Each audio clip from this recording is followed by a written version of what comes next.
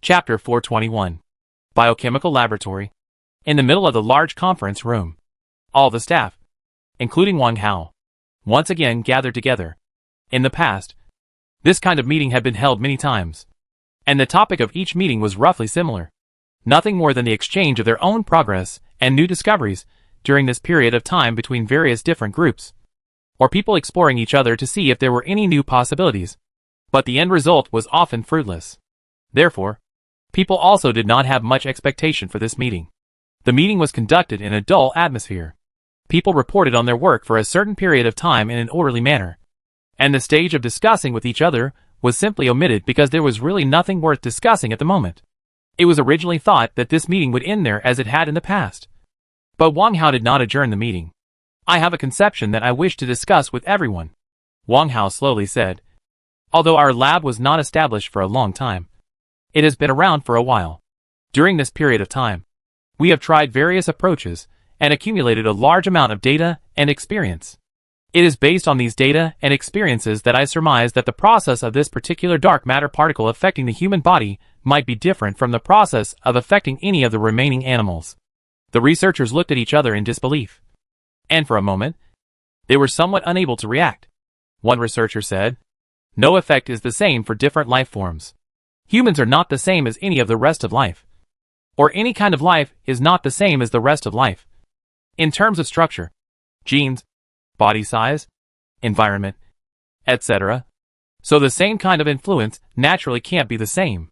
Wang Hao shook his head and said, "By different, I don't mean different on the surface, but rather the essence."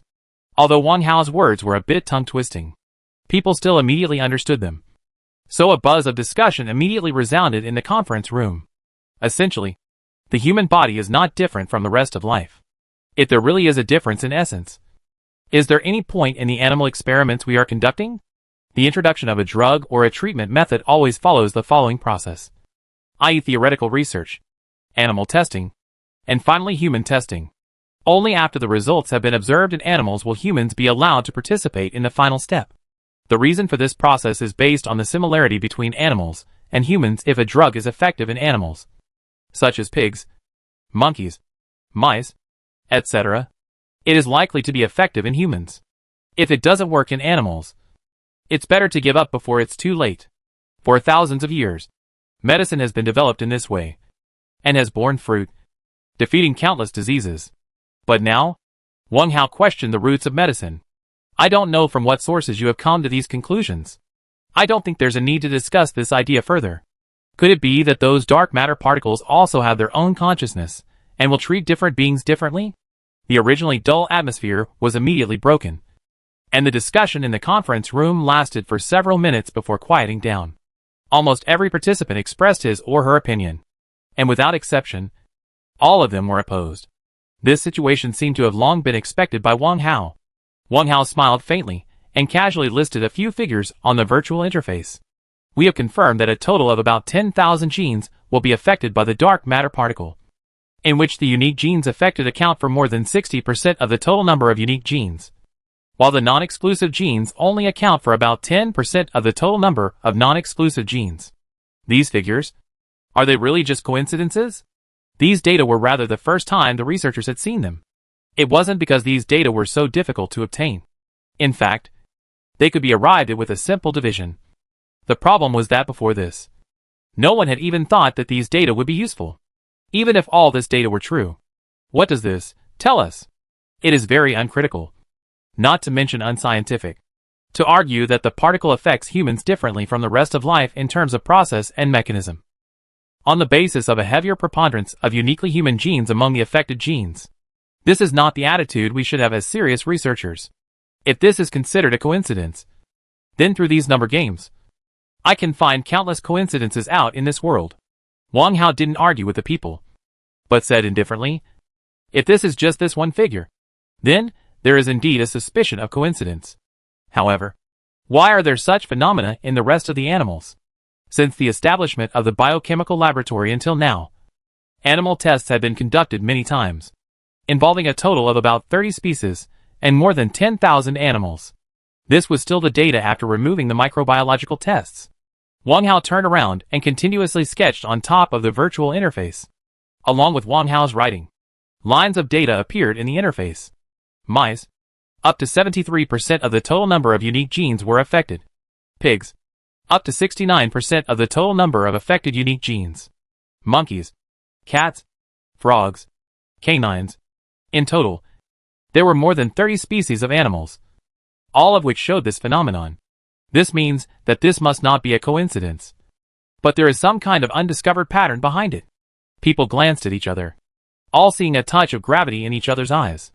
While the affected genes are different, there is an extremely high possibility that the mechanism of influence is also different.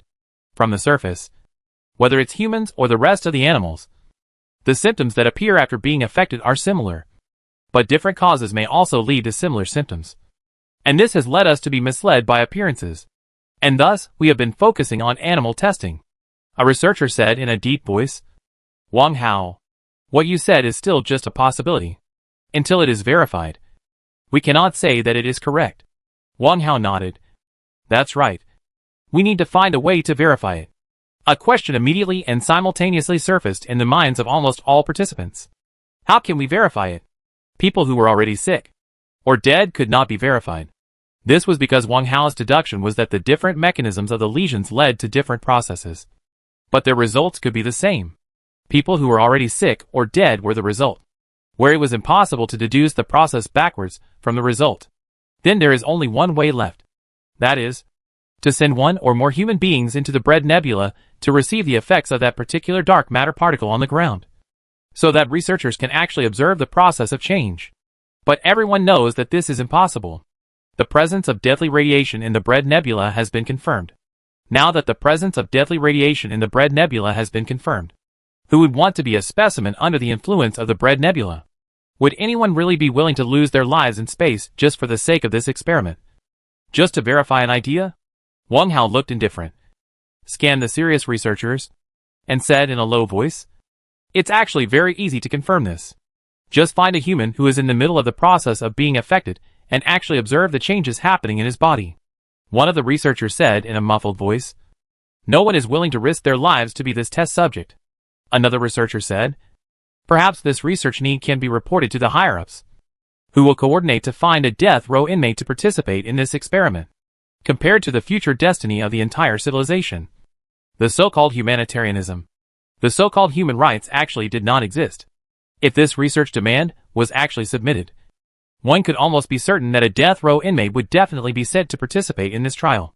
However, Wang Hao denied this proposal without hesitation, because of the communication delay. It is impossible for the base to guide the operation of the test party in real time, and the participants must have rich medical knowledge and research experience in order to be competent, and they must actively cooperate with data collection in order to fulfill the requirements. People were silent once again. The threshold set by these requirements had already excluded the vast majority of people, not to mention the death row inmates, who were destined to be killed. Even a normal person would not be able to fulfill the requirements. Everyone present undoubtedly met the requirements, but not a single person had taken the initiative to participate in the experiment. Wang Hao didn't think this meant that they had low moral standards or were afraid of death, because Wang Hao himself wasn't willing to participate in an experiment that would most likely cost him his life. After a long moment of silence, one of the scientists said, "This is not something we can decide. I suggest that we report this matter to our superiors, who will openly collect volunteers. I admit that I don't have the courage to take part in this trial, but there will surely be heroes amongst our civilization who are noble enough to give up their lives." Under the current circumstances, this scientist's proposal was almost the only feasible one, but Wang Hao shook his head to reject it. Even before proposing this option, I had already decided that this mission would be carried out by me. Wang Hao smiled somewhat bitterly. I'm equally in fear, and equally don't want to lose my life just like this. But I have to go. Everyone's eyes instantly focused on Wang Hao at this moment. Wang Hao, someone will go instead of you. You're our chief scientist. The entire project team needs you to lead it. There's no need for you. There's no need. Wang Hao's gaze became resolute once again. It's precisely because I'm the chief scientist of the biochemical research laboratory that I have to step forward. I have to make people understand that we medical experts, who carry the hopes of an entire civilization, are still persevering, still struggling, and still willing to pay any price for our ideals. Only then will people not despair. Will people believe in us again? And carrying out this mission is not a certainty of death. My life is in your hands. Chapter 422. After Wang Hao's words, people were once again in a daze. In our hands? Yes. First of all, I won't stay in the Bread Nebula until I'm killed by that kind of radiation before returning. If I had enough information before I was dead, why would I have lost my life for nothing? Secondly, if my speculation is correct, then I will surely obtain a lot of valuable information on this mission. And if you can use that information to find an effective cure for this disease, the problem of me dying due to the rest of the complications will be solved upon my return. I am not a fearless hero. It is just that because I am in this position, there are things that I must do. I'm also not a genius who can change heaven and earth with my own strength. And while I'm suffering from a disease that prevents me from conducting research, my life, I still need you guys to save it. Wang Hao finished these words with a calm expression, before scanning the conference room once more. If you all don't have any remaining suggestions, I will report to my superiors with this, and after the preparations are complete, I will set off. Silence was still maintained in the conference room. Wang Hao waited for a moment and said, "Dismissed."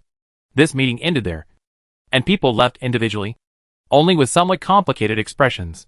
Wang Hao's report was placed on Xin Qingyuan's desk just a few hours later. The first time he saw this report, Xin Qingyuan understood that his plan to lure snakes out of their holes and then wipe out the conspiratorial forces in one fell swoop had failed. Of course, Xin Qingyuan knew to what extent the public opinion in the society was fierce at the moment. But in addition to the conventional response methods, Xin Qingyuan did not deliberately look for the masterminds and instigators behind the scenes, the purpose of which was to hopefully lure out those people and let them jump out on their own, so that they could clean up after themselves, thus solving the hidden danger in one go. But if Wang Hao made public the fact that he had traveled alone to the Bread Nebula, risking his life to find a cure for the disease that this really happened, then it would have to be made public, and no one would have any reason to keep such a thing hidden. And the hostility and despair of public opinion would be like ice and snow under the hot summer sun, and would be as rapid as the snow and ice under the hot summer sun. The hostility and despair in the public opinion will melt as quickly as the snow and ice under the summer sun. This means that the masterminds behind the scenes will no longer be able to instigate public opinion. And although their plan will fail, they will also lie dormant again, making it impossible for them to find them. Looking at the expressionless Xin Qingyuan, Zhao Yang, a middle-aged man who always had a kind face, said grimly at this moment, "Führer, perhaps I can go and stop Wang Hao." Xin Qingyuan put down the documents in his hands and gave Zhao Yang a faint look. "Why should you go and stop it? His actions will undermine your plans." Xin Qingyuan stood up and admired the vast starry sky outside the window, leaving only Zhao Yang with a backdrop. "Zhao Yang, if you never learn to look at matters from the big picture and always stick to intrigues and tricks as well as all sorts of petty details, you will only ever be able to live in the shadows. I don't understand. This is clearly a wonderful opportunity to draw out your enemies. If you miss this opportunity, they will always be a threat to you once they hibernate again. Solving the crisis of civilization is the most important thing. Compared to this goal, it doesn't matter if my enemies can live for a few more or fewer years. You have to understand that the only reason I hoped to use the situation to draw my enemy out in the first place was because public opinion couldn't be quelled anyway and the damage had already been done. So I might as well get some benefits from the rest of the world in the meantime. That's all. My Führer, it turns out that you have never placed those conspiratorial forces in your eyes." A hint of a smile appeared on Xin Qingyuan's face. "When they learn to confront me openly and honestly, then they will be qualified to be called enemies by me. The current ones, they are still a bit short." Zhao Yang left, while a secretary entered Xin Qingyuan's office.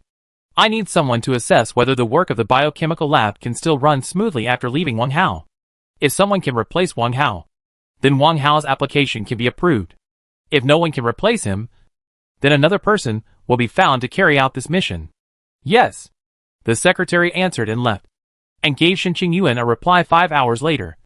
"The result of the assessment is that Wang Hao can be replaced. Wang Hao is not a genius-type scientist, and while he is competent enough to hold the position of chief scientist of the biochemical laboratory, he cannot be said to be outstanding. After he is replaced by his deputy, the work of the biochemical laboratory can still be carried out normally." "Very well. Approve Wang Hao's application." Order all departments to immediately cooperate with Wang Hao's work and remodel a ship suitable for mission use within the shortest time possible. Yes. In these many years, Qin Qingyuan had already seen too many heroes who had righteously dedicated their lives for the sake of civilization. The number of them was even so high that he could no longer produce any emotional reactions.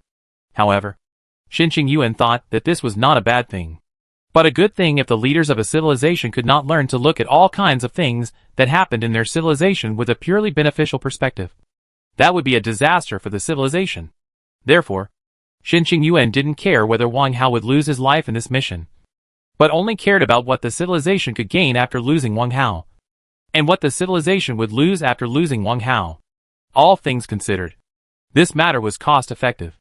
Thus, only half a month later, a medical test ship urgently converted from a large science research ship appeared in New Saturn's harbor, and Wang Hao also walked towards the entrance of the ship together with Qin Qingyuan. Qin Qingyuan felt that the suffocating feeling in his chest was getting worse. Sometimes he even had to breathe hard to not feel the lack of oxygen. But at the moment, he hid this very well. So he was still confident and tall under the flashing lights. Only that those majesty were aptly replaced with cordiality and anticipation. Wang Hao, as long as our fleet is still here, this will always be your home. All of us are here waiting for your return.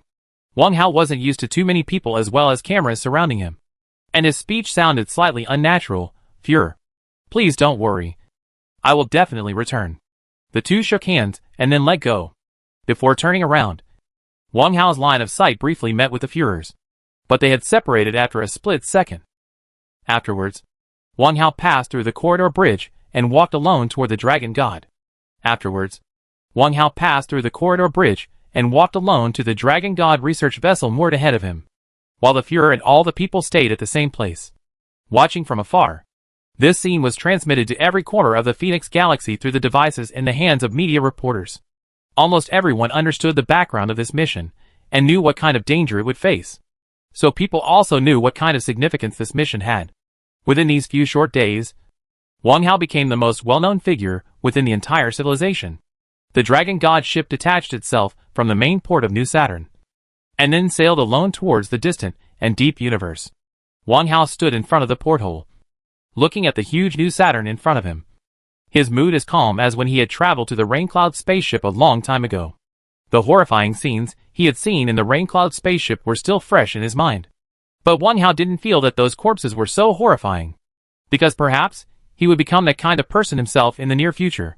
Someone should always come forward to face all this. Wang Hao told himself this. Isn't this exactly how we humans, step by step, have come through? Silence had returned to the communication channel, and in front of him, the huge New Saturn was rapidly shrinking, eventually turning into a shining star in the sky. Wang Hao then turned his head slightly and looked in the direction of the ship's advance. There was the same dark and deep universe. But in Wang Hao's eyes, it looked like there was a red line in that universe. Within the red line was safe, but outside of it, there was crisis at every step. At this moment, he was still a few days away from the red line. Almost everyone was watching this lonely ship. And during this period of time, many media were reporting on Wang Hao's deeds, especially after Wang Hao's deeds of going to the Raincloud ship to investigate without fear of danger, as well as risking his life's future to be destroyed and sending an early warning to the Führer, were uncovered, which caused even more shocks to the people. Countless people spontaneously became Wang Hao's admirers, and discussions about Wang Hao's deeds quickly replaced mutual arguments, abuse, and attacks, occupying all the pages of various virtual worlds. Time slowly slipped away under people's watchful eyes, and at this moment, less than half an hour's voyage was left before reaching the red line. There was no strict demarcation line around the Phoenix Galaxy. It was only an artificially defined boundary in order to differentiate between safe and dangerous zones, and did not have any actual physical significance. But even so, this moment still attracted everyone's attention. On the blue star, above the central square of the capital city, countless people gathered here early in the morning, and then paid attention to the real-time broadcast on the big screen. When the ever-shrinking number finally turned to 0, and then negative again, countless people began to pray. Wang Hao didn't know about those things that happened within the galaxy. As a matter of fact, before approaching the borderline, Wang Hao's attention had already been put on his work first. He had already begun to closely monitor his own body's various data, and collected specimens from his own body at the first time to carry out the strictest genetic monitoring and analysis. Although he knew that the demarcation line did not have any physical significance, and that the most advanced and precise monitoring instruments had not detected any changes in his body when he crossed the line. For some reason, Wang Hao suddenly felt that his skin was itching a little bit, as if some ants were crawling there. Wang Hao silently noted down his first record after entering the danger zone. Slight itching of the skin due to psychological reasons. Chapter 423. The time had reached 3 in the morning. At the 3rd High Energy Physics Research Base, under the Central Academy of Sciences, Wang Yuan as well as a group of scientists were still closely watching the constantly pulsating data on the display screen. The 3rd High Energy Physics Research Base was located in space, orbiting between New Jupiter and New Saturn. Only in space could there be a compliant environment for people to conduct experiments. This experiment had already lasted for 5 days, and today was the time when the results of the experiment appeared. When the numbers were finally fixed, a group of scientists dispersed with great tacit understanding, each returning to their own operating table. With these data, some theoretical deductions and calculations that could not be carried out originally could be carried out. The analysis and calculation of the data lasted for several hours. And finally, all the data was summed up in Dr. Wang Yuan's hands. A series of parameters were fed into the Galaxy supercomputer, which started calculating again according to the original physical model, and presented the final result 5 hours later. It was a series of complex data and arithmetic symbols. In the eyes of ordinary people, these were just some characters. But in the eyes of Dr. Wang Yuan, these characters seemed to have a special power. A power that was enough to make people despair. Enough to exterminate an entire civilization. Dr. Wang Yuan's face turned pale, and large drops of sweat continued to seep out from his forehead.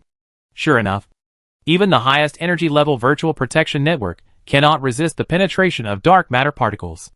There is no material that can provide us with protection. This had already negated the possibility of people, with the help of manifested matter resisting dark matter particle attacks from above the theory. No matter how expensive a material is, no matter how powerful it is, no matter how complicated the process is, as long as it is made of apparent matter, it cannot resist dark matter particles. The only thing that can resist dark matter particles and allow humans or the rest of life to be unaffected by them is dark matter materials.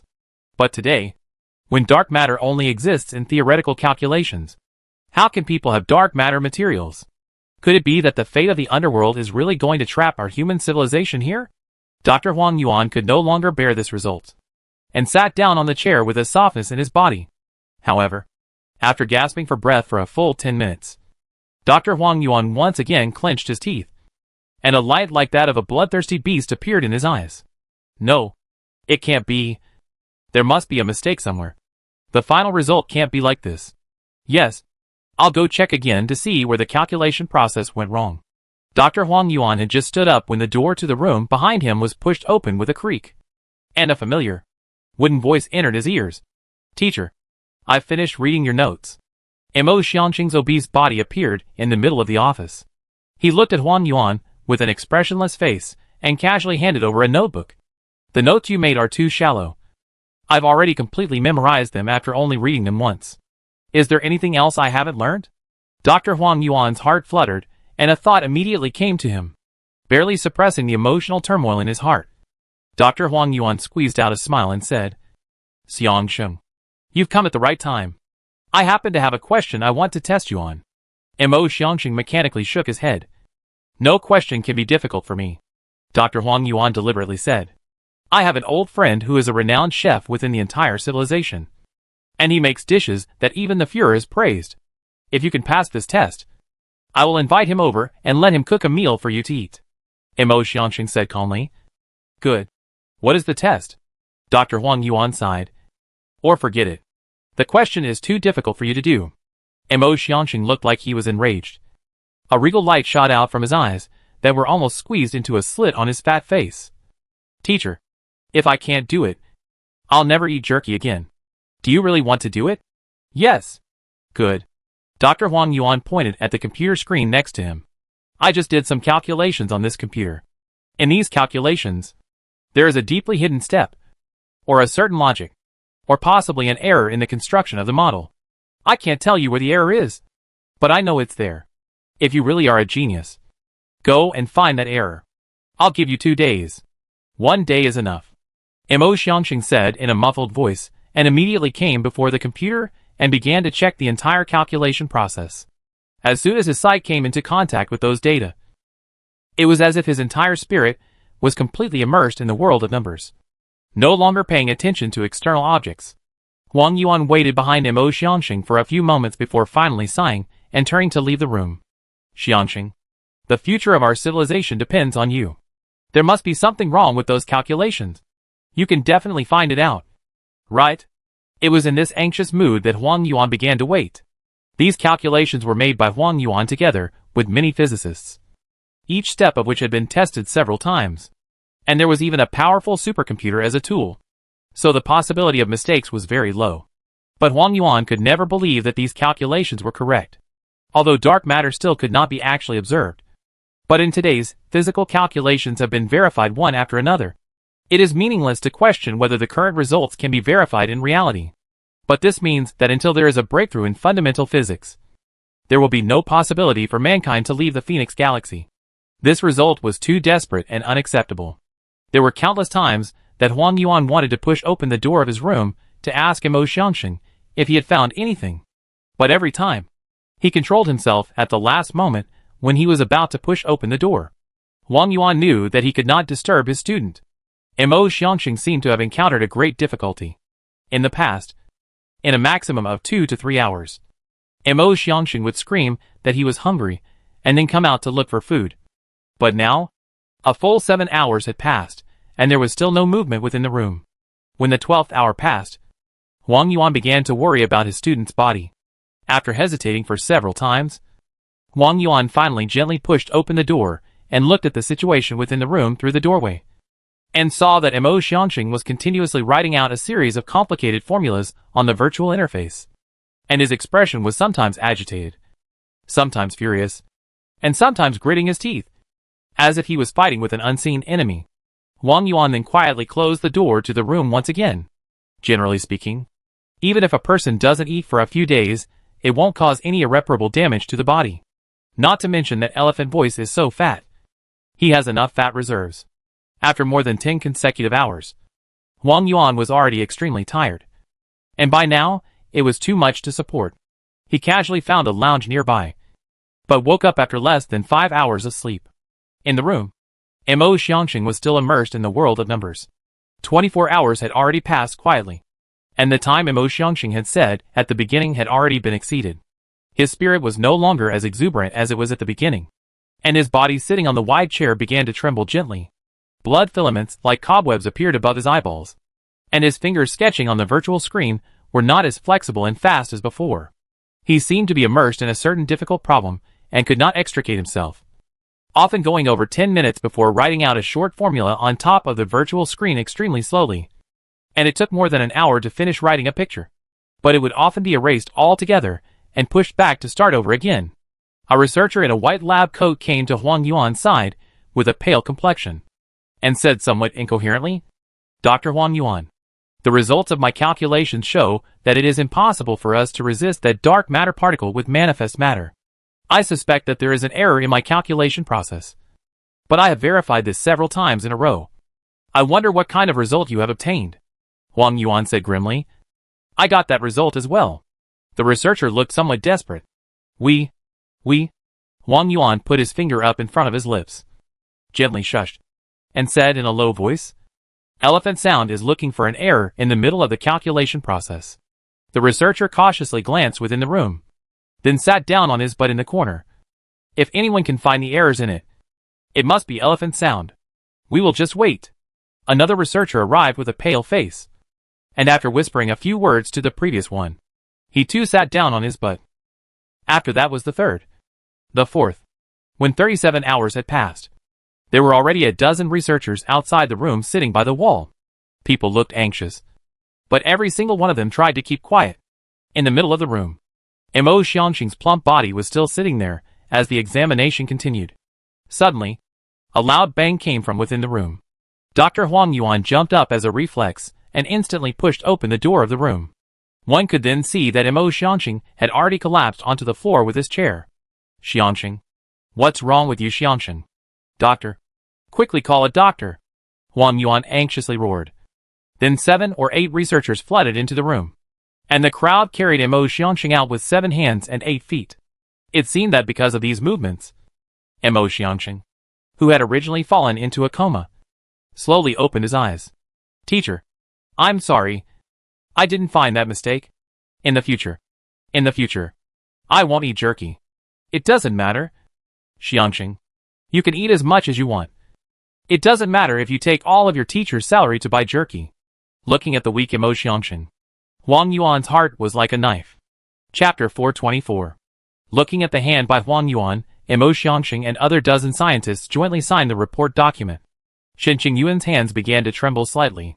Xinqing Yuan originally thought that the situation had reached the worst. As the saying goes, after the worst stage is over, things will often turn around. However, Xinqing Yuan did not expect that the situation could be even worse than what he had expected. Years of preparation for the migration plan was cancelled. Dark matter particles were confirmed, resulting in people have to continue to stay in the Phoenix Galaxy. Search, until they find enough to resist the effects of that particle material before they can set sail again. Their dream of arriving at the Earth alive has been completely shattered. This is not bad enough? But who would have thought that scientists would have proved that no known material can resist the effects of dark matter particles?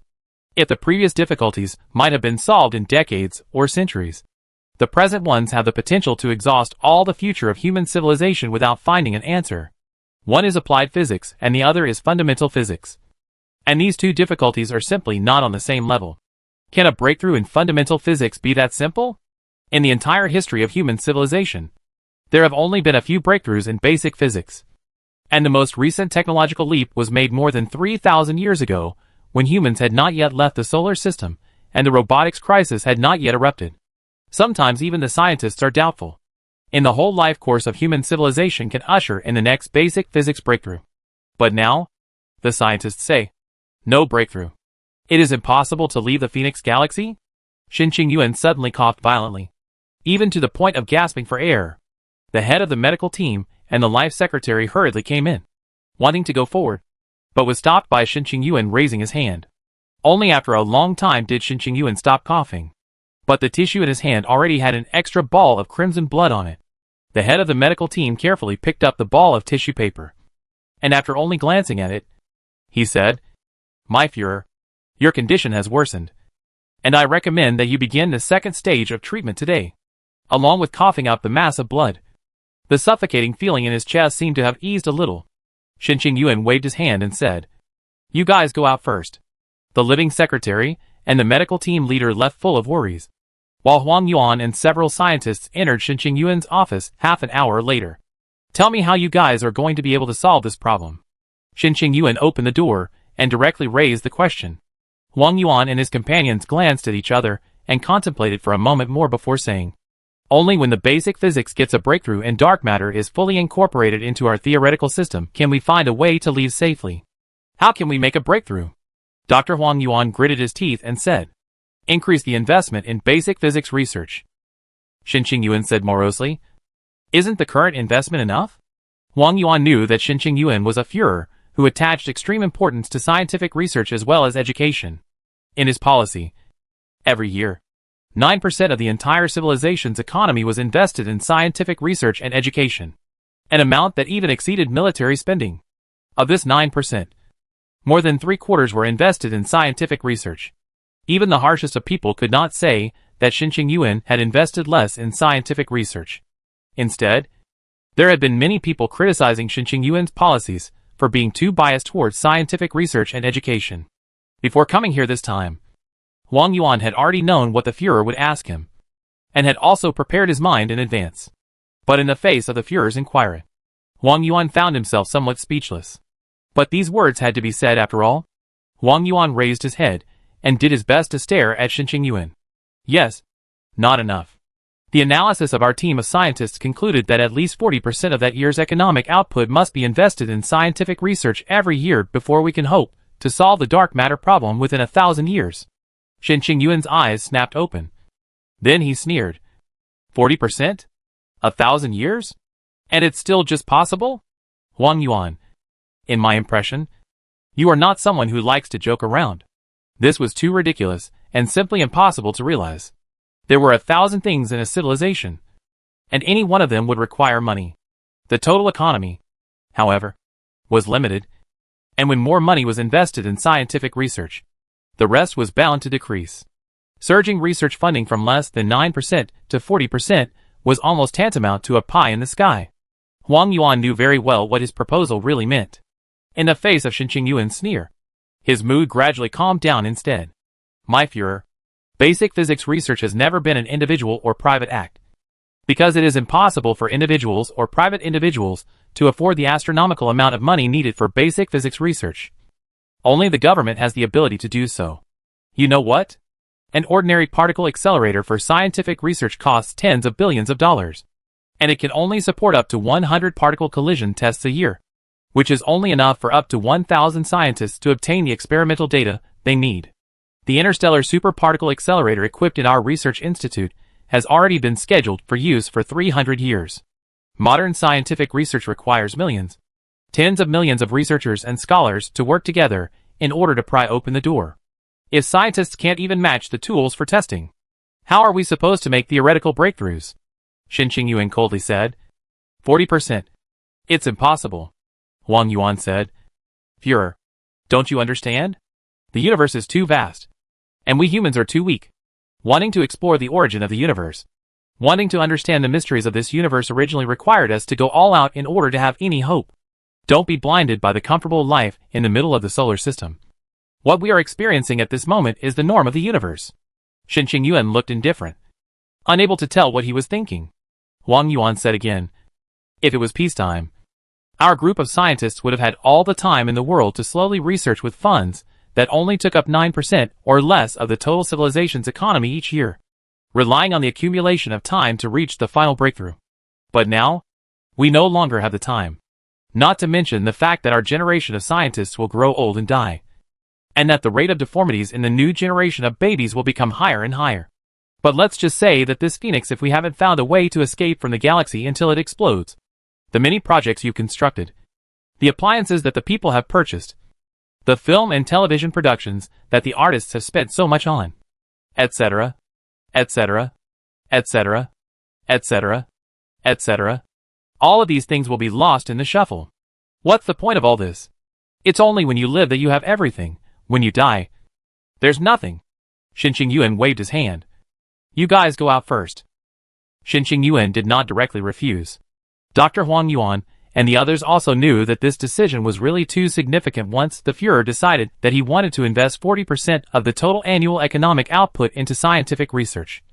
Then, there would be a sea change in civilization that would truly affect everyone, and would be met with countless voices of opposition. It is possible that pensions will be cut. Infrastructure will be completely stopped. Taxes will be raised. Prices will skyrocket, and even rationing will be implemented. And working hours will be extended dramatically, while salaries will only be a fraction of what they were originally. It would be almost as if the entire civilization was feeding the community of scientists with the power of all of us, in order for the scientists to find a way out. This would completely overturn the previous mode of life.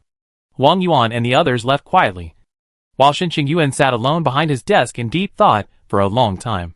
It was only when the head of the medical team couldn't help but try to force his way in to see if there were any accidents that Shen Qingyuan calmly left his office, and then came to a room hidden in the corner, which appeared to be inconspicuous, but was secretly under the strictest protection.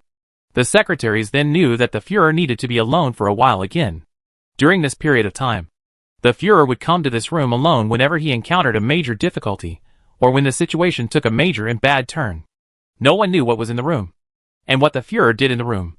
But people knew that before entering the room, the Führer might be preoccupied, might be furious, might be sad, but after he came out, the Führer would inevitably regain his composure, and revert back to being the confident and strong leader of civilization. Shen Qingyuan once again logged into the game and manipulated the character named Slaughterer. Shen Qingyuan logged on to the game once again, manipulating the character called Slaughterer and frantically slaughtering anything he could see in this virtual world. The chat channel immediately resounded with shouts of surprise. The Slaughterer is here. He's online. Quickly return to the safe zone. Run. Let's have a moment of silence for those monsters. This person is simply a madman. Did you guys know? I heard that Slaughterer is a somewhat perverted rich second generation. I have a friend who once ate with him. And for just one meal, Slaughterer spent millions. Bullshit. What kind of meal can cost millions in just one meal? Hey, that's why this guy is a bit of a pervert. Do you know what kind of program was prepared for the meal? Slaughterer. You dead family man. Why did you kill me? I fought for 5 days to get the equipment. Xinqing Yuan didn't pay the slightest attention to the constantly refreshing messages in the chat channel. He just kept on killing without the slightest reason until half an hour later. He closed the game on time and left the room. The secretary and the others who were waiting outside the room's door were surprised to find that Xinqing Yuan, who had an indifferent face before, had that confident smile on his face once again at this moment. He was still full of energy. His figure was still tall. And his hands and feet were still full of dominance. Go gather the following people, and come to my office immediately. Chapter 425. This was an informal meeting, and the participants did not have formal government positions, although most of them had titles such as economic advisor, scientific advisor, and confidential secretary. And some of them even had positions in institutions outside the government, such as a research institute or a university. These people constitute Xinqing Yuan's think tank team. Whenever there is a need to implement a major policy, or to make some important decisions, changes, etc., Xinqing Yuan will convene these people to discuss together, weigh the pros and cons, and decide on the implementation of the policy or plan steps, order, etc. This time is still no exception. Even this time, the specifications of the meeting is higher than any other time in the past. At least, it had been a long time since the advisors had seen so many people with such a wide range of specializations gathered together. Dr. Huang Yuan, Vice President of the Central Academy of Sciences and Chief Scientist of the Institute of High Energy Physics and the Institute of Theoretical Physics, told me that their latest research and calculations show that until there is a major breakthrough in fundamental physics, it is impossible for us to find materials to withstand the kind of dark matter particles that are coming our way. And if we want to achieve a major breakthrough in basic physics within a limited period of time, we must invest at least 40% of that year's economic output into scientific research every year. Xinqing Yuan finished this paragraph with a calm expression. He had only stated such a thing, and did not mix any emotions or tendencies into the narrative. However, these words possessed a power that was completely inconsistent with Xinqing Yuan's tone. The conference room was first silent for a moment, before a bomb exploded and a roar of discussion erupted. An economic advisor roared with an agitated expression. This is simply ridiculous. Ridiculous. 40% of that year's economic output? Does he know what that means? This is a complete disaster that will completely destroy our civilization's economy, cause countless turmoil, and even threaten the foundation of the entire civilization. The industrial consultant sneered. 40%? Wouldn't that mean a complete halt to the existing industrial construction? Does Dr. Huang Yuan know how many projects our civilization is currently pushing forward, and how significant these construction projects are to the civilization? The political advisor said coldly. My Führer, you should know very well that this proposal is unlikely to be supported. Your enemies will be tightly united as never before because of this proposal, and your allies will abandon you and join your enemy's side instead. A social psychologist said, I don't rule out the possibility of riots and forceful rebellion, insurrection, and secession within the civilization as a result of this policy. You have to understand that this policy will reduce everyone's standard of living by more than half, and no one who is accustomed to heaven will want to fall into hell. All the advisors were almost unanimous in their opposition to this policy, and this situation has hardly ever occurred in the past. Whether or not a policy was implemented, there were always many voices within the think tank team. Some were against it, some were for it, some thought it should be slowed down, while others thought it should be speeded up. The final result always comes after repeated discussions, compromises, and the search for an optimal solution that is acceptable to all parties. Now, all these consultants with different backgrounds and specializations are united. There was only one exception. Xinqing Yuan's gaze crossed over the many excited advisors, and finally landed on an old man located at the back of the conference room. Science advisor, tell us your opinion. The old man coughed slightly and said, I agree with everyone's opinions. Implementing this policy will drag our civilization into the abyss, to the point of causing its destruction. Not only that, this policy is also extremely unfavorable to you personally. Führer, as it touches the interests of too many people and too many forces. It is very likely that before this policy is implemented, you will be driven off the throne of the Führer by the opponents, and then sentenced for the crime of anti-civilization, and eventually spend the rest of your life in prison. Shin Qingyuan slightly lowered his eyes, his expression unable to tell if he was happy or angry. But the old man's words were not yet finished. But, if this policy is not implemented, our human civilization is doomed to extinction. These words were as if they had some kind of magical power, causing the conference room, which was originally buzzing with discussion, to instantly quiet down. The old man slowly stood up, and although his figure was trembling slightly, it was as if it contained infinite power. Doesn't everyone understand? Now, it's not the same as before. Fate has already bared its fangs to us, and there is already a 10,000-foot abyss in front of us, and we have already lost any way back. If we implement this policy, there is at least an 80% chance that we will push our civilization into the abyss. If we don't implement this policy, our civilization is bound to be extinguished here. The time has come to put up a fight. It has come to a critical moment in the life and death of a civilization. Before this deafening voice of the old man, the conference room maintained a long silence. Only after a long time did an advisor force himself to smile and say, "I don't think the situation is that serious." Not that serious? Do you think we can withstand the explosion of the Phoenix? Or that the Bread Nebula will just leave on its own after a few years? Don't be blinded by the past. You have to understand that in this universe, it's only normal to put your best foot forward and only get barely enough to survive. It's not normal to waste resources recklessly, to take your precious time and energy in pursuit of more comfortable living conditions and a more fulfilling spiritual world. In the past, the universe was too lenient with us, and it was only because we were like spoiled children that we took it all for granted. Now, this universe is only showing us a little bit of its true colors. An economic advisor said, "I agree with investing more in scientific research, but there is no need for so much.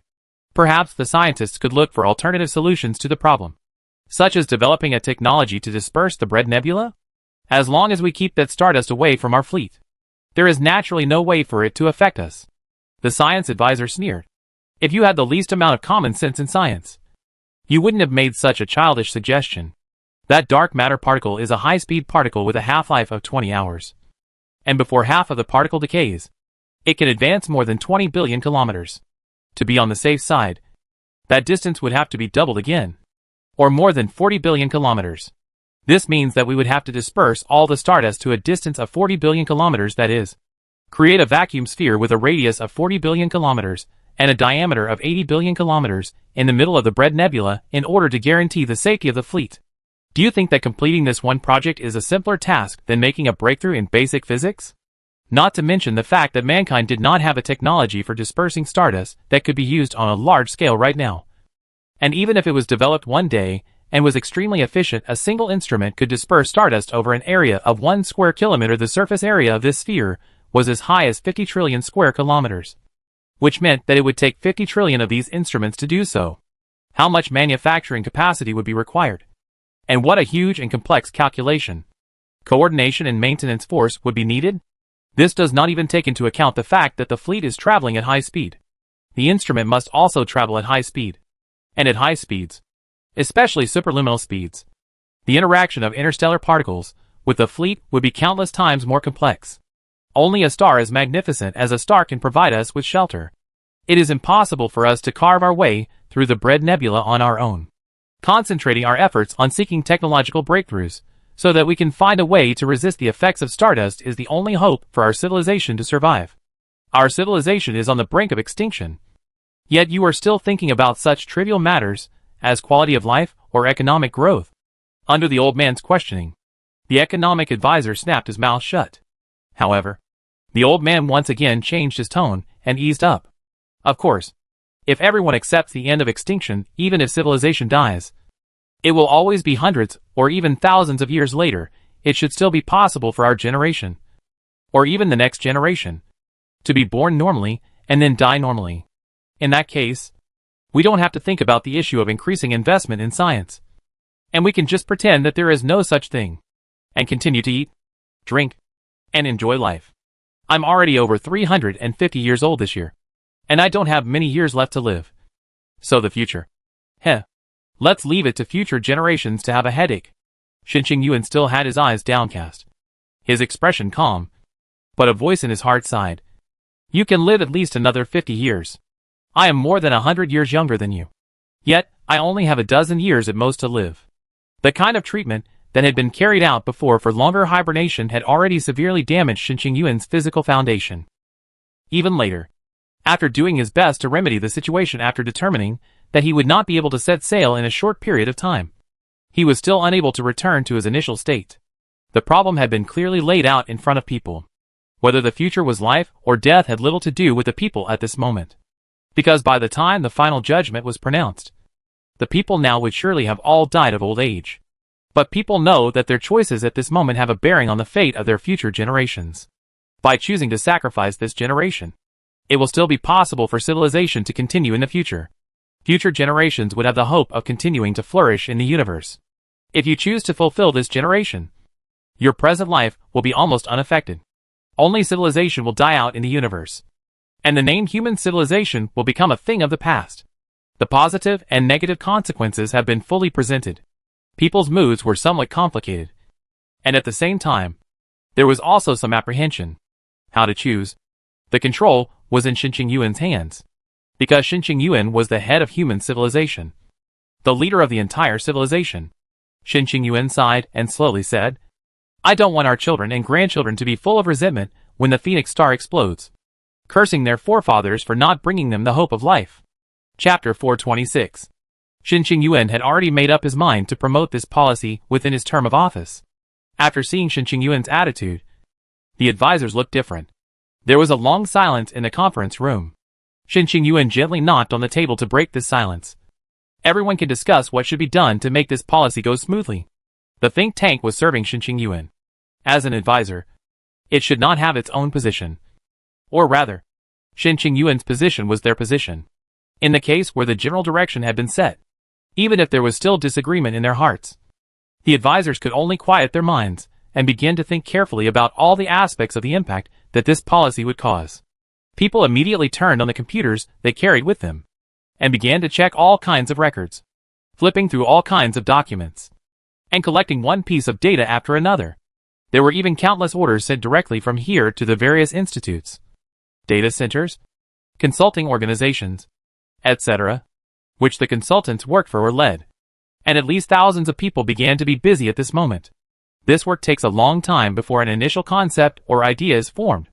In the past, there were even cases where a major policy was investigated and researched for decades before a final decision was made on whether or not to implement it.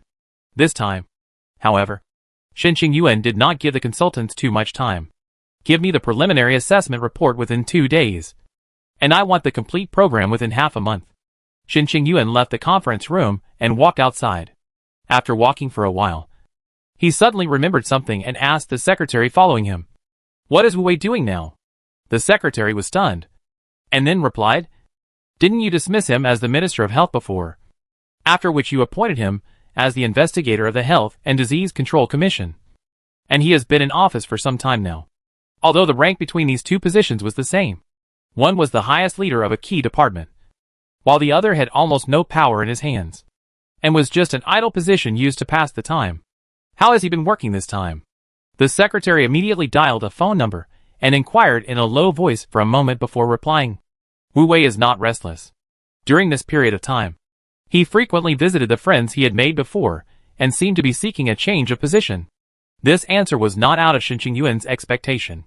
With his understanding of Wu Wei, it would be strange if he could settle down and take his job as an investigator seriously. Tell him to come to my office tomorrow morning. Yes. Although his heart was strange, and he thought that Wu Wei really didn't have anything worth Shin Yuan being able to remember, the secretary still quickly agreed. Years of work habits had taught the secretary not to question the Führer's decisions, no matter how ridiculous and seemingly unreasonable they were. This was because these decisions would always prove to be extremely subtle at some point in the future. Ending a busy day of business, Shin Yuan returned home a little later in the evening. His wife Zhou Mingyu had already waited for a long time in front of the dining table. And somewhat unexpectedly, his son Shin Fuxing was also sitting in the living room waiting for his return. Seeing Shin Yuan come back, Zhou Mingyu went to the kitchen and brought the dishes that had been kept warm to the dining table. Shin Yuan put down his coat and casually asked his son, "Why are you free to come back today? Isn't work busy?" Grandpa said that I haven't been home for a while and asked me to come back to take a look. What could be going on at home? You're still young. You have to focus on your work. Casually lecturing her son for a few sentences, Zhou Mingyu snapped. Resurrection hasn't been home for so many days. You shouldn't always criticize as soon as you meet. Come over quickly and eat.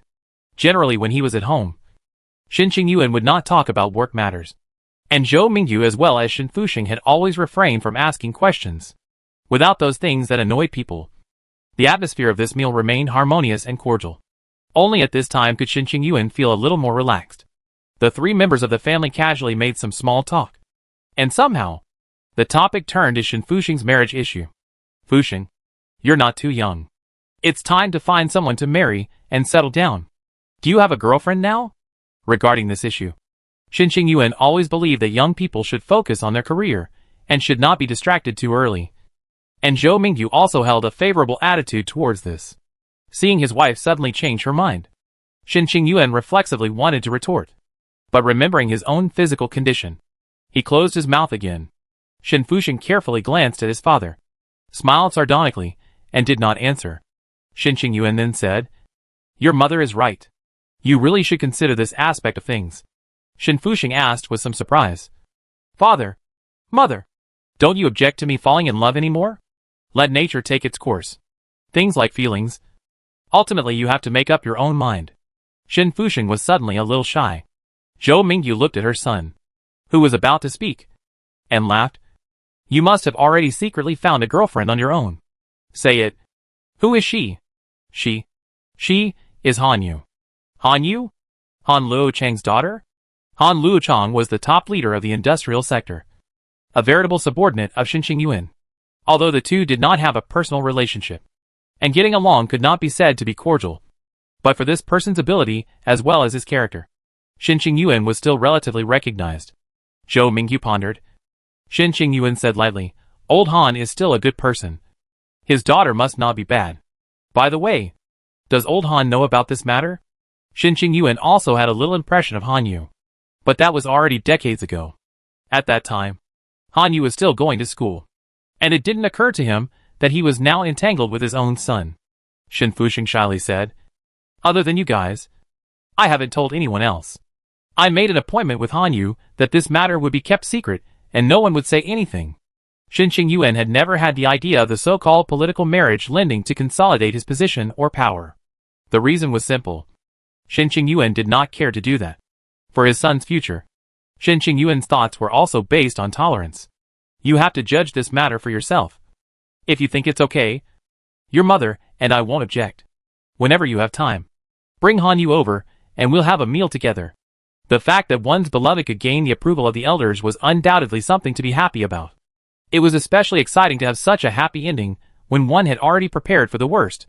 Shin Fuxing immediately agreed in a row. "Good. I will do it as soon as possible." Looking at her son, who was caught up in the excitement, Zhou Mingyu seemed to be slightly sad as she said, "It would be nice if our son's wedding could be held on Earth."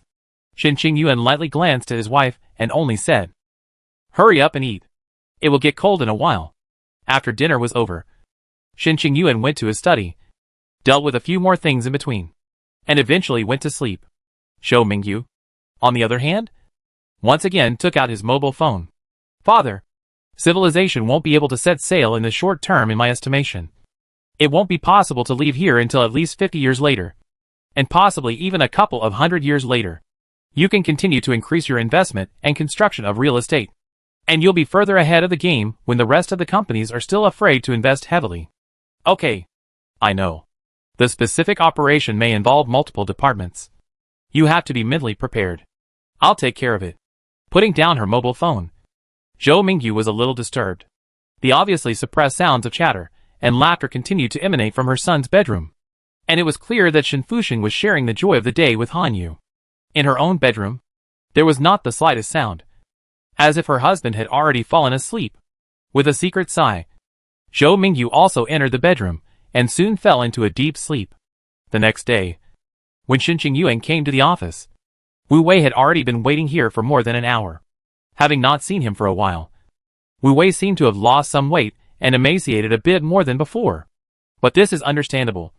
No matter who suddenly fell from a high position, was sent to the idle position will become like this. When he saw Shen Qingyuan again, Wu Wei was also more humble and cautious than before. Führer, you are looking for me? How's work during this time? Any ideas? Shen Qingyuan casually asked. But Wu Wei, as if he had touched a certain switch, reported with the most serious expression and the most sincere feelings. After transferring to the Health and Disease Control Committee, I never dared to forget your teachings in the past. Reflecting on my behavior every day, working more seriously, and striving to contribute to civilization. Similar words. Shen Qingyuan could hear many of them every day. And now, he was not interested in listening to Wu Wei continue. So he waved his hand. Wu Wei immediately closed his mouth and sat squarely in his seat with a serious face, while his body leaned forward slightly, as if he was ready to listen to Shen Qingyuan's supreme instructions at all times. Now that civilization has suffered a major crisis, the current economic system is no longer appropriate. We must change our previous way of working, cut down on the unnecessary waste of government agencies and even social resources, and focus all available forces on seeking a future for civilization. I have decided to set up an economic reform committee to take forward and plan this work. Old Wu, I recognize your working ability. And if you agree, I intend to let you preside over this work. Wu Wei's face quickly reddened, and his voice was excited to the point of slightly trembling. My Führer, if you trust me, I will do this job well even if I break my bones. Shen Qingyuan looked at Wu Wei with a critical eye. The economic reform may touch the interests of many people, and be denigrated and attacked by countless people. Can you withstand it? My Führer, please rest assured. Economic reform is a work that concerns the future of the entire civilization. I will push this work forward regardless of everything. What are denigration and attacks? As long as you trust me, I have complete confidence. Chapter 427. In the spacious and slightly cold working hall of the Dragon God Comprehensive Scientific Research Airship, Wang Hao sat motionless in his seat, looking at his arm in a daze. In the small arm near the elbow, a brown dark spot was faintly visible. The dark spot wasn't obvious, and couldn't even be seen if one didn't look closely. There was no discomfort in the dark spot, except for the slightly different color. It was the same as the rest of the area, just like a birthmark that originally existed on the body.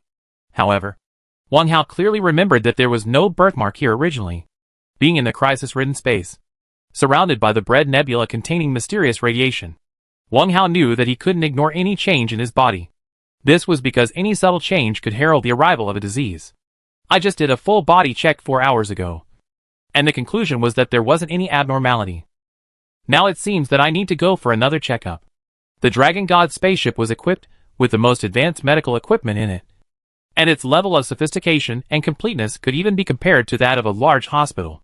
Wang Hao let the robot collect a little blood specimen for himself for genetic analysis, then came to the comprehensive inspection hall, activated various instruments, and conducted the most comprehensive and subtle inspection of his body with the assistance of the robot. In the past 10 days, Wang Hao had already done this dozens of times. Even in the darkness of space, Wang Hao's main job was to accept the examination of various instruments, obtain data about his body, and analyze them in detail with the eyes of a medical expert.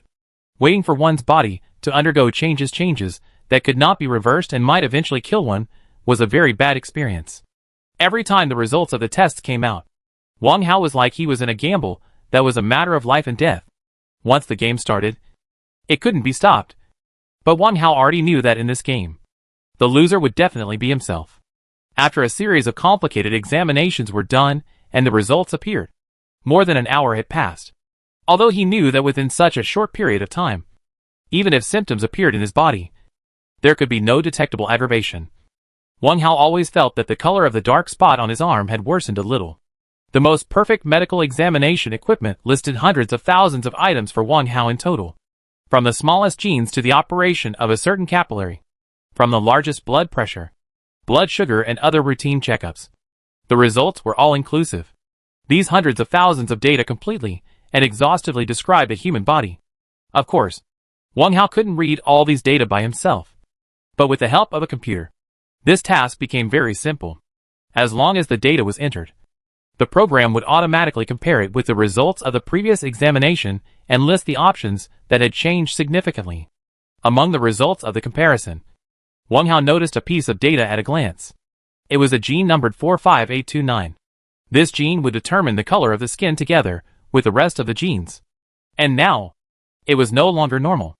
It seemed that some kind of external force had damaged it, causing it to change the way it used to work on its own, thus causing a change in the color of its own piece of skin. This change might have started several days ago, but perhaps it was because the previous change was not obvious, so the machine did not detect it. It wasn't until now that it was revealed to one's face through the form of data. What should come would eventually come. But at this moment, Wang Hao couldn't wait to worry about an irreversible lesion that had already unfolded within his own body, and instead immediately began to further analyze the gene. By analyzing the forms and steps of these changes, Wang Hao would be able to know whether the changes that occurred in his own body were the same as those that occurred in the rest of the animals. If it was different, then it would mean that a new door would be open to himself, as well as all the life scientists, pathologists, doctors, and other medical practitioners in civilization. The data analysis ended after another hour. The results of the analysis seemed to foretell this possibility, but it wasn't exhaustive or convincing enough, and more complete and valuable data would have to wait for further changes in his own body. At this moment, Wang Hao even began to look forward to his body to produce changes faster, looking forward to that kind of horrible lesions to appear on his body faster. On the second day, a little itchy feeling appeared in the dark spot area, but Wang Hao did not know whether it was a psychological reason or a real lesion. On the third day, the itching worsened and the color became darker. On the fourth day, the arms began to have a slight feeling of soreness and tenderness, and dark spots also began to appear on the abdomen. On the fifth and sixth day, an unanticipated viral cold invaded Wang Hao's body. But in order to ensure the accuracy of the data, Wang Hao didn't take any medicine and chose to tough it out.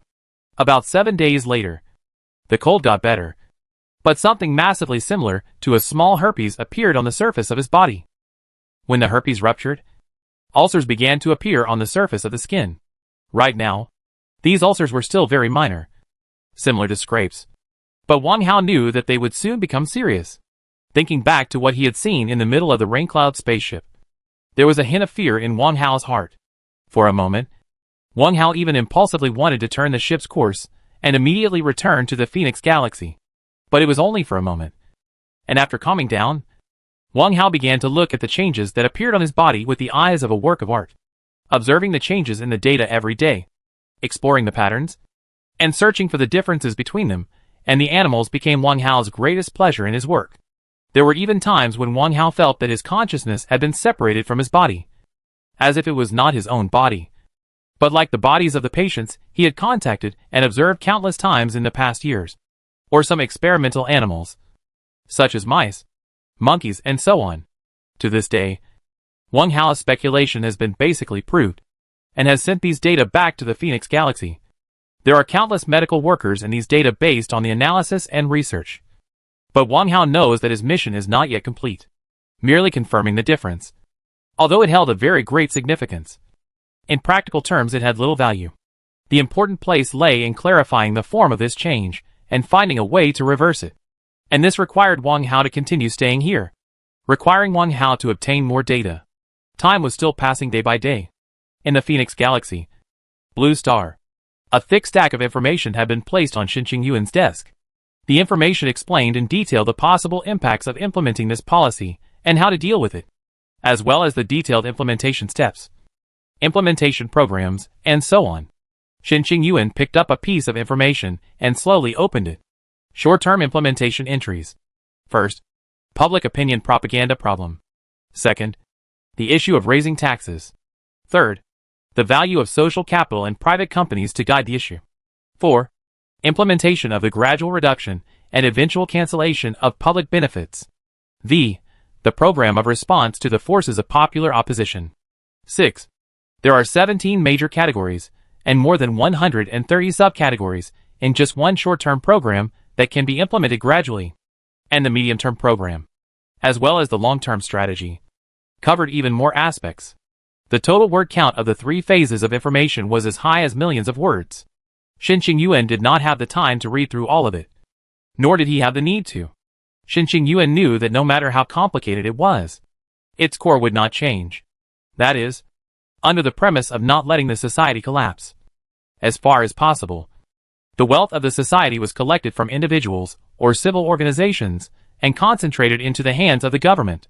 Looking at this information, Xinqing Yuan seemed to see the figures of countless people. They may be working hard all day long, enduring far more workloads than before, but the remuneration they received was only a fraction of what they used to get, or even just enough to barely make ends meet. When they leave their workplaces with tired bodies, there are no bustling commercial and food streets for their leisure and entertainment. Against the backdrop of the commercial downturn, there is almost nowhere for them to go except home. But home is also no longer the cozy harbor it used to be. The original spacious, bright, and exquisitely decorated homes may have been replaced with collected dormitories, and there are no longer kitchen robots to serve people, replaced by shoddy, uniformly distributed food. Apart from barely filling the stomach, the food could not provide any pleasure. It was a scene that could only be found in hell.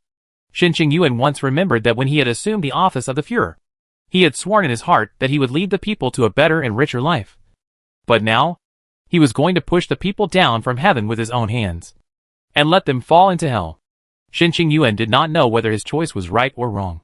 But Xinqing Yuan knew that only by living, only if the civilization was still continuing, people could discuss whether it was right or wrong.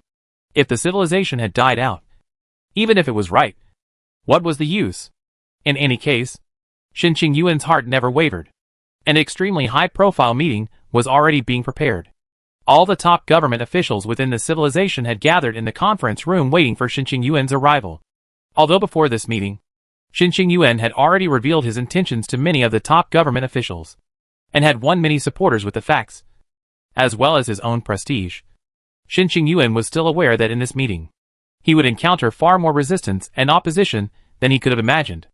Even if I have no hope of returning to the solar system in this life, I must at least allow my civilization to escape this place full of deadly traps. People of human civilization, I will personally push you into hell.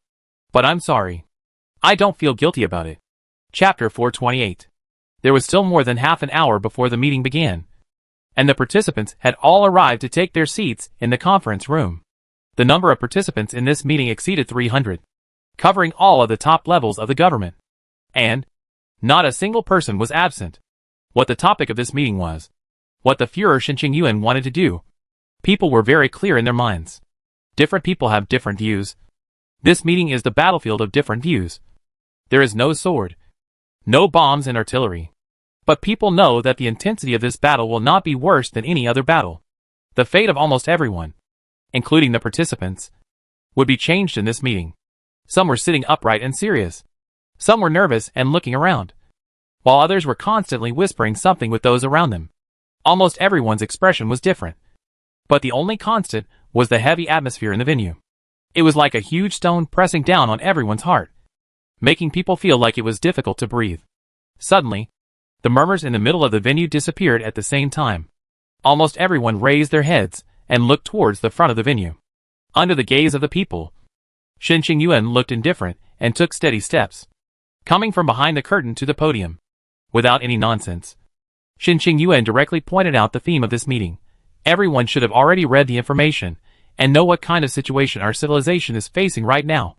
Dr. Huang Yuan suggested that we increase our investment in scientific research and gather the strength of the entire civilization in order to seek breakthroughs in basic science, so as to find a way to save our civilization. I personally believe that this is very necessary, but we need to discuss the specifics. If anyone has a different opinion, they can bring it up, and we'll discuss it together. After Xinqing Yuan's words, silence was still maintained in the middle of the venue, and not a single person spoke. Xinqing Yuan slowly swept through the entire conference hall and waited for a slight period of 2 minutes before he said with a faint smile, "It seems that everyone has no opinion. So let's go straight to the voting session." Xinqing Yuan gently tapped twice on the conference table, and a huge screen appeared behind him. There were 3 options on it, which were in favor, against and abstain.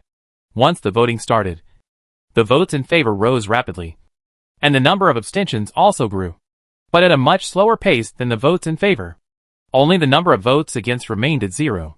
The voting ended after 5 minutes. Very well. 257 votes in favor, 49 abstentions, and 0 votes against. Then this matter is decided. The machine secretary quickly recorded this result and added the government key. From this moment onwards, this decision had the force of law, and no one could violate it. After this, he sent this result down to the personal computer of each participant. Let's start the next agenda. That is, how to specifically implement the resource tilting program. Wu Wei, you're the chairman of the Economic Reform Committee. Tell us your views. Wu Wei took out the documents he had prepared long ago, which had already been gone over by Xinqing Yuan, and received his approval and said, as we all know, breakthroughs in basic sciences are not easy, and they require sustained and substantial resource investment. And the reality requires us to get these breakthroughs within the fastest speed. In this period of time with many scientists, economists, sociologists, etc. discussed, we agreed that the proportion of resources for basic scientific research, set at about 40% of the total economic output of each year, is more appropriate.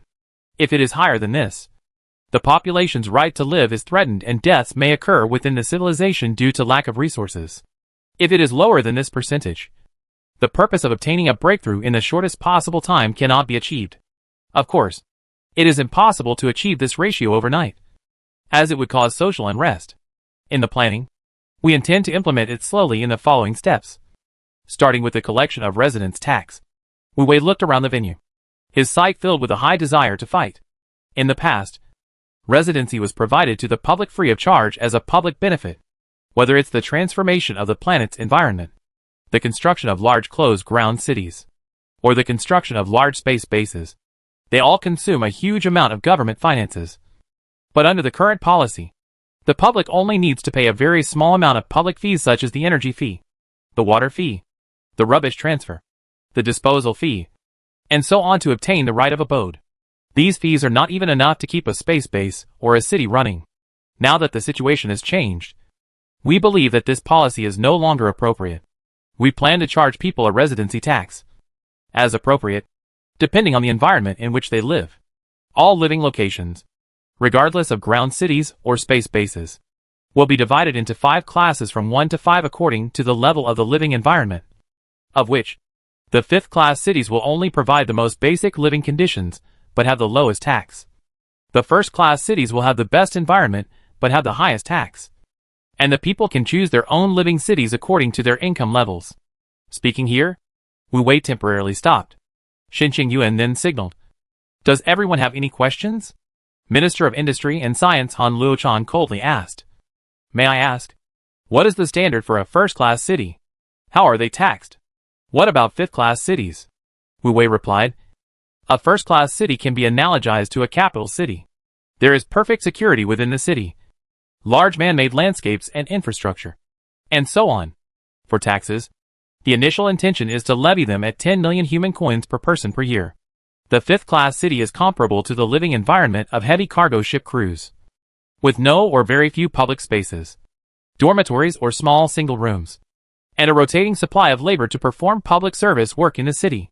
Initially, it is intended to be levied at 3,000 human coins per person per year. It is important to note that this is only the most basic residence tax, and does not include the cost of renting a home, energy usage, etc. At a time when an income of 500,000 human coins per year could be considered middle class, this tax was not low, but it was probably still within people's reach. Han Luochang sneered. "With this fee, I should consider moving out of the capital city right now. Officials with a certain rank, staff who have obtained special permission from the government, artists, scientists, and laborers with certain honors will be given a certain reduction in the residence tax levy." The rest of the people just recorded quickly and did not ask questions.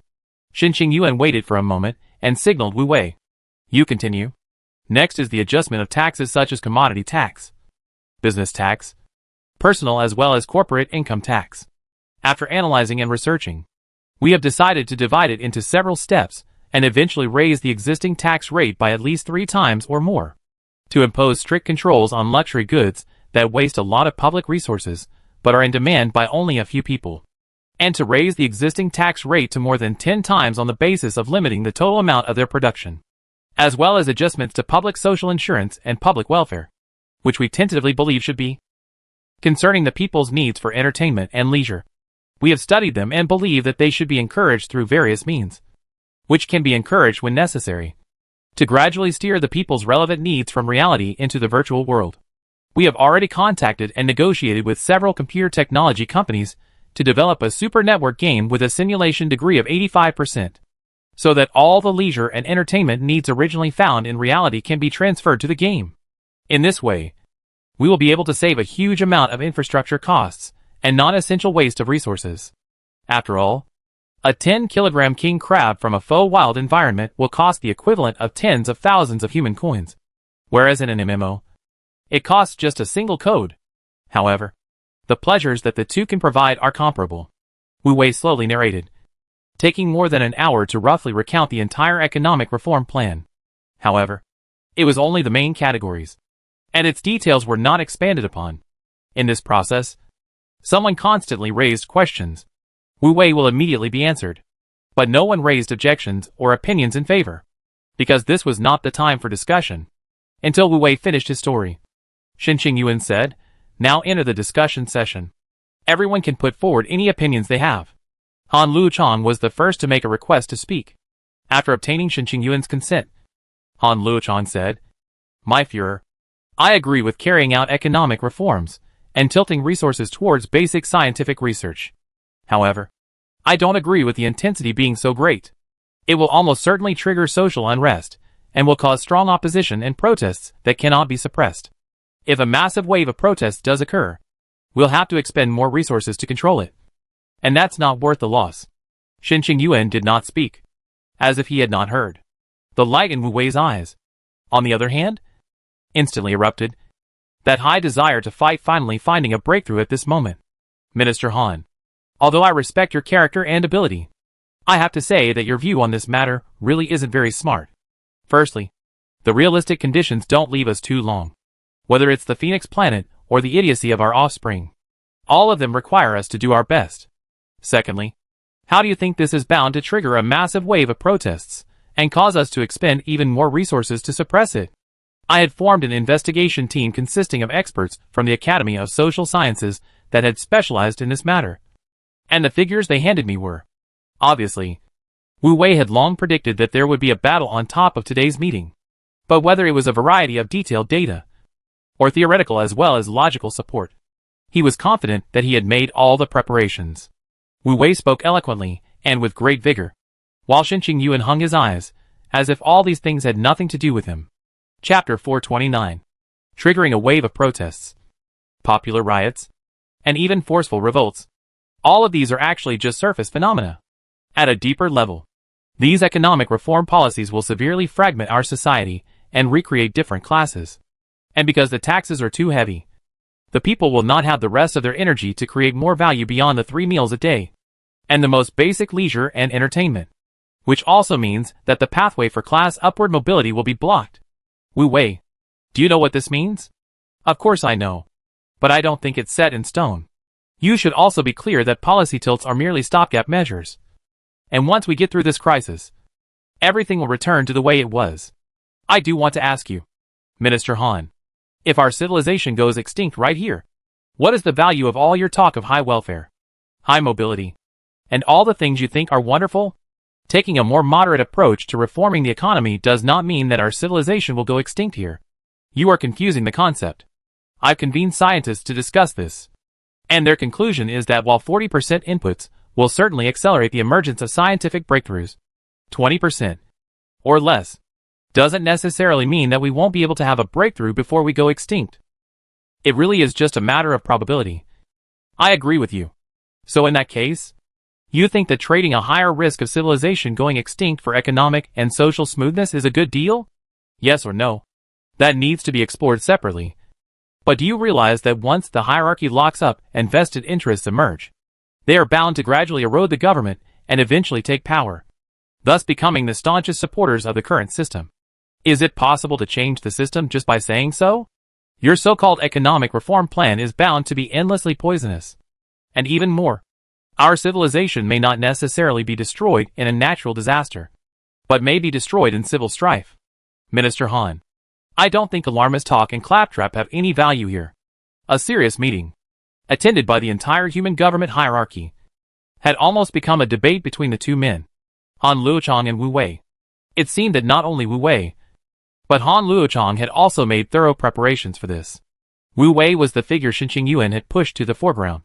But Shen Qingyuan wondered if there were any remaining forces behind Han Luochang's push.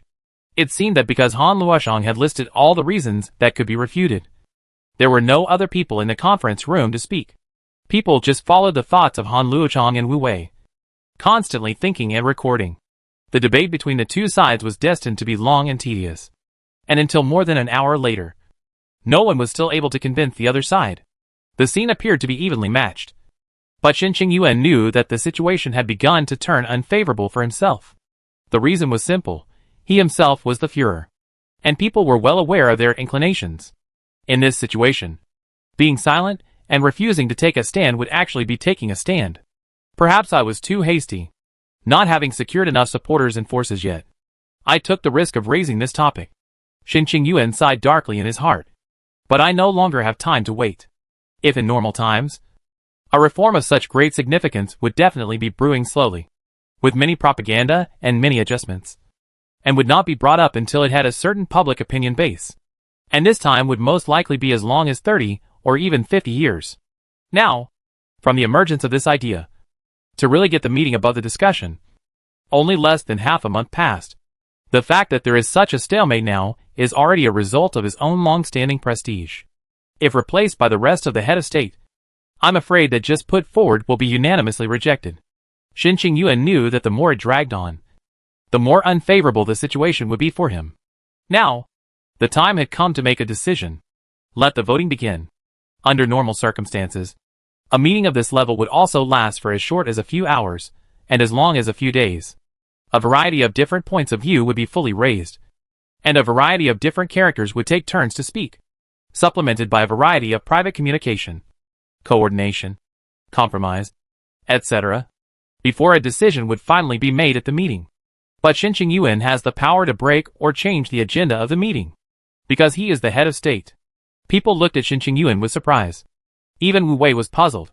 In the original plan, after Wu Wei, there were a few remaining heavyweights who supported his side to appear. But now it seemed that they were afraid that they would not have the chance to appear. The voting results appeared quickly. Opposition votes accounted for 169 votes. Supporters had 129. And there were 8 abstentions. The opposing votes accounted for the majority. Shen Qingyuan slowly raised his head, his eyes filled with irresistible majesty. Supporting votes accounted for 42.15%. Opposition votes accounted for 55.22%. Opposition votes are in the majority, but the supporting votes have exceeded 40%. According to the government's constitution, as the head of the government, I have the power to force an agenda to pass when it has more than 40% supporters. The large conference room was immediately quiet to the point where you could hear a pin drop. At this moment, both supporters and opponents all looked at Shen Qingyuan with shock, as if they were looking at a madman. The government charter is indeed so stipulated. This is indeed the power of the Führer. But which Führer will really use this power? Doesn't he know what this means? After the establishment of the existing system, no Führer in history has ever used this power. When there is a majority of opponents, it means that the different interests have not yet reached a compromise.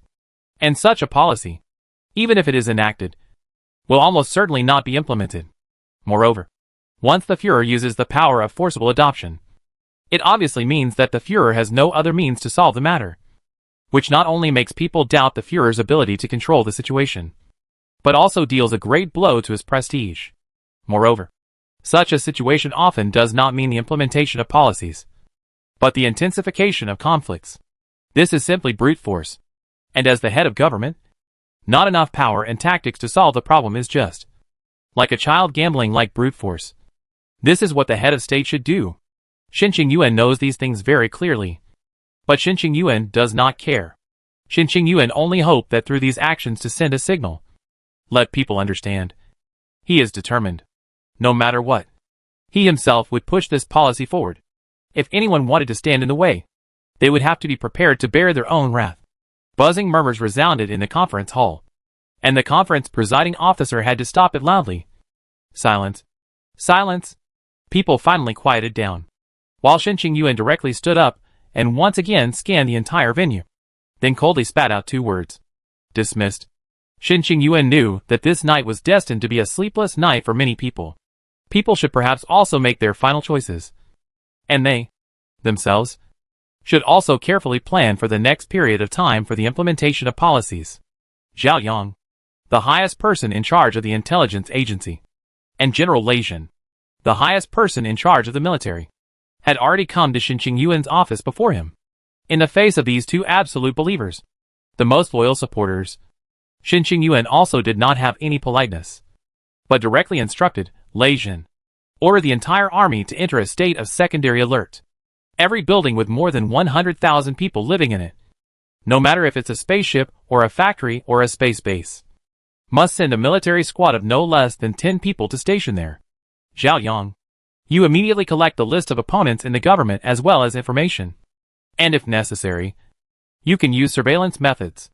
There were some unusual implications in this order, but it was not unexpected by the 2. The 2 men led the order and left.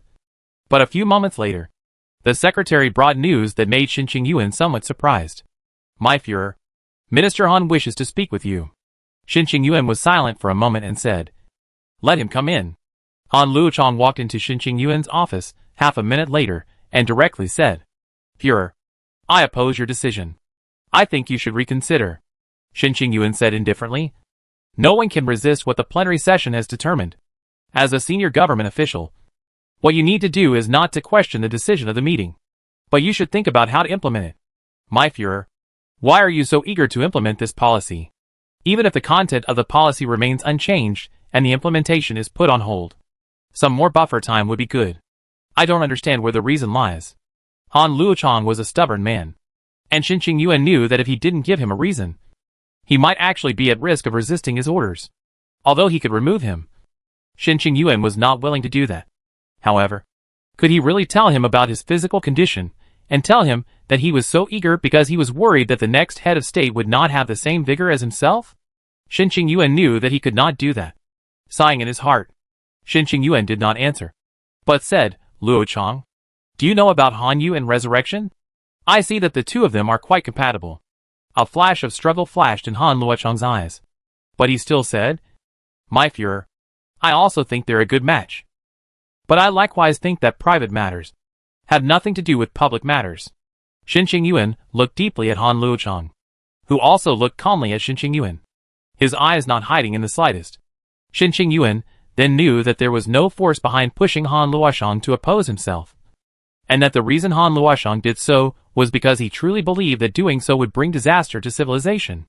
However, Shin Qingyuan also knew that no matter whether there were any forces pushing behind the scenes, since Han Luochang had become a flag of opposition to his own policies, those opposing forces would inevitably begin to converge under Han Luochang's banner.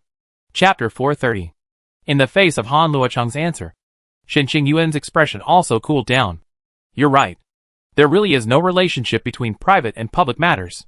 Since that's the case, you should understand that the plenary's decision must be carried out. Han Luochang left Shin Qingyuan's office with a gloomy face.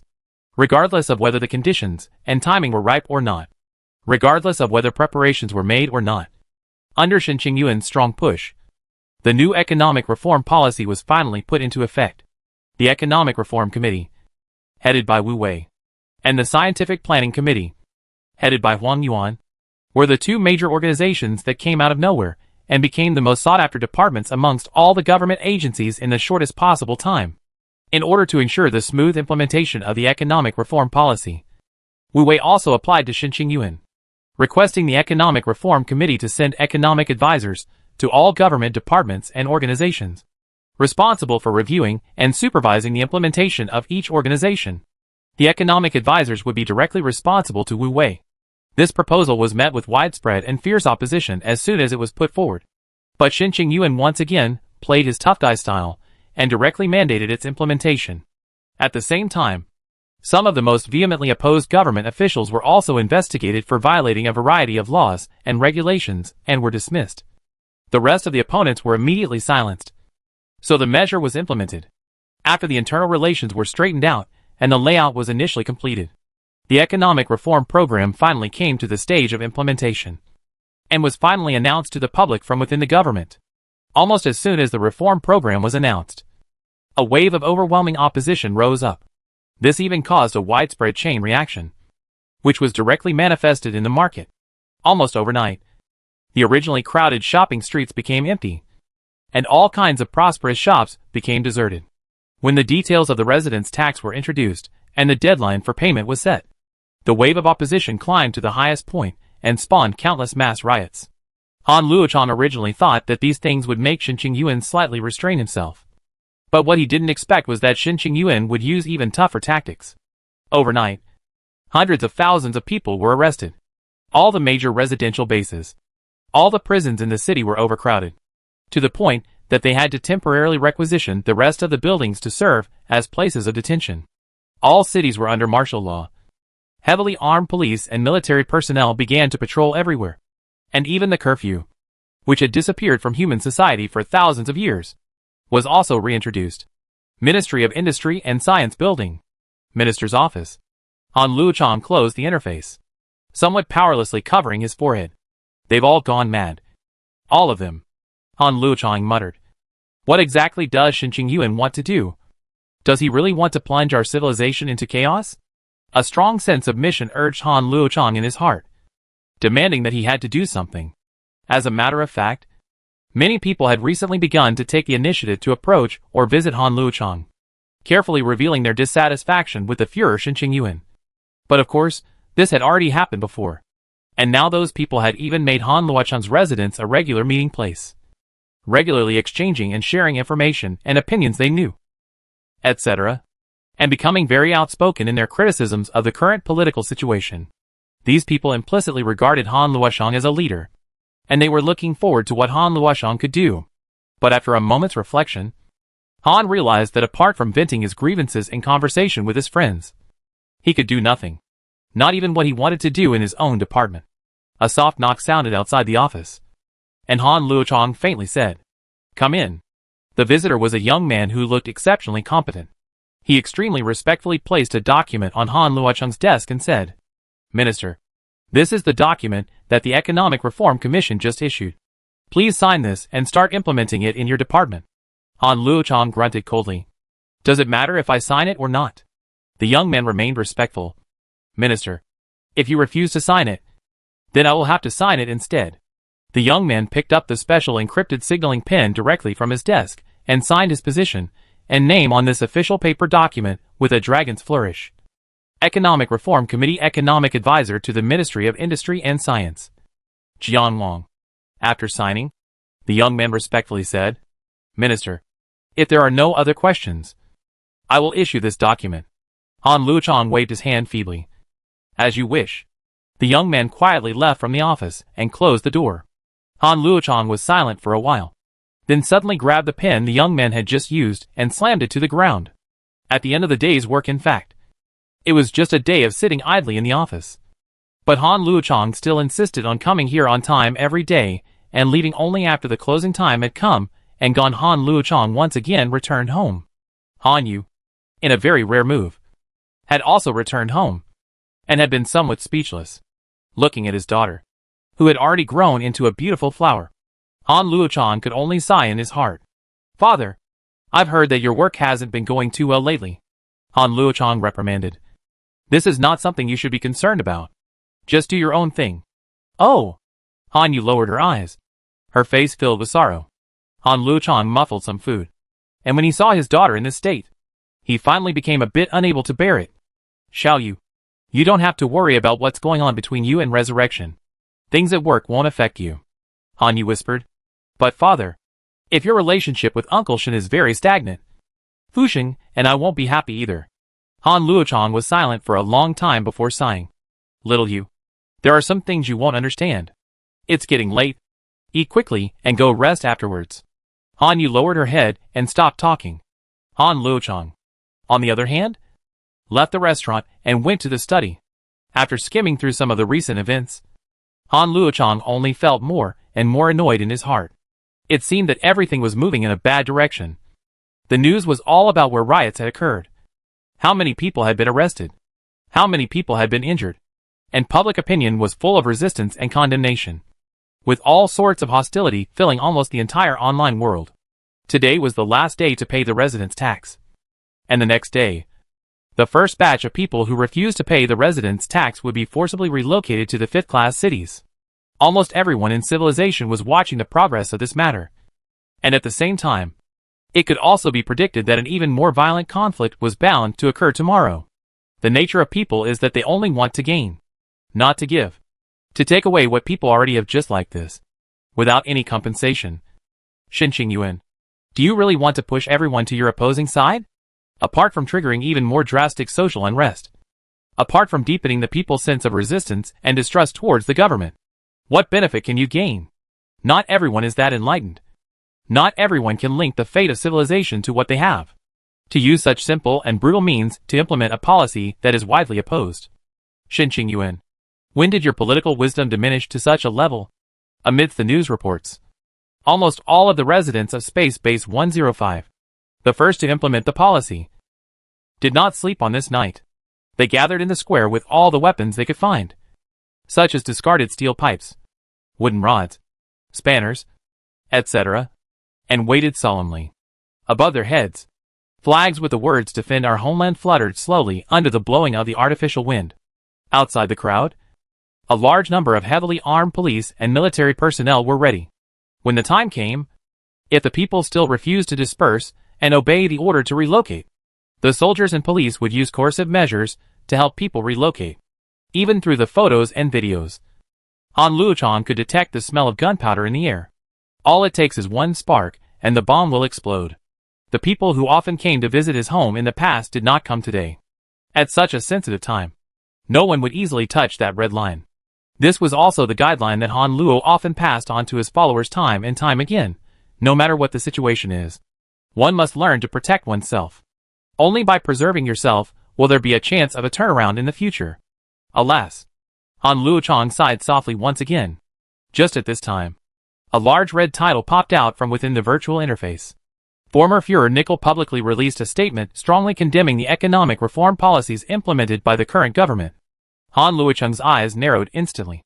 His face filled with seriousness.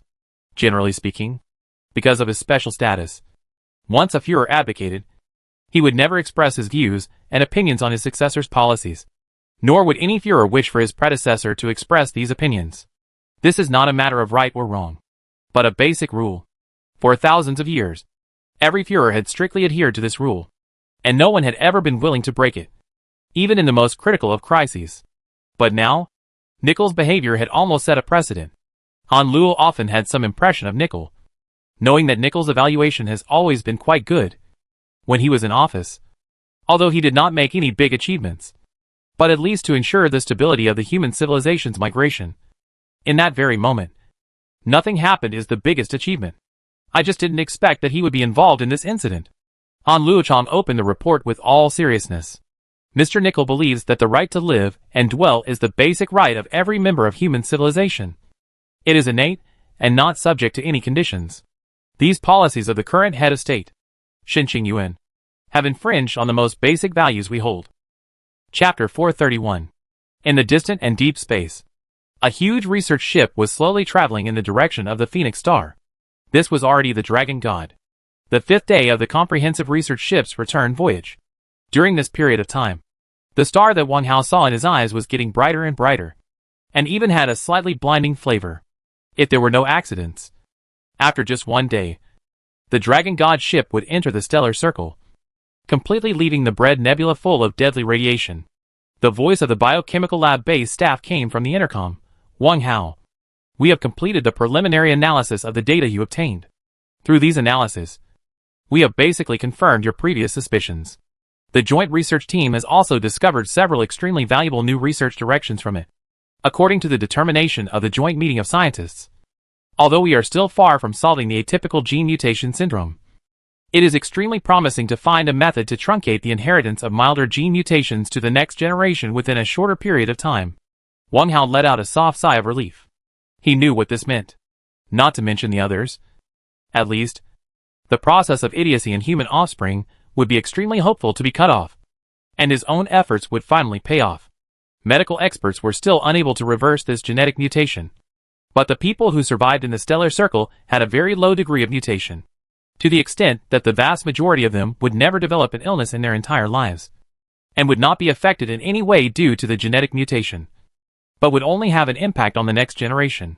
If a blocking drug is developed, it means that that kind of genetic mutation has completely lost its threat to human beings. At the very least, we can continue to stay within the Phoenix Galaxy with peace of mind, without having to worry about any threats in the short term. Wang Hao sat quietly in his wheelchair, raising his arm with some difficulty, then lowered his head and looked at it carefully.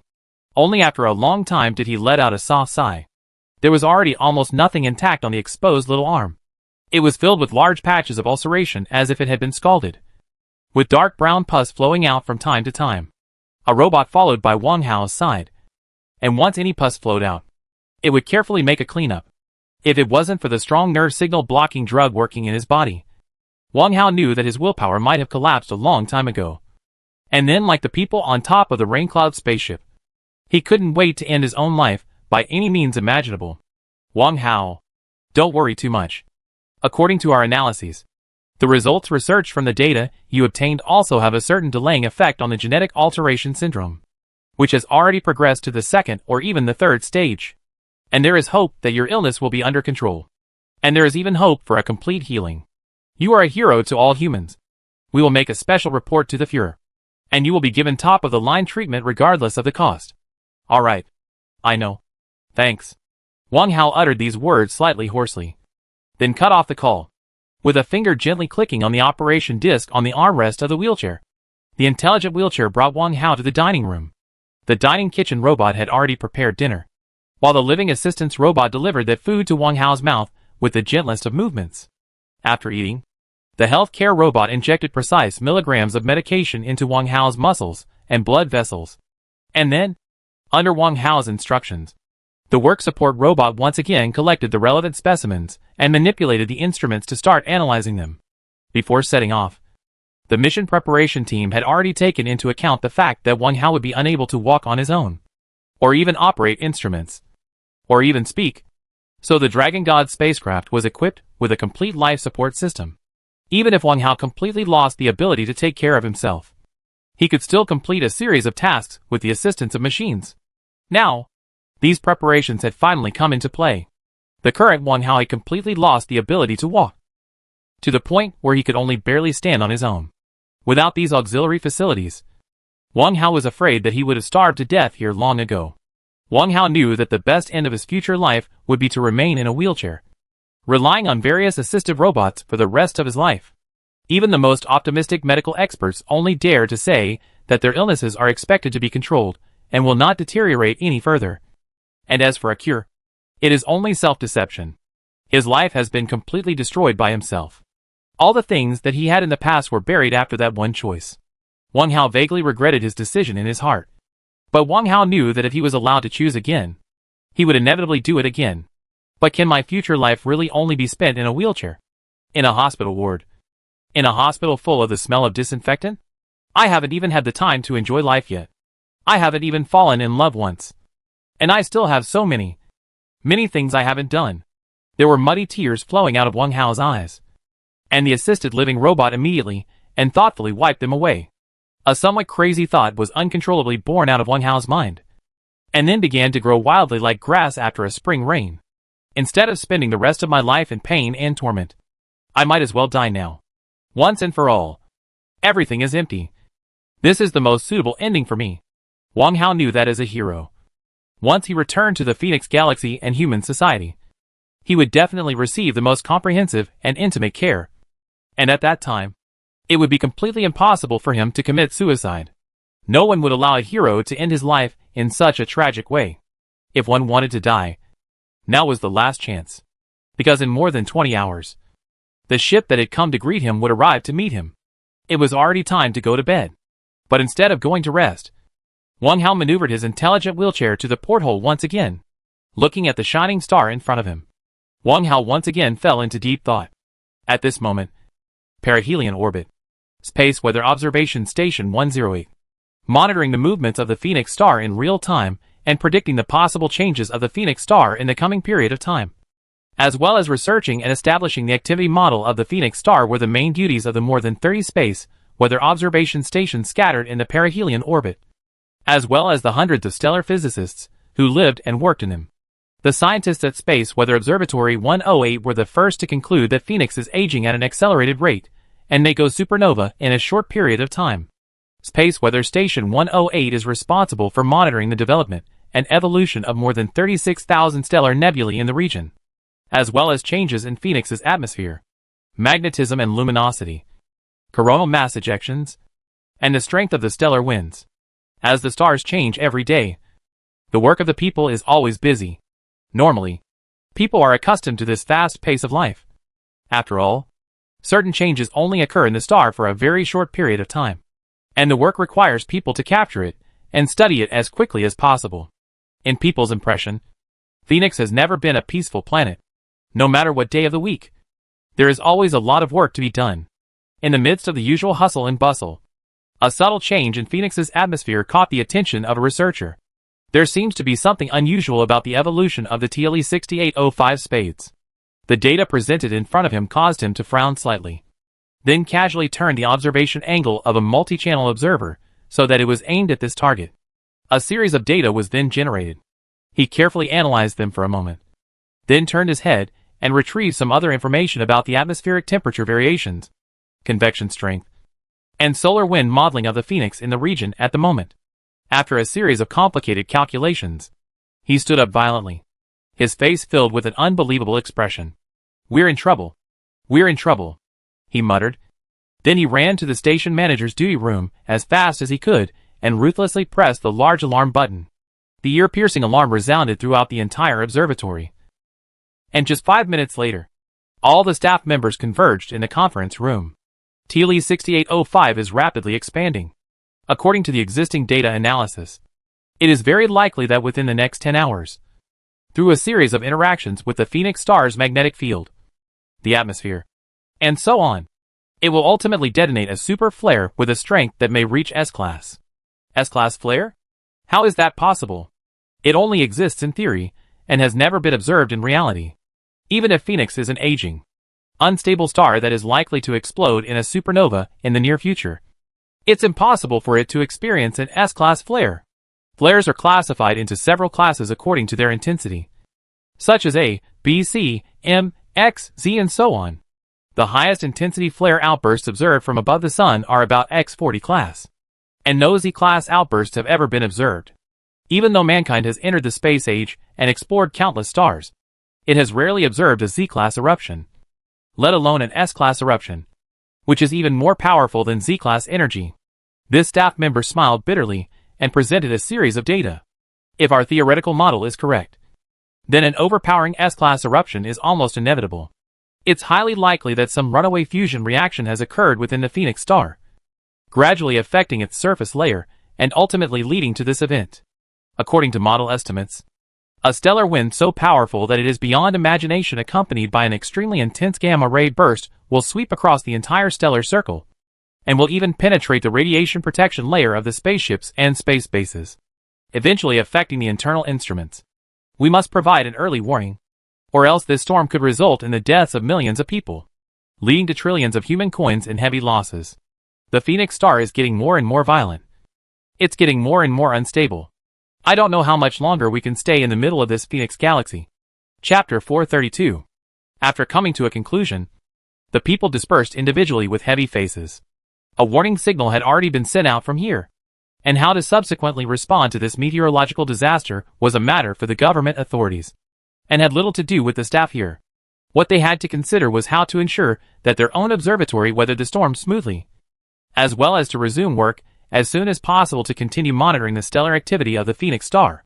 Fortunately, because of the extreme proximity of the workplace to the Phoenix star, all the major stellar observatories had adopted extremely reliable radiation protection systems, and although they also needed to make a prudent response, surviving this disaster should not be a problem. This warning message arrived at the Civilization Emergency Office after a few minutes of communication delay, and then presented to Shin Ching-yuan's desk as fast as possible. An eventful autumn. Shin Ching-yuan sighed softly.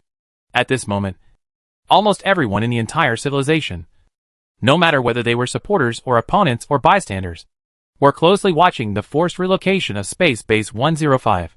A large number of people were still gathered above the base plaza, holding all sorts of rudimentary weapons, i.e., they refused to pay the residency tax or relocate. The standoff continued, and martial law still hadn't been lifted. Issue an early warning and order the Emergency Response Office to come up with a response plan immediately.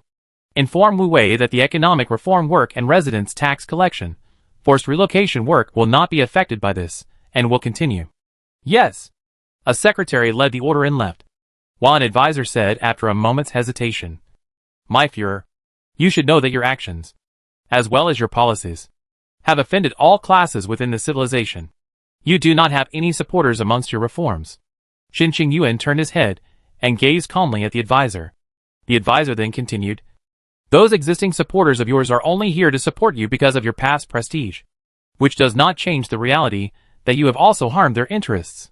When your reform policy goes further and touches the bottom line of their intolerable interests, the last batch of your supporters will also turn their backs on you and eventually leave you. Xinqing Yuan remained silent. The public statement of the former Führer, Mr. Nickel, is the single most serious warning your opponents have given you. You should take this seriously and reflect on your policies and behaviors.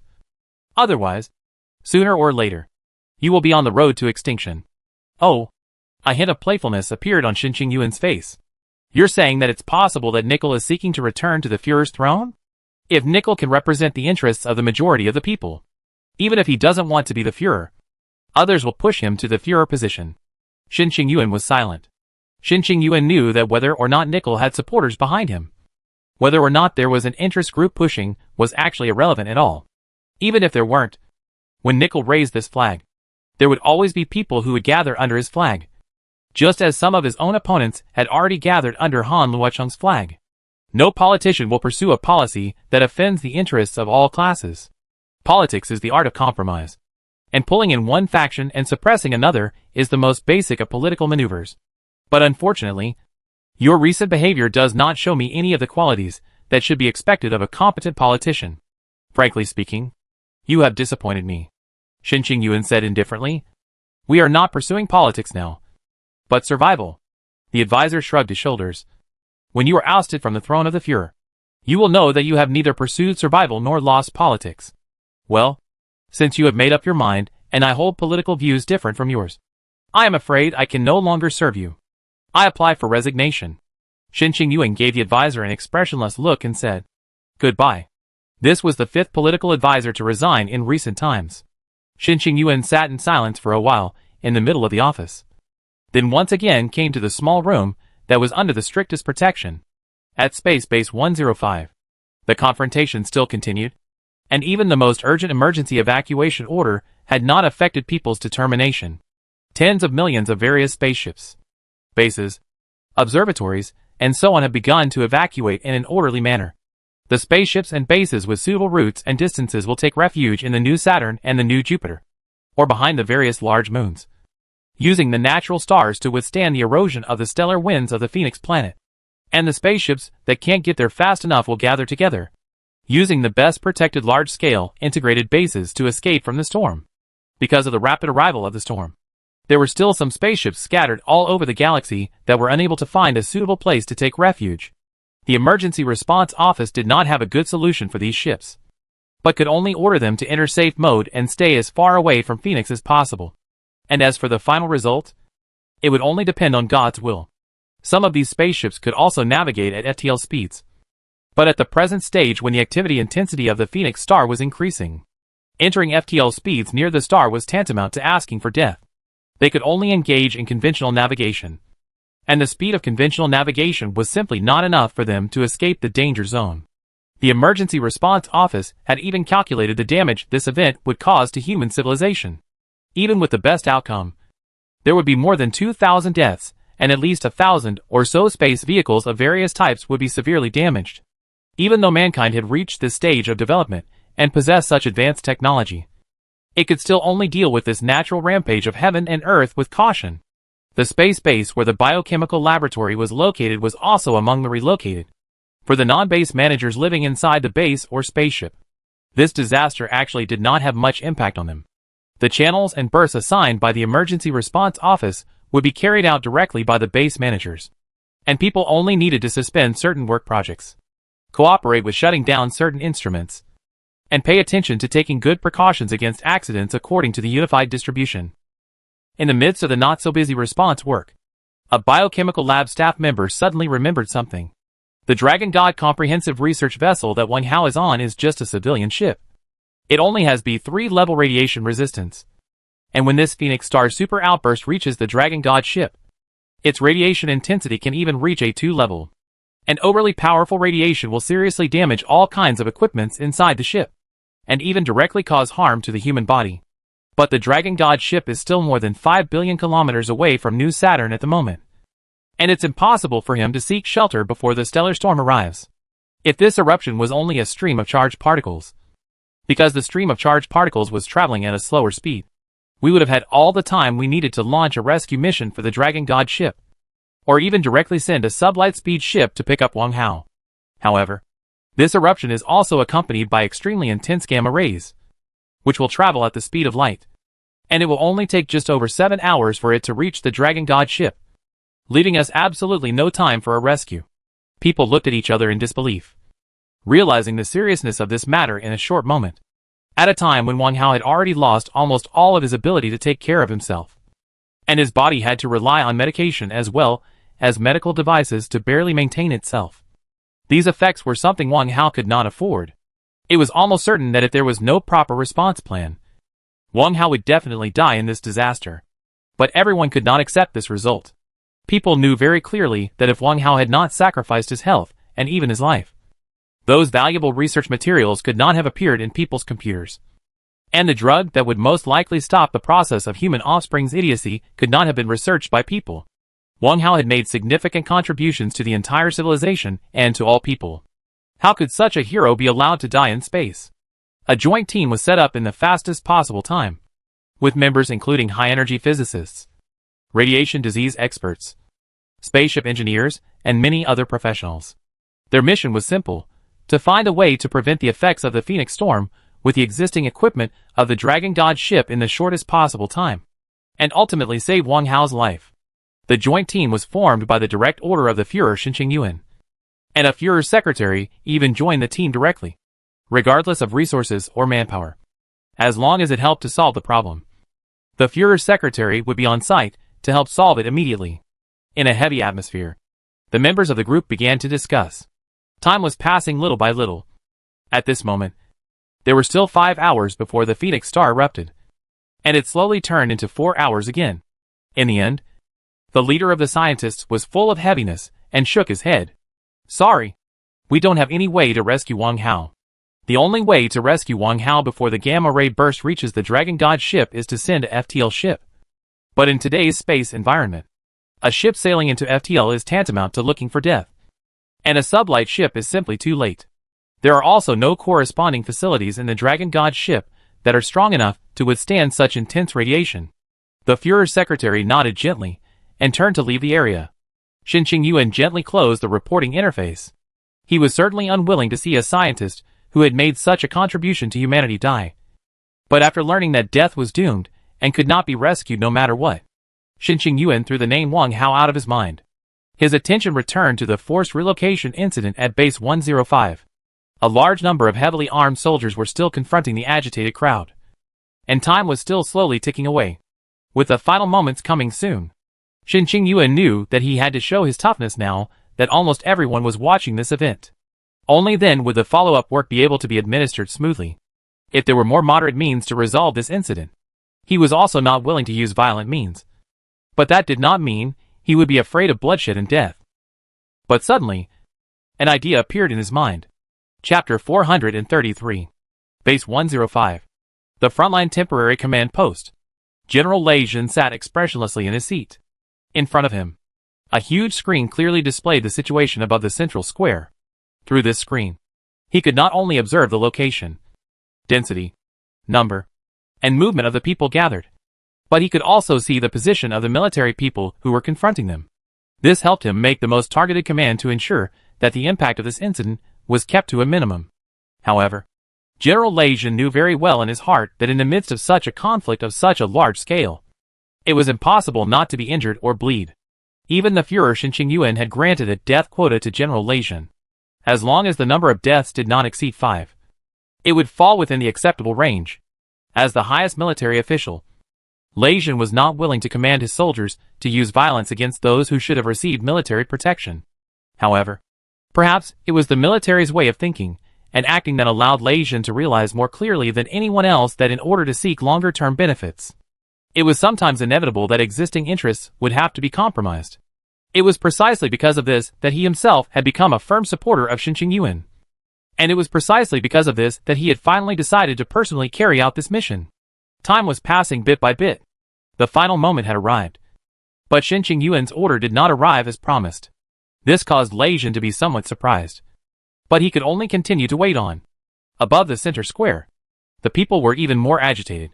We won't move from here even if we die. We are a member of the human race.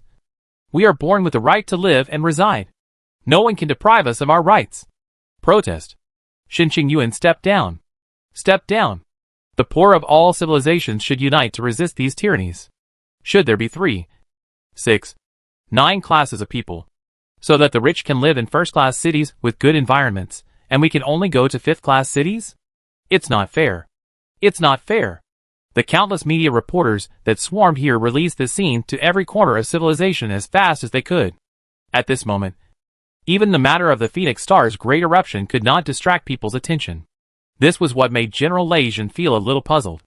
In the past, when faced with a mass incident, the means adopted by the government to deal with it might vary.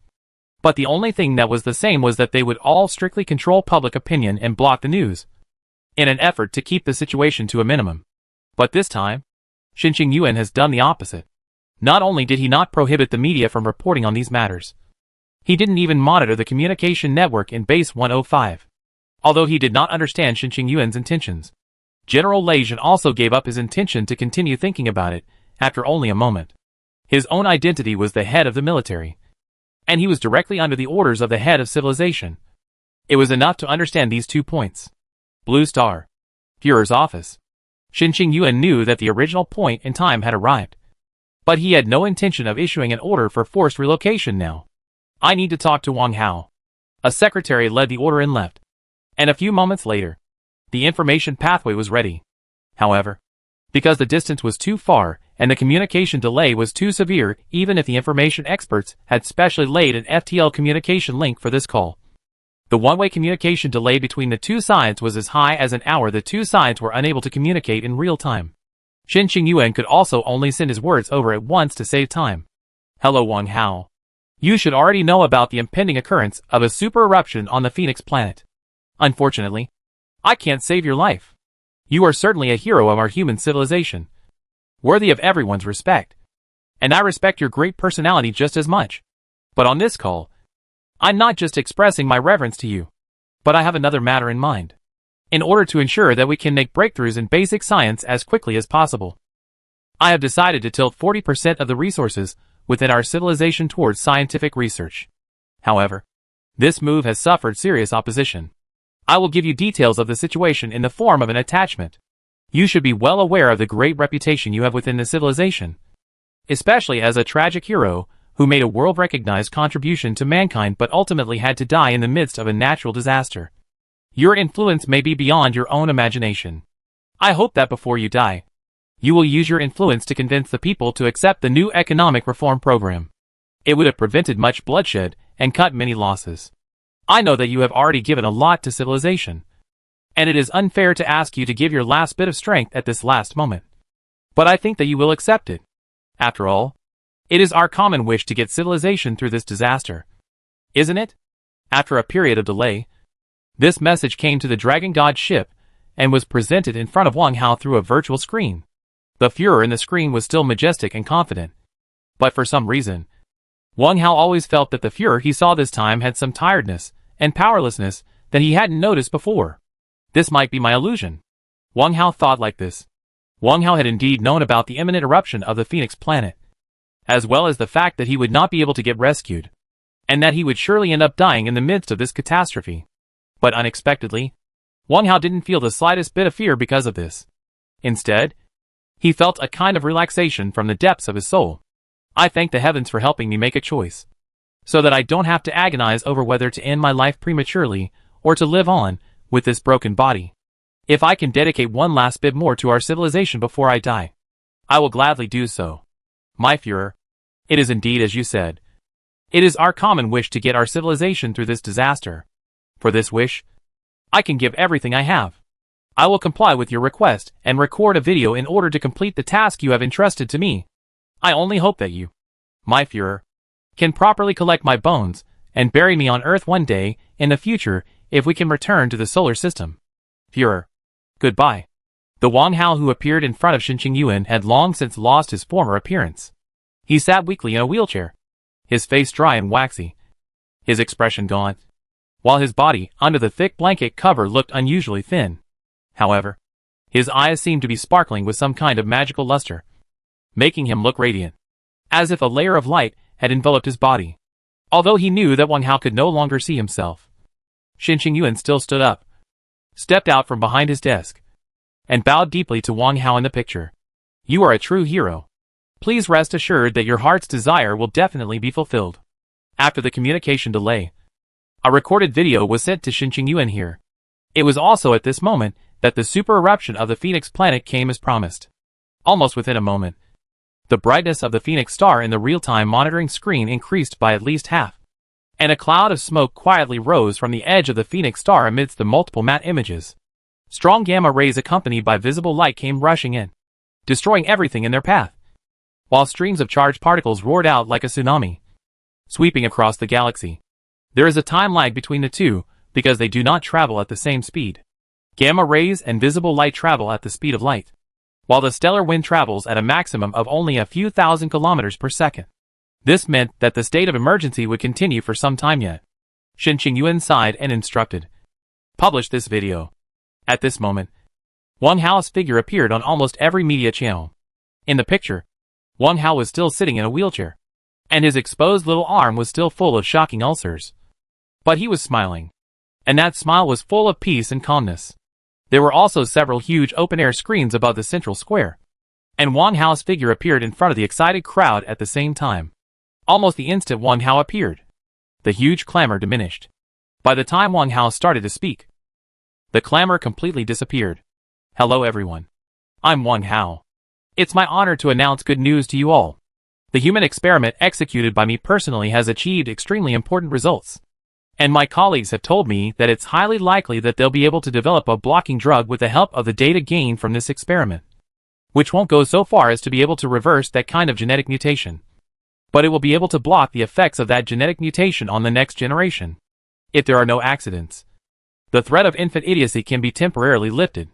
People looked at each other, not knowing what expression to show at this news. Originally, I was planning to return to the Phoenix Galaxy before all that radiation killed me. But unfortunately, my colleagues told me that a super eruption had occurred on the Phoenix planet, and the government didn't have the ability to rescue me. This also means that I will only be down for the last few hours of my life. And in the middle of those hours, I want to tell you all something.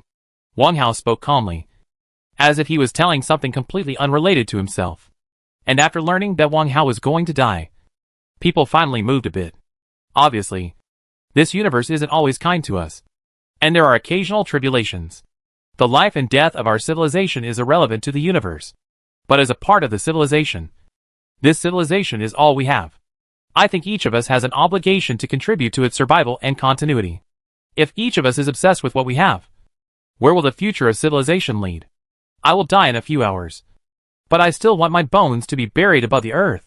I think the time has come for all of us to unite together to get through this. Chapter 434. The intelligent wheelchair gently brought Wang Hao before the porthole of the spaceship, looking at the shining star in the distance. Wang Hao's mood was unusually calm. Although Wang Hao knew very well that the star was about to kill himself, it wasn't something hard to accept. Perhaps, compared to dragging this broken body and continuing to live on, it was a better choice to frankly step into death as a hero in the midst of the star's roar and under the gaze of hundreds of millions of people. No matter what, I tried my best. The star in the distance suddenly grew brighter and brighter, along with the increase in its brightness. In this instant, a slight crackling sound came from within the Dragon God ship. There seemed to be some electric currents jumping around, even as some smoke rose up from certain parts of the ship. A slight feeling of dizziness hit Wang Hao's mind. Then Wang Hao knew that those gamma rays were not only destroying this airship, but also his own body. Such a broken body, such a grade of gamma rays.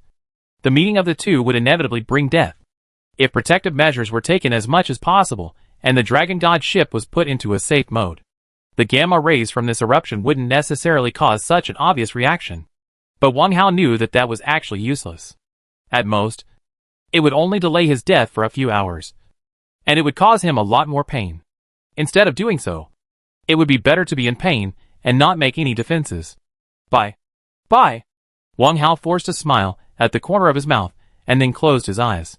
After the intelligent wheelchair, faint embers had appeared and turned into a blazing fire a short time later, completely engulfing Wang Hao's body. At base 105, the crowd was still confronting the police and the military. Above the huge open-air screen, Wang Hao's figure had disappeared.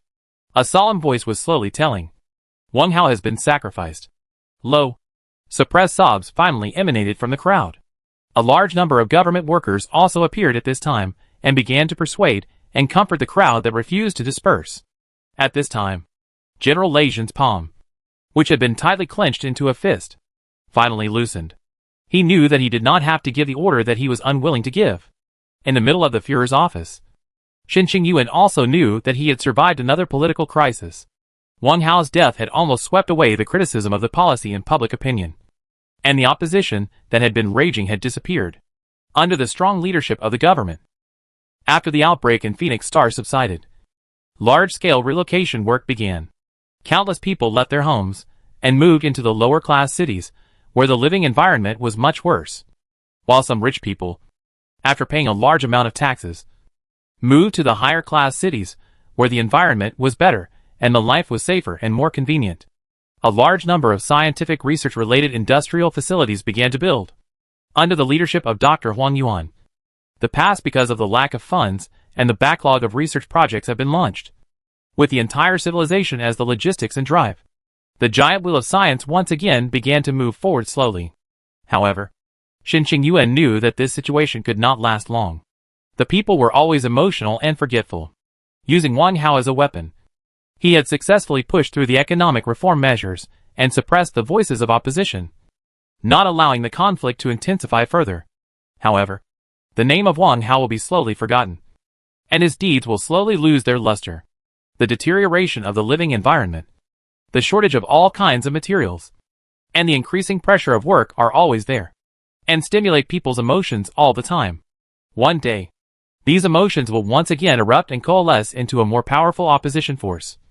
But Shen Qingyuan does not have any good way to deal with it, whether it was propaganda, or stricter public opinion and social control, or strengthening security forces and sending large numbers of soldiers and police to monitor social dynamics in real time to quell any riots as quickly as possible. It could only slow down the process, but not stop it. A civilization has only a limited amount of resources at its disposal, and when one is tilted in one direction, the other will inevitably be in short supply. This contradiction is real and present, and will not be dissipated by any spiritual force. I only hope that you can find a solution to the problem before society completely collapses. We are not only racing against time, but also against ourselves. Shen Qingyuan calmly spoke these words to Dr. Huang Yuan. The immense pressure contained in his words caused Huang Yuan's waist, which was already a bit stooped, to bend a few more points. My Führer, the laws of science are not subject to human will. I cannot make any guarantees to you. Dr. Huang Yuan's voice was filled with bitterness. Shen Qingyuan said indifferently, all you need to know is that every consumable that you consume to conduct your scientific research, every part that you scrap, and every tool that you use, are all hardwired by me from the populace. The people could have traded them for good food, for comfortable dwellings, or for fancy clothes. But all of that is now gone.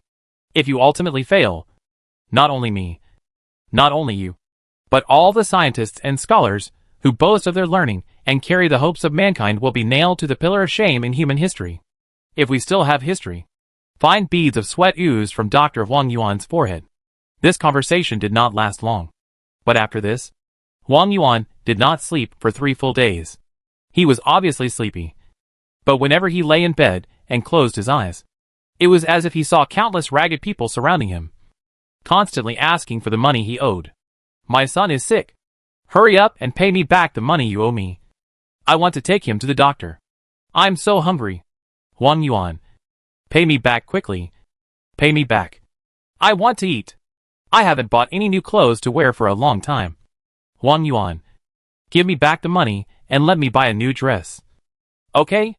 Mom, why won't he give us back the money?" Those voices that appeared in one's ears were complicated and jumbled. But strangely enough, Wang Yuan could clearly distinguish each and every word. Every single person gathered around himself looked eager. Every single person had a yellow face. And every single person was repeating the same word. "Pay back the money. Pay back the money. Pay back the money." This torture made Wang Yuan's spirit almost deranged. On the 3rd day, he had to find a doctor to prescribe some strong sleeping pills, so that he could barely sleep. After waking up, Wang Yuan didn't even have time to wash up, and haphazardly put on a piece of clothing before heading straight to the research institute. Only when he was at work.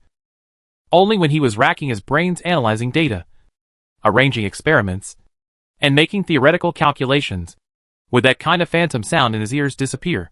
Once they stopped, those voices would reappear, seemingly sensing the teacher's change in mood. Mo Xiangxing was also much quieter, no longer always asking Wang Yuan for those unimaginable requests.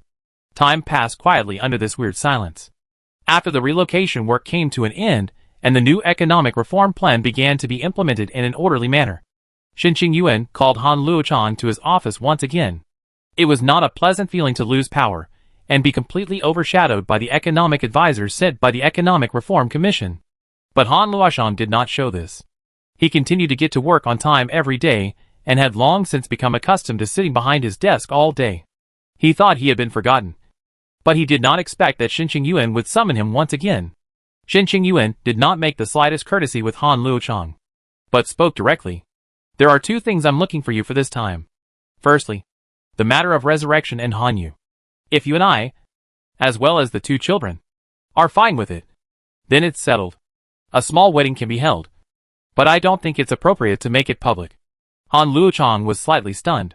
He had envisioned many scenarios before arriving, but only he hadn't thought that Xinqing Yuan would mention this matter to himself. "It can be." After a slight silence, Han Luochang also answered very painfully. Regardless of how divergent political views were, regardless of whether they got along well on official business, he could not deny that this young man, Shen Fuxing, was indeed a good match for his daughter. And he could see that Shen Fuxing's feelings for Han Yu were not the slightest bit false. Similarly, Han Yu had also poured all her feelings into Shen Fuxing. This pair of young people was simply a match made in heaven, and there was no reason for himself to oppose it. "The second thing, I intend to transfer you out of the Ministry of Industry and Science, so that you can take up the chairmanship of the Integrity Commission." Han Luochang was so shocked that he even almost stood up. "What? Let me become the chairman of the Integrity Commission?" There was no doubt that the Integrity Commission was a powerful department, and its chairman was even a powerful figure that ranked high within the entire civilization. After being hollowed out, he had originally thought that his political life was over, and he would never have thought that Xinqing Yuan would make such an arrangement no matter what. Especially, Xinqing Yuan knew that he had political differences with him and transferred himself to such an important position. Was he not afraid that he would impose obstacles to his economic reform policies? Or did he think that he would change his political inclination because he had become his daughter's relative? No. Impossible. He is not that kind of person. Xinqing Yuan must also know this point.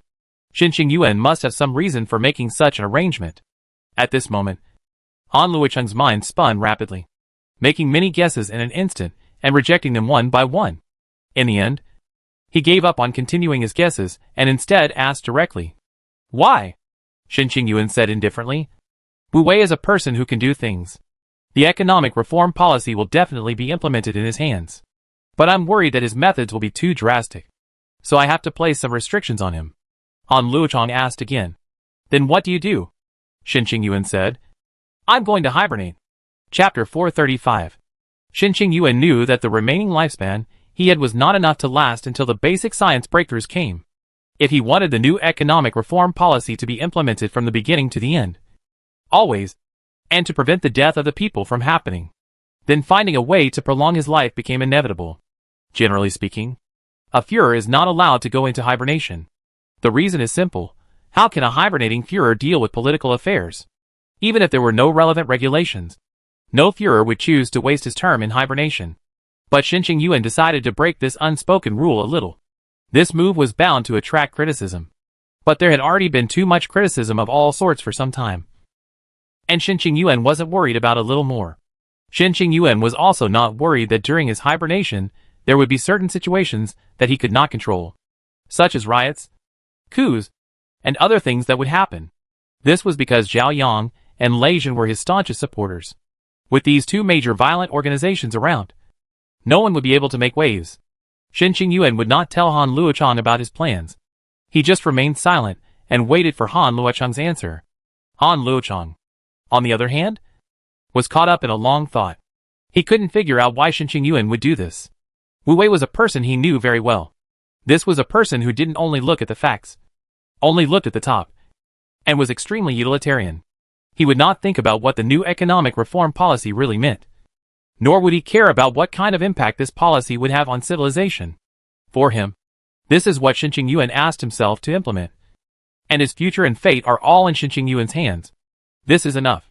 It was foreseeable that during the implementation of the policy, there were bound to be many excesses, or disregard for conscience and justice in order to fulfill the task.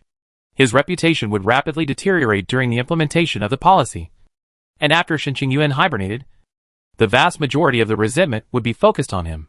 Of course, he wouldn't care. At a time like this, stepping in as the chairman of the Independent Commission Against Corruption to restrict Wu Wei, and only he himself could restrict Wu Wei, would surely earn him a huge reputation. There would be more opponents of the economic reform policy converging under his banner, and his political strength would rapidly rise like a snowball. The benefits on the surface and the benefits in the dark are simply too many to count. To borrow an ancient saying as a metaphor, the current situation was that Shin Ching-yuen was the dim emperor, Wu Wei was the greatest traitor, and he himself was the loyal minister who carried the hopes of the world on his back. Han Luochang raised his head and looked at Shin Ching-yuen somewhat blankly. Shin Ching-yuen looked calm, and there was no luster in his eyes. But in Han Luochang's eyes, he felt that the pair of eyes were as unfathomable as the vastness of the starry sky. He is clearly an opponent of the new policy. Shin Ching-yuen must know that he has become a flag in the opponents. Why would he intentionally indulge, cultivate the growth of their own power? Han Luochang could not understand. He found that he could not see through, could not figure out Shin Ching-yuen's arrangement. But he finally decided to accept the appointment. The reason was simple. If he didn't accept it himself, the damage Wu Wei caused to civilization might be even more serious. I accept, Han Luochang said in a shy voice. Shin Ching-yuen smiled faintly. Very well. The official appointment letter will be issued within a few days. Well, tomorrow night, you are welcome to come to my house to attend the wedding of Fusheng and Han Yu. The matter of Shin Fusheng and Han Yu's upcoming marriage was kept strictly confidential. And on top of the wedding, apart from the elders of both sides, as well as Zhao Yang, Lei Jun, and a few other absolute supporters of Shin Ching-yuen, no outsiders were present. Shin Ching-yuen and Zhou Mingyu too personally cooked, made a few simple dishes, and opened a few bottles of wine. In a relaxed and happy atmosphere, Shin Ching-yuen and Han Luochang too jointly announced that the pair of young people from today officially married. This of course does not meet the legal requirements and legal procedures. But for Shin Ching-yuen and Han Luochang, those things are actually completely indifferent things. When Shin Fusheng, who was dressed in straight formal attire, and Han Yu, who was dressed in a white wedding gown, hugged each other tightly, Zhou Mingyu couldn't help but shed tears in her eyes. She knew that with Zhou Yushan and Han Luochang both around, she finally didn't have to worry about Shin Fusheng's fate anymore. As the wedding ended and the guests dispersed one by one, Han Luochang also offered his farewell, and was personally sent to the door by Shin Ching-yuen. He had come here with his daughter, but when he left, he had become alone, thinking that he would be the only one left at home in the future, and no longer have his lovely daughter to accompany him to chat and relieve his boredom. Han Luochang's heart was slightly sad, but those feelings disappeared after a few moments, and his gaze became firm again. Just as Shin Ching-yuen had said, the official position adjustment and appointment documents were publicly released a few days later. In the midst of almost everyone's confusion and doubt, Han Luosheng formally assumed his position as the chairman of the Civilization Integrity Commission. After this, Qin Qingyuan also announced that he would formally begin a 30-year hibernation. During the hibernation period, the civilization's daily affairs would be handled by the Temporary Political Affairs Committee, and that if he encountered any major emergencies, he would be awakened with the consent of more than half of the members of the Political Affairs Committee. In addition, every year, I will be temporarily awakened for half a month to a month, to deal with some matters that the Political Affairs Committee does not have the authority to deal with. But the degree of urgency is not enough to wake myself up on purpose. The Government Affairs Committee was initially set to consist of 11 members, of which 5, Huang Yuan, Wu Wei, Han Luocheng, Zhao Yang, and Lei Zhen, were listed. As soon as the program was announced, it caused a huge reaction.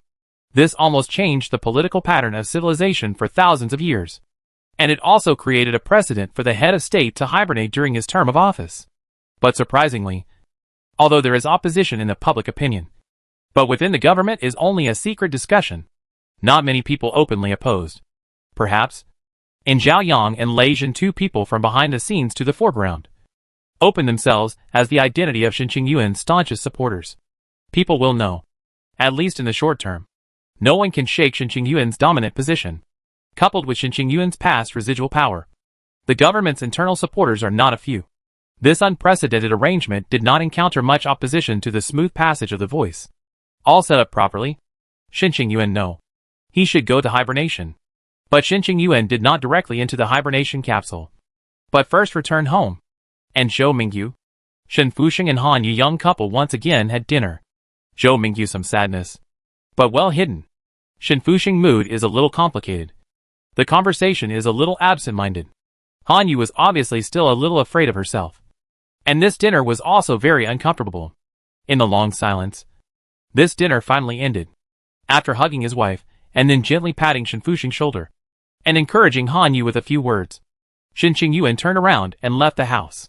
Qin Qingyuan still didn't enter hibernation, but instead came into that small room that was strictly protected and restricted, and once again logged into that game. By the impact of the recent economic policy changes, as well as the rumored news that a government-encouraged super virtual reality online game was about to be developed, the popularity of this game had dropped a lot, to the point that Qin Qingyuan surprisingly did not see many players when he manipulated the game character into the wilderness. The refreshing of messages on the public channel had also slowed down a lot, and the only messages were mostly selling their accounts and various equipment. Qin Qingyuan sighed slightly and posted a message on the public channel. I'm sorry for the trouble I've caused everyone over the past period of time. Goodbye. After that, he exited the game. The originally somewhat silent public channel instantly boiled, and various messages instantly came out. But no matter what they said, Qin Qingyuan could not see it anymore. Hibernation officially began a few hours later. All 11 members of the political committee came before the hibernation chamber to witness the process.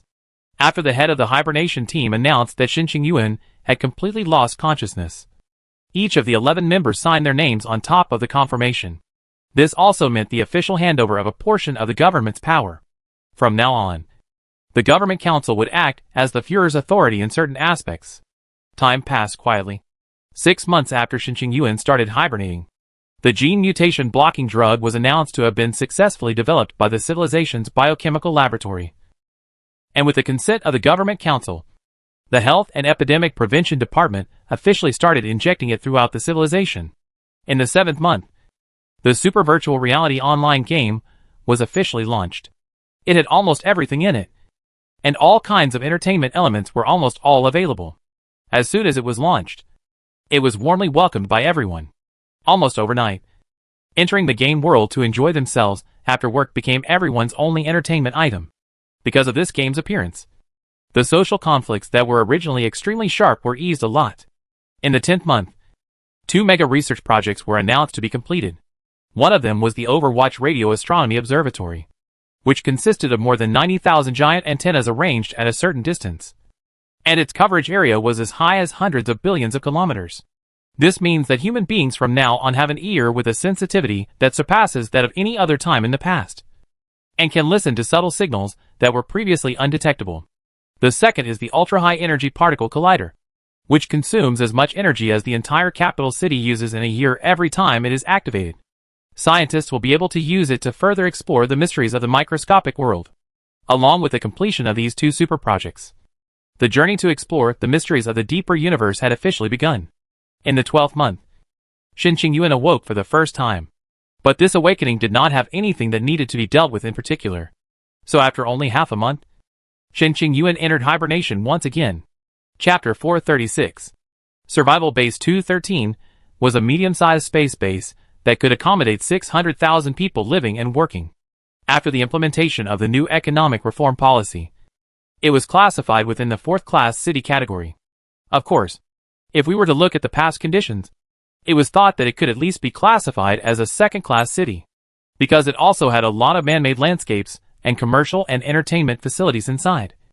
And the living space was not too small. There were even a few big tycoons who were well known throughout the civilization who came from here. However, after being classified as a 4th-class city, everything began to redistribute resources according to the specifications of a 4th-class city. Those beautiful man-made landscapes first stopped being maintained, and then they were demolished and replaced by simple houses that were easy to build and dismantle. Some aborigines moved to higher-level cities, while others were forced to move to 5th-level cities. Only about 1/5 of the native population remained. A large number of outsiders had flooded into Survival Base 213, and it had truly become a 4th-class city. In the beginning, people expressed their strong dissatisfaction with this, and there were several fierce clashes between the foreigners and the aborigines. But as time passed, those conflicts gradually stopped. Even, people began to be satisfied with the present situation. In any case, we have not been reduced to a 5th-class city. Although our station is small, we still have an adequate supply of energy, and sometimes we can even go to the robot restaurant to enjoy a standard dish cooked by robot chefs. Municipal facilities are always maintained, so we don't need to take time out of our day to volunteer for labor. We still have games to play, and if we're lucky enough to get a piece of superb equipment and sell it at a high price, or if we're appreciated by our superiors at work and get a promotion and a raise, we might even be able to move to a 3rd-class city. There is always hope in life. So what are we not satisfied with? No one can deny that hope, though dim, does exist. Almost everyone can tell the story of a friend, a relative, a classmate, etc., who, after struggling hard, managed to move up the ranks from a 4th-class city to a 3rd or 2nd-class city. For a long time, it was stories like these that inspired people to keep fighting, to endure the harshness of the real world. But for Strang, it was all over. Because of the insufficient supply of resources, the average temperature in the middle of Base 213 was only 19 degrees Celsius, which wasn't cold, but it was always a little bit chilly. The artificial wind created by the air circulation system blew breathlessly, and because of the lack of cleanliness, it was mixed with a smell that was somewhat strange, but it was impossible to say what it was. Strang carried his briefcase in his hand, still clean and tidy, but the colors were no longer vibrant, but rather looked a bit worn out in his formal attire. He stood frozen at the edge of the corridor, looking down at the somewhat cluttered central square below. A voice kept shouting in his mind, "Jump! Jump and everything will be over." The roar of his superior still seemed to echo in his ears, and the left cheek that had been violently smashed by the document stung slightly. He had forgotten how he had left the company to come here. All he knew was that he had lost the job. He had screwed up himself. Although his salary had shrunk considerably from what it had been a year or so ago, it was still the only source of finances to sustain his family's existence, and the only thing his family relied on to be able to get a foothold in a 4th-class city without dropping down into the midst of a 5th-class city, in order to allow himself to the most full of spirit to meet the challenges of work. Every morning before 4 o'clock, his wife will get up to prepare breakfast. Lunch is to walk over a distance of 7 or 8 kilometers to send the company to. All the housework is to assume all up. Never let himself in the unrelated matters on the waste of a bit of thought. Even the young daughter in their own home will also be very understanding over to help their shoulders. He was the family, the only dependence of his wife and daughter. And now, he screwed up. Everything is over. Strang didn't dare to go home, didn't dare to face his wife's expectant gaze, and didn't dare to greet his daughter's disappointment in himself. The miserable anticipation of the future made him a little desperate. And he didn't even dare to think about what he would do if he really had to move to a fifth-class city. I heard that the average temperature of a fifth-class city was only 11 degrees Celsius. I heard that the consumption of household resources in a fifth-class city was subject to strict depletion, and that both drinking water and electricity needed to be used in a carefully calculated manner. I've heard that the hospitals in fifth-class cities are a bunch of school dregs, who are so uneducated that even a simple minor surgery could result in a fatality. I've heard that even playing games is restricted in a fifth-class city because it drains resources. I've heard that there is no landscape in a fifth-class city, and that people need to take time out of their own lives to participate in voluntary labor to keep the municipal facilities running. And I've heard that the air in a fifth-class city is filled with an unpleasant stench. I heard that. Strang put down his handbag, gave his clothes a final tidying up, and jumped over the railing. People let out a gasp and then gathered to point. The police soon arrived and took Strang's body away quickly, and the blood was removed. So the people gradually dispersed, and everything went on as usual. In the cold morgue, a woman who was not very old but already had wrinkles on her face rushed in with a little girl, looking at the cold body in front of her. Tears gushed out like uncontrollable water. At this moment, another place in the 213 base, the small residence was filled with laughter, and even the owner, who had always been stingy in the past, turned on the air filtration and temperature control equipment with extravagance today. The small dining table was also filled with various kinds of exquisite food, which could not even be eaten during certain major festivals. There's hope for everyone. The host's collar was open. His face was red from too much alcohol intake, and his tongue looked like he couldn't straighten it out, making his speech a bit slurred. As long as we work hard, our superiors will notice us one day, and a promotion in rank will be a matter of course. We'll be waiting for you at base 119. When all of us have moved to a third-class city, we'll reunite and celebrate once more. A guest said with envy. It's not that easy to get a promotion and a raise. I just hope that my job doesn't go wrong, and I don't get fired by my bosses is enough. Moving to a third-class city is something I can't even think about. Another guest said. Have you heard? There was a man who jumped off a building in the 6th Street Plaza just today. I heard that he messed up something because he was working overtime continuously, and had too much stress at work and became delirious. Well, it seems like he miscalculated a data, causing the company to lose a full 1,000,000 human coins. And then the boss just fired him. Alas, fired This will leave a stain on his resume. I'm afraid that no other company will dare to hire him in the future. He can only move to a fifth-class city, relying on some of the lowest-grade jobs to barely support himself, compared to moving to a fifth-class city and working in the most dangerous and dirty jobs. It would be better to just jump down from a high place 100 times over. Let's not talk about that. Come on. Come on. Drink, drink, drink. Congratulations. New Saturn surrounding orbit. Xinhui Group headquarters. Xinhui Group had an independent one survival base. Of course, the so-called independence wasn't in the absolute sense, but because most of the people living here were employees of Xinhui Group or were inextricably linked to Xinhui Group. Over time, people no longer used the official number to refer to this place, but instead directly referred to it as Xinhui Base. This place was one of the 73 first-class cities on par with the capital city, being able to let his company occupy a city all by itself. The strength of the Xinhui Group was evident. Zhou Yushan lay in the most comfortable position on the backrest of the wide seat, while in front of him was a slightly obese middle-aged man. President Zhou, this is already the 3rd time I've paid you a visit. I wonder how well you've considered my proposal. Zhou Yushan's eyes flashed with a brilliant light, but his face was filled with a couldn't-care-less look. Advisorly, you should know very well that the current Führer Shen Qingyuan is my son-in-law, and there is really no reason for me to turn my back on him and support the former Führer Nickel instead.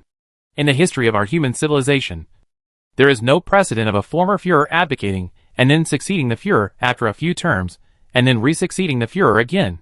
The stakes are high. The obese man addressed as advisorly laughed. President Zhou, as far as I know, your Xinhui Group's main assets are dominated by real estate. It was precisely because of your outstanding vision to decisively make a move to annex and acquire these assets, when the policy was still unclear, that your company was able to grow to its current size. And you should know very well, Shen Qingyuan is a firm returnist. Once the basic science and technology breakthroughs, he will inevitably lead the entire civilization back to the solar system. At that time, the real estate that serves as your foundation will be worthless. Zhou Yushan laughed. A breakthrough in basic technology. This kind of thing is anyone's guess. But this is, after all, a risk, isn't it? Compared to Xinqing Yuan, Mr. Nickel doesn't think that returning to the solar system is our best option. Is it really necessary for our human civilization to sacrifice a generation, or even several generations, for the sole purpose of civilization continuation? If a civilization does not even have the ability to benefit the current generation, what need is there for it to exist? Zhou Yushan still smiled faintly, and did not speak. Advisorly continued, you should know that Mr. Nickel's views have such broad and strong public support amongst the people. And this is the firmest backing for Mr. Nickel's quest for succession. Chapter 437. Zhou Yushan had to admit that there was still some truth in Advisor Li's words.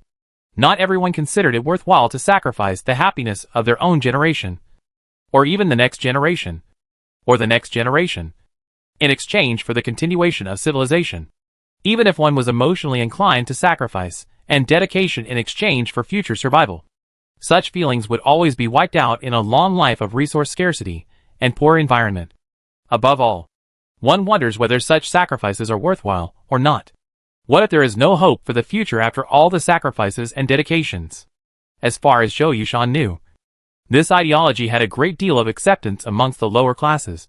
But on the contrary, those at the top of the class, who had not been affected too much by the new economic reform policy, were more in favor of the current policy. Zhou Yushan was undoubtedly in the upper class, but because of the type of company, his interests were closely tied to whether or not he returned to the solar system, to stay in the hopeless Phoenix galaxy but be able to live a life of glory and prosperity, or to return to the solar system and have his class instantly fall. Zhou Yushan knew very clearly that the identity of the Führer's father-in-law could not actually bring much benefit to himself. Xinqing Yuan was a stubborn and principled person. He would not allow himself to rely on this identity to seek benefits. Everything for himself still needed to be fought for by himself. Xinhui Group had gathered his life's efforts and hopes, and it was also his only reliance on being in the upper echelons and controlling the destiny of millions of people. Without Xinhui Group, or Xinhui Group decline, he will fall from the top of the pyramid instantly. Perhaps it was also seeing this point that Consultant Li, who served Mr. Nickel, had come to visit himself 3 times. And Zhou Yushan also had to admit that he did have some heart, with the financial backing of himself, and some of the remaining top tycoons whose points of interest were the same as his own. Mr. Nickel's popularity would be taken to the next level. His political leanings also had a wide range of supporters amongst the populace. With the combination of the two, Mr. Nickel is expected to once again take the throne of the Führer. His own interests will be preserved, and the people will be able to break free from this hellish life of misery. Everything was perfect. But Zhou Yushan did not dare to make a decision now. This is the most important choice in his life. Once chosen, there is no turning back. His destiny, wealth, and life would all rest on this. Advisor Li, you are joking. I'm just a businessman, and a law-abiding one at that. This kind of matter that involves the top echelons of the government and the fate of civilization is not something that I can get involved in. Advisor Li's eyes narrowed slightly.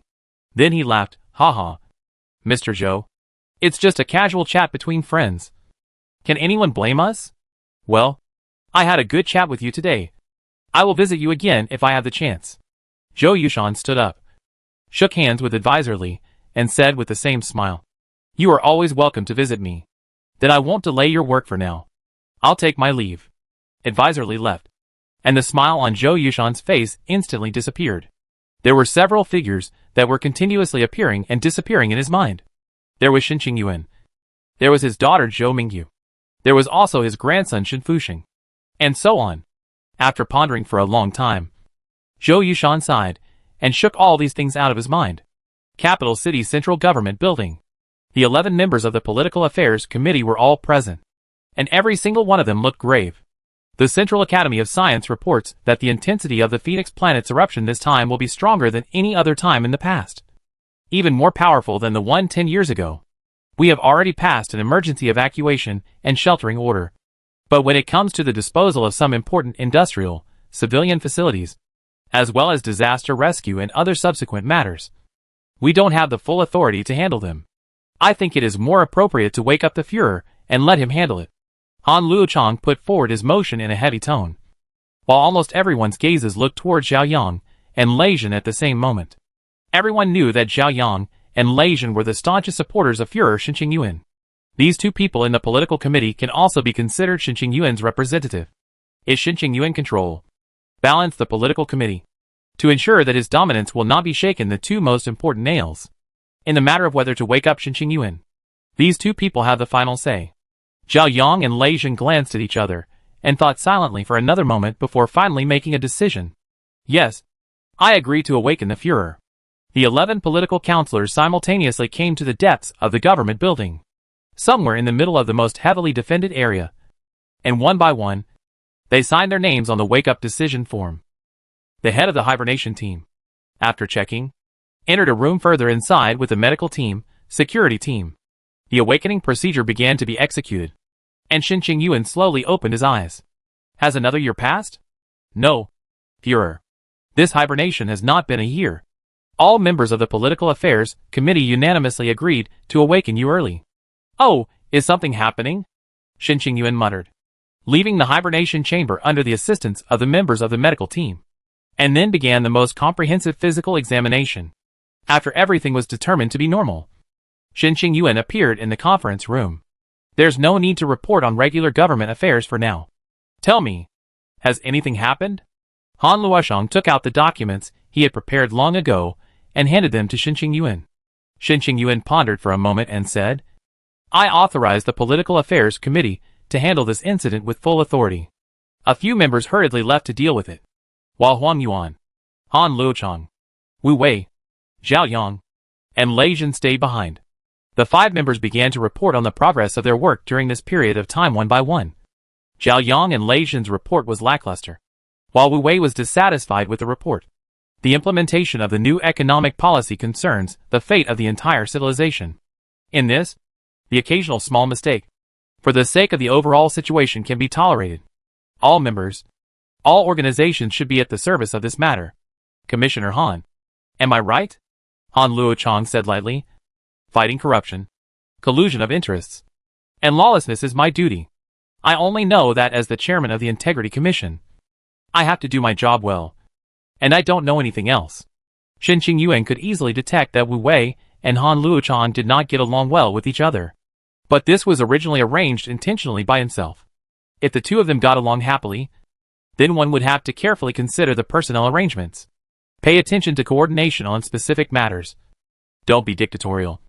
If you can't decide, you can put it to the political committee meeting for specific discussion. Shin Qingyuan lightly spoke some principles, but not the least bit nutritious words, and then ended the two people's report. After this, Shin Qingyuan placed his gaze on Dr. Huang Yuan.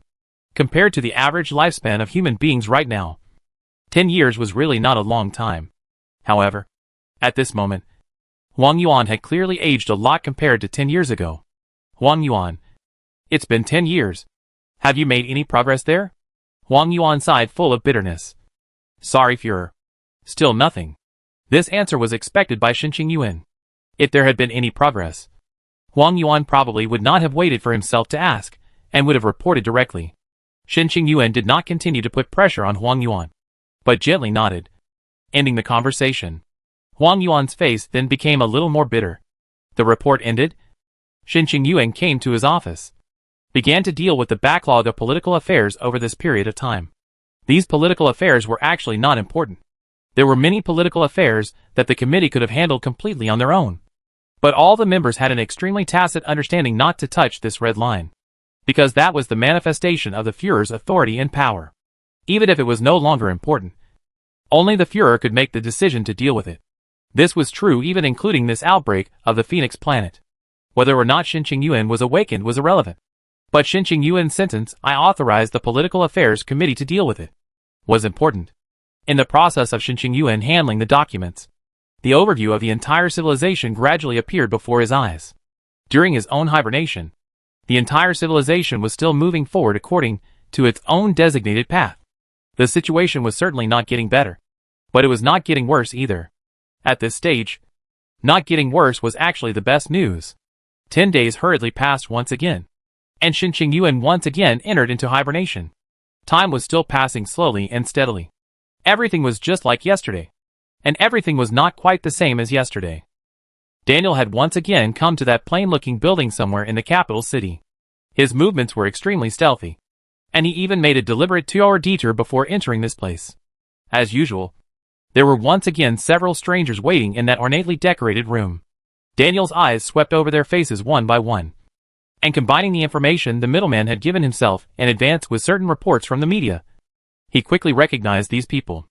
Among these people were the presidents of civilization's largest and second largest energy companies, the chairman of the largest base maintenance and operations company, and the general manager of an energy delivery company, among others. Daniel nonchalantly sat down in the centermost seat, and his tone was filled with carelessness. "Tell me your claims." The businessmen glanced at each other, and eventually, one of the CEOs said with a fawning smile, "Mr. Daniel, our main reason for visiting you this time is that we hope you can find a way to adjust the current price of energy usage. As you know, our major companies in the energy industry have long made significant contributions to civilization, so that the people can use clean and cheap energy, and we have made significant sacrifices to do so. The average profit margin of the industry has been at the lowest level for a long time, and we don't even have enough profit to pay bonuses to our employees." The president droned on, while Daniel waved a hand full of impatience. "I'm not interested in these things. Tell me what you can pay for this." Chapter 438. Although they had known about the man's straightforward and bold communication style long before they visited Daniel, the presidents were still slightly surprised when Daniel directly uttered those words. Adjusting slightly for a moment, that president carefully said, "We can contribute 10% of the company's profit. If you can raise the price of energy by 20%. Daniel waved his hand. "Contribute 20% of your company's profits, and I can raise the energy price by 50%. It's settled." Several presidents glanced at each other, and saw a touch of joy in each other's eyes. "In that case, thank you, Mr. Daniel." Daniel left the place high and mighty. Then a few hours later, quietly sent a message to some unknown mailbox. "I bought 20 pairs for $50. During the Economic Reform Committee's working meeting, the portable computer on Wu Wei's wrist gently vibrated. Opening it up, Wu Wei saw this somewhat strange message. However, he did not show any expression of surprise on his face, and as if he had been psychologically prepared, he directly deleted the message. "The increase in energy prices is inevitable." Wu Wei aggravated his tone. In the past, under the premise of long-term low energy prices, the phenomenon of waste is very serious and has given rise to many bad habits. There is great potential for new tax sources to be tapped into. When energy companies make more money, they pay more taxes. I think it would be appropriate to raise energy prices by 50% from the current level. The participants hurriedly took notes, and it was a full 10 minutes before Wu Wei stopped his narration. "President, according to the process, the energy price increase must be made public. When do you think it's better to make this news public?" "Now." "Good." The staff hurriedly left, and just a few minutes later, a heavy news appeared on the front page of the major media. Almost immediately after this news appeared, frantic protests and tirades swept across the entire network. Han Luochang also learned of this news in the first instance. A 50% increase in price? Is this guy Wu Wei trying to provoke a civil unrest? The previous economic reform policies have already tapped into the people's savings, and if we raise the price of energy again, I'm afraid they won't even be able to afford the fuel they need to cook their meals. Not to mention relaxing in the middle of a game. I'm afraid even the lighting will have to be calculated. No, I will never allow this policy to be implemented." Han Luochang made up his mind in the shortest possible time.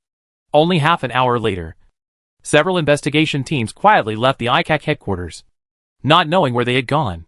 A few days' time later, the Economic Reform Commission announced that a certain official with the surname Zhang would be responsible for the overall advancement of the matter. However, only a day later, this official surnamed Zhang was arrested by the Integrity Commission for serious malpractice. After that, the person in charge of the matter was changed to an official surnamed Wang, but he was also arrested directly the next day. After that came the third, the fourth, and so on until no one was willing to take up the task. With each arrest, the Independent Commission Against Corruption ICAC immediately published the facts and evidence of the offense committed by the corresponding official in the major media. And the facts were clear, and the disposition was accurate. Every appointment of an official would cause a flood of protests, while every strike by the Integrity Commission would cause a flood of voices of praise. Between this positive and negative contrast, the Integrity Commission as well as Han Luoshang's reputation had once again risen to an incredible height. Everyone understood that at this moment, only Han Luoshang could block the implementation of this policy. And only Han Luoshang had enough qualifications and strength to confront Wu Wei. I don't know how many times Wu Wei once again came to Han Luoshang's office in a rage. Han Luoshang, are you deliberately working against me? Don't you like to arrest people? You have the ability to arrest me as well. In the face of the angry Wu Wei, Han Luoshang, however, just said slowly and methodically, I'm sorry, Chairman Wu. I don't know what you're talking about. I'm just fulfilling my duty to fight against lawlessness. Is there anything wrong with that? Of course. If Chairman Wu thinks that you should be arrested, please come clean and confess your crimes. And after there is enough evidence, I will apply to wake up the Führer. And the Führer himself will issue an arrest warrant.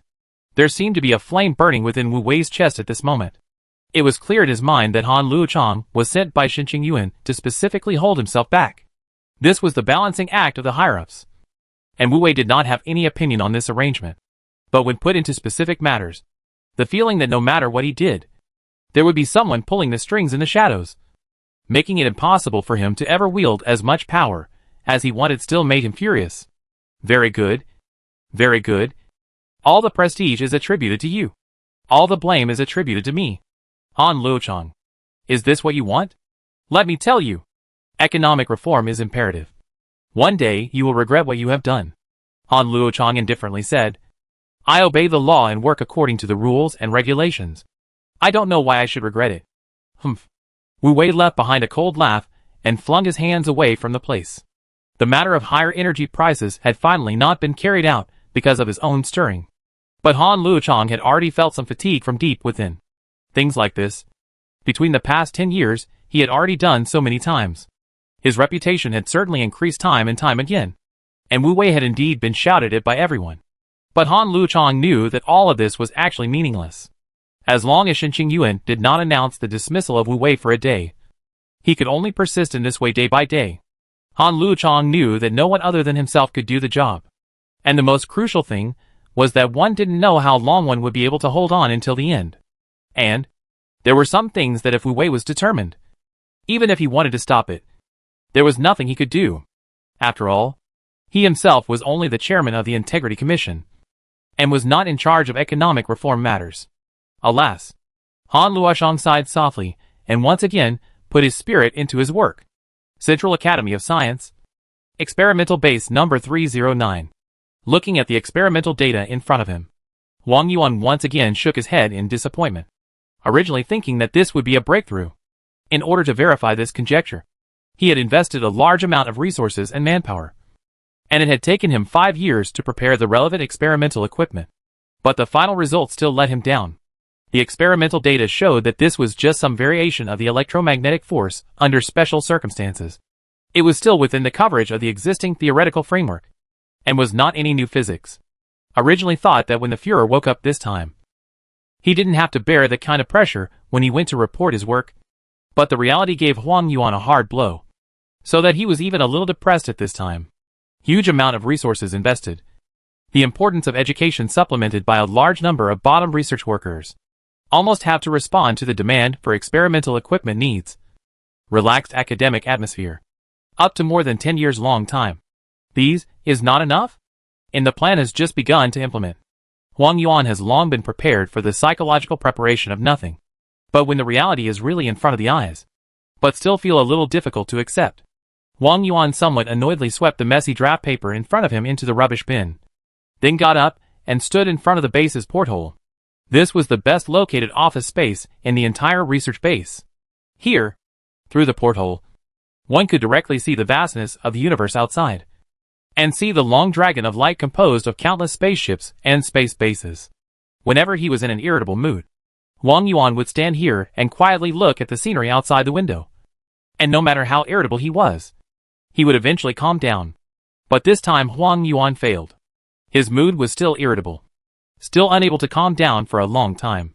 The kind of phantom hearing in his ears seemed to have worsened a little bit, as if there were countless people who were talking in droves in his own ears. And even tightly covering his ears didn't help. because of the constant rotation of the base. The scenery outside the window was constantly changing. Sometimes it was the vastness of the stars. Sometimes it was the bright and piercing Phoenix star. Sometimes it was the huge human fleet. And sometimes it was the huge planets underneath their feet. When the massive body of New Jupiter entered Huang Yuan's eyes once more, Huang Yuan's mind stirred slightly, as if he remembered something but couldn't think of it clearly in a vague manner. When the base continued to rotate, and a shining star in the distance also came into view, there was another large planet, the new Saturn. Several 100 million kilometers away from here, that idea finally became gradually clearer. When the full picture of this idea was finally presented in its entirety in his mind, the phantom hearing in his ears completely disappeared in an instant. And that aura of senility and decrepitude was also gone in an instant. Huang Yuan swooped to the desk as fast as he could, casually grabbing a pen and a piece of paper. He began to quickly sketch and calculate. A large number of complex formulas and data appeared on top of the paper, quickly filling up the blank space. Huang Yuan grabbed another piece of paper and continued to write. The scenery outside the window kept changing and rotating. The stars appeared and disappeared, disappeared and appeared. I don't know how many times it was repeated. Footsteps sounded from time to time outside the office. Sometimes dense, sometimes sparse, but ultimately returning to complete calm.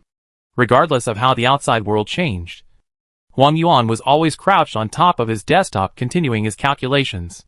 When the manuscript paper next to him had piled up into a thick stack, and his wrist began to feel some soreness, Huang Yuan finally put down the pen in his hand. At this moment, Huang Yuan's originally senile and cloudy eyes flashed with a strange light. His stooped body also seemed to straighten up in an instant. He knew that in the next awakening of the Fuhrer, he should not need to endure that kind of pressure again. That hallucination that always lingered in his ears would probably not appear again either. Clutching those manuscript papers in his arms, Huang Yuan muttered, "I will repay the debt I owe, and you need not pester me anymore." Chapter 439.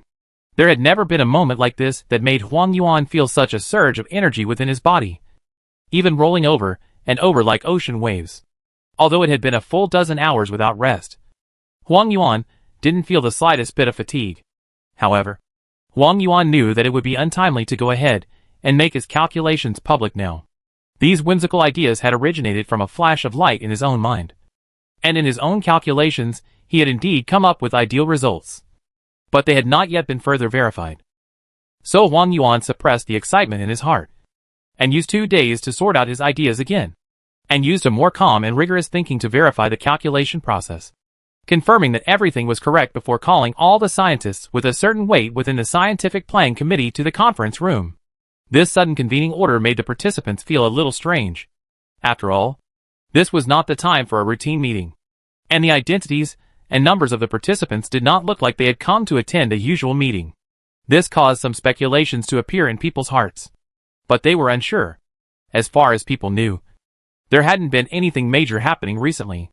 If one were to say, the strange phenomenon discovered before was eventually proven to be still within the framework of existing theories, and was not something new in physics. Nearly 5 years of hard work and huge investment was almost completely wasted.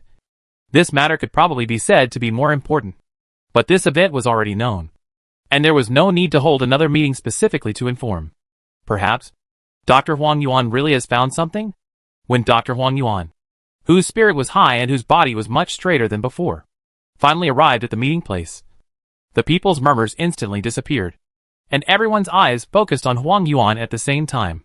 For his part, Huang Yuan slowly swept the venue for a week and announced his progress in a voice full of strength and joy.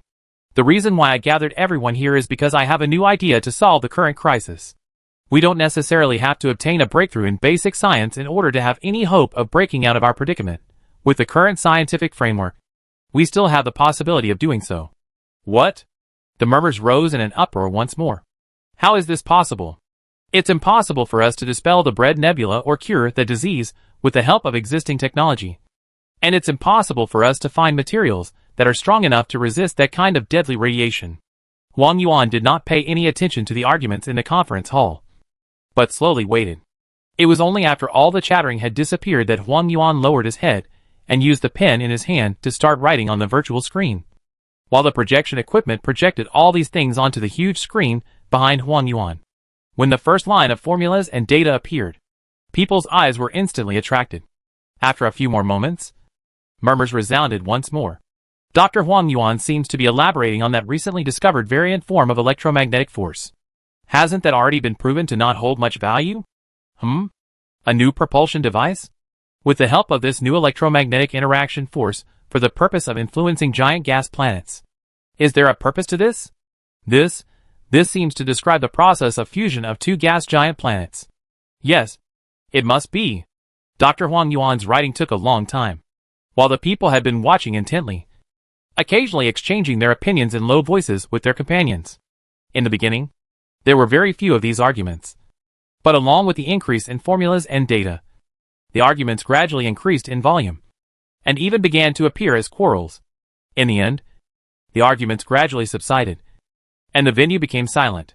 When Dr. Huang Yuan finished writing the last line of data and finally raised his head, the expected cheers and applause did not appear in the venue.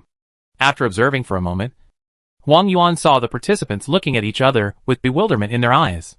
In the face of this situation, Huang Yuan's heart was full of surprise, and he even wondered if he had made a low-level mistake if he had summoned all the participants with great care. But the result was that his conclusion could not be established at all. Then this meeting would become a real joke. But after thinking for a moment, Huang Yuan did not find any omissions present. So Huang Yuan asked, "Does everyone not have any questions to ask?"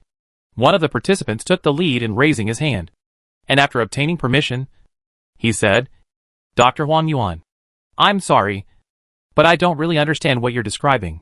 I can understand each of the processes you described when they are taken separately, but I don't understand them when they are put together. May I ask if you are missing something between process 1 and process 2? After this participant, the questioning began to build. "I don't see how you can draw subsequent conclusions from the previous argument. There doesn't seem to be any necessary connection between them. Can the Yang-Mills equations be used for calculations here? They should belong to a different domain. Otterek's law doesn't seem to apply to this description of physical processes at very high energy levels." "Well, wait. I'm not so sure. It could hold true when used here." "No. That should be a bit of a problem." Huang Yuan gradually perceived that it wasn't that there were any low-level errors in his own calculation process, but it seemed that his own thinking was a bit too heavenly, causing his colleagues to not understand the formulas and data. Huang Yuan knew that he should be able to call himself an outstanding, or even a top-notch scientist, and he had this confidence. However, it would be a bit of an exaggeration to say that one's ability far exceeded that of his colleagues, even to the point where his colleagues were unable to understand his thinking. Perhaps under that tremendous pressure, I occasionally had a flash of light, and only completed this calculation with a thinking ability that exceeded my previous level. If it was me in my normal state, and someone else put these calculations in front of me, I should not be able to understand them either." Huang Yuan vaguely had such a conjecture in his heart, which made Huang Yuan cry and laugh a little. He clearly knew the value of these calculations of his. These formulas and data could even potentially change the fate of an entire civilization. His colleagues' queries could be answered perfectly. But such a major discovery had originated from a flash of light in a state of chance, which could perhaps only be attributed to luck. Calming his thoughts for a moment, Huang Yuan coughed lightly and said, "Xiangxing, can you understand these calculation processes?" Mo Xiangxing closed the small game in his hands and raised his head to say seriously, "Although it's a bit difficult, it's still understandable." Some smiles then appeared on Huang Yuan's face. "Do you think this is feasible?" Mo Xiangxing thought seriously for a moment and said, "It is completely feasible." Although everyone knew that Mo Xiangxing's nerves were somewhat abnormal, no one could deny his scientific talent. Since he had said something like completely feasible, it meant that Huang Yuan's calculations were really highly likely to be correct. "All right. You come and explain it to everyone." Mo Xiangxing did not push back. He stepped forward and first enlarged a set of formulas and said, "The newly discovered variant form of electromagnetic force possesses the following characteristics, which means that we can apply force to New Jupiter or New Saturn without touching them through this force, and with minimal loss. Calculations show that if we can build propulsion equipment with a certain value of power, it will be perfectly possible to slowly change their orbits and eventually allow the two planets to merge for the purpose of turning them into brown dwarfs. Are we really capable of fusing two gas giant planets into one? Originally it was not feasible, but a newly discovered mutation of electromagnetic forces in a special environment has given us the ability. The two gas giants in the Phoenix system. New Jupiter with up to 11 times the mass of Jupiter, and new Saturn with up to twice the mass of Jupiter, are fused just enough to reach the minimum mass of a brown dwarf.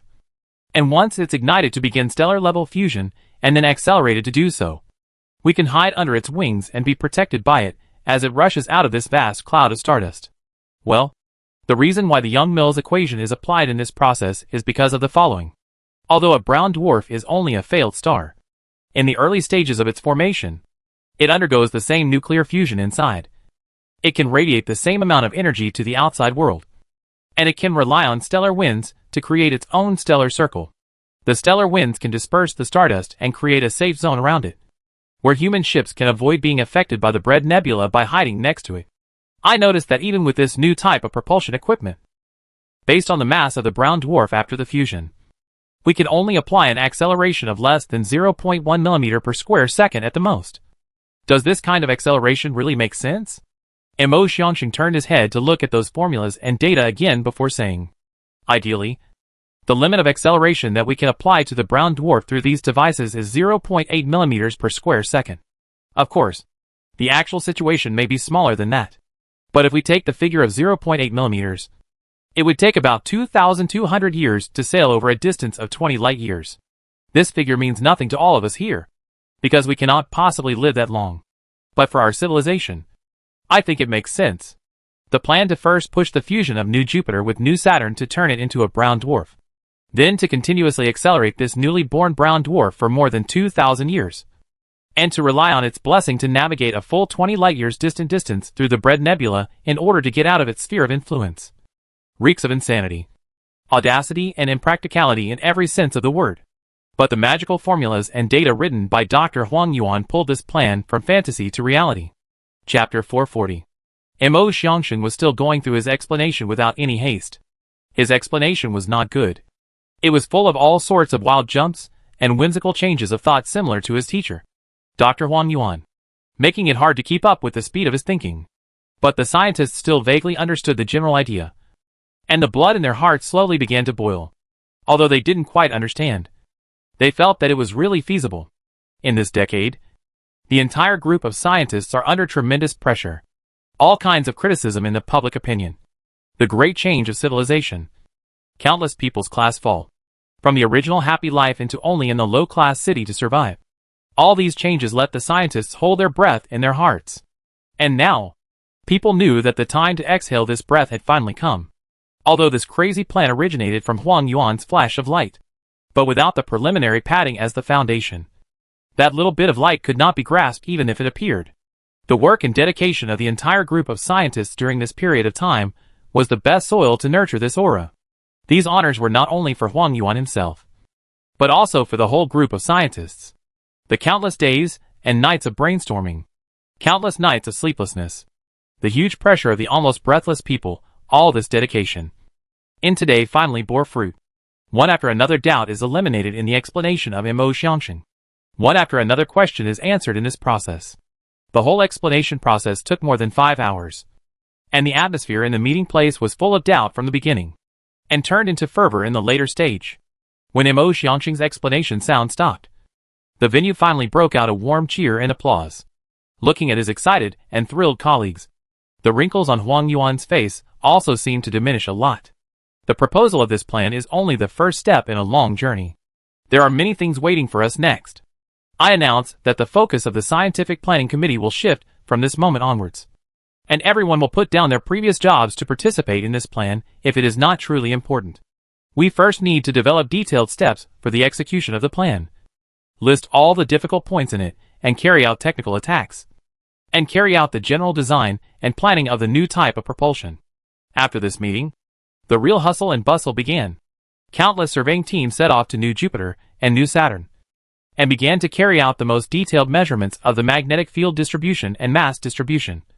Countless specialized technical research teams were set up, and began to look for solutions to the difficulties in the construction of the new thrusters. And countless scientists began to make theoretical calculations and make overall planning. Meeting after meeting, discussion after discussion, it seemed to never stop. There would always be new problems waiting for people ahead, and there would always be difficulties that people needed to solve. It was not until a full 6 months later that the initial implementation plan was finally drawn up. The next thing would not just be something within the group of scientists, but would require the entire civilization to be involved. And such a thing, without the Führer Xinqing Yuan's coordination and approval, is simply impossible to complete. Tomorrow will be the day that the Führer Xinqing Yuan awakens from hibernation, and the various materials used to report to the entire political committee and the Führer Xinqing Yuan have also been prepared. Wang Yuan knew that after tomorrow, no matter who, will realize the enormous energy of the scientists group. The debriefing meeting involving only the members of the political committee and Xinqing Yuan remained uninteresting and lengthy. The members still reported one by one on the content and progress of their work during this period of time. And it was not until more than an hour later that it was Huang Yuan's turn to speak. Huang Yuan coughed lightly, stood up, and said to Xinqing Yuan, as well as the commissioners, in as smooth a tone as possible, "My Führer, our scientific planning committee should have found a solution to this crisis." "What?" Han Luochang, Wu Wei, and the others' breaths instantly caught. Only Zhao Yang and Lei Jin remained as normal, as if they had already known about this matter. A faint smile appeared on Xinqing Yuan's face. "Very well. Tell us about your solution." Everyone was clearly aware that the fate of human civilization would take another turn after today, and this turn would affect everyone's fate. A new wave was about to appear, and what kind of changes this wave would cause, no one could see clearly for the time being. It was too late to think about these things in detail. Huang Yuan had already begun his own explanation, although the details are extremely tedious, and there are even many places where we're still technically tapping and have yet to find a suitable and feasible solution. But on the whole, this plan is actually rather simple. Huang Yuan flicked a button, and two large planets appeared in the middle of the screen. They had different colors, and the patterns on top of the stars were different, but people still recognized them at a glance, knowing that these were the only two planets within the Phoenix Galaxy, New Jupiter and New Saturn. Although the mass of New Jupiter was nearly 6 times that of New Saturn, the difference in volume between the two stars was not that great. The reason for this phenomenon is that the higher the mass, the greater the gravitational pull, which compresses its own constituent matter and causes it to shrink in size. In some cases, the smaller the gas giant, the higher the mass. Our plan will begin with these two planets. Along with Huang Yuan's operation, two long and thin belts appeared above the equator of the two gas giant planets and completely encircled them. Afterwards, bright blue flames shot out from the belts, and under the impetus of these flames, the orbits of the two planets began to change. This is the superplanetary accelerator we plan to build. It is located at an average of 10,000 kilometers from the planet's surface, with a total length of up to 500,000 kilometers. And through its interaction with the planet's magnetic field, it will be able to apply a huge propulsive force onto the star after activation, and drive it to change its orbit and speed. Han Luochang, who had dominated the industrial sector for a long time, said, "The construction of a planetary accelerator shouldn't be easy." Huang Yuan nodded slightly. "Indeed, in our initial planning, the planetary accelerator will be divided into 1,000,000 segments, each about 500 meters long. Each segment will be equipped with a planetary engine and corresponding magnetic field and thrust connection equipment. Its height and width will be 60 and 40 meters respectively, and its mass will be about 1,000,000 tons. The total mass of the planetary accelerator would be about 1 trillion tons. And for such a planetary accelerator, we need to build 2 of them for driving New Saturn and New Jupiter respectively," Han Luochang said. "Even with our current industrial capacity, it would take at least a few decades to complete such a project. This is still on the premise of mobilizing the entire power of civilization." Xinqing Yuan nodded slightly, signaling Huang Yuan to continue.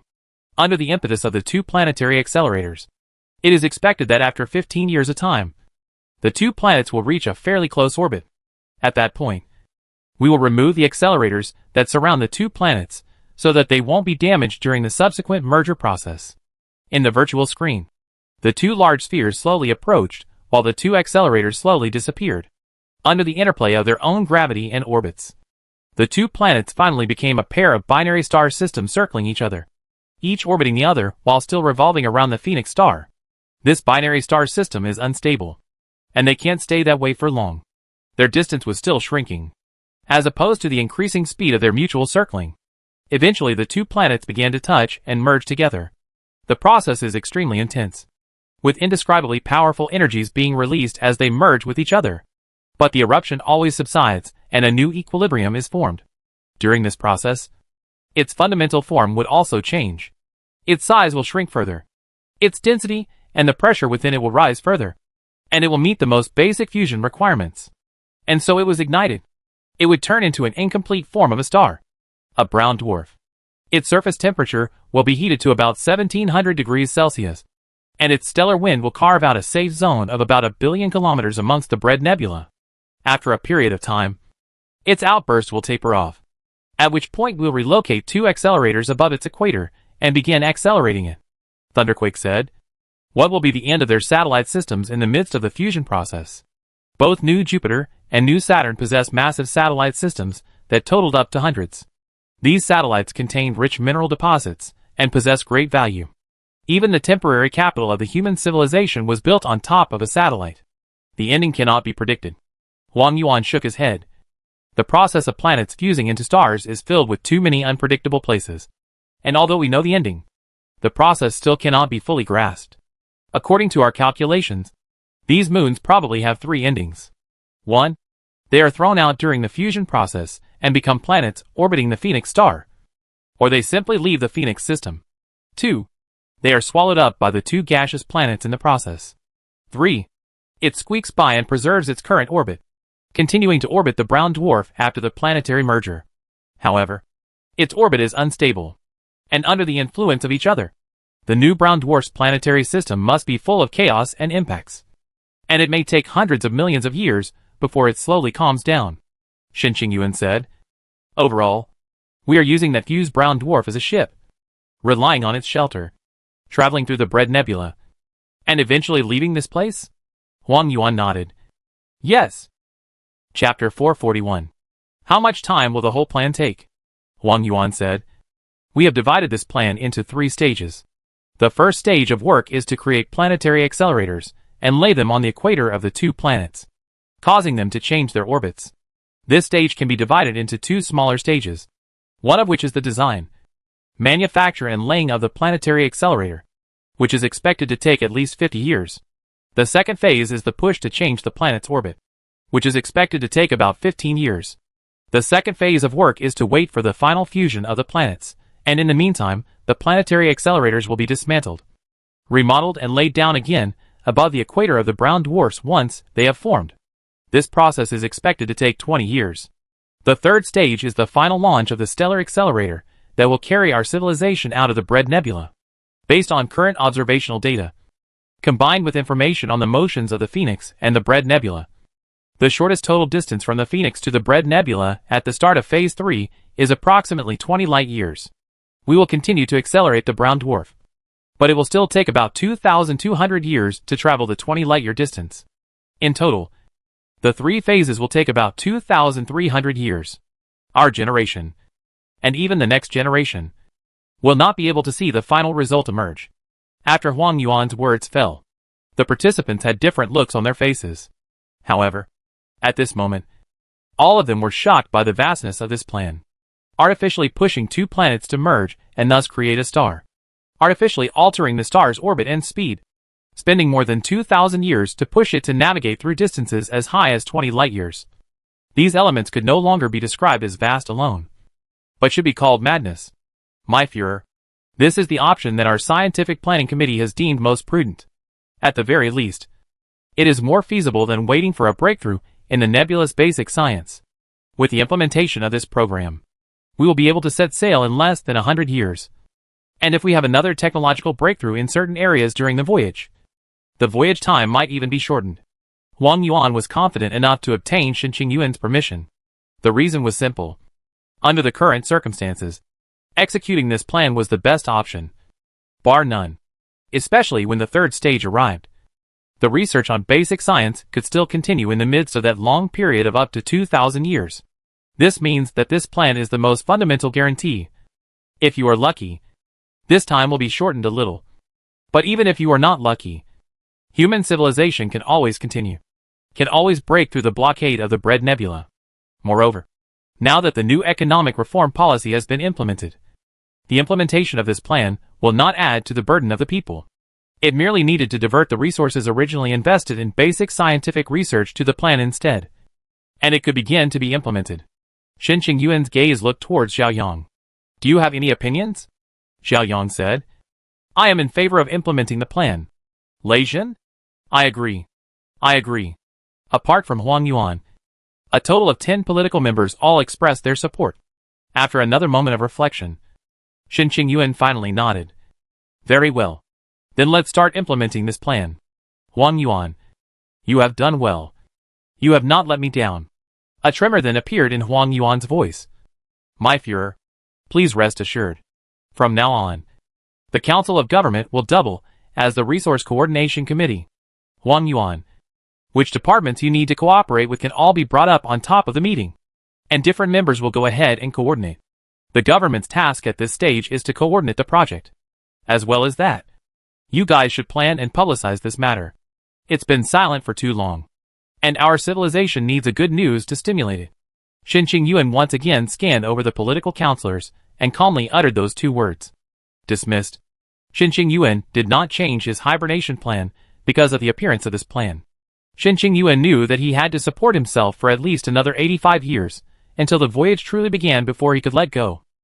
He could sense that dissatisfaction with the new economic reform policy was still brewing in society.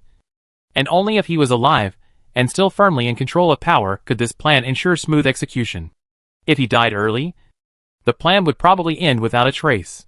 This heavy news was eventually published in the major media, and instantly caused a strong reaction. For a while, the concepts of planetary fusion, brown dwarfs, and super accelerators became the most mentioned words recently. Shin Qingyuan, on the other hand, entered hibernation once again at this time. Xinghui Group headquarters. Zhou Yushan flipped through a report in front of him, his face filled with gravity. The courier plan has been approved and is about to begin execution? Fusing two planets and artificially creating a brown dwarf out of it, then accelerating it to escape the Bread Nebula? Have these scientists gone mad? Zhou Yushan knew that the reality of the situation had pushed himself to the edge of the cliff, and he had to make a choice. Along with a step-by-step implementation of the messenger plan, the real estate-based Xinghui Group's capital scale will be reduced step by step, and eventually fall from the top large group of companies to second-rate, or even third-rate companies. In fact, in this news appeared on the first day, Xinghui Group's share price will fall 9%. And Zhou Yushan cannot see the hope of the stock price rebound. Capital is the most profit-seeking. Even if the messenger program is only a concept at the moment, there are still countless distances from the real start of the implementation and success. But just such a hope will be enough to let the Xinghui Group will never be able to recover. Closing the news interface, a message popped up. President Zhou, there is a guest surnamed Li who wishes to pay you a visit. Would you like to see him? Zhou Yushan's expression changed several times before he finally gritted his teeth. Bring him to me. During this period of time, Advisor Li had visited himself several more times, but he had never really made up his mind. Now it seemed that the time had come when one had to make a choice. Advisor Li still had that obese look, and just as he came in, he smiled brightly. General Zhou, how are you? How are you? Haven't seen you for a month. Your energy is still this vigorous. Zhou Yushan squeezed out a smile, and also smiled, as he walked over to shake hands with Advisor Li. Each other. What is the matter you came to see me about? The secretary had already left quietly, and had closed the door to the room.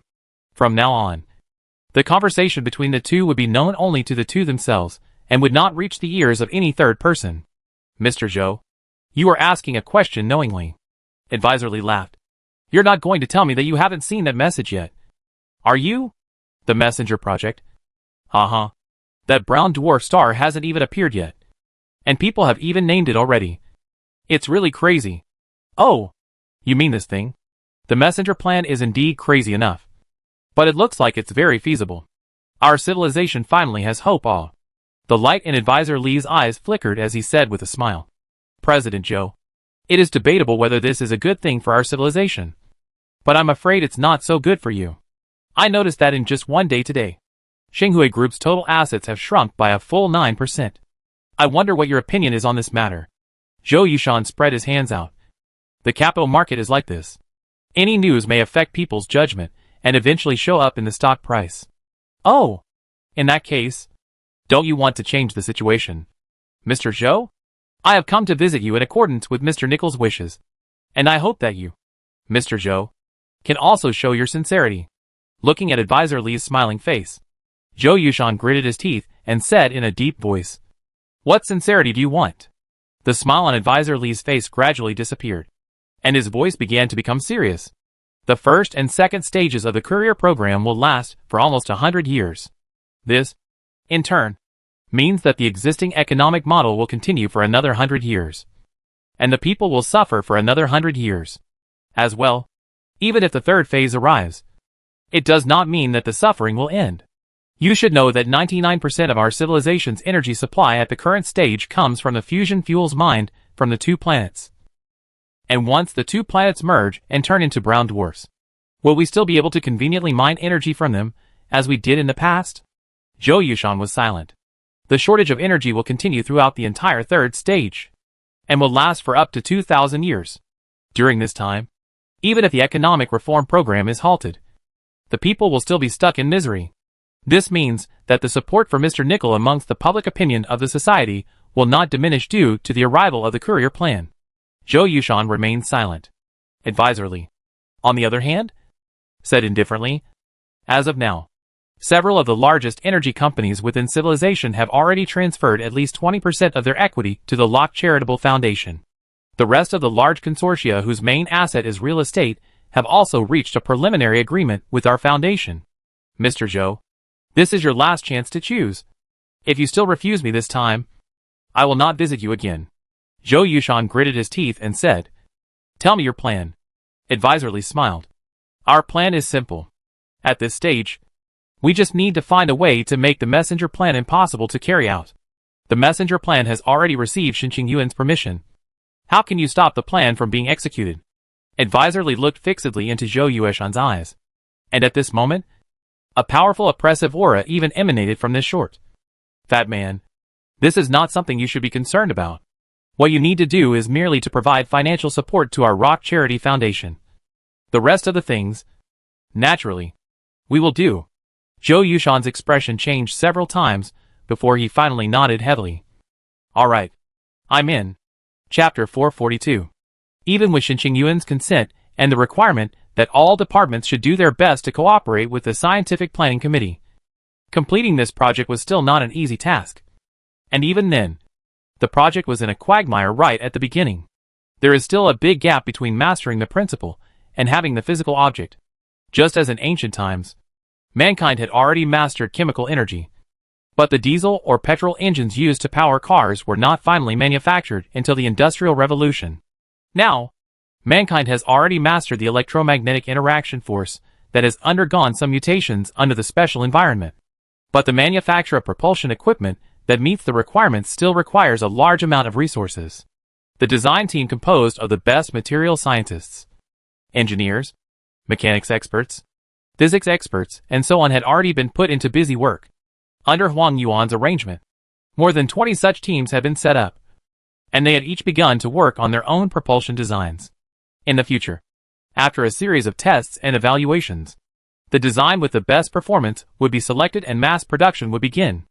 Outside of these design teams, theoretical exploration and research into the overall architecture of the super-planet accelerator continued.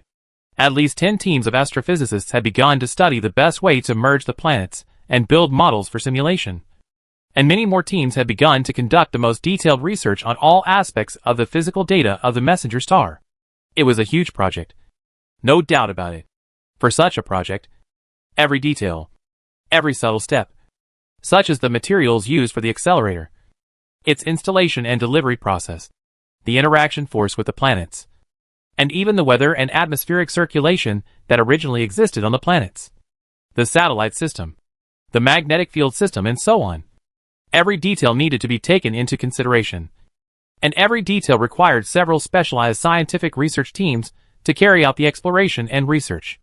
Even though the scientists have temporarily abandoned the research of basic science, and tens of millions of people have put all their energy into the current project, Huang Yuan, the chief commander of the messenger project, still feels that the manpower is somewhat insufficient. This is only within the group of scientists. Expanding to the entire human civilization, there are still more things that need to be dealt with. For example, the preliminary energy reserve. It was obvious that after the two planets had merged into a brown dwarf, fusion energy would be very inconvenient to mine. So people needed to reserve enough energy for more than 2,000 years. Was a huge project. This will require not only the mobilization of almost all energy companies, but also more detailed planning in terms of transport and storage, or the reserve of various mineral resources, the dismantling of various equipment originally built on satellites, the construction of large-scale space factories, and a series of other tasks. Each of these tasks will definitely consume a huge amount of manpower and material resources, and will require at least 10 million or even 100 million levels of manpower to participate in.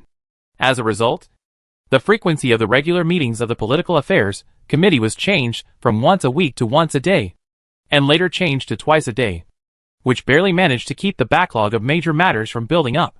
The entire Phoenix Galaxy turned into a busy construction site in a very short period of time. Countless spaceships shuttled between different planets. Countless people in a hurry traveled between different spaceships. And indescribable amounts of heavenly data were passed back and forth between the major institutions relying on the newly laid FTL communication network. In the 4th month after the announcement of the Courier Plan, the rough details of the Energy Reserve Plan were also released. In the midst of this plan, the scientists once again showed their madness to everyone. It is impractical to rely on gas storage tanks or giant energy ships to store enough fusion fuel for an entire civilization for over 2,000 years.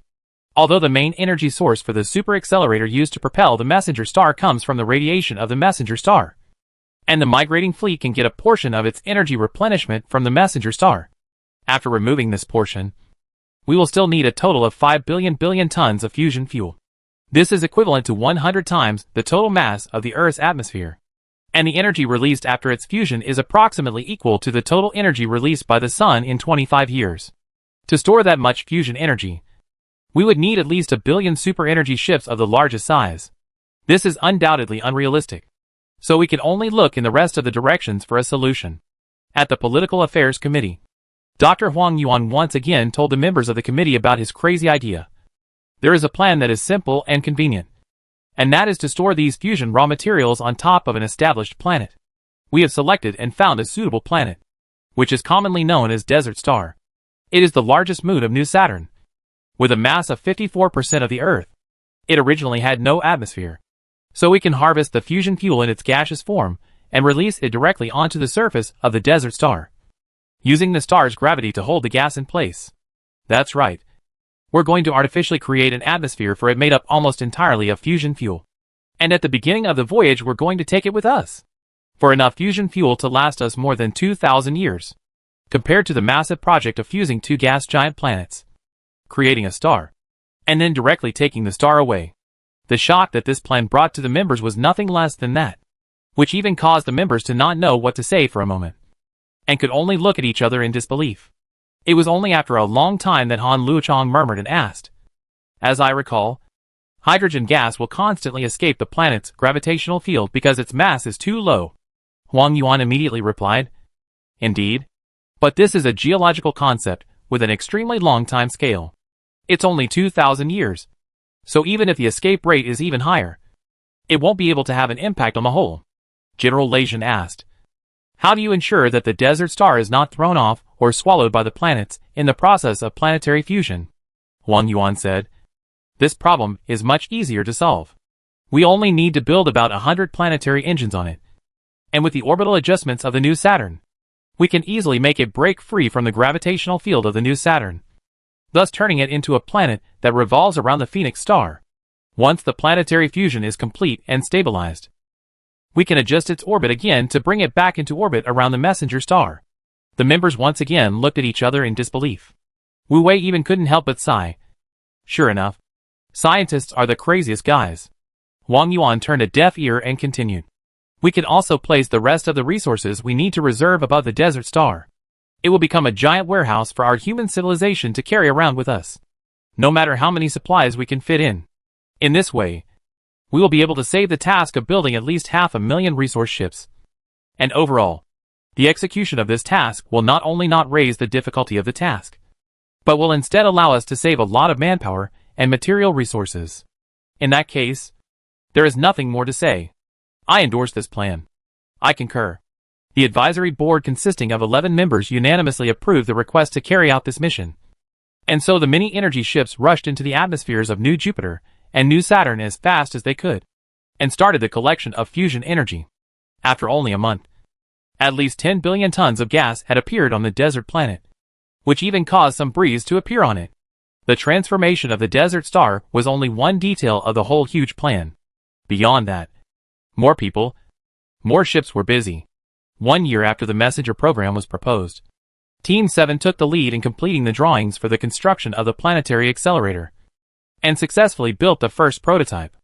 After this, more than 20 teams came up with their own construction plans.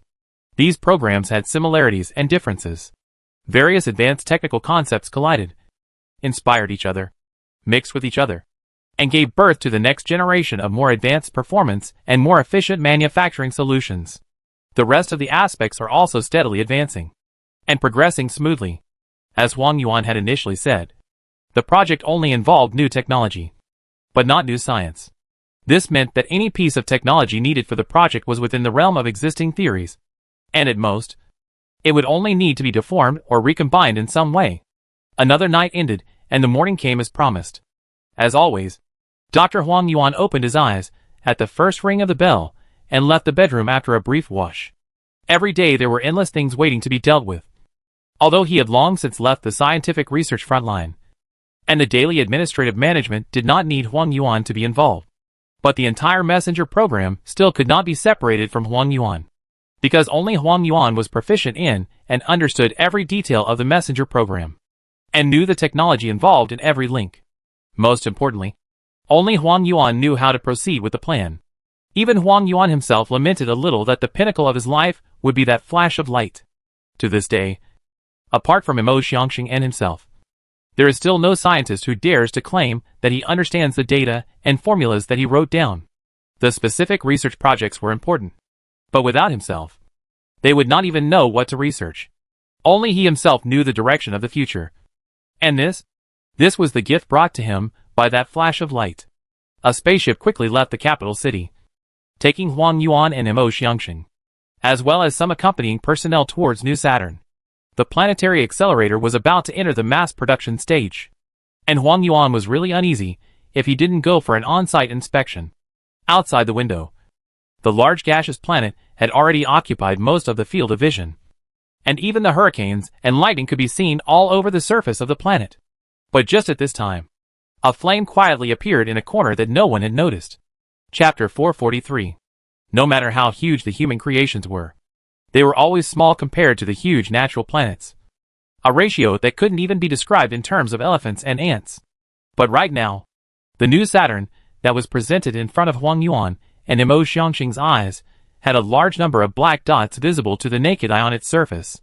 Those black dots were densely packed and endless, and in some places, they were even connected together, obscuring a portion of the surface of New Saturn. This is the power of our humans.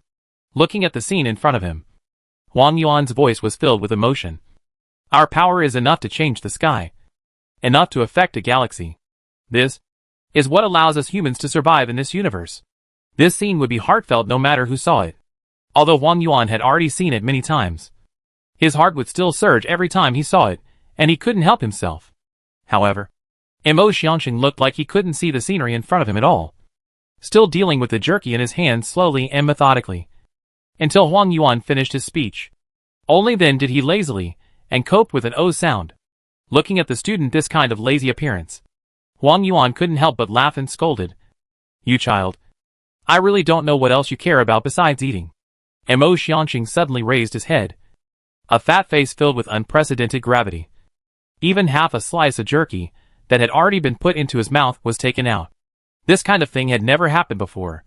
Huang Yuan asked suspiciously. Xiangxing, what's wrong with you? I smell a strange odor. This kind of smell shouldn't appear in the airship. A strange smell? How do I? Before the sound of Huang Yuan's words fell, an attendant stumbled into the room. Dr. Huang, it's no good. The airship is malfunctioning. The fire has already burned up, and an explosion may occur at any time. Evacuate immediately. Evacuate immediately. Huang Yuan's complexion changed drastically, as he pulled Mo Xiangxing up and rushed outside. Just as he rushed out the doorway, he heard a loud rumble. The corridor collapsed, and a wave of heat hit his face. Mo Xiangxing and the attendant were blown by the airflow and tumbled several times, falling heavily on the ground. When Mo Xiangxing opened his eyes, he saw a steel beam collapsed only a dozen meters away from him, and Huang Yuan was pressed underneath the steel beam, no longer moving. Mo Xiangxing's head was like being hit by a giant hammer, standing there like a clay puppet without any movement. The attendant stumbled over and tried to lift the steel beam, but no matter how hard he tried, the steel beam remained motionless. The artificial gravity system solved the problem of the lack of gravity in space, which would bring many inconveniences to people. But at this moment, this attendant hated the existence of artificial gravity in his heart, seemingly because of the movement around him. Dr. Huang Yuan slowly opened his eyes. He first looked towards Mo Xiangxing, and after realizing that Mo Xiangxing was unharmed, he let out a soft sigh of relief.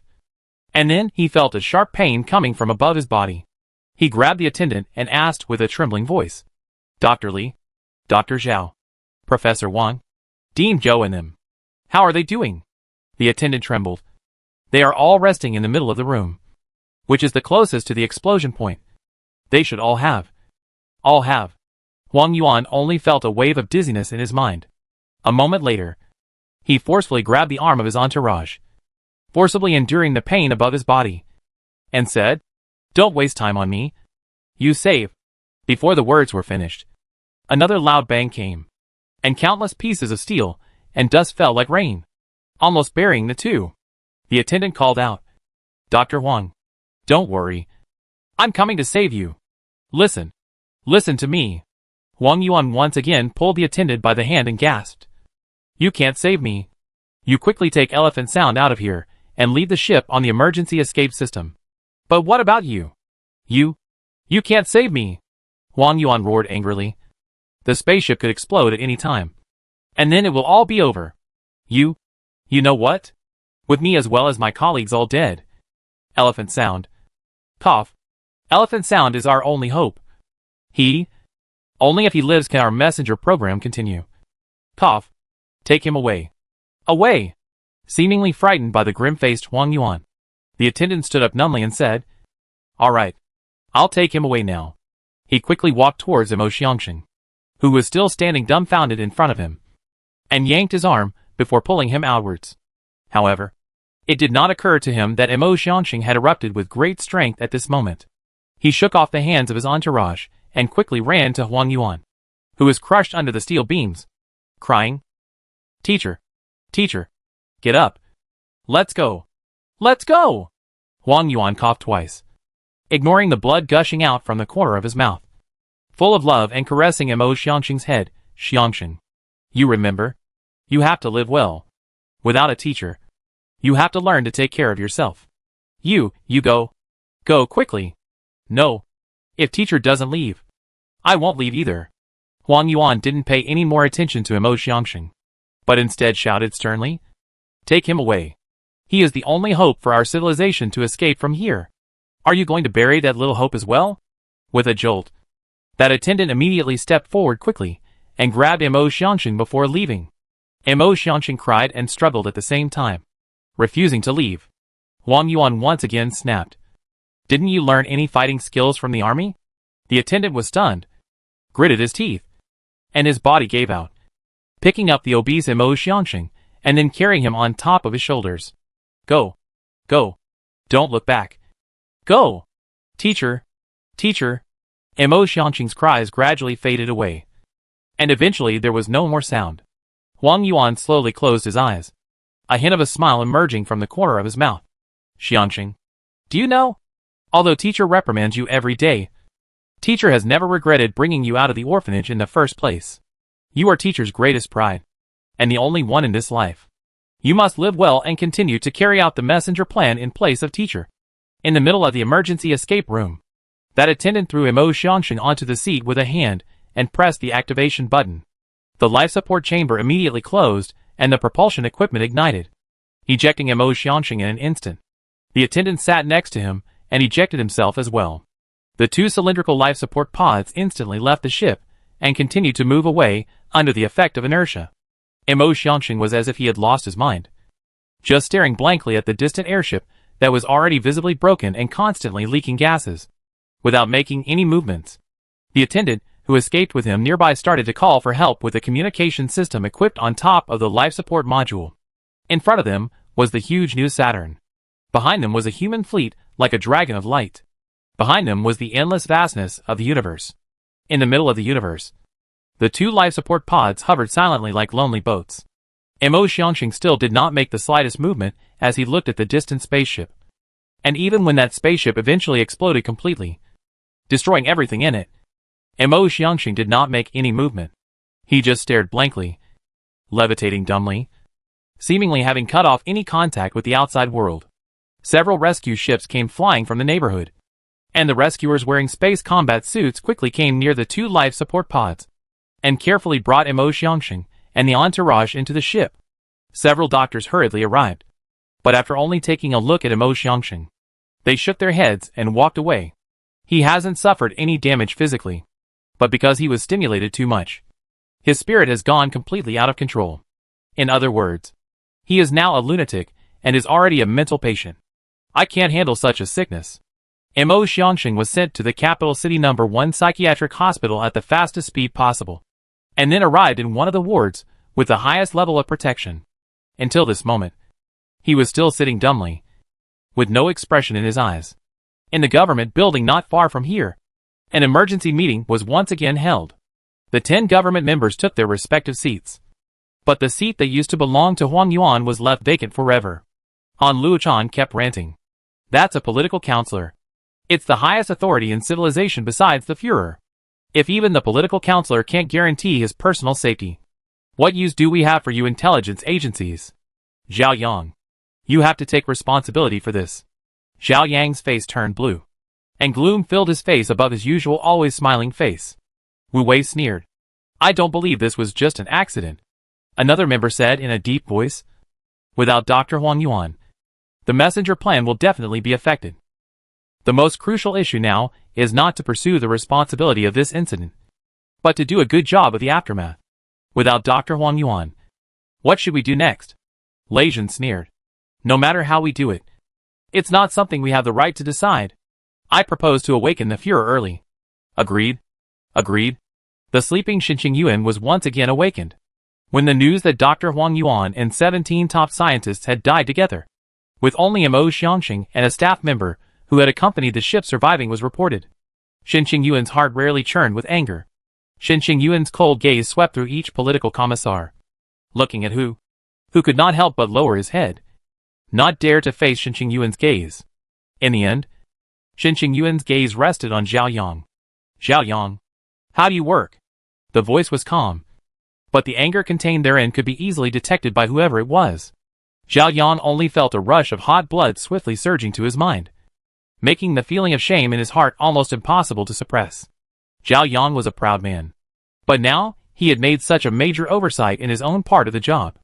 This had even caused Xinqing Yuan, whom he respected the most, to start questioning his own abilities to his face. Zhao Yang stood up and deeply bent down to Xinqing Yuan. Führer, members of the committee, give me some time. I will investigate this matter clearly. Chapter 444. In the face of Zhao Yang's assurance, Xinqing Yuan just coldly grunted and waved his hand impatiently. Zhao Yang straightened his back and left the conference room without looking back.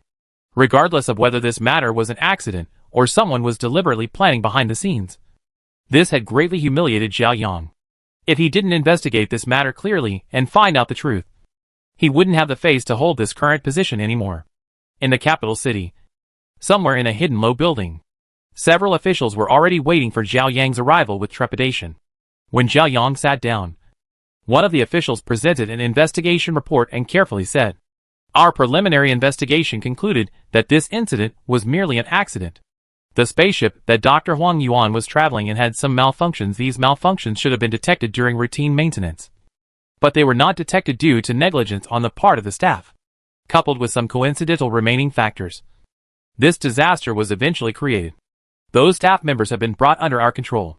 Zhao Yang did not even look at the investigation report presented by that official, but asked, How is the salvage of the ship's wreckage going? At the moment, We have salvaged more than 3,000 pieces of the larger explosive wreckage. The rest of the wreckage is already difficult to salvage, because it is too small, and because too much time has passed. Zhao Yang violently threw that report in the official's face and roared. Then what are you waiting for? Mobilize all the forces for me to go forward and salvage. Make sure to find all the wreckage of the spaceship for me. Contact the Science Planning Committee and ask them to send ship engineering experts and demolition experts to reverse analyze the ship. Arrest Commissioner Huang Yuan's security advisor, who was on duty, and interrogate him severely to see if there were any work errors and deliberate collusion with external forces. And control all those who have come into contact with this airship in the recent past, and immediately investigate their social relationships and recent activity trajectories. Yes. Yes. I'll get on with it immediately. Several officials hurriedly left. Zhao Yang stood up and walked back and forth in the middle of the office, his complexion uncertain. After a long time, Zhao Yang dialed a phone once again. Secretary, immediately contact the Science Planning Committee for me, and ask them to assess what kind of impact the loss of Commissioner Huang Yuan, as well as the rest of the several scientists, would have on the messenger plan, as well as which forces within the civilization would benefit the most from these effects caused. At this moment, Professor Laird, the vice chairman of the Scientific Planning Committee, had hurriedly arrived at the Council of Government meeting room. He had stayed at the committee's headquarters because of the duty regulations, while the remaining vice chairmen had all followed Huang Yuan to New Saturn to conduct field investigations, and had all been killed. Facing the heavy atmosphere in the conference room and Shinqing Yuan's grim gaze, Professor Laird couldn't help but feel a little apprehensive in his heart. Professor, I need you to tell me how the killing of Dr. Huang Yuan and a group of scientists will affect the messenger project. Professor Laird pondered for a moment before saying somewhat sorrowfully, My Führer, I'm afraid that the impact that Dr. Huang Yuan's murder will cause is even greater than you can imagine. Oh!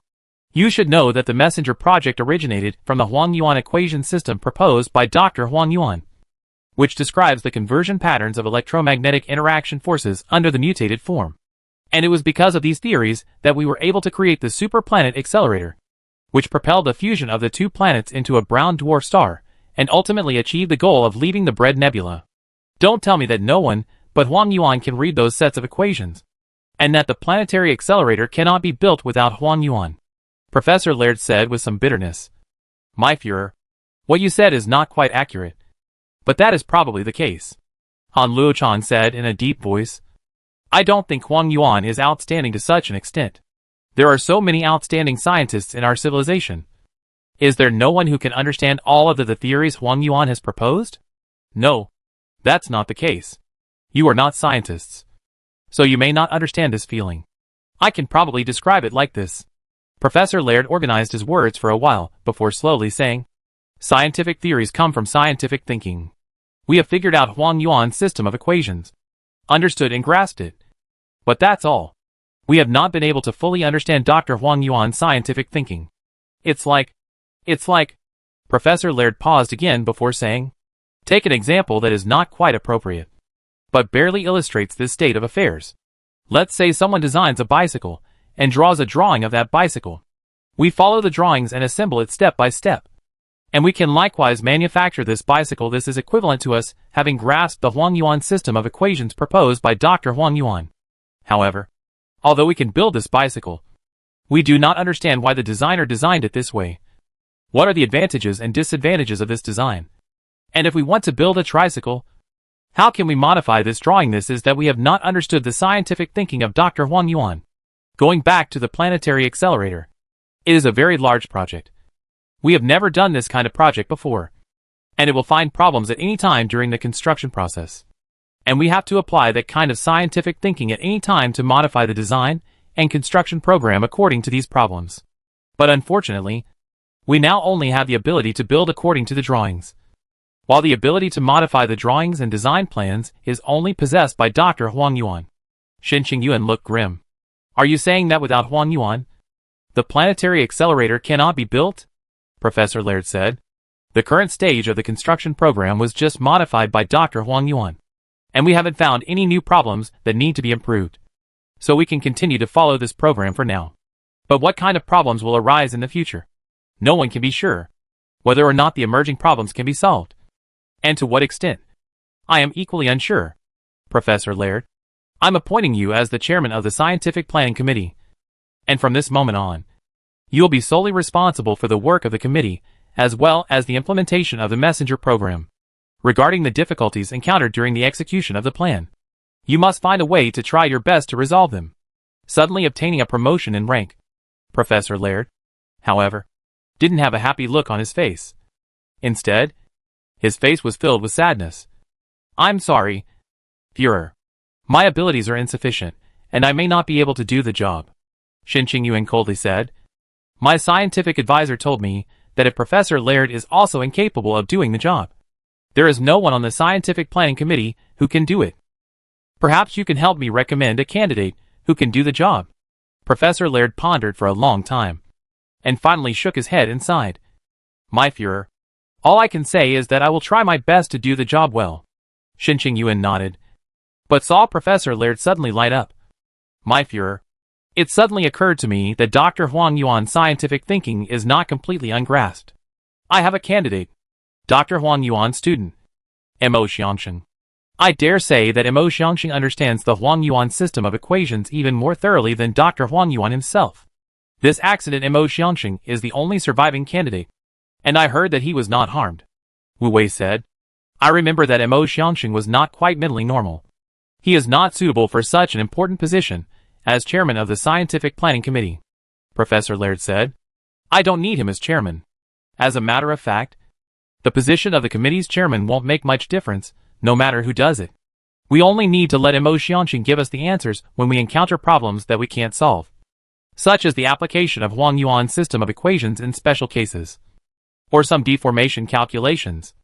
And the rest of the organization, coordination and day-to-day management can be left to someone else.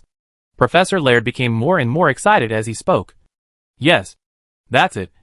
It's definitely possible. Mo Xiangxing will definitely be able to complete these tasks. He is a genius recognized by all of us. Even Dr. Huang Yuan is inferior to him. Han Luochang breathed a sigh of relief. If that's the case, then that's fine. I suggest that Mo Xiangxing must be given the highest level of security immediately, regardless of whether or not there are any remaining forces behind this catastrophic event. Dr. Huang Yuan has already been killed. We cannot allow another genius to be buried as well. Shin Qingyuan looked towards Lei Zhen, who immediately opened his portable computer and ordered a few words in a low voice. Commissioner Donald, who was in charge of sanitation and epidemiological medical care, also immediately began to ask his subordinates about something. A moment later, General Lei Zhen said, My Führer, I have already dispatched a special operations squad consisting of 500 people to go to the capital's first psychiatric hospital to protect Mo Xiangxing. Shin Qingyuan nodded and shifted his sight to Donald. Commissioner Donald's complexion, on the other hand, was somewhat gloomy. My Führer, the director of the Capital No. 1 Psychiatric Hospital reported to me that because of the excessive mental stimulation he received in the midst of this catastrophic event, Mo Xiangxing's spirit has gone completely out of whack. He is trying to find a way to treat him, but it's not clear how far he can recover. I have already ordered the convening of a joint medical team of all the most outstanding experts in mental trauma and healing within the civilization to determine a treatment plan as soon as possible, in the hope that Mo Xiangxing can be restored to normal. Commissioner Donald's words made people's hearts heavy again for a few minutes. Even if the technology of human civilization had developed to the present stage, the brain was still full of mystery to humans. Diseases involving the brain were always very troublesome, especially all kinds of serious mental illnesses, and whether or not they could be cured in the end still depended largely on luck. Is the spirit already completely deranged? Shin Qingyuan exhaled.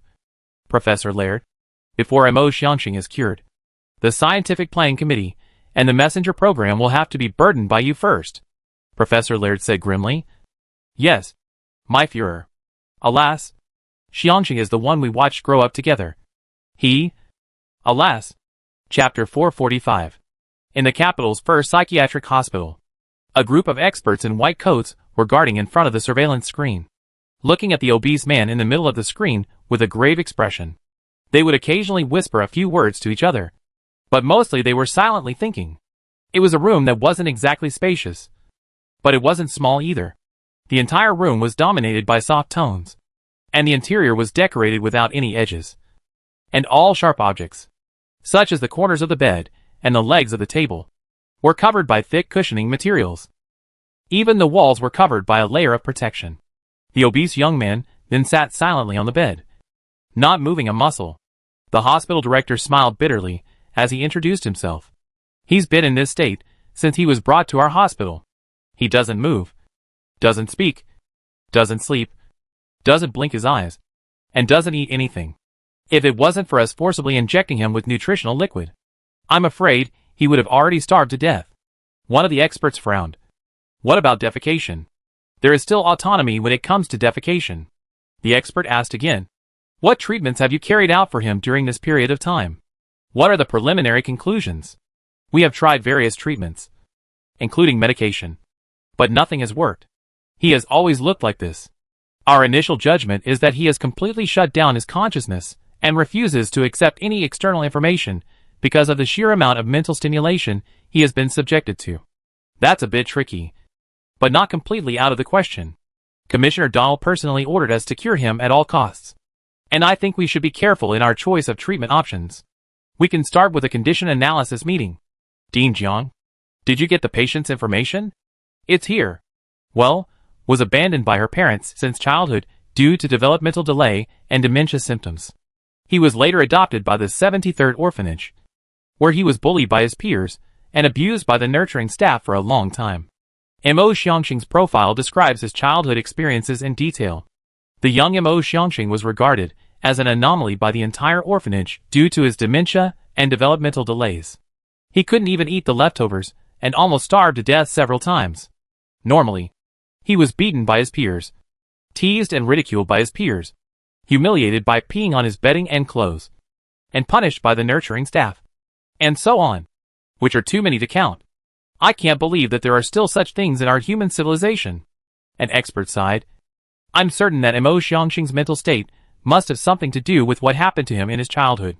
Dean Jiang said. If Dr. Huang Yuan hadn't taken him away from that orphanage in the first place, I'm afraid that he would have turned into a corpse floating in the cold cosmic space. After Dr. Huang Yuan decided to adopt him, he even brought Elephant Voice to me to receive psychological counseling. And at that time, his mental illness was already quite serious.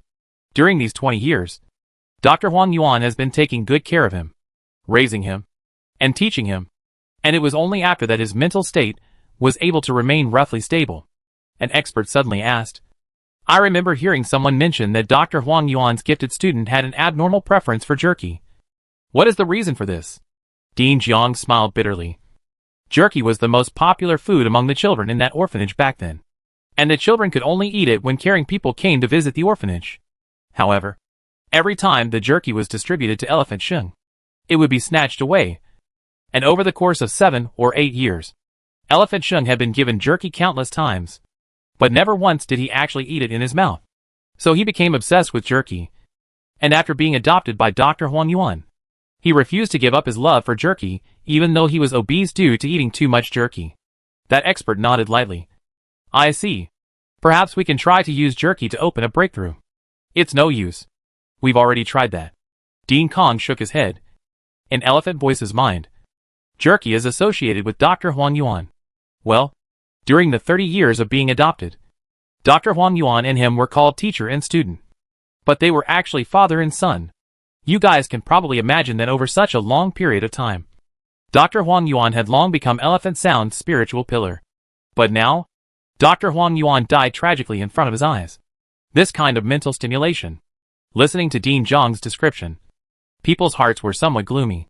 In any case, this world was a little too cruel to Mo Xiangxing.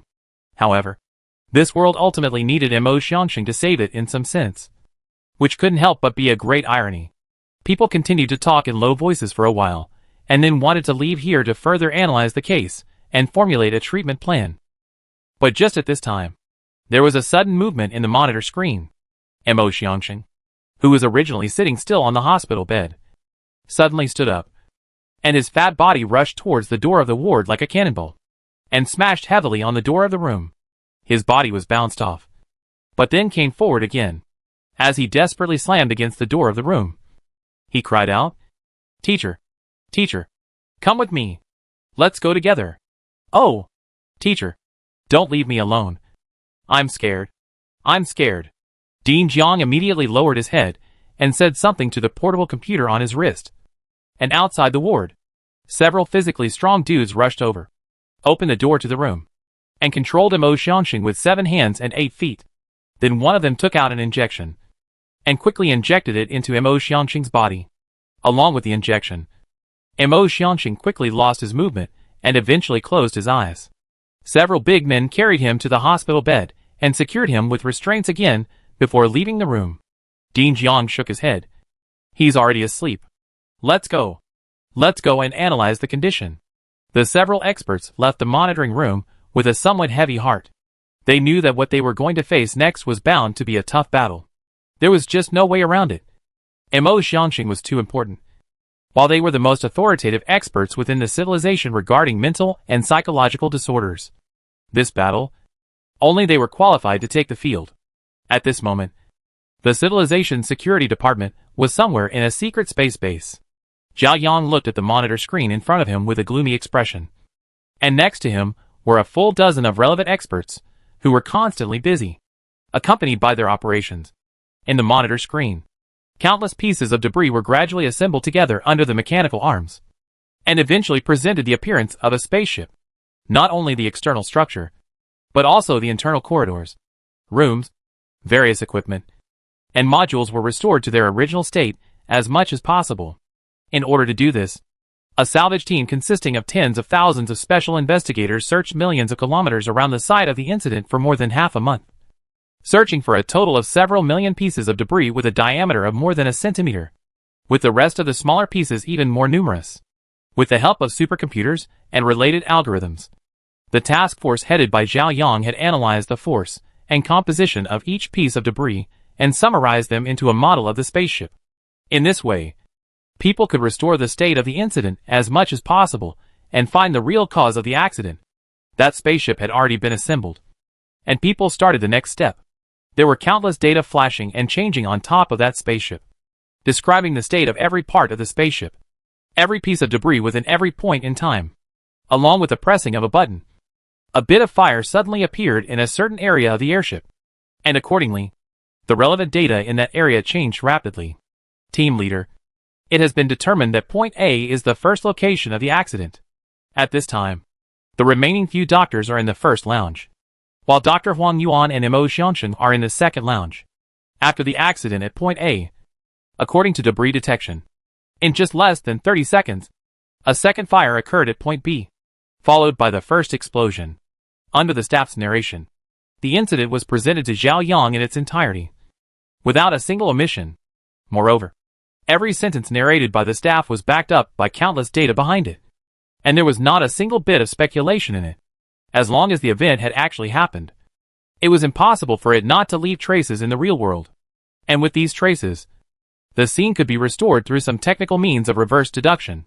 Every point of change was marked on the ship and the data model. From the first fire point to the real explosion of the ship was less than 3 minutes. And this 3-minute period of time was divided into 178 nodes. And the interactions, and cause, and effect relationships between each node were clearly presented in front of the people. Zhao Yang then knew that his speculation was right. This incident was not just an accident, but a murder deliberately planned by someone. According to our analysis, Feng Mao, a team leader of the airship's ground maintenance base, and Li Mao, a security guard in the security team, as well as Xiao Mao, the on-duty maintenance officer, and Yang Mao, a total of 7 people, jointly planned this incident. The motive has been identified. Because of the new economic reform policy, these 7 people's families have been seriously affected. So they have a grudge against the Science Planning Committee, thinking that it is Dr. Huang Yuan and other people who have influenced them. So they decided to tamper with the airships and kill Huang Yuan and other people to take revenge. Xiao, Yang and 4 others died with Dr. Huang Yuan and the others in this disaster, while the remaining 3 committed suicide in their residence after getting the news that the airship had exploded. In the face of these analyses and conclusions, Zhao Yang's expression remained ice cold. This incident was an accident. This is the first layer of truth. This incident was not an accident, but was plotted by Feng and the other 7 for revenge. This is the second layer of truth. But I don't think this is the final truth. 7 little shrimps, plotting the murder of one of civilization's highest powers. Humph. Do you really think I, Zhao Yang, am a freeloader? Go on. Find out everything about these 7 people from childhood to adulthood. Who they've been in contact with at what time. Even if they snatched a lollipop from a female classmate when they were kids. Find out. Do whatever it takes to find out. Chapter 446. Capital City Psychiatric Hospital No. 1. Conference Room A1 has had nearly 100 consecutive meetings in the past 10 days. Almost every day. The lights here will be on until the early hours of the morning. And even if they go out, they will always be on again in the morning. The severity of Mo Xiangxing's mental illness exceeded the experts' imagination. During this period of time, the experts have exhausted all methods and adopted all kinds of means. But there is no way to open Mo Xiangxing's hard defense. He was still like when he just came to the hospital. Just sitting all day long. And occasionally he would go crazy, ranting madly in the ward, or banging his body hard against the door of the room. If the room did not take the most perfect and strict protection measures, I am afraid that Mo Xiangxing now has bruises everywhere. The difficulty of the matter made the experts' hearts heavier and heavier. In today's routine meeting, people were just sitting there dumbly. Not a single person spoke. There was really nothing left to say. All that can be said have been said. Can try the program have been tried? But the situation is not the slightest progress. The conference room was filled with smoke. Just like a fairyland. Even if the air purification and filtration equipment was turned up to its maximum power, it was still unable to remove all the smoke from it. After a long period of silence, Dean Jiang gritted his teeth and said in a low voice, "If there really is no way out, then we can only try hypnotherapy." Several experts glanced at each other, and some hesitation appeared on their faces. This has the potential to further aggravate the patient's condition. I do not recommend using hypnotherapy when there are alternatives. Obviously, we don't have alternatives anymore. I am in favor of using hypnotherapy. The situation is as bad as it is anyway. So how bad can it get? There's always the possibility that the patient will simply die as a result of undergoing hypnotherapy. I think we should still wait a little longer. Can't wait. Dean Jiang gritted his teeth. The new political counselor, Professor Laird, the chairman of the Scientific Planning Committee, has already repeatedly pressured Commissioner Donald to do everything he can to cure Mo Xiangxing as soon as possible. Commissioner Donald has turned to constantly pressuring us. And if there is still no progress in the treatment, we will all be discredited. Another expert laughed bitterly. It's a small matter for us to lose our reputation. No matter which doctor dares to say that they can cure a patient 100% of the time. It's just that I've heard that the laying of the superplanetary accelerator in the messenger program involves certain super complex physics calculations.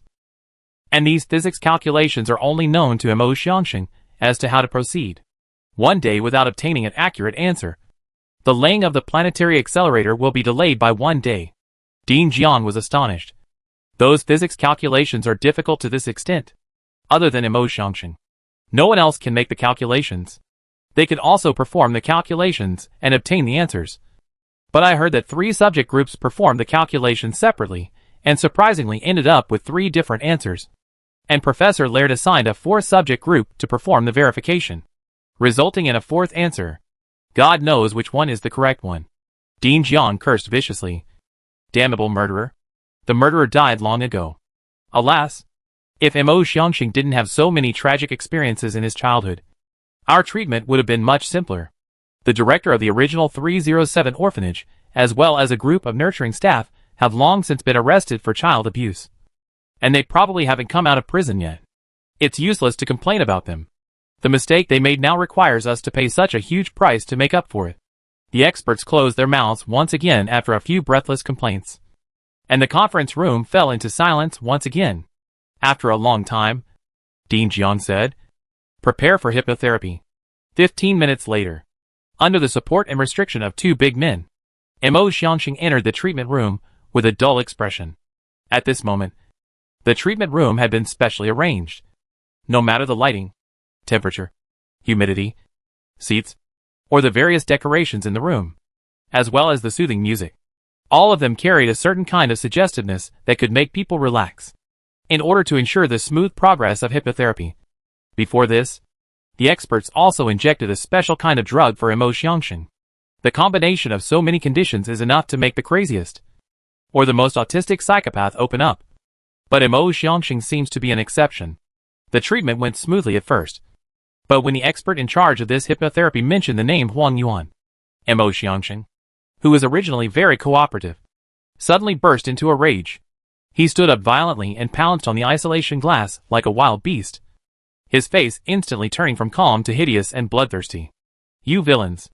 Quickly release the teacher. Give the teacher back to me. Teacher! Teacher! Where are you? Don't leave me behind." The experts looked at each other, and all shook their heads somewhat grimly. They knew that the hypnotherapy had also failed. Mo Xiangxing was eventually subdued, and then fell into a deep sleep under the effect of a strong sedative, while the experts once again converged in the conference room. After a long silence, one of the experts gritted his teeth and said, "If all the conventional techniques are ineffective, then we might as well try stimulation therapy." Stimulation therapy? How to stimulate? Tomorrow is Dr. Huang Yuan's memorial service. We will bring the elephant sound to the memorial service. There was an instant clamor in the conference room. Is this really possible? He has refused to accept the reality that his teacher is dead until now. And if we really force the truth into him with such drastic methods, he could possibly go completely insane. That's right.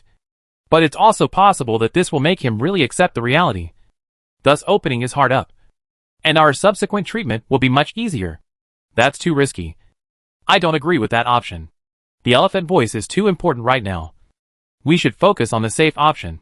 Perhaps with prolonged and gentle treatment, he will gradually improve. Commissioner Donald can't wait. Professor Laird can't wait.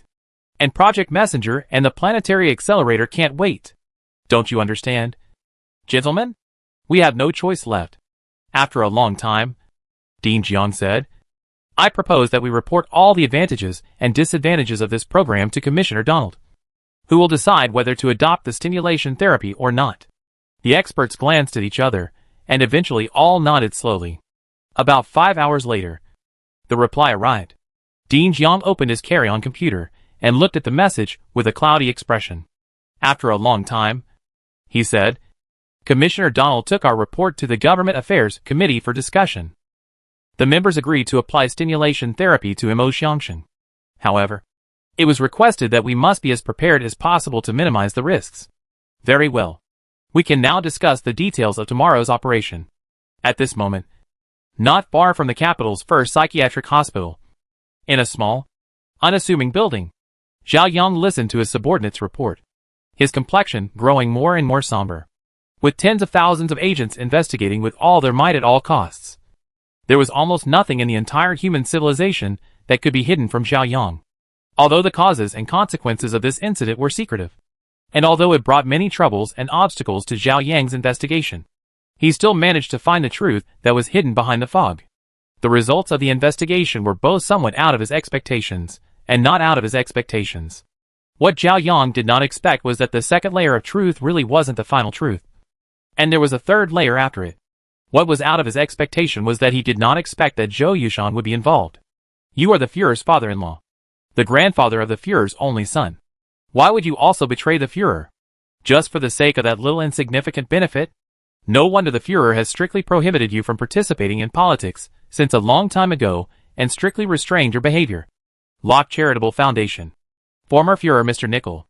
Indeed, only these institutions and individuals with extensive influence and great power within the civilization have the ability to plan such a well-thought-out assassination operation. Under my momentary negligence, you did succeed as well. But unfortunately, you won't have another chance. Thinking of head of state Shin Qingyuan's disappointment in himself, and remembering how humiliating this incident had been to him, Zhao Yang's eyes were almost ready to spew out fire. But suddenly, an idea broke into Zhao Yang's mind, causing Zhao Yang to calm down instantly. Zhou Yushan was involved in this incident. So, is Zhou Mingyu also connected to this? If even Zhou Mingyu had betrayed the Führer, this matter would not know how significant a blow it would be to the Führer. No, this matter must be cautious. Must be cautious. A million thoughts spun through his mind in a flash. Zhao Yang finally let out a long breath and made a decision. Continue with the investigation. We must not alert the snakes. Captain Sher, you go and specifically monitor Zhou Yushan. Any of his actions must be reported to me. Especially pay attention to the communication between him and Zhou Mingyu. Captain Shi, you go and investigate all of Zhou Yushan's past communications and contacts. as well as all of Xinghui Group's financial flows and account transactions, focusing on the connection with Zhou Mingyu. Captain Shi and Captain Shi glanced at each other, both somewhat hesitant. A moment. Captain Shi only mumbled, "Minister Xiao. In the premise that there is already conclusive evidence to monitor Zhou Yushan is nothing. But now start investigating Zhou Mingyu. This will not have any scruples and trouble?" Almost everyone knew that Zhou Mingyu was the wife of Führer Shen Qingyuan.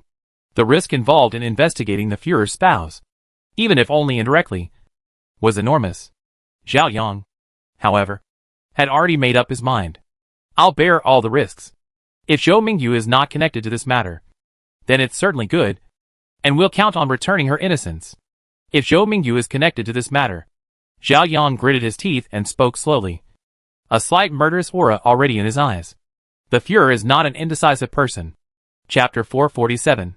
Dr. Huang Yuan's memorial service was finally chosen to be held in the middle of the Heroes Memorial Hall. Since the beginning of the flight of human civilization, the Hall of Heroes Memorial had already been established, in which rested hundreds of heroes who had made outstanding contributions to mankind, and each hero's deeds were enough to be passed down through the ages, to be admired by generations of human descendants. Dr. Huang Yuan was naturally qualified to occupy a place among them. If it wasn't for the Huang Yuan equation system he proposed, I'm afraid that mankind wouldn't be able to find a way out of the future until now. From early in the morning, the Heroes Memorial Hall, which used to be open for free in the past, had entered a state of total martial law, forbidding any unauthorized spaceships from approaching. Mo Xiangxing arrived here at this time, accompanied by a dozen experts and their entourage. In order to prevent accidents, with the cooperation of the Morning Committee, President Jiang was permitted to set up a small room made of one-way translucent glass in the corner of the funeral hall, where Mo Xiangxing was placed. Mo Xiangxing was placed in this room. He could see the outside world clearly through the glass and hear the outside world, but no one outside could see what was going on inside. There was no coffin in the funeral hall, because both Dr. Huang Yuan and the other vice presidents who accompanied him were killed in the explosion. People had to hang a few giant portraits in the center of the funeral hall to replace the original remains. Looking at the portrait of Dr. Huang Yuan, who was staring into the distance and seemed to be thinking about certain issues, the corner of Mo Xiangxing's mouth moved slightly, while his eyes were somewhat blank. These subtle facial changes were immediately collected by the experts, and then began to interpret. In the solemn sound of music, the memorial service officially began. Almost all of the top government officials, business elites associated with Dr. Huang Yuan, as well as colleagues, students, and reputable scientists all arrived.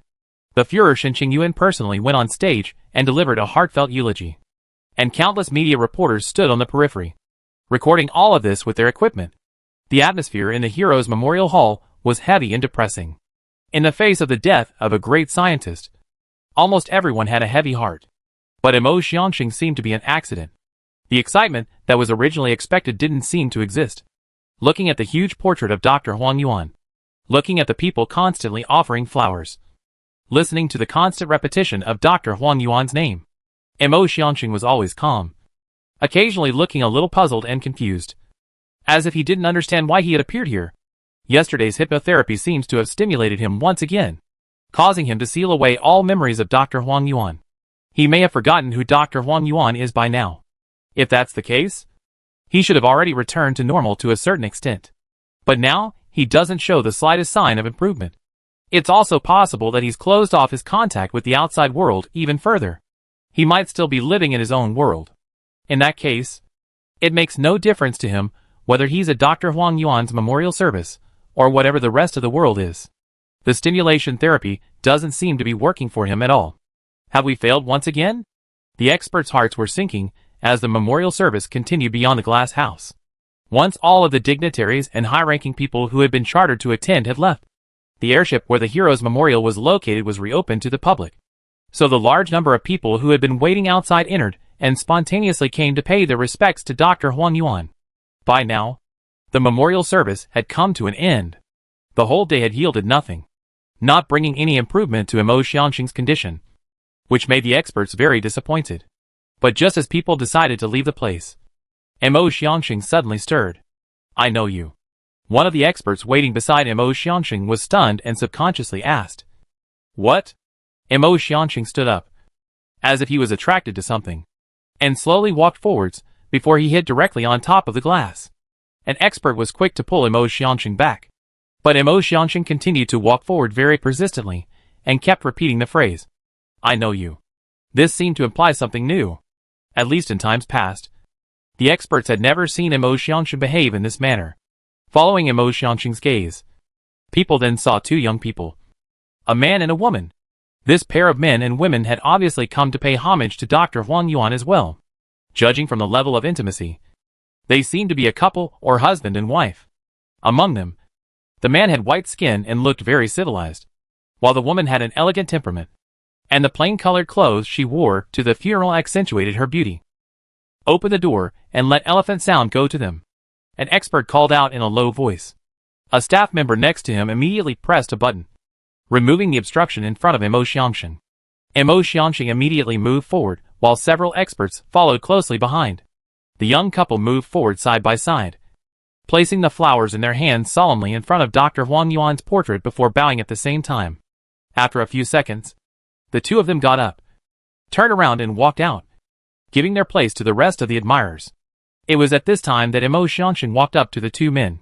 He seemed to completely ignore the male, only placing all of his attention on the woman with the elegant temperament, while his mouth once again uttered the words that had been repeated countless times. "I know you." Imo Xianxing's presumptuous appearance took the two men by surprise. The man was slightly wary, while the woman smiled lightly and said, "Really? What's the matter with you?" Imo Xianxing said, 26 years, 7 months, 15 days, and 4 hours ago, when you came to the orphanage, you personally gave me a bag of jerky. Bai Xuqiang and Walter tried to snatch it away, and it was you who chased them away. That was the first time I ate jerky, and the only time I ate jerky in 8 years of orphanage life. I waited every day for you to come back to me, but I didn't wait for you until my teacher picked me up." The experts looked at each other, their hearts shaking in unison. Imo Xianxing's words were logically emotional and smoothly expressed. If the content was ignored, this was already completely at the level of a normal person. Almost in an instant, the experts realized that the key to open Imo Xianxing's heart's defenses had appeared, and that was the woman in front of them. Dean Jiang quietly winked at one of the experts, who understood and immediately left the place quietly. In the face of Imo Xianxing's words, the woman seemed to be a little puzzled before she said a moment later, "I'm sorry. I don't remember too well. Oh, it seems like I did go to an orphanage more than 20 years ago, but I don't remember seeing you." Imo Xianxing stubbornly said, "I would never remember wrongly." The woman said, "Well, what's the matter with you?" Imo Xianxing said, "Can you stay with me? I have a lot of jerky, and a lot of money, and a lot of big houses. I can give them all to you, as long as you are willing to stay with me. I've been looking for you for more than 20 years. You can't leave me again." The woman frowned slightly, but the gentlemanly man next to her had already become a little impatient. After hearing Imo Xianxing's words, he was immediately about to explode. The woman seemed to have sensed her companion's mood swings and quietly pulled him a bit, preventing him from making any drastic actions, then smiled and said, "I'm sorry. I can't accompany you. Excuse me. Please, is this your companion? He seems to be a little less normal mentally. You guys." Before the woman could finish her sentence, Dean Jiang quietly stepped forward and pulled over the two of them to whisper something. The woman constantly shook her head and refused, while Dean Jiang was constantly talking about something, and in the end even had a hint of pleading. The anger in the man's eyes grew more and more intense, pulling up the woman to leave, but Dean Jiang once again stopped in front of the two. "I've had enough. You bunch of psychopaths." The man finally couldn't hold back his anger and roared, grabbing Dean Jiang's collar and violently pushing it backwards. Dean Kong fell to the ground at once, while the woman let out a cry of surprise. The man pulled the woman up and headed out again, but Imo Xianxing pulled the woman's other hand and said seriously, "You can't leave. You have to stay with me," the woman again exclaimed, desperately flinging her arm, but never able to break free from Imo Xianxing's palm. The man became more and more angry, and violently punched Imo Xianxing's face.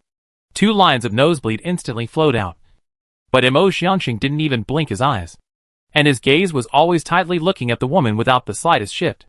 "Let go of your hand," the man roared angrily, and kicked Imo Xianxing in the chest. Mo Xiangxing instantly fell to the ground, pulling the woman down with him. The man then grew angrier and kept punching and kicking Mo Xiangxing. But no matter what, Mo Xiangxing refused to let go of his hand. Several experts exclaimed in alarm and gathered around and started to dissuade the man, while another expert tried to break Mo Xiangxing's grip.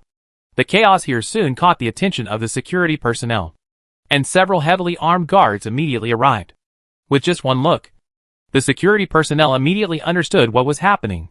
One of the security guards blocked the man, while the other forcibly broke Mo Xiangxing's palm. Mo Xiangxing still wanted to go forward, but was stopped dead in his tracks by another security guard. If you're a psychopath, stay honestly in the hospital and don't come out to disturb the order. Are you doctors? Keep an eye on your patients. If you scare my wife, I'll sue you in court. The man roared a few words in anger.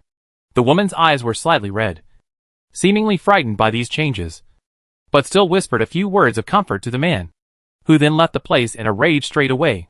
Ding Jiang tried to stop him again, but was blocked by the security guard. Unfortunately, that woman is most likely extremely useful for the treatment of the object's voice. And just let them go like this. No matter. I've already asked Professor Cui to look up their identity information. And when the time comes, we'll apply to our superiors, who will coordinate, and we'll always be able to find them again. Right at this time, Professor Cui hurriedly came next to Ding Jiang and said in a low voice, I've already inquired about the identities of the two of them. Among them, the man's name is Shen Fusheng and the woman's name is Han Yu. They are both employees of Xinghui Group. Chapter 448. When Commissioner Donald received Ding Jiang's report and learned about the events, he couldn't help but relax a lot in his heart.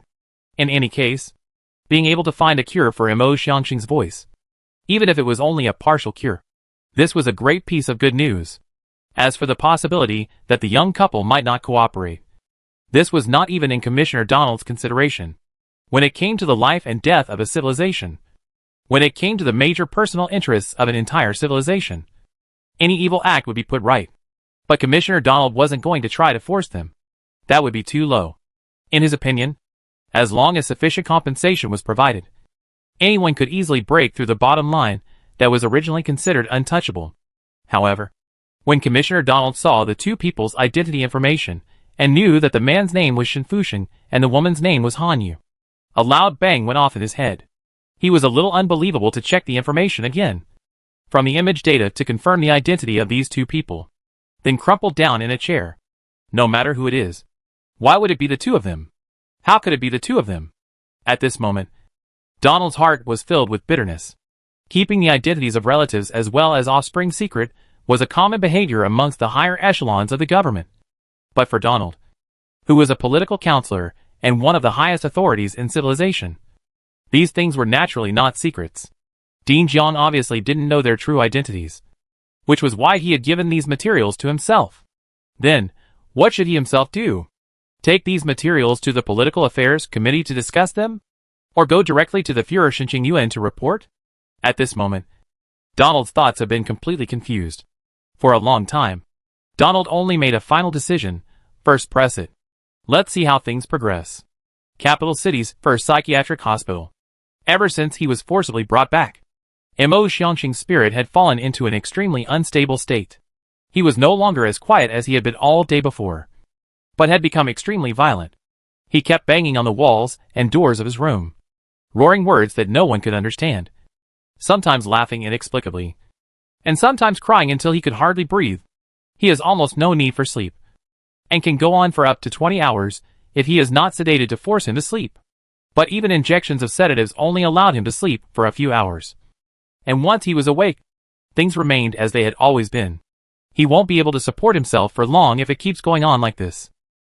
I've already submitted a report to Commissioner Donald, but for some reason, he hasn't replied to us. If that woman named Han Yu really has an extremely heavy weight in his heart, the portrait and image information might also be of some use. We can try that. Ding Jiang quickly contacted the outside world, and a mere 10 minutes later, a piece of image information was delivered on top of his portable computer. It was an edited footage of Shen Fusheng and Han Yu laying flowers to the portrait of Dr. Huang Yuan at his memorial service. Several computer experts hurried over and used this video recording as the basis to capture all of Han Yu's appearance and movement characteristics. and through certain algorithms regenerated a brand new image of Han Yu. After the processing was completed, the virtual projection equipment was turned on, and Han Yu's figure immediately appeared in Mo Xiangxing's room. Almost the instant Han Yu's figure appeared, the manic Mo Xiangxing quieted down. He looked straight ahead at Han Yu and muttered, "You came to accompany me." Han Yu smiled. "Okay, I'll come to accompany you, but you have to promise me some conditions." "Okay? Good." In the control room, Dean Jiang and several experts glanced at each other, all seeing a touch of joy on each other's faces. A computer expert quickly input something, and Han Yu's virtual image said, "Help me calculate the results of these formulas." "Okay. I've already transmitted it on top of that computer next to you." "Good." Mo Xiangxing agreed and immediately turned around, sitting before that computer with a focused expression, accompanied by his speedy inputs. In just less than 5 minutes, the answers had already appeared. The calculations of these formulas were not that complicated, but the expert's purpose was merely to hopefully use this to test whether Mo Xiangxing's computational as well as physical talent still existed, and whether the option of luring him to contribute to the superplanet accelerator in this way was feasible. After a few moments of examination, that computer expert nodded to Dean Jiang. This meant that Mo Xiangxing's calculations were completely correct. Dean Jiang quietly let out a sigh of relief. If the purpose can be achieved through this method, then it doesn't really matter whether elephant sound returns to normal or not. Before his words fell, in the surveillance screen, Mo Xiangxing, who had completed the calculation, quickly walked towards Han Yu and seemed to want to hug her. Walking towards Han Yu, seemingly wanting to hug her, the computer expert immediately manipulated Han Yu's image and said, "Xiangxing, don't come near me." Mo Xiangxing turned a deaf ear and continued to move forward. The computer expert could only turn the projection off. Seeing Han Yu disappear, Mo Xiangxing was slightly stunned and then roared in anger. Dean Jiang talked with his colleagues in a low voice for a while and ordered the operator to reproject Han Yu's image. Mo Xiangxing immediately regained his composure, but still tried to approach Han Yu. This time, the operator did not turn off the projection. Mo Xiangxing slightly trembled as he reached out his hand, seemingly wanting to pull Han Yu's arm. However, the moment it made contact, Mo Xiangxing's hand went inside Han Yu's body. He tried back and forth a few times somewhat incredulously, seemingly sensing that it was just an illusion, and then roared angrily once more. After this, no matter if the illusion appeared or not, it could no longer have any effect on Mo Xiangxing. A hoax is just a hoax after all. Dean Jiang smiled bitterly. The elephant sound has already recognized it. We might be able to create a mannequin with Han Yu's image. With today's technology, the mannequin can completely be made to look like a fake. Dean Jiang's expression changed a few times before he finally nodded. Only 5 days later, the specially customized mannequin was delivered to the first psychiatric hospital. It was a robot that used the latest technology and possessed a perfect human appearance. The supercomputing chip inside it allowed it to perfectly mimic a human's every move, no matter whether it was an expression or movement, words or emotions, or even the touch and temperature of the skin. It could do so in a general way. It could even detect the emotions of the person it was talking to, and use them to change the subsequent conversation strategy. However, this robot had just been sent to Mo Xiangxing's room, when it was roughly destroyed by Mo Xiangxing. He seemed to be able to tell at a glance that this was not the real Han Yu, so he did not have the slightest bit of politeness in his actions. After the robot's head was twisted off, several big men rushed into the room and put Mo Xiangxing to sleep with a sedative, and packed away the remains of the robot in the process. The mood of President Jiang and his colleagues then became heavy once again. To this day, Commissioner Donald had never replied to them, so they gradually knew that there seemed to be great difficulty in getting the real Han Yu to cooperate with the treatment. In that case, we can only think of other ways. Perhaps, we can solve the problem through cloning technology? That's not realistic. It takes at least 20 years for an embryo to develop into the form of a real Han Yu. We can't wait that long. Or, look for someone within the civilization who looks and has a temperament similar to Han Yu. With hundreds of billions of people within the civilization, it's always possible to find similar-looking ones. Even if it's not that similar, we can still achieve this through plastic surgery. It can be tried. I will report back to Commissioner Donald. This time, Commissioner Donald's reply came quickly. In the reply, Commissioner Donald agreed to Dean Jiang's request and said that he would handle the matter himself, asking them to wait for news. In that case, Let's wait and see. In the meantime, we'll watch over the Elephant Sound as our main task. At this moment, New Jupiter orbit. Busy planetary thruster laying work was underway. Countless spaceships were shuttling back and forth, and a large number of space engineering instruments were gathered together, covering the sky above New Jupiter like a black cloud. The ship that Professor Laird was traveling in was parked a few dozen kilometers away from here. Standing in front of the ship's porthole, looking at the busy construction site in front of him, Professor Laird's heart was filled with uneasiness. He confirmed that he had considered all aspects as much as possible, and every parameter in the laying process had been double-checked by at least 10 subject groups. But he was still a little apprehensive in his heart, because he wasn't sure if he'd missed something. And every scientist on the scientific planning committee was equally uncertain. Today was the day when the first phase of the planetary engine would undergo its propulsion experiments. The results of the work done over the past period would be put to a practical test today. Although Professor Laird was a staunch atheist, at this moment, he still couldn't help but start praying to all the gods whose names he knew. Don't make any mistakes. Everything must go well. A full 1,000 segments of planetary engines.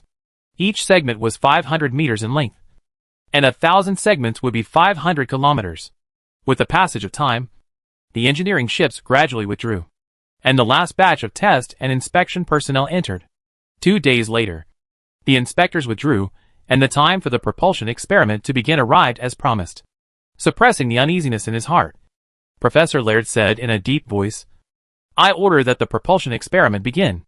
The huge button in front of him was pressed, and a full 1,000 segments of planetary engines began to move at the same time.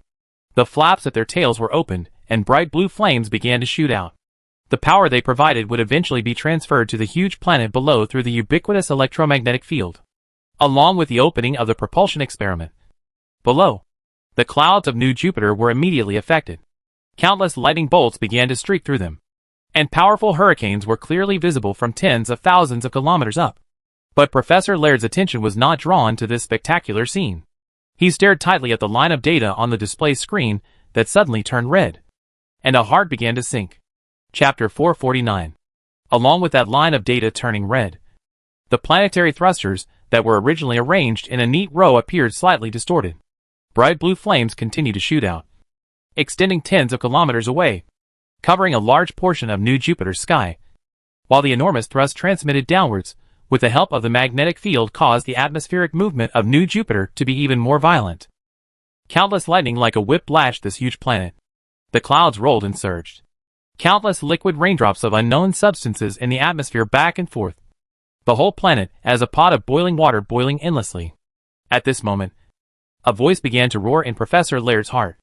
That voice was like a loud bell, occupying his entire mind and his entire consciousness, making him slightly dizzy, to the point that he couldn't help but scream along with it. "Stop! Stop! Quickly stop! No! No!" A few of the people in his entourage next to him looked at Professor Laird with some confusion, not knowing what he was talking about. He felt more and more anxious, but it was as if his body was no longer under his control, completely unable to make movements according to his will. His forehead was bruised, his eyes were wide open, and his heart was beating so hard that it almost popped out of his throat. He finally got rid of that indescribably powerful feeling of oppression, and his body was like that of the most sensitive apes, swiftly jumping to the front of the operating console with an agility that was disproportionate to his body and age. And in the next moment, his palm slapped on the termination button. But it was already too late. Under the full force of the huge propellers that weighed more than 100,000 tons alone, the planetary engines that were originally arranged in a standard straight line suddenly lost all formation. As many as 1,000 engine segments flew away like headless flies, flying around in the vast sky above New Jupiter. Some of the engine segments collided and turned into fragments in a violent explosion, and some of the engines escaped straight out of New Jupiter's gravitational field, or flew out of the Phoenix galaxy, or crashed into the satellites as well as the human spaceships, and disappeared in the explosions as well. Others fell rapidly because of the interaction force with the magnetic field of New Jupiter, and eventually fell into the tumbling clouds without knowing where they were. It was chaos. All of it. These changes stunned everyone involved in the propulsion experiment. At this moment, no matter engineers, scientists, media reporters who came to report the news, or ordinary people who came to visit, all of them were in a daze. Professor Laird held his head in pain. He knew that the 1,000 segments of the planetary engine, which had taken countless people's efforts, resources and manpower to build, were all destroyed. The Messenger project had just started, but it had suffered the most disastrous sniping. When Dr. Huang Yuan was in charge of the Messenger project, not to mention such major catastrophic accidents, not even a few ordinary accidents had occurred, and he had just taken over. And such a thing had happened. There were very few of the 1,000 planetary engines left, after having their operation interrupted in an emergency. Some of the surviving engines drifted alone in the orbit around New Jupiter, while many more were nowhere to be found. Professor. Several assistants ran over to Laird and gently patted him. Laird came back to his senses and sighed feebly. Go investigate the cause of the accident. The failure of the planetary propulsion experiment appeared on top of major radio stations, as well as online media in the aftermath, and quickly caused a flurry of debate. In the face of this failure, many pessimistic comments immediately appeared in the public opinion. As early as when Dr. Huang Yuan was killed in an accident, people had been worried that the Messenger project would have twists and turns. And what had happened now seemed to have verified people's suspicions. Zhou Yushan had also seen the message. But unexpectedly, he was not as excited as he thought he would be. The Locke Charitable Foundation. Mr. Nickel. Advisorly. These people as well as the forces had indeed done this. They had reached this point by assassinating Dr. Huang Yuan, fulfilling the promise they had made earlier. But for some unknown reason, Zhou Yushan always felt that there was some ominous foreboding in his heart. At this moment, he recalled that son-in-law who could always make himself feel oppressed. According to common sense, he was his father-in-law, his elder, and it should be him who felt constrained in front of him. But even in the midst of certain family activities, even if he deliberately showed himself respect and humility towards his elders, he himself could always detect the pressure that seemed to come from the spiritual level. That is undoubtedly a terrible person. He only slightly tactics. He can only obediently follow the route he arranged for him to go. He certainly has the glory and wealth, but his intention to intervene in politics and strive for more power, but unknowingly was quietly eliminated. That is a very scary person. Is he really ignorant of Mr. Nickel? Of his own small movements? Even if he took advantage of his hibernation time to secretly do something, he woke up, then really cannot find out. Zhou Yushan heart vaguely some regret. But now, he can only use Mr. Nickel as the former head of state. He has no less than Shin Qingyuan's political wisdom. He must be meticulous. Shin Qingyuan cannot find me and other reasons to comfort himself, and so on to comfort himself. But in the next moment, all his luck disappeared. Without a secretary's notice, without knocking on the door, Zhao Yang just pushed open the office door and calmly walked in. The moment he saw Zhao Yang, Zhou Yushan's heart slowly sank. Let's go, Zhao Yang said. Zhou Yushan barely managed to maintain his calm. Where to? Zhao Yang looked at Zhou Yushan with some mockery, his tone full of sorrow and anger. Although the Fuhrer is a person who sticks to his principles, he is not an unreasonable person. If it wasn't for his tacit approval, could you have today's status and achievements? Zhou Yushan, you have a lot of guts. Zhou Yushan's face turned gray, and he collapsed into a chair at once. Zhao Yang shook his head in some disgust and directly walked away. A few guards walked in and set up Zhou Yushan and walked out. Inside a luxurious villa somewhere in the capital city, the slightly aging but still physically tough Mr. Nickel was filled with anxiety. He continuously operated the portable computer in front of him, calling a number over and over again. But that number could never be connected. He tried again and again. And finally, after an unknown number of times, the call was connected. A slightly obese face appeared in the virtual screen. Li Chengxian, where have you been? Zhao Yan has already investigated the Rock Charity Foundation, so he will probably come to arrest me soon. What do I do? What will I do? Advisor Li smiled calmly. Mr. Nickel, don't be anxious. Besides the first and second layer of defense, I still have the third layer of defense. It's impossible for Zhao Yang to even break through the third layer of defense. Mr. Nickel was so happy when he heard this that he even looked much more relaxed. The third layer of defense? What is the third layer of defense? Li Chengxian said with a smile. My former Fuhrer. Don't you understand? You yourself? The Locke Charitable Foundation under your name, and all the super rich and consortiums that have paid huge sums of money to the foundation are my third line of defense. The smile on Mr. Nichols' face gradually froze, and a tremor appeared in his voice. You said, your third line of defense? Otherwise? Li Chengxian still had a smile on his face. Without you, how could I have acquired such a huge fortune to fulfill my ideals? Without you, who possesses sufficient weight, and your foundation as a shield, how could I possibly block the continued pursuit of that mad dog Zhao Yang? Mr. Nickel, you have completed your mission, and can retire on merit. Mr. Nickel sat dumbfounded. And in that split second, he understood it all. This was all a plot by Li Chengxian. Using himself as a gun, he had assassinated Dr. Huang Yuan, and also obtained a huge amount of money paid by numerous consortia. He had long predicted that the plot would surely be exposed. But he had planned a hiding place long ago, but pushed himself out as a shield. All the benefits were taken up by him, but all the black pots had to be taken by himself. Unfortunately, if the desire for power hadn't swept your mind, with your pattern and wisdom of having once served as Führer, you wouldn't have fallen for it so easily. Mr. Nickel, please rest in peace. Your last wish, I will fulfill it in your place. In the middle of the screen, Li Sengshan took off his hat and gently bowed to Mr. Nickel. Mr. Nickel roared, you despicable fellow. Don't worry. After I fall into Zhao Yang's hands, I will definitely give you up. You can't escape. You can't escape. In the face of Mr. Nickel's rage, Li Chengxian's complexion did not fluctuate in the slightest. He only faintly spat out 2 words. Goodbye. Mr. Nickel was slightly stunned, and then he sensed that a dangerous aura was spreading around him. He lowered his head lightning fast, and a look of incredible fear appeared on his face. But it was already too late. An explosion roared up, and the flames instantly engulfed him, leveling the entire villa in the process. Not far from the villa, a flying car came to a screeching halt. Zhao Yang was filled with indignation as he looked at the ruins in front of him. But in the end, he could only shake his head. Nickel, count on you to know what's good for you. At this moment, the Oni space base. As soon as Li Chengxian grabbed the skin on his face and ripped it fiercely, a mask was ripped away, revealing a face underneath the mask that was completely different from the one before. In front of him was a warehouse that seemed to have been abandoned. But after entering, there was a different world inside. A young man with a big mustache immediately stood up in surprise when he saw Li Chengxian enter. Boss, everything is done? Li Chengxian smiled and nodded. From now on, the development of our Free Legion can finally be on track. One day, this entire human civilization will be ours. Chapter 450. The incident in which Dr. Huang Yuan was killed has now been clarified.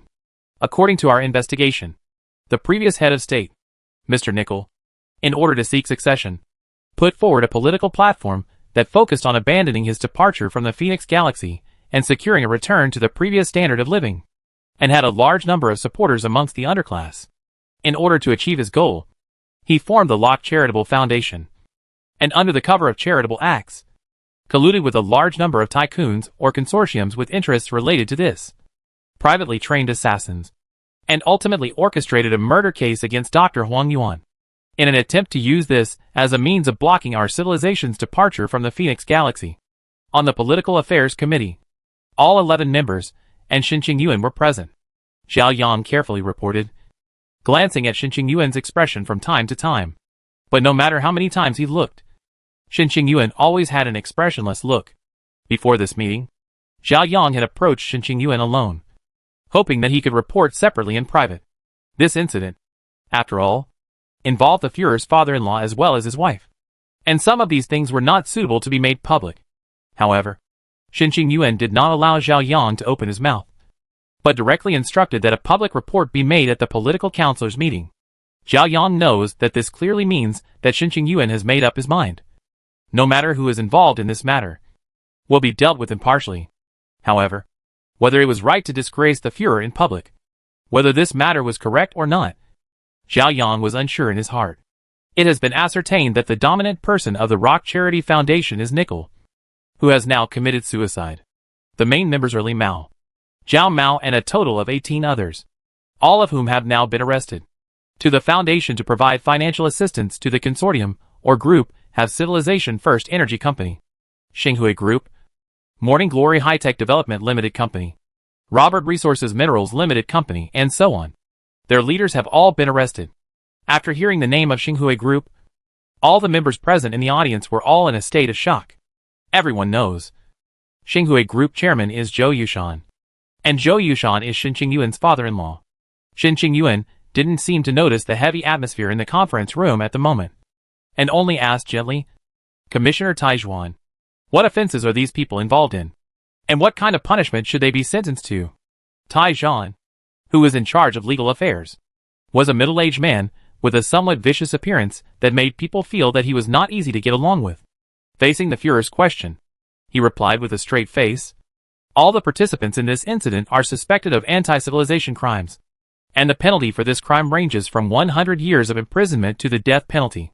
However, the anti-civilization group led by Nickel caused serious consequences, resulting in the death of a counselor and a dozen outstanding scientists, as well as bringing about an extremely bad impact.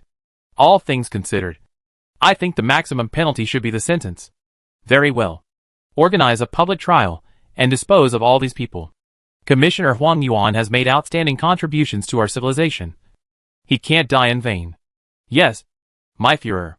Upwards of 100 people who originally held a very high status and influence in the civilization had their fates decided on this. And it could be imagined how powerful the repercussions would be in the civilization after this matter was made public. But this matter didn't seem to cause the slightest fluctuation in Shin Qingyuan's heart. He once again cast his eyes towards Zhao Yang. Is there anything else that needs to be added? Zhao Yang hesitated slightly and finally decided to report the matter regarding Zhou Mingyu to Shin Qingyuan in private. Zhou Mingyu was not deeply involved in this incident. Whether or not to report publicly had nothing to do with the big picture. Reporting privately would at least prevent Shin Qingyuan from losing too much face. No more. Very good. Zhao Yang, you did well. But remember, I won't allow this to happen again in the future. Zhao Yang's heart flinched, and he immediately bowed his head. Yes, Führer. Shin Qingyuan's gaze moved away from Zhao Yang and shifted to Professor Laird. Do you have something to report? Professor Laird nodded somewhat bitterly. Yes. The first propulsion test conducted a week ago was declared a failure. Almost all of the 1,000 planetary engines that had been placed in the propulsion orbit were destroyed and accidentally caused the deaths of 26 people. During this week, we have investigated the cause of the accident.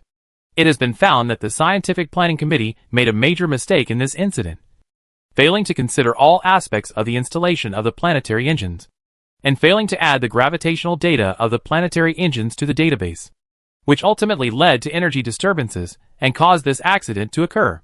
My Führer, I bear a great responsibility in this incident. Everyone knew that Professor Laird had a major responsibility in this accident, but no one had any thoughts of pursuing the matter, including Shin Qingyuan himself. The reason was very simple. Professor Laird had already stated that his ability was not enough to lead the messenger program as early as the beginning of his term of office. It was only because there was really no other candidate that he was finally allowed to sit in the position of member of the Scientific Planning Committee. This whole process was more or less the same as choosing the tallest person from the shortest person. If another candidate had been chosen, the accident might have been even more serious. But Professor Huang Yuan had already been killed in the accident, and no matter who it was, there was nothing that could be done about the situation. After a moment of silence, Shin Qingyuan asked, "What is the deeper cause of this accident?" Professor Laird said sorrowfully, "The main reason is still a lack of deep understanding and comprehensive grasp of Huang Yuan's system of equations, as well as Dr. Huang Yuan's scientific thinking. As a matter of fact, long before the test began, we were already discussing whether or not to include the propulsion's own gravitational data into the parameter database. But in the end, it was only because of the large number of opponents that we did not include it. If Dr. Huang Yuan was still around, he wouldn't even need to discuss it with us. He would know himself whether or not it should be included." Han Luochang said. In that case, all the scientists within the Scientific Planning Committee were actually not quite sure whether or not the data on their own gravitational force should be included in the parameter database, but only did not include it because of the large number of opponents, and ultimately caused this accident? Laird said with some shame. Yes. Wu Wei coldly grunted. This is the first time I've heard that scientists decide on a matter surprisingly not by relying on data and calculations, but by looking at how many supporters there are. Could it be that with a small number of supporters, the physical theories that exist in reality will change for that? Wu Wei's sarcasm was so pungent that Professor Laird's face turned red. Nay, unable to speak, Lei Jin sighed. This can't really be blamed on Professor Laird and the rest of the scientists. They have already tried their best.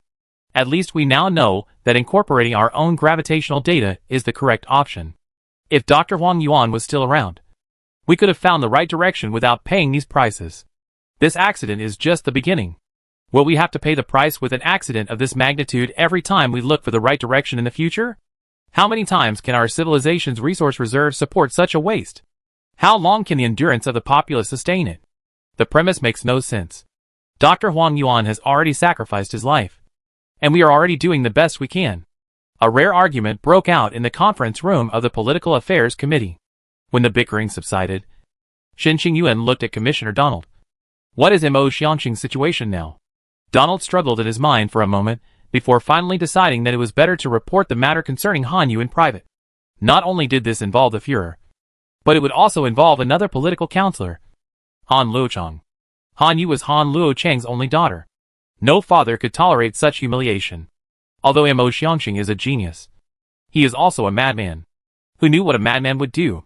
According to the experts at the capital's first psychiatric hospital, Mo Xiangqing's mental state hasn't improved. They are working on it. Tell them to speed up their progress. The sooner Mo Xiangqing is cured, the sooner we can save social wealth that could potentially be in the hundreds of trillions of human coins. The fate of an entire civilization is at stake. This is not a medical mission, but a political mission. The so-called political mission would mean no matter what the cost, no matter what the consequences. However, Donald was laughing bitterly in his heart. If the Führer knew that this incident involved Han Yu, would he still make this decision? After Zhao Yang and Laird, the remaining few commissioners each gave their own reports, and the meeting eventually ended after an hour. The remaining few commissioners each left with different looks, while Zhao Yang and Donald stayed behind. Donald was the first to enter the Führer's office, recounting the matter of Han Yu and Mo Xiangqing, and informing the Führer that the experts at the first psychiatric hospital had already conducted tests, and that the virtual images and robots were useless, and that the current stage was already looking for someone whose appearance and temperament were similar to Han Yu's. Donald didn't make any suggestions. Nor did he make any suggestions. Nor did he make any suggestions. Nor did he make any suggestions. Donald did not have any proposals or inclinations. He just used a declarative tone to recount the matter. Shen Qingyuan was silent, while Donald carefully observed the change in the Führer's expression. In terms of the prevailing universal values, no one person was nobler than another. If curing Mo Xiangqing, or at least partially restoring Mo Xiangqing to normal, so that he could participate in the messenger program to avoid additional sacrifices and wastage was imperative, then sacrificing Han Yu, or sacrificing another person with a temperament and appearance similar to that of Han Yu. There was no difference between the size of the cost involved. Even out of economic considerations, sacrificing Han Yu is the most appropriate. After all, Han Yu was right here, and finding another person would involve many uncertain risks. But at the same time, Donald also knew that Shen Qingyuan was not a saint. He was also just an ordinary human. And as long as one was an ordinary human being, it was impossible to not have emotional tendencies. Shen Qingyuan remained silent for a long time, and Donald continued to wait silently. After a long time, Shen Qingyuan finally opened his mouth. Let's find a suitable replacement to try first, Donald respectfully said. Yes, Führer. Pay attention to confidentiality. This matter especially must not be known to Han Luochang. Shen Qingyuan's voice seemed a bit abnormal. Donald was startled in his heart, and when he turned his head to look at Shen Qingyuan, he realized that Shen Qingyuan's face was somewhat distorted. Chapter 451.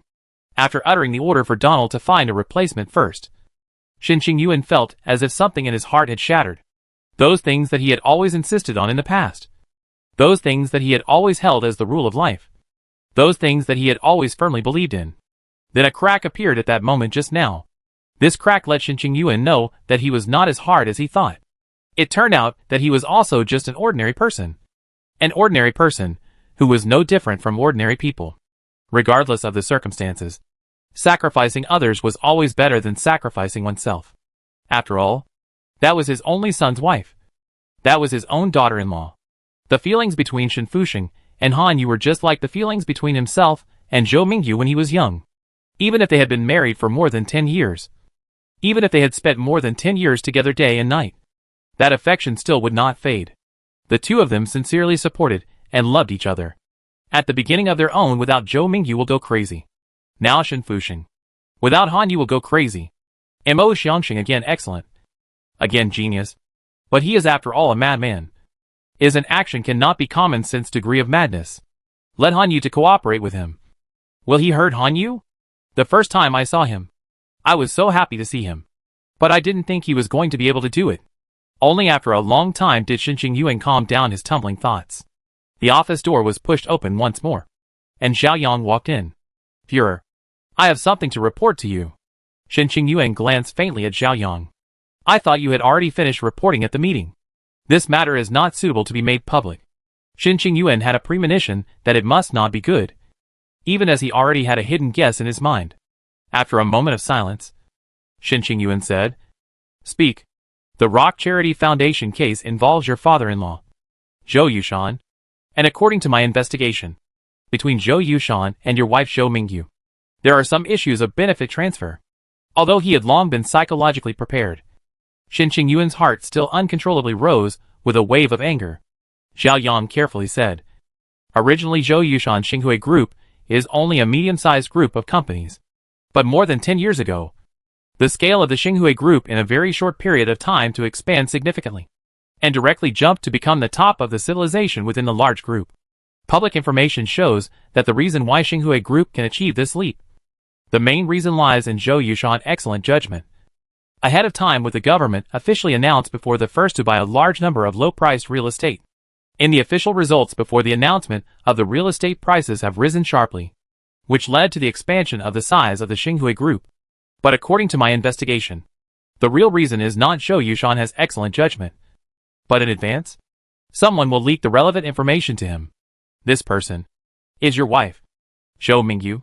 Shen Qingyuan's face was expressionless. So Zhao Yang fell silent as well. There was an uneasy atmosphere in the air, and that atmosphere was so heavy that it even made Zhao Yang feel like his breathing was a little unsmooth. Führer. After waiting for a long time, Zhao Yang couldn't help but call out in a low voice. Then he saw Shen Qingyuan's body trembling slightly, as if he had just come back to his senses. He gently waved his hand and said, You go out first. I will handle this matter. Zhao Yang stood up and turned to walk out, when the remaining light from the corner of his eyes swept over Shen Qingyuan. He didn't know why, but the calm and domineering Shen Qingyuan in the past, at this moment, even made him feel that he had already aged a bit. He walked out of the office and gently closed the door. Shen Qingyuan suddenly stood up, swept all the things on his desk to the ground, and copied a teacup in his hand, and threw it on the wall with all his strength. A wave of anger continued to churn in his heart, even to the point of making his eyes turn crimson red. In this moment, he only wanted to roar loudly, only wanting to destroy everything he could see in front of him. But he eventually calmed down, for he knew he was the Führer, and the Führer's emotions could not be out of control. He raised his wrist and pulled up the communication interface from his carry-on computer, then dialed a number. The communication was quickly connected, and Zhou Mingyu's slightly surprised face appeared on the screen. Qingyuan, what's wrong? Shen Qingyuan's words were unusually soft. Nothing's wrong. I have time today. I'll be home for dinner tonight. Okay. I'll wait for you. Shen Qingyuan hadn't eaten at home for more than 10 years. Because of the hibernation, he had only met with Zhou Mingyu a handful of times during this time. Shen Qingyuan's words made Zhou Mingyu unusually surprised. So the whole day today was spent on preparing dinner. She stubbornly did not use any robot chef or helper, but chose the most tedious and troublesome manual way to make this dinner. Shen Fuxing and Han Yu also came to the dinner table together. When Shen Qingyuan came home, Zhou Mingyu was talking and laughing with her son and daughter-in-law. Seeing Shen Qingyuan come in, Zhou Mingyu smiled and said, The meal is ready. Come and eat. Shen Qingyuan didn't have any abnormalities and sat down next to the dining table, and even taught his son a few words with a stern face. Everything was the same as it was more than 10 years ago. This meal then ended in its joyfulness. After the meal, Shen Fuxing and Han Yu left to go to their own small homes, while Zhou Mingyu sat next to Shen Qingyuan after cleaning up. Why are you free to come back today? Shen Qingyuan said indifferently. This is the last time I come back. Zhou Mingyu froze there. In the future, you shouldn't leave this place, and you shouldn't communicate with the outside world anymore. When Resurrection and Han Yu come, you'll act as a mother for a while, and the rest of the time, read books. Listen to music, work out or paint, and spend the rest of your life on that. It's quite good to be carefree. Zhou Mingyu trembled and said, Qingyuan, you. Shin Qingyuan turned around and looked straight into Zhou Mingyu's eyes. Whoever it is, they always have to pay the price for what they did. Ayu, my feelings for you have never changed. But you are no longer the same Ayu in my heart. Shin Qingyuan stood up and walked out without looking back. Zhou Mingyu fell to the ground at once, grabbed the corner of Shin Qingyuan's clothes and begged, No, don't you go. Don't you go. Shin Qingyuan's complexion changed, and in the low sobbing of Zhou Mingyu, he ruthlessly shook off her palm and left this house he had lived in for a long time. Behind him, Zhou Mingyu's sobs were still faintly audible, but Shin Qingyuan had never turned back. Shin Qingyuan once again came to the room that he hadn't been to in a long time, turned on his computer, and entered the long-lost game world. Unlike the last time he had logged in, the game world was much colder at the moment. And even after Shin Qingyuan maneuvered the game character named Slaughterer around for a long time, he did not see a single player. Shin Qingyuan knew that because of the birth of the game released more than 10 years ago that had an anthropomorphism as high as 80%, all the rest of the games had fallen, and the one he was logging into was no exception. But it was obvious that it wouldn't be able to sustain itself for much longer. Above the cold and clear chat interface was constantly scrolling a message. Dear players, we regret to announce that our game will cease operations after a week. This was a world that belonged to Shin Qingyuan alone. Without hesitation, Shin Qingyuan rushed into the area where the highest level monsters were gathered and began to indiscriminately slash and kill. But after only a few minutes, Shin Qingyuan felt a little bored. He maneuvered his game character to the highest mountain peak in the game and began to stare at the scenery on the screen in a daze. But just at this time, another game character also slowly climbed to the peak. At first, Shin Qingyuan thought that it was a monster, but soon recognized that it was also a player. His ID was Wise Old Man. This name was a bit strange, and it was obvious that very few people in the game world would come up with such a name. Slaughterer. Hello. Shin Qingyuan's heart moved slightly, and he also replied, Wise Old Man. Hello. The Wise Old Man said, You seem to have encountered something. Is it some setback or blow in reality? If you can, please talk to me. Maybe you'll feel better. Shin Qingyuan did not reply, but the Wise Old Man continued to chatter. You should be a young man, or at least not too old. I am old. I have lived for a long time and experienced many things. Perhaps I will see things differently from you. Shin Qingyuan remained silent. The Wise Old Man continued. In my opinion, the setbacks and tribulations experienced in life may feel unacceptable at the time, and even think that the sky is about to fall. But after getting through them, when you look back and reminisce about them, you'll feel that those things are nothing more than that. What has happened cannot be changed, but life will go on regardless. The only thing we can do is to make our future better, and only then can we be worthy of the pain we have suffered in the midst of setbacks and trials. I have lived a long time, and have seen countless characters that can be called heroes. Every hero experiences setbacks and trials in the process of growing up, but almost every hero overcomes them. This is the quality that a hero should have.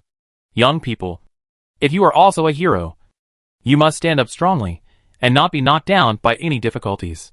History will eventually give you an objective and fair evaluation. And your name, too, will be remembered by generations of human descendants. The Wise Old Man still seemed to want to say something else, but the Slaughterer suddenly turned around and killed the Wise Old Man with a gentle slash, looking at the Wise Old Man who fell to the ground and turned into a corpse. Shin Qingyuan gently skimmed his mouth. If you really know a lot of things and have had a lot of life experience, then you should know that when others just want to stay quietly and look at the scenery for a while, you will be killed if you chatter on and on and on and say some inexplicable words. That is going to get you killed. Chapter 452. Capital City's first mental hospital. A fair-skinned, tall and beautiful young woman sat somewhat uneasily in the middle, while next to her were a full dozen doctors in white coats. The doctors were constantly sizing up the woman and whispering from time to time. A weird atmosphere spread in the air, making the woman in the middle feel more and more uncomfortable. A full 10 minutes passed before a plastic surgeon said, Although she is similar enough to Hanyu, there are still too many differences in the details. To be on the safe side, let's take a look at the next one. An attendant walked forward and whispered something in the woman's ear, and she stood up with a disappointed face. However, the moment she heard the attendant say that even if she wasn't selected, she would be compensated quite handsomely, she was happy again. The second, the third, and even the subsequent dozen did the same. A full 15 candidates had already been rejected by the doctors. And just as people had resolved to select one from the previous candidates and then modify the different points through microplastic surgery, the 16th candidate entered the room. The moment this woman appeared, all eyes were drawn to her. The woman quietly walked to the middle seat and sat down before the plastic surgeon came back to his senses and exclaimed, "Too much resemblance. Too much resemblance. She doesn't need to make any adjustments. And I can guarantee that no one will be able to find the difference between her and Hanyu." Next to her, Dean Jiang and several psychiatrists also nodded their heads.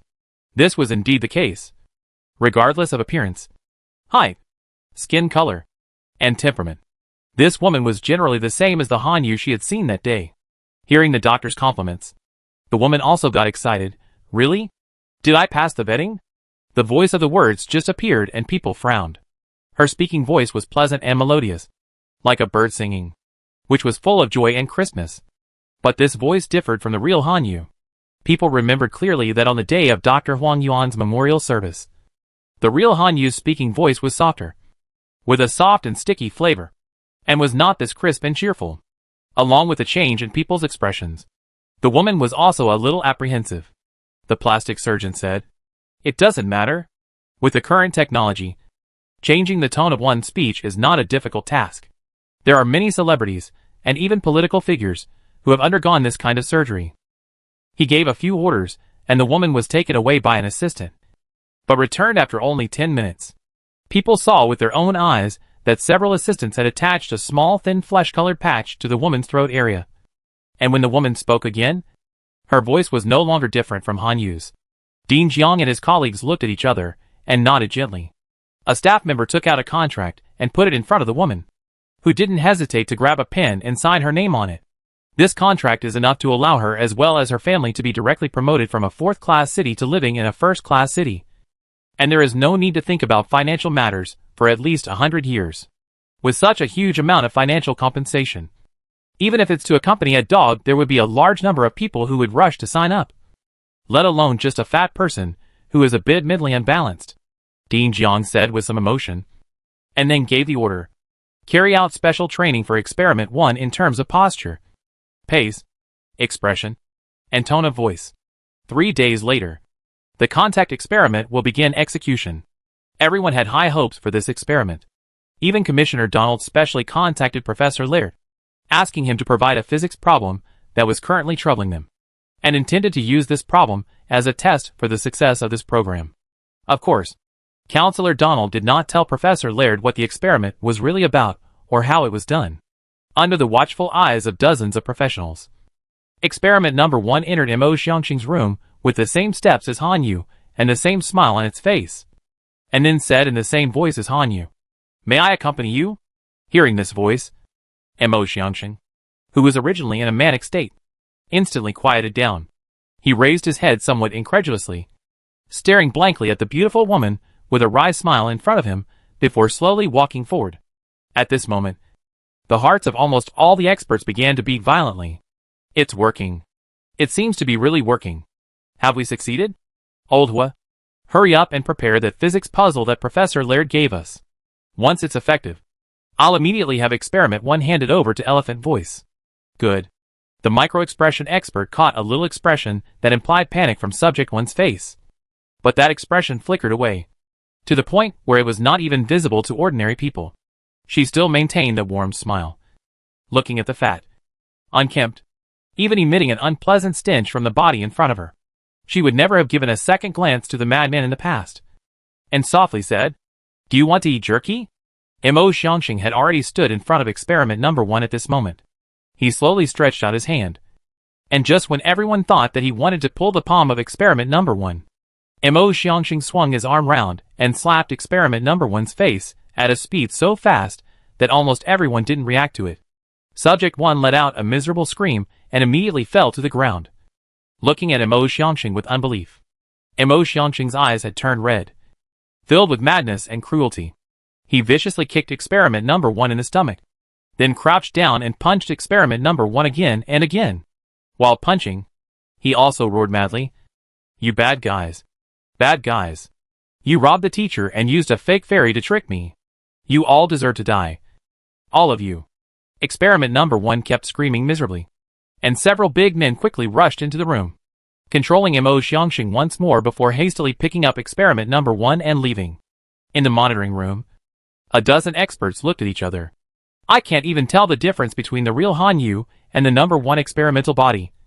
Mo Xiangxing a madman. How did he tell the difference?" That plastic surgery expert exclaimed. "It's impossible. I can guarantee that there is no difference between these two. It must be that you guys made a mistake somewhere." Dean Zhang's expression was cloudy. After a long time, he sighed. "There is often only a thin line between madness and genius. There was a case amongst our hospital where a madman was completely incapable of taking care of himself. But his sense of smell was so keen that he could rely on different smells to find a specific person out of hundreds of thousands of people. Perhaps Elephant Voice possesses some similar ability." Silence reigned in the monitoring room once again. Only after a long time did one of the experts carefully say, "Then is the alternative plan still going to be implemented? There's no longer any point." Dean Jiang waved his hand feebly. "We can't fool the Elephant Voice. Report this matter to Commissioner Donald." Right at this time, the cries of experiment number 1 came from outside the door of the room. "The contract doesn't stipulate that you have to take a beating in the game. You have to compensate me. That's crazy. Crazy. Oh, I'm quitting.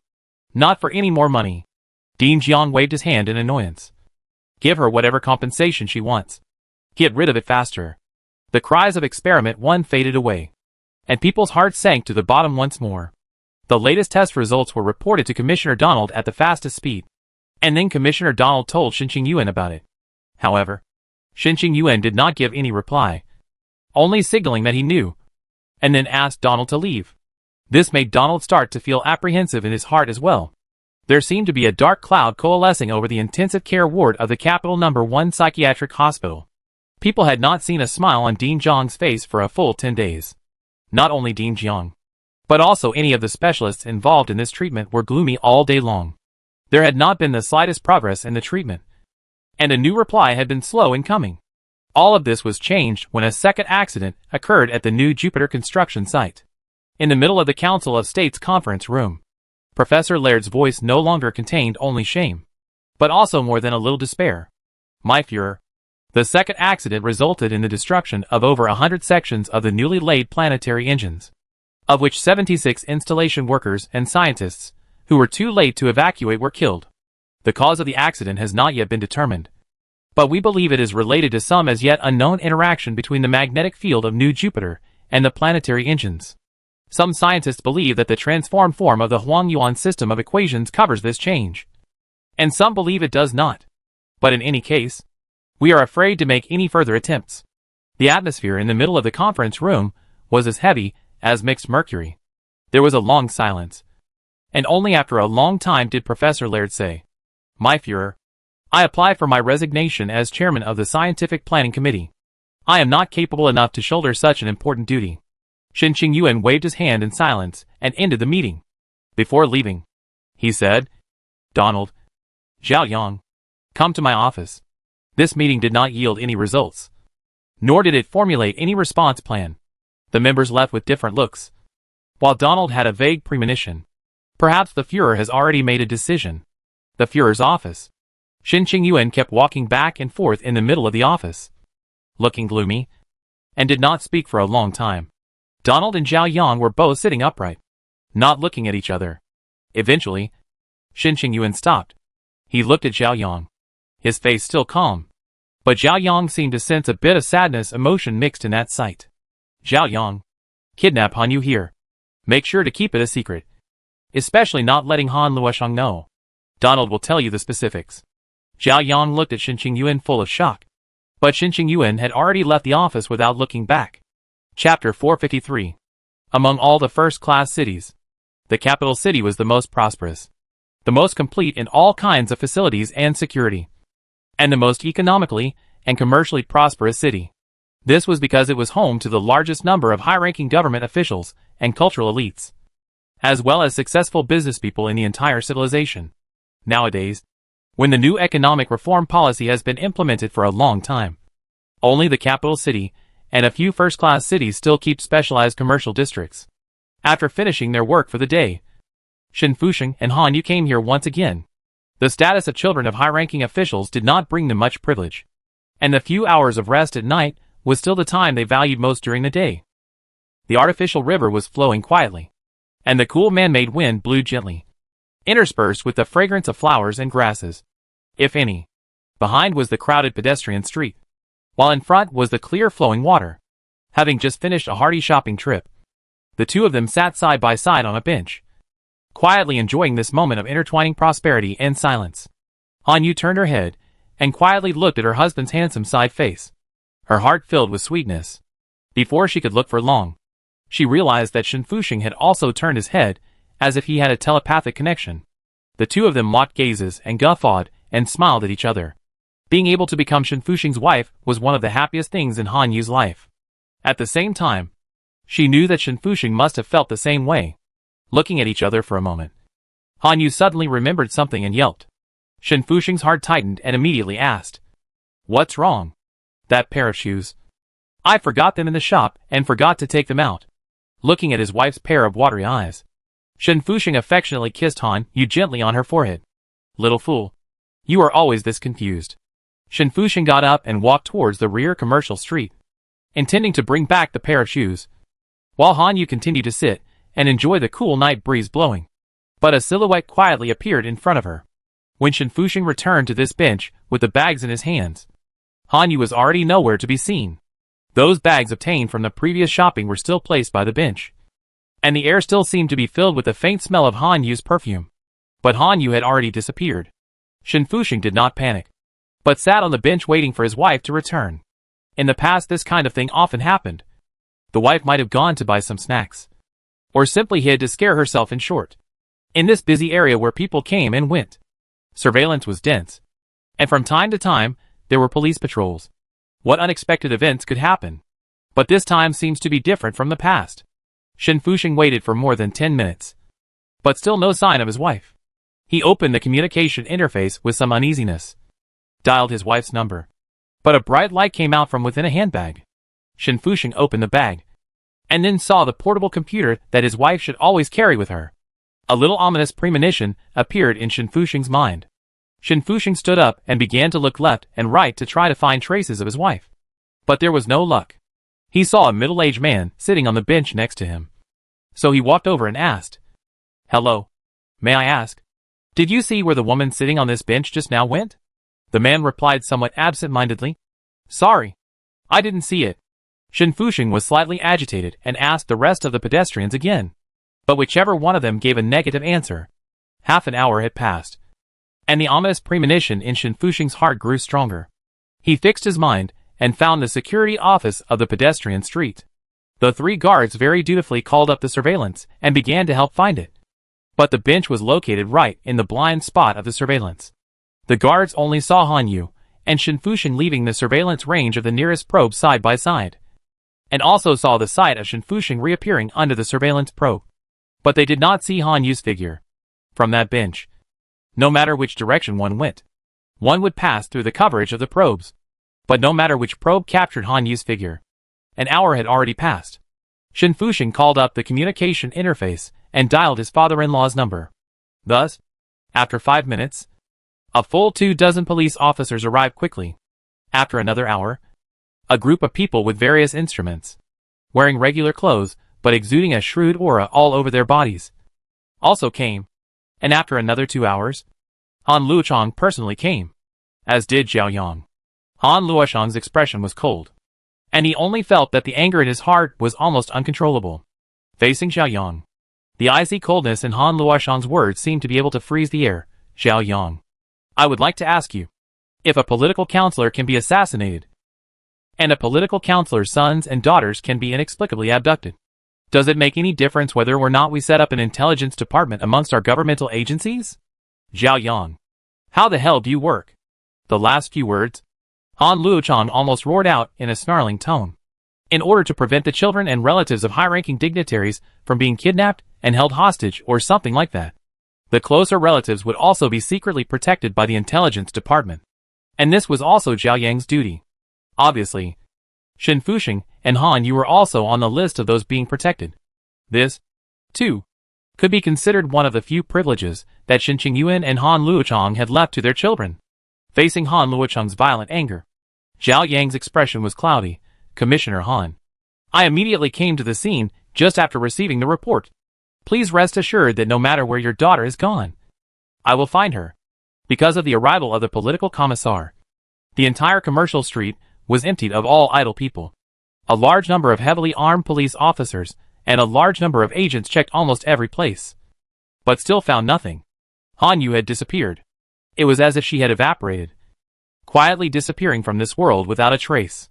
Shen Fuxing could not have imagined in any way that that one kiss would be his parting kiss with his wife. Shen Fuxing spent the night in sleeplessness. In the early morning, he directly dialed his father's phone. Dad? Ah Yu is gone. Ah Yu is missing. Uncle Han and Uncle Zhao have been searching for a night, but still can't find her. Dad, you are the head of state. No matter what you can do, you must help me get Ah Yu back. Without Ah Yu, I don't want to live. Shen Fuxing's words were full of self-blame and remorse. Shen Qingyuan softly comforted his son and hung up the phone as a secretary walked in. Führer, Han Yu has been brought to the capital's first psychiatric hospital. Shen Qingyuan gently nodded his head. So the secretary operated a few times, and a virtual screen appeared in front of him, in which Han Yu's figure clearly appeared. Han Yu's hair was disheveled. Her face was full of tear stains, and she was curled up in a corner like a frightened kitten. Seeing Shen Qingyuan's figure, Han Yu immediately cried, Uncle Shen, come and save me. I'm scared. I'm scared. Shen Qingyuan softly comforted. You, don't be afraid. Don't worry. They don't have any malice towards you. The reason why they brought you here through this special method is because there are some things that you need to do. These matters concern the fate of our human civilization. And as the child of a high-ranking government official, you should understand the truth that the higher the status, the greater the responsibility. Han Yu looked at Shen Qingyuan with tearful eyes. Uncle Shen, you brought me here? Where is my father? What about resurrection? Do they know? Shen Qingyuan's expression was a bit gloomy. What you need to do is rather special. It's inconvenient for them to know. Perhaps sensing that she was not in personal danger, Han Yu's emotions finally calmed down slightly. What do I need to do? Shen Qingyuan said. Dean Jiang, come and explain for you. The door to the room opened and Dean Jiang walked in, looking grave, as he spoke about the matter concerning Mo Xiangxing. Along with Dean Jiang's narration, Han Yu's teeth clenched tighter and tighter. Uncle Shen, you're saying that you want me to pacify that fat man with mental illness, and that I need to make a certain sacrifice if necessary, no matter what that sacrifice is. As long as it's necessary, I have to do it. And the purpose of it then is so that that crazy fat man can regain his composure for a while, and help the laird professor unraveling certain physics puzzles that they couldn't solve in order to facilitate the laying of the planetary accelerator? Shen Qingyuan nodded. On what grounds? Tears once again welled up in Han Yu's eyes. I'm just an ordinary person. I just want to spend my life in an ordinary way with my beloved. So why do you want me to do this? I am your son's wife. How can you ask me to do such a thing? Because you are the only key to unlock Mo Xiangxing's heart. This is your mission, and you must do it. Resurrection and Dad would never agree to let me do this. That's why I didn't let them know about it. Han Yu cried out and asked, Why? Why me? Because I went to the orphanage and gave him a bag of jerky more than 20 years ago? Did I do something wrong? Shen Qingyuan slightly lowered his head and quietly gazed at the tear-stained Han Yu. No, you didn't do anything wrong. I didn't do anything wrong. And our human civilization did even less. This is merely the price of survival. In this universe, if you want to survive, you always have to pay something. Han Yu sobbed and did not speak. Shen Qingyuan, on the other hand, sighed and said once again, things have come to this. Whether you prefer it or not, you have to go through with this. I can assure you that once it is over, whatever happens here will be treated with the strictest secrecy. You will still be back in the midst of your old life as if nothing had happened. Think about it, and I'll wait for your reply. Shen Qingyuan's figure disappeared, while Han Yu retreated back into the corner with a dull expression. She sat dumbfounded like that, and spent the next 10 hours or so. Afterwards, she stood up, her eyes filled with unprecedented determination. I promise. I'll do this. Chapter 454. The Oni Space Base. In some hidden underground corner of an abandoned warehouse with a shabby exterior, Li Chengxian was gazing at a huge virtual screen, quietly lost in thought. Next to him, the bearded youth called out with some excitement. Boss, look! We've developed a total of over 500,000 members during this period of time. And the reserve members, as well as the peripheral members, who are emotionally inclined towards us, have exceeded 5 million. The size of our Freedom Army has grown more and more. Boss, your program is really effective. With just a little bit of small advantages and favors. With just a little bit of encouragement. They immediately inclined towards us. Li Chengxian came back to his senses and said faintly, human nature is like this. As long as there are appropriate benefits coupled with appropriate agitation, whoever it is, they can leave the philosophy they follow behind. We also have to thank Xinqing Yuan's policies for providing the soil for our development. Otherwise it would be impossible for us to develop so quickly. The bearded youth disdainfully said. Xinqing Yuan is nothing. He's far from you. Boss. Just a small planning. It raised a huge amount of money of over 2 trillion. And also assassinated a political counselor in the process, creating the conditions for our future actions. And that what's-her-name Xinqing Yuan didn't even know about it in the slightest. Boss. Now that the time is ripe, I feel that we can already go public. Li Chengxian smiled slightly and said, Vidin, how do you plan to make it public? The bearded youth said. Didn't we already plan this a long time ago? Once we have a certain popular base, we will openly establish the Freedom Party to create influence among civilization and ultimately take control of power. As long as we come forward openly, the members of the Freedom Party will be able to exceed 6 million in a short period of time. And in the face of such a huge organization, and in the face of the immense influence we have, it is no longer possible for the government side to arbitrarily ban us out of consideration for stability. Li Chengxian shook his head and said, Vidin, I see you as my most important assistant. And when I die, you will be the leader of the Liberty Party. But if your vision stays so narrow and short-sighted, how can you make me feel confident in handing over the organization to you? Vidin was taken aback and said in a nebulous voice, Boss? Don't call me boss. We are no longer the religious organization of the past. Our Liberal Party has to have clear rules and regulations as well as strict organizational principles. I am the leader of the Freedom Party, and you are the head of the Freedom Party's operations department. Yes, leader. Li Chengxian nodded slightly and said in a lecturing tone, If we want to defeat our enemies, we must first understand our enemies. According to the analysis of the available intelligence, Xinqing Yuan has always been a tough guy. And no matter how much resistance there is to what he wants to do, no matter what kind of repercussions it will cause, he will definitely push it through. He even went so far as to make an enemy of everyone and blatantly push through a new economic reform policy at the time of the forced relocation of the site. If not for the people's last-minute retreat, do you think Xinqing Yuan would really not dare to order the military to use violence? Judging from this, do you think he will tolerate our presence because he is concerned about our influence in the Liberal Party? Vidin did not reply, while a look of deep thought appeared on his face. We must continue to hunker down and wait it out. We must make our behavior more secretive, take in members more cautiously, and develop our power in secret while waiting for the right time. Vidin asked, How long do we have to wait? Li Sung-Sane looked ahead. That vision was filled with a long distance, as if he had already seen the direction of the future. When the people lose patience because of the constant failures of the superplanet accelerator, when the people can no longer tolerate their current lives because of the loss of hope, then our time will come. The capital's first mental hospital. The tear stains on Han Yu's face had disappeared, and her emotions had largely returned to a steady state. Several psychiatrists, led by Dean Jiang, were gathered around her constantly talking about something. Han Yu nodded her head, but from her knuckles, which were a bit white from gripping them so hard, one could still detect the tension in her heart. She didn't know Xiangxing, and her understanding of Xiangxing was only limited to fixed words such as madman, genius, fat man, and orphan. She was not good at dealing with crazy people. Especially, this crazy person was also heard to have some violent tendencies. But this moment was always going to be faced. After besting her mental construction one last time, she stood up. Next to her, Dean Jiang was still droning on. We'll be monitoring your interactions with the elephant voice throughout the entire process. And at any time, We'll be relaying information about your next move to you through the invisible earpieces placed in your ears. As soon as you make progress, you will need to direct the elephant voice to that physics puzzle Professor Laird handed us as soon as possible. And in the event of an accident, the nurse will immediately go to the rescue.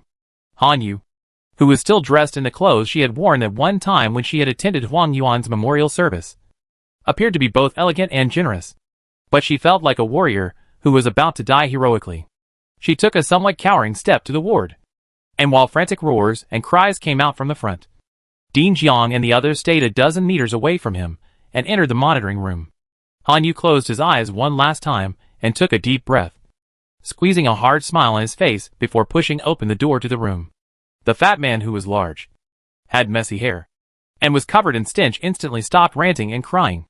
Like a puppet, he turned his head somewhat stiffly and placed his eyes on Hanyu. Mo Xianxing's nose twitched slightly for a few moments, as if he was discerning some crucial information. Hanyu then softly said, "Xianxing, I've come to accompany you." Mo Xianxing mechanically walked up and pulled out a bag of jerky from his trouser pocket that had already opened, saying, "You eat?" There were obvious teeth marks left on the bag of jerky, and it seemed that some residue of saliva could still be vaguely seen. Hanyu instinctively retched and almost vomited. But Dean Jiang's somewhat urgent voice came from the invisible earpiece. "Eat. This is the first time Elephant Voice has shown kindness to outsiders, and it's a very significant breakthrough." Hanyu somewhat stiffly accepted the bag of jerky, then grit her teeth and swallowed. Her stomach lurched, but she forced herself to endure it. Seeing Hanyu eat the jerky, Mo Xianxing's face then filled with joy. He pulled Hanyu and signaled for her to sit on the bed. Although that bed was changed as well as cleaned every day, Hanyu still felt as if there were nails in that bed. But remembering her mission, Hanyu still sat up. Mo Xianxing crouched by the other side of the wall, only staring at Hanyu, not speaking or moving. 10 minutes passed in this staring at each other. In the monitoring room, several experts were arguing heatedly, while President Zhang's face was somewhat uncertain. After a few more minutes of time, Dean Jiang finally made a decision. "Hanyu, I've already transmitted that question to the computer next to you," guiding him to find the answer. Hanyu barely calmed her thoughts and softly said to Mo Xianxing, who was squatting in front of her, "Xianxing, there's a question I don't know how to do. Can you help me solve it?" Mo Xianxing said cheerfully, "Yes. It's here." Turning on the computer, Mo Xianxing's attention was then all drawn to the complicated formula and data. Hanyu quietly let out a sigh of relief and just wanted to leave. But a voice came out of her earphone again. "Don't leave yet. Continue to stay there." Hanyu could only sit down again. And before the computer, Mo Xianxing's expression had begun to change. He seemed to have seen some abominable enemy, and his expression became hideous and angry. But a moment later, that expression turned to joy, and he seemed to have discovered something unimaginable. And a moment later, it turned to bewilderment. The rapidity of the change in expression was like a face change. In the middle of the monitoring room, the hearts of several psychiatrists were also raised. This question was not easy to solve. At least, the scientists in the science planning department were never able to reach a unanimous opinion, to the point of coming up with 4 or 5 different answers. According to Professor Laird, the second accident during the laying of the planetary thruster was due to the inability to solve this puzzle. It was only after a full hour that Mo Xianxing's hand was gently placed on the input device, accompanied by the throbbing of his palm. A series of complicated formulas and data appeared on the screen. Hanyu was delighted in her heart. But only a few minutes later, Mo Xianxing stopped again and suddenly growled. Compared to before, he seemed to be a completely different person. Gritting his teeth, fierce and vicious, he turned violently and swept Hanyu to the ground with a sweep of his arm. Hanyu let out a cry of surprise, and before she could get up, Mo Xianxing rode on top of her, his fists falling like rain, his mouth still howling. Bad man, give the teacher back to me." At this moment, Hanyu's heart was filled with fear. She wanted to escape, but she was completely unable to break free. She wanted to resist, but she was completely no match for Mo Xianxing after going berserk. An expert immediately grabbed his communicator and was about to call the nurse. But Dean Jiang stopped him with a grave expression. When the expert was puzzled, Dean Jiang slowly said, "I just received a reply from the scientists of the science planning department. The part of the calculation process that Elephant Sound wrote about earlier is extremely important and inspiring. They have requested that we, at all costs, must allow Elephant Voice to continue his calculations. At all costs. If we interrupt Elephant Voice now, he may refuse to calculate this topic again afterwards. The expert slowly lowered his microphone. Han Yu's ears, on the other hand, once again resounded with Dean Zhang's voice. Han Yu, you must persevere. You must persevere. The fate of mankind rests on you at this moment. Han Yu seemed to have heard the words. But then again, she seemed to have heard nothing. She kept crying and pleading. But the fists kept falling like rain, never stopping. Chapter 455. Every second left in Mo Xiangxing's room was torture for Han Yu. Faced with this violence that she hadn't experienced since she was a child, her spirit almost broke down. After an unknown amount of time, Mo Xiangxing gradually stopped. The blood-red color in his eyes slowly receded, turning back into blankness. And then after some time, only to turn back into fear. Mo Xiangxing suddenly knelt down heavily on the ground and knocked his forehead heavily on the ground towards Han Yu, who had collapsed in front of him and whose consciousness had all but blurred. He cowed out hard, crying and wailing as he did so. I'm sorry. I'm sorry. I didn't mean to. I didn't mean to. Don't leave me. Don't. Mo Xiangxing seemed to be afraid to the extreme. After kowtowing for a while, he stood up again, quickly ran to a certain drawer, took all the dried meat in the drawer in his arms, and then put it in front of Han Yu. All my dried meat is for you. Please don't leave. I didn't mean to. The lax consciousness accompanied by the pleading of Mo Xiangxing's voice converged again in Han Yu's mind. In his ears, Dean Jiang seemed to be roaring something at the top of his voice. But Han Yu could not hear it clearly at all. At this moment, Han Yu wanted to run away regardless. But after reason returned, this thought instantly dissipated. She knew that she couldn't leave without pacifying this madman in front of her. Without letting him calculate those physics puzzles, Dean Jiang would not let herself go. Nor would Shen Qingyuan. Even if she was crippled and forced to become the same madman as Mo Xiangxing. Even if she begged bitterly, it would not change this result. If she still wanted to go back to the old days, she would have to cooperate. Han Yu wiped away the tears on her face. In the process of wiping away the tears, the palm of her hand accidentally touched the red and swollen spot on her face. And a sharp pain then caused her body to tremble slightly. Along with this beginning, pain from all parts of her body came like a tidal wave, making her unable to resist letting out an agonized moan. Mo Xiangxing raised his head and stopped pleading, instead looking at her blankly. Han Yu twitched the corners of her mouth and did her best to squeeze out a smile. Then gently stroked Mo Xiangxing's hair that hadn't been cleaned for an unknown number of days, and softly said, I won't leave you. Mo Xiangxing was immediately overwhelmed by surprise. Really? Of course it's true. Han Yu sat up with support and said, but I have one condition. You go finish solving that question and tell me the answer. Okay? Good. Good. You wait a bit. I'll go right away. Mo Xiangxing's obese body bounced up like a leather ball, instantly swooping towards that computer in the corner of the room. Seeing this scene, in the monitoring room, Dean Jiang and a group of experts' hearts quietly relaxed. Mo Xiangxing's spirit was all immersed into the sea of numbers and formulas, while Han Yu lay dumbly on the floor, slowly recovering her spirit. After an unknown amount of time, Mo Xiangxing left the computer full of joy and called out to Han Yu. I've arrived at the answer. Within the invisible earphones, Han Yu also heard Dean Jiang's voice at the same time. I've already sent the calculation process and results to the Science Planning Committee to verify. Han Yu, hold on a little longer. Han Yu strenuously climbed up, picked up a bag of jerky, and handed it to Mo Xiangxing. You're doing great. Come on. Eat it. Mo Xiangxing took the jerky and swallowed it all in 3 or 2 swallows. After this, he heatedly stared at Han Yu and giggled. The sound gave Han Yu the creeps. But Han Yu still held herself together and still kept a smile on her face. Mo Xiangxing's heart was filled with joy and his eyes were filled with adoration. It seemed that as long as he had Han Yu's company, there was nothing else in the world that could distract him. However, these joys and adoration only made Han Yu feel fear. Time was ticking away. And in the Scientific Planning Committee, Professor Laird paced anxiously back and forth, while behind him were a dozen nervous physicists who were using supercomputers to verify some data. After a few minutes, one of the scientists called out, Professor. These data and formulas perfectly describe the interaction pattern between the planetary propulsion and the planetary magnetic field. The data model we used before was not perfect. Haha. So that's it. I get it. I get it. Mo Xiangxing really is a genius. Professor. I've already verified it. These calculation processes are logically tight, and the data is accurate. We can completely use it to guide the subsequent paving project. As expected of Mo Xiangxing. As expected of Dr. Huang Yuan's student. But I heard before that because of Dr. Huang Yuan's death, Mo Xiangxing's spirit has been completely confused. How did he calculate these things?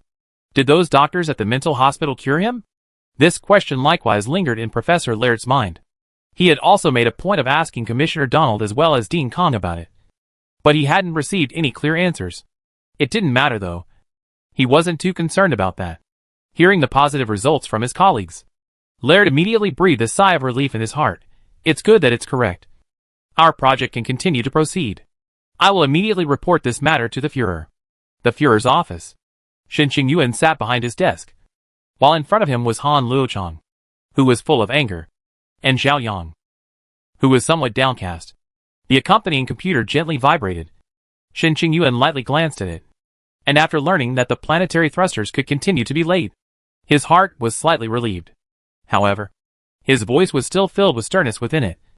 Zhao Yang, what the hell is wrong with you? How could a living person of that size just disappear? I didn't punish you for the assassination of Commissioner Huang Yuan before. How can you make another blunder? Han Yu is not only Commissioner Han's daughter. She's also my daughter-in-law. What's the point of having you if you can't even guarantee the safety of the political commissar's immediate family? Han Luochang's tone was even more agitated than Shen Qingyuan's. Zhao Yang, tell me yourself. How long has my daughter been missing? What are the agents of your intelligence department doing? Can you do your job or not? If you can't do it, get another person to do it. A noise suddenly came from outside the office, which caused Shen Qingyuan to frown slightly. This was the place with the strictest security in the entire civilization. No matter what, there shouldn't be any noises. But after waiting for a few moments, not only did that noisy sound not disappear, but it became even louder. It continued until the office door was violently pushed open. The person who appeared at the door was Shen Fuxing. After only a period of time, Shen Fuxing was already very different from before. His face was pale. His eye sockets were deeply sunken, and his body was constantly shaking, as if a gust of wind could blow him over. Looking at his emaciated son, Shen Qingyuan's heart ached. Zhou Mingyu had been put under house arrest for life by himself, and Shen Fuxing was his only relative in this world. Behind Shen Fuxing stood several guards on duty. Shen Qingyuan waved his hand for them to leave, while Shen Fuxing staggered forward, then knelt heavily in front of Shen Qingyuan's desk. Dad, I beg you, must find Au. Without her, I can't live. Shen Qingyuan slammed the table and stood up in a huff, and the sound of his words also seemed to hide a volcano that was erupting, full of anger and murderous aura. However, his words were not addressed to Shen Fuxing, but to Zhao Yang. Zhao Yang, you give me an exact word. How long will it take to find Han Yu? Zhao Yang knew that Shen Qingyuan's anger wasn't actually directed at himself. Not only that, it wasn't even directed at anyone. My Führer, I can't give you an accurate answer. Zhao Yang similarly controlled his emotions and replied in a deep voice. According to my investigation, the disappearance of Han Yu may involve certain things that we have yet to understand. Han Luochang roared. What do you mean? Zhao Yang continued in a deep voice. In the course of nearly 20 years, incidents similar to Han Yu's disappearance have occurred a total of 264 times in our civilization. Every single case of disappearance was similar to this one. There were no witnesses, no traces, no direction of investigation. It was as if they had suddenly evaporated, and no one has been able to find them since. Shen Fuxing raised his head violently, looking at Zhao Yang with incredulity. However, according to a few people's reports, at the scene of the missing person's disappearance, some people had once seen certain eerie lights and shadows, as well as certain suspected life forms that could not describe their images in detail. We think. It seemed like he had made a great deal of determination before Zhao Yang spat out that vocabulary. These disappearances may be related to a certain alien civilization. Han Luochang shuddered. Are you saying that there might be a certain alien civilization lurking around us? It can't be determined. It can't be ruled out. What the specifics are, no one knows for sure. Han Luochang seemed to have aged dozens of years in an instant. He gently shook his head and sighed as he stood up and walked outside. Shen Fuxing was still kneeling on the ground, looking somewhat helplessly at the omnipotent father in his heart. Looking at his son kneeling on the ground, Shen Qingyuan's mind once again flashed through his wife Zhou Mingyu's figure, and flashed through Han Yu's crying and begging in front of him. And in the shadows, there are some scenes from Shen Fuxing and Han Yu's wedding. I don't know why. The feeling of suffocation in his chest grew stronger at this moment, even to the point of depression, and began to impact upwards. Shen Qingyuan only felt that his eyes suddenly went black, and a mouthful of dark red blood was spat out. Dad! Shen Fuxing violently stood up and rushed towards the staggering Shen Qingyuan, while Zhao Yang lowered his head and eagerly called out, "Medical team! Medical team!" Several doctors in white coats quickly rushed in. Shen Fuxing was still screaming with a bang. Zhao Yang's face was so gloomy that it was almost dripping, while the world before Shen Qingyuan's eyes quickly started to become dark, and he lost all consciousness in the next moment. Chapter 456. Several members of the medical team quickly rushed into Shen Qingyuan's office and began their examination on the spot. Han Luochang, who had originally planned to leave, also nervously returned, anxiously looking at the unconscious Shen Qingyuan. Although there were many disagreements with Shen Qingyuan's political views, Han Luochang knew that no matter what, Shen Qingyuan's sudden abdication was not a good thing for human civilization. A few more doctors arrived, and together, several people placed Shen Qingyuan on a pushchair and quickly pulled him into the medical room that was nearby. Zhao Yang had already cleared all the people on the road first, and did not let this scene spread out.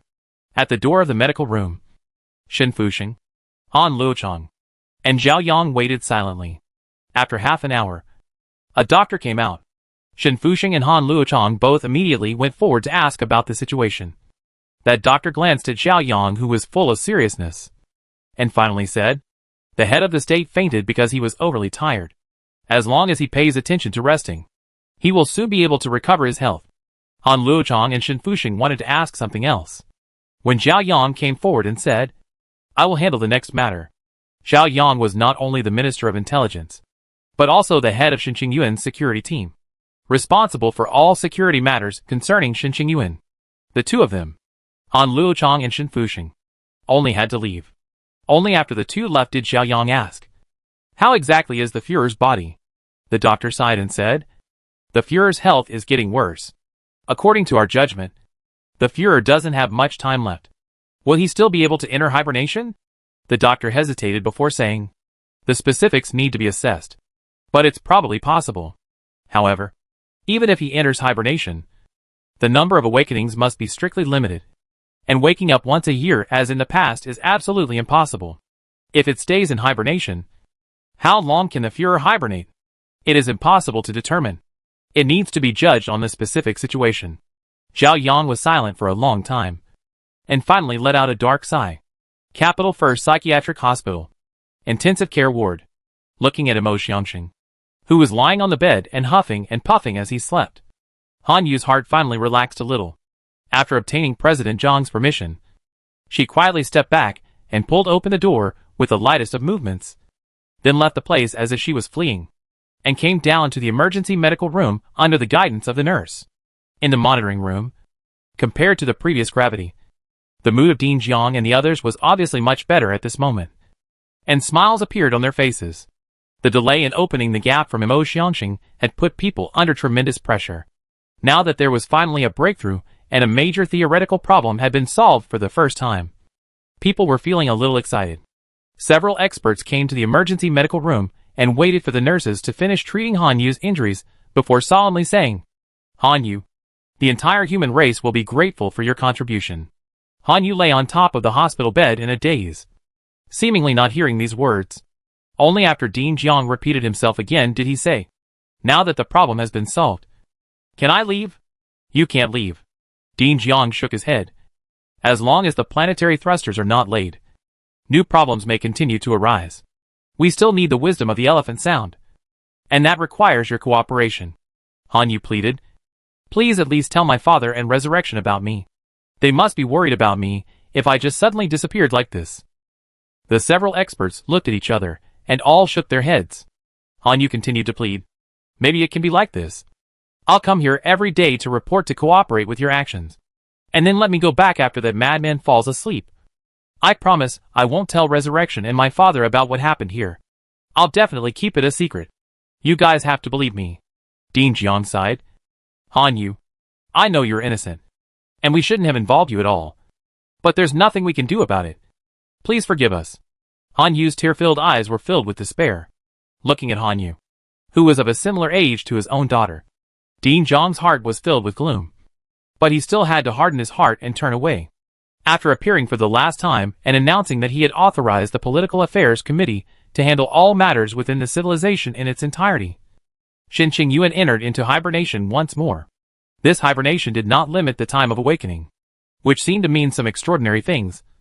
The political committee members had their own guesses in their hearts, but Xinqing Yuan did not explicitly say, so the committee members did not ask. With Mo Xiangxing on board, the construction of the super planet accelerator was finally on track. Countless factories and countless skilled workers were launched at the same time.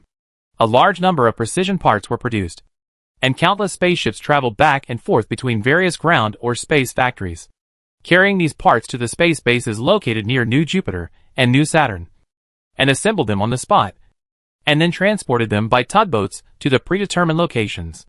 New Jupiter and New Saturn are similar in size, so the plan set the two planetary accelerators to the same specifications. For 2 planets, 2 million planetary accelerator segments would be needed, with a total mass of 2 trillion tons. This is only the weight of the equipment, not counting the mass of supplies, fuel, and other necessary items. For this project, the entire civilization was mobilized. On top of each satellite, tens of thousands or even hundreds of mining bases have been built, and countless primary smelting factories have been built on the spot. One space lift after another extended from the surface into space, and countless goods came from the planets into space with the help of them. Under the joint efforts of the entire civilization, the laying of the superplanetary accelerators could be described as progressing by thousands of miles per day. In just 1 year's time, the total number of accelerators laid on the 2 planets was as high as 70,000 segments. And 2 years later, the number was already as high as 160,000 segments. And with the maturity of the production process, the skilled workers, and the perfection of the relevant machinery, this speed had a tendency to continue to increase. When the project was about halfway through, large-scale urban relocation began. A total of 17 cities, including the capital city, began to relocate in an orderly manner. There were no accidents in this process, simply because the people had already been relocated this way once many years ago, and had already accumulated the relevant experience. Along with the progress of the project, various publicity campaigns were also launched at the construction sites of the planetary accelerators around New Jupiter and New Saturn. In addition to the large number of engineers and cargo ships that frequently traveled to and from the sites, there were also many more media reporters and even ordinary people who were allowed to visit the sites. Relevant reports about the accelerator project appeared on all major TV stations and online media every day, and even the lowest common people could intuitively feel the great changes of the accelerator project day by day. Under this circumstance, optimism is rapidly forming in the public opinion. Almost everyone believed that the end of the current low standard of living was not far away. The reason is simple. The construction of the super accelerator has taken up a large amount of social resources, and once the project is over, those resources will return to their original areas, and the standard of living will surely be restored to its original level. Under such circumstances, all kinds of resistance have been greatly reduced, and even violent crimes, which could never be suppressed in the past, have been reduced a lot. People know that this is the power of hope. As long as there was hope, the difficulties in front of them would no longer be as unbearable as they had been in the past. During this period of time, nearly 10 eruptions occurred on the Phoenix planet, and one eruption was more violent than the other, and the damage caused was more serious than the other. But even so, people were still optimistic about the future. When the project reached 60%, Lee Sung-sain felt that he could no longer do what he had been doing in the past.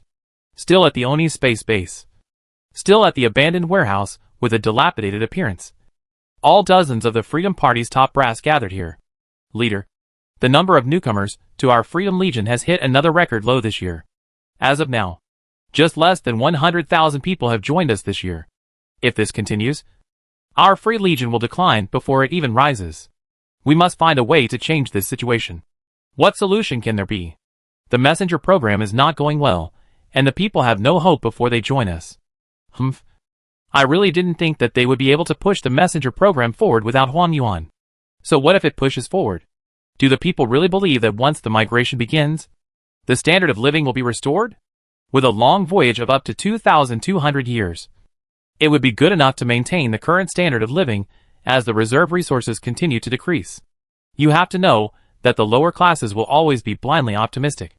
Only when the butcher's knife is on their necks will they regret what they did in the past. Several of the higher-ups murmured, and Vidin exchanged a glance with Li Chengxian, receiving the latter's agreement before saying, I've already investigated the reason why the messenger project was able to move forward smoothly even after Huang Yuan's death. It wasn't that the group of people from the Science Planning Committee had improved their abilities, but that we didn't cut off the roots back then and left a tail behind. Who? Mo Xiangshen. Vidin spat out the name in a deep voice. He was Huang Yuan's student. He inherited Huang Yuan's mantle. A senior immediately stood up. I'll go kill him. Sit down, Vidin reprimanded. If it was that easy, I would have settled him long ago. Why do you need to? The military sent a full 500 experienced special operations experts to guard him. Are you trying to launch a strong attack? What should we do? At this moment, everyone's eyes were focused on Li Chengxian. Li Chengxian was silent for a moment and leisurely said, Just because we can't kill Mo Xiangxing doesn't mean we can't destroy the messenger plan. Inform down. From this moment onwards, our Free Legion makes a major strategic adjustment. While continuing to absorb new members, we will strengthen our infiltration of the planetary accelerator. Whether we develop members from the engineering staff or have our people join them directly. Within 50 years, I require at least 10 million of our people to join the engineering. Chapter 457. In Vidin's eyes, Li Sung-Sane was always right. His every move was full of mysteries. His every word and action was full of wonders worth reminiscing about for a long time. He was almost omniscient and omnipotent. He was like a god. If not for this, in today's increasingly tightly regulated world, how could he have led the Freedom Legion to the point where it has over 10 million members today and still not attracted the attention of the authorities? So, this time, Li Chengxian was bound to be right as well. Although he himself didn't quite understand why Li Chengxian had elevated the infiltration of the superplanet accelerator to such a level, even calling it the main strategy of the Free Legion in the future. But after thinking for a few moments, Vidin suddenly snapped out of it. Leader, I understand. Li Chengxian smiled faintly. Oh, you understand? Then you will explain it to everyone. The eyes of all the top brass of the Free Legion were all focused on Vidin, waiting for his answer. This kind of thing had never happened before. So Vidin's heart immediately became excited. At this stage, preserving our strength and infiltrating the superplanet accelerator is the only correct choice for us, as our future depends on it. It is the hope of civilization and the hope of all the people. When its construction is complete, the people's expectations will reach their peak. But if we can destroy it in one fell swoop at that time, the people's confidence will inevitably collapse. And it will also lead to the complete downfall of Xin Qingyuan's government. A high-ranking officer questioned, why would the destruction of the accelerator lead to the collapse of the public's confidence? Is there any inevitable connection?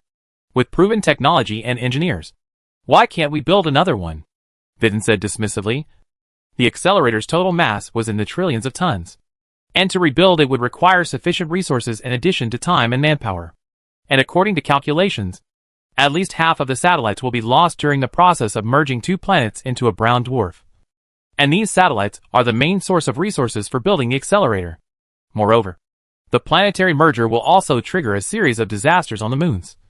And even for those moons that survive, the various factories and so on built on them will be wiped out in one fell swoop. This means that if you want to rebuild the accelerator, not only will you face the problem of insufficient resources, but you will also need to face the problem of starting everything from scratch. A high-ranking official murmured. I noticed that the resource collection that the Xin Qingyuan government is carrying out on top of the satellites at this stage is completely predatory. And they haven't considered the issue of sustainability at all. After the accelerator was destroyed, because of all these dilemmas, it's almost impossible for them to build another one out. Even if they could, its cost would be 10 times, if not more, higher than it is now. Vidin spread his hands. That's just it. Under the present circumstances, do you think our civilization is capable enough to rebuild the superplanet accelerator? And if it can't be rebuilt, what will be the mentality of the populace when they face the destruction of decades of hard work and decades of suffering? A high-ranking officer shouted excitedly. At that point, our chance will come, Biden said. Not only that, the destruction of the superplanet accelerator will not only lead to a collapse in the confidence of the populace, but it will also inevitably lead to the downfall of Xinjiang Yuan's government. The populace would not pay attention to the real reason behind this incident, but would only place all the blame on Xinjiang Yuan's head. Society will truly be in turmoil, and all sorts of regulations will inevitably be relaxed because the government will already be unable to take care of itself. And at that point in time, we will be able to truly stand up for ourselves, Vidin murmured, his vision filled with enchantment, as if he had already seen an imagined bright future. That's it. Our Free Legion's recent development has slowed down. The successful advancement of the planetary accelerator is only one of the reasons. And the second reason is that we can't promote it on a large scale and let go of our ability to take in new members. Once there is social unrest, and the entry system is appropriately lowered, and publicity is launched for public events, the number of members of our Free Legion will skyrocket 100-fold and 1,000-fold in a short period of time. And we will become the largest political force within the civilization. At that time, the throne of the Führer. Who else but the leader to sit on it? The atmosphere in the room was immediately frenzied. All the top brass looked at Li Chengxian with fervor, as if Li Chengxian had already sat on the Führer's throne at this moment. Although Li Chengxian was still smiling faintly, there was also an extra wave of suppressed joy in that smile. Originally, I planned to stop the construction of the planetary accelerator by assassinating Huang Yuan. But plans are always faster than change. Since Mo Xianxin came out of nowhere, we have no choice but to change our strategy due to the situation. But no matter which path we take, our Free Legion will eventually be able to reach the end. When that day arrives, all of us here will have untold wealth and unlimited immense power. And the entire human civilization will become our paradise.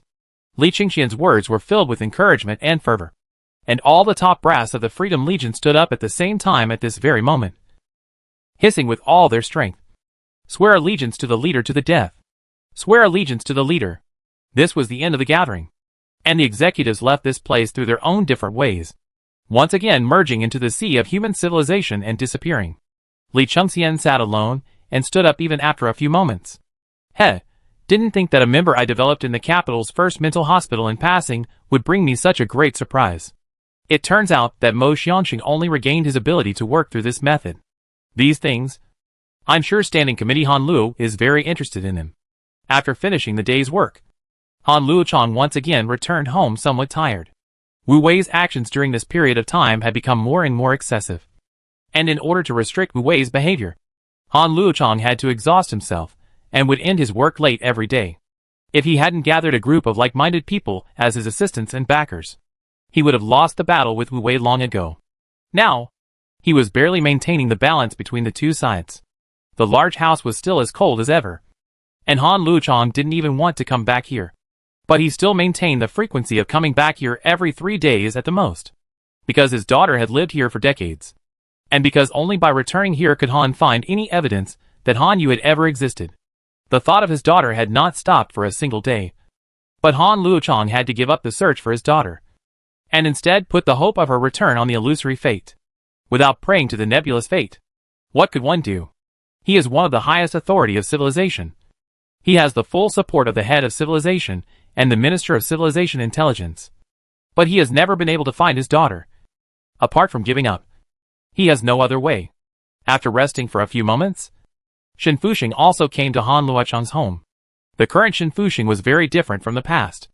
The tall and handsome man who seemed to carry sunshine on his body wherever he went had long disappeared, turning into a stooped figure with white hair increasing day by day, deep-set eye sockets, and so thin that he could almost be blown away by a gust of wind. Fuxing, you came, Shen Fuxing said. Uncle Han, what would you like to eat? I'll go make it. Han Luochang didn't allow any life support personnel to enter his mansion, and stubbornly didn't use any robots. So things like cooking would have to be done by himself. Make it whatever you want. I'm not hungry. Shen Fuxing nodded silently and walked into the kitchen. He wasn't willing to go back to his own home. That home could no longer be called a home, although his own mother was there. although his mother was eagerly looking forward to his return every single day. But there, all Shen Fusheng could feel was dreariness and depression. Even if his mother hadn't revealed anything, he had vaguely guessed what was going on from signs such as his grandfather's arrest, and the fact that his mother never left the house. Only here in Han Luochang could Shen Fusheng vaguely feel a bit of family warmth, even though this man was not related to him by blood. A dinner ended in silence. The two of them rested slightly for a while, and then each returned to a different room. Although the time was still early, and there was nothing else to do, it was time to go to bed. But just at this time, Shen Fusheng heard an angry roar coming from Han Luochang's room, and along with this roar, there was also the thumping sound of fists pounding on the wall. Shen Fusheng's heart was startled, and that little bit of sleepiness immediately dissipated. Uncle Han! Uncle Han! What happened to you? What happened? Shen Fusheng pushed open the door of Han Luochang's room as fast as he could, and saw that Han Luochang's eyes were bloodshot, just like a furious lion, roaring and pounding the wall. The palms of his hands were sinewy from overexertion, and blood was constantly flowing out from his knuckles. Ah you! Ah you! Han Luochang seemed to have fallen into a frenzy, and that voice contained anger and sorrow, just like the evil spirits in hell howling. In the midst of their time together, the name Han Yu was an absolute taboo. This was because no matter which time it was brought up, it would cause the emotions of the two to flare up.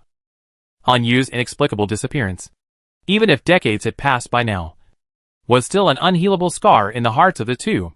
Hearing Han Luo often call out that name, Shen Fusheng was violently stunned. When he turned his head somewhat stiffly, he saw that on the table, a virtual screen was playing some images.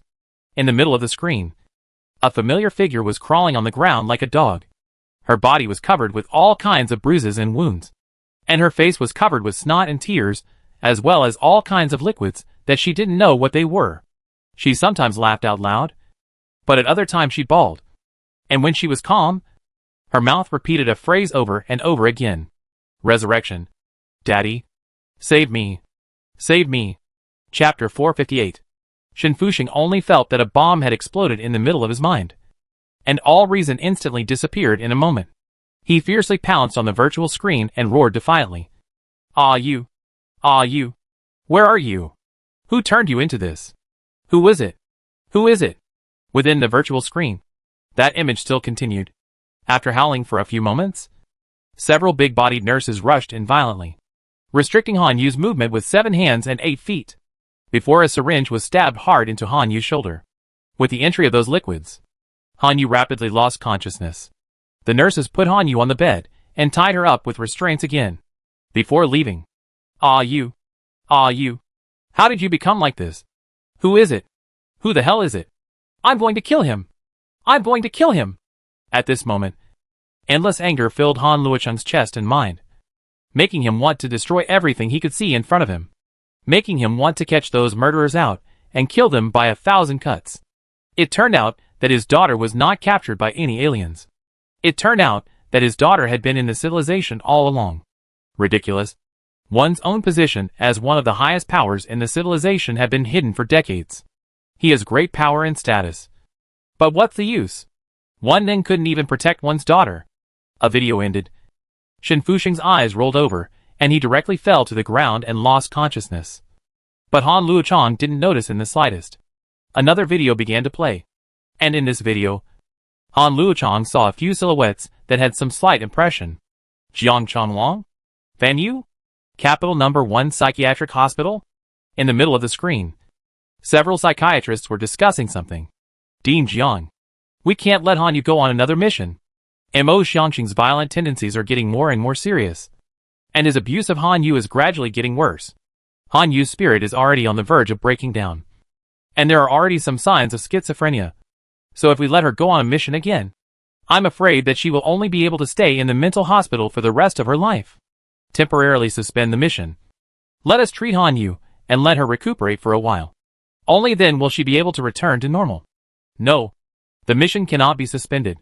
The Planetary Accelerator Lang mission is proceeding to a critical moment. The Science Planning Committee is urging us to speed up our progress every day, and Commissioner Donald has even given us a deadly order to cooperate. Once we stop the mission, it will result in extremely serious consequences. The Messenger project concerns the future of our civilization. Once it stops because of us, none of us can afford the responsibility. Compared to civilization, sacrificing one person is nothing. In the middle of the screen, people argued for a while and eventually reached an agreement. Thus, among the subsequent images, Han Luochang saw more. He saw how the crazy fat man had gone from quiet to tyrannical, how his own daughter was hiding in a corner crying bitterly and begging, and how his own daughter was gradually becoming insane. There seemed to be a small knife constantly stirring in his heart, causing Han Luochang's heart to ache to the point where he could barely breathe, causing Han Luochang to be so angry that he was close to exploding. He violently swept his portable computer to the ground, stepped over Shen Fuxing, who had already lost consciousness and collapsed on the ground, and grabbed a decorative long knife in his hand to walk out of the house. He had understood everything, knew all the causes and consequences of his daughter's disappearance, and also knew who was behind the push, leading this matter. Therefore, he was unprecedentedly angry.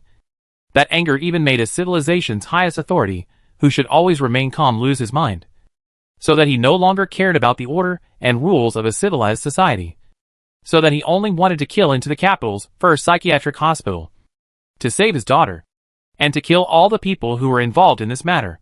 For the sake of revenge, for the sake of saving his daughter, Han Luochang could do anything, even if he gave up all of his current power and status, became an enemy with Shen Qingyuan, and became an enemy with all of the orders and rules that were practiced.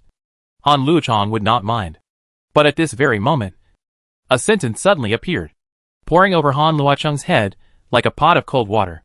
The image that was playing about Han Yu stopped at some point, and instead, a man with thin cheeks and eyes shining like torches appeared. He said indifferently, "If you go out like this, it will serve no purpose other than getting yourself into prison as well." This sudden voice caused Han Luochang's body to suddenly stiffen. Han Luochang huffed out a ragged breath and turned his head to look onto the portable computer that he had already swept to the ground. Seeing Han Luochang turn his head, the man continued softly, "If you want to save your daughter, please have a good talk with me." After the initial fury and urgency had passed, a sliver of reason quietly returned to Han Luochang's mind. He was, after all, one of the most powerful people within the entire civilization, and it was the most basic quality to maintain his sanity at all times and not be controlled by impulses and emotions. Han Luochang gritted his teeth in death and squeezed a few words out of his throat. "Who are you? What is your purpose?" The matter concerning his daughter was bound to have the authorization of the head of state, Shen Qingyuan, and the matter was bound to have an extremely high level of secrecy. And yet, the man in front of him was willing to risk such a huge price to hand it over to himself. So the request would certainly not be small. In the face of a political counselor, the man was not the slightest bit nervous, as if everything was within his grasp. "I just want to help you take revenge, and, in the process of your revenge, get a little bit of benefit." Han Luochang casually threw his long knife on the ground, bent down to pick up his portable computer and put it on the table, and said coldly, "You can finish what you have to say at once. I don't have much time to listen to your nonsense. You're a smart man, and I don't want to beat around the bush." The man said directly, "I can kill Shen Qingyuan, but I need your help." Han Luochang sneered. "Tell me your identity." "I am Li Chengxian, leader of the Free Legion. I planned the assassination of Huang Yuan and used this action to get rid of Nickel and obtain a large amount of money from the major consortia. Did you know that with one phone call from me, you will be arrested immediately?" In the face of the threat, there was no panic on Li Chengxian's face. Instead, his tone became more and more certain. "Do you want Zhao Yang to know that you already know the truth about Han Yu's disappearance? Do you not want to take revenge on Shen Qingyuan?" Han Luochang's breathing became more and more rapid, but in the end, he once again heavily slammed his portable computer onto the ground. The computer immediately shattered, and the man's image immediately disappeared. Before the communication was shut down, Han Luochang vaguely heard a sentence. "I will contact you again." Han Luochang sat quietly for a period of 10 minutes before slowly calming down. Although he could be certain that the man who called himself Li Chengxian was bound to have a plot, one thing was true. That was, he could not let Shen Qingyuan and Zhao Yang know that he already knew the truth about Han Yu's disappearance.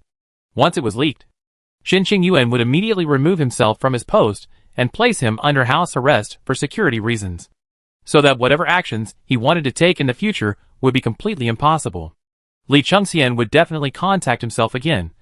And during this period of time, all he needed to do was to confirm the truth of this matter, as well as find out the details of Li Chengxian, as well as the Free Legion. Without Zhao Yang's assistance, this would be quite difficult, but not impossible. He had also gathered a considerable amount of talent under his own command, and they would be able to do this matter very securely. That Li Chengxian told me the name of the Freedom Legion without any qualms, and he seemed rather certain that I would cooperate with him instead of just announcing it. This fellow's guts are really big, but wanting to use me also depends on whether or not I'm willing to do so. Shen Fuxing finally woke up leisurely, looking at Han Luochang, who was sitting next to him with a cloudy expression. Shen Fuxing called out somewhat weakly, "Uncle Han, you she?" Han Luochang stood up, his complexion having regained its calm. "Fuxing, leave this matter to me. You will stay here from now on and wait for news from me." Shen Fuxing strenuously climbed to his feet and eagerly said, "But, Uncle Han." "No buts." Han Luochang's words were filled with sternness. "This matter must be kept secret now. As long as the slightest hint is leaked, you may never be saved. Your current mental state is not suitable to show your face. So stay here honestly and don't leave." After throwing down these words, Han Luochang turned around and left the place. As he walked out of the room, he beckoned, and a lean soldier emerged from hiding. "Keep an eye on this place. No one is allowed to enter or leave without my permission. Resurrection is going to recuperate here for a while. No one is allowed to disturb him." The soldier immediately saluted. "Yes, Commissioner Han." Han Luochang left straight away, not knowing where he had gone. Right at this moment, another resident of the capital airship, Wu Wei, looked at the man in the middle of the virtual screen who was in a state of calmness, his face filled with gravity. "Commissioner Wu, don't you understand? You are certainly in the limelight now, and your power is certainly enormous. But you have offended almost every class within the civilization. You are just Shen Qingyuan's pawn, just a scapegoat for Shen Qingyuan's new economic reform policy. Do you know that once the Super Planet Accelerator project is over, you will immediately be thrown out and disposed of by Shen Qingyuan to quell the anger of the people and officials? If I were you, I would be so worried that I couldn't sleep at night right now. And I don't know why you can still be so high and dry." Wu Wei gritted his teeth and said, "Of course, I understand that. But compared to being obliterated and spending my life in mediocrity, I'd rather be brilliant for a few decades and then die in the midst of 10,000 people's scorn." The man laughed. "This is already my 5th visit to you. So, with this new path before you, are you willing to try walking it? As well as, to tell you the news, there is at least a 70% probability that Commissioner Han will choose to cooperate with me." Chapter 459. Han Luochang felt that he had actually been unable to see through Shen Qingyuan. This person seemed to be hiding too many things in his heart and had too many secrets on him. Every single one of his actions seemed to have a deep meaning hidden behind it, and every single one of his arrangements seemed to mean something profound. For example, knowing that he had different political views from him, he still allowed himself to occupy a high position, even if this can barely be explained by restricting Wu Wei. But a large number of political disagreements with Shen Qingyuan converge under his own command. He has become a leader of the opposition in the government system. Why Shen Qingyuan never heard of it? It is because of the imperceptible. It is because I cannot figure out. Han Luochang, no. Every one of their actions must be careful. It is possible that if one step is wrong, he or she will be doomed. Although Shen Qingyuan was in hibernation, although according to his own speculation, his health might not be good, but as long as he was still alive, it was as if there was always a sharp sword hanging over his head, so that he had to be careful with every step he took. Therefore, to verify whether Han Yu was really detained in the first psychiatric hospital, to pacify Mo Xianxing to contribute to the construction of the planetary accelerator, as well as to investigate the details of Li Chengxian and the Freedom Army field. All these things took Han Luochang several months of time. When all the clues and evidence were laid out before him, he finally confirmed that every word Li Chengxian had said was true. In the Wang Yuan assassination incident, after the third layer of truth, which was nickel as well as the Rock Charity Foundation, there was indeed a fourth layer of truth. The real mastermind was actually an unknown person allegedly surnamed Li. His daughter, Han Yu, was also detained in a mental hospital and tortured. So what should I choose for my own future? Han Luochang pondered for several long days. until Li Chengxian contacted him for the second time. If you want to save your daughter, and want to give Shen Qingyuan enough punishment, the prerequisite is that you must overthrow his rule. You are aware of our civilization's administrative system, and it is simply not feasible to start a rebellion from the outside. No one is a match for the military fleet. The only feasible method is to start from within. Li Chengxian spoke unhurriedly, while Han Luochang said coldly, "Tell us your plan." "My plan is simple. When the messenger plan is executed to the third stage, and we're about to drive that brown dwarf out, destroy the superplanetary accelerator." "You know what that means." Li Chengxian's tone was flat, but the content seemed to imply a cold aura emerging from the middle of hell, causing Han Luochang's body to tremble lightly, and his vision to sharpen immediately. That's right. Han Luochang knew the consequences of this very well in his heart. This would definitely lead to the collapse of the existing government, would lead to human society falling into chaos, and would also lead to the rise of the Free Legion. And with the proper operation, perhaps the man in front of him named Li Chengxian would really become the highest authority of the entire civilization. At that time, Shen Qingyuan would become a fish on a plate, and all those who had participated in the Han Yu incident would be left to be slaughtered. To take revenge, destroy the planetary accelerator. These two things that were originally unrelated to each other have a close causal relationship under Li Chengxian's analysis. But this will bury the hope of human civilization. Human civilization would not be able to rebuild the planetary accelerator. Human civilization would be trapped in the Phoenix Galaxy. Perhaps 1,000 years. 2,000 years passed peacefully. But the future would surely be destroyed in the explosion of the Phoenix Star. On one side, the tortured daughter. On one side is the entire civilization. Exactly how to choose, Han Luochang did not know. Han Luochang knew that he was not a saint, although the education he had received since childhood, as well as the moral concepts that had always been practiced within the civilization, were all telling Han Luochang that in the choice between self-interest and righteousness, he should choose righteousness without hesitation. But when this choice was really put in front of him, Han Luochang was still hesitant. After all, that is his own daughter. That is his own since childhood to raise up. From childhood to love. Do not want to let her suffer a little harm. Suffer a little bit of aggression of the daughter. And now, she was tortured by that madman. Without the slightest bit of dignity. Living like a dog. Any father would not tolerate his daughter being treated this way. Li Chengxian looked at Han Luochang, who had fallen into silence, without the slightest bit of panic in his heart, nor any fluctuation in his emotions. He knew that when a person hesitated, he had actually made a choice. Sure enough, after a full 10 minutes of silence, Han Luochang asked in a hoarse voice, "What should be done to destroy the planetary accelerator?" Li Chengxian smiled and said, "During this period of time, you should already know the bottom line of our Free Legion. What you need to do is simple. You only need to cooperate with us and allow our people to infiltrate the accelerator construction staff and upgrade their ranks at the right time so that they can participate in the management of the planetary accelerator. They'll keep lurking around until the brown dwarf is formed and we're about to depart, when they'll follow my orders and destroy the accelerator completely. At that time, we will really have succeeded."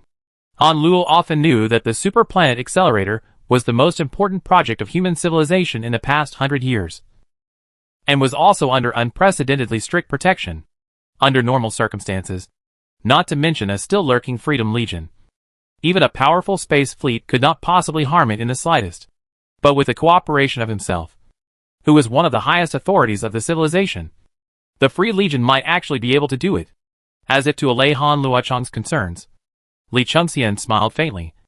Just 2 months ago, the chairman of the Economic Reform Committee, Wu Wei, had already agreed to join our Free Legion. When you, Commissioner Han, join as well, with the covert support of the 2 major commissioners, our Free Legion will definitely be able to succeed. Han Luochang's eyes narrowed slightly. Wu Wei has also joined you. Li Chengxian smiled. You should know why Wu Wei chose to join us. Han Luochang was silent for a moment and slowly nodded. Joining your Free Legion is indeed the only way for Wu Wei to survive. Then, what choice will you make? It wasn't that Han Luochang hadn't considered the matter of forming his own forces, secretly plotting chaos, and then taking Shen Qingyuan's place, but ultimately gave up. This was because he knew that he wasn't good at plotting. Most of all, the Minister of Intelligence, Zhao Yang, and the military chief, General Lei Jin, were both firm supporters of Shen Qingyuan, And with these two in place, he didn't stand a chance. And during this period of understanding, Li Chengxian had not only demonstrated the strength of the Free Legion, but also the ability to be a talented conspirator. If he had himself and Wu Wei on board, perhaps Li Chengxian might actually succeed. Even if Li Chengxian failed to sit on the throne of the Führer in the end, Shen Qingyuan would surely be brought down. And at that time, there would be hope for his own revenge. Han Luchang knew that Wu Wei was probably thinking similarly. He was similarly unconcerned about what kind of position Li Chengxian would be able to take. He only cared that he would be safe if Shen Qingyuan was pulled off his horse. "I'll join you." At this moment, Han Luchang no longer had the slightest hesitation. His eyes flickered with a gaze that was a mixture of hatred and grimness. And his tone was as cold as 9 ghosts of ice. "Tell me what I should do." "Very well. You are welcome to join.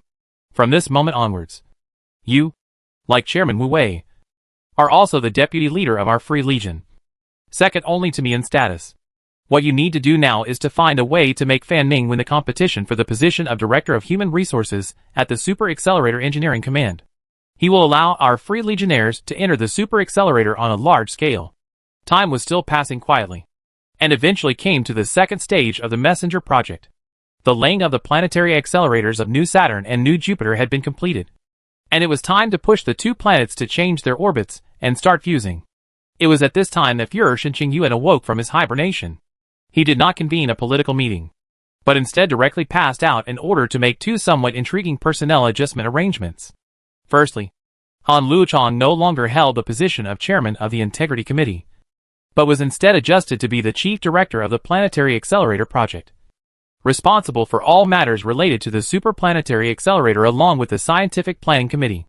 The Scientific Planning Committee was responsible for technical support, while Han Luchang was responsible for implementation. However, although the position was adjusted, the rank did not change and remained a member of the Political Affairs Committee. Secondly, Zhao Yang's position as Minister of Intelligence was removed and ordered to withdraw from the government sequence, with the position of Minister of Intelligence to be held concurrently by General Lei Zhen, the head of the military. The government officials were abuzz for a while about these two personnel adjustment arrangements.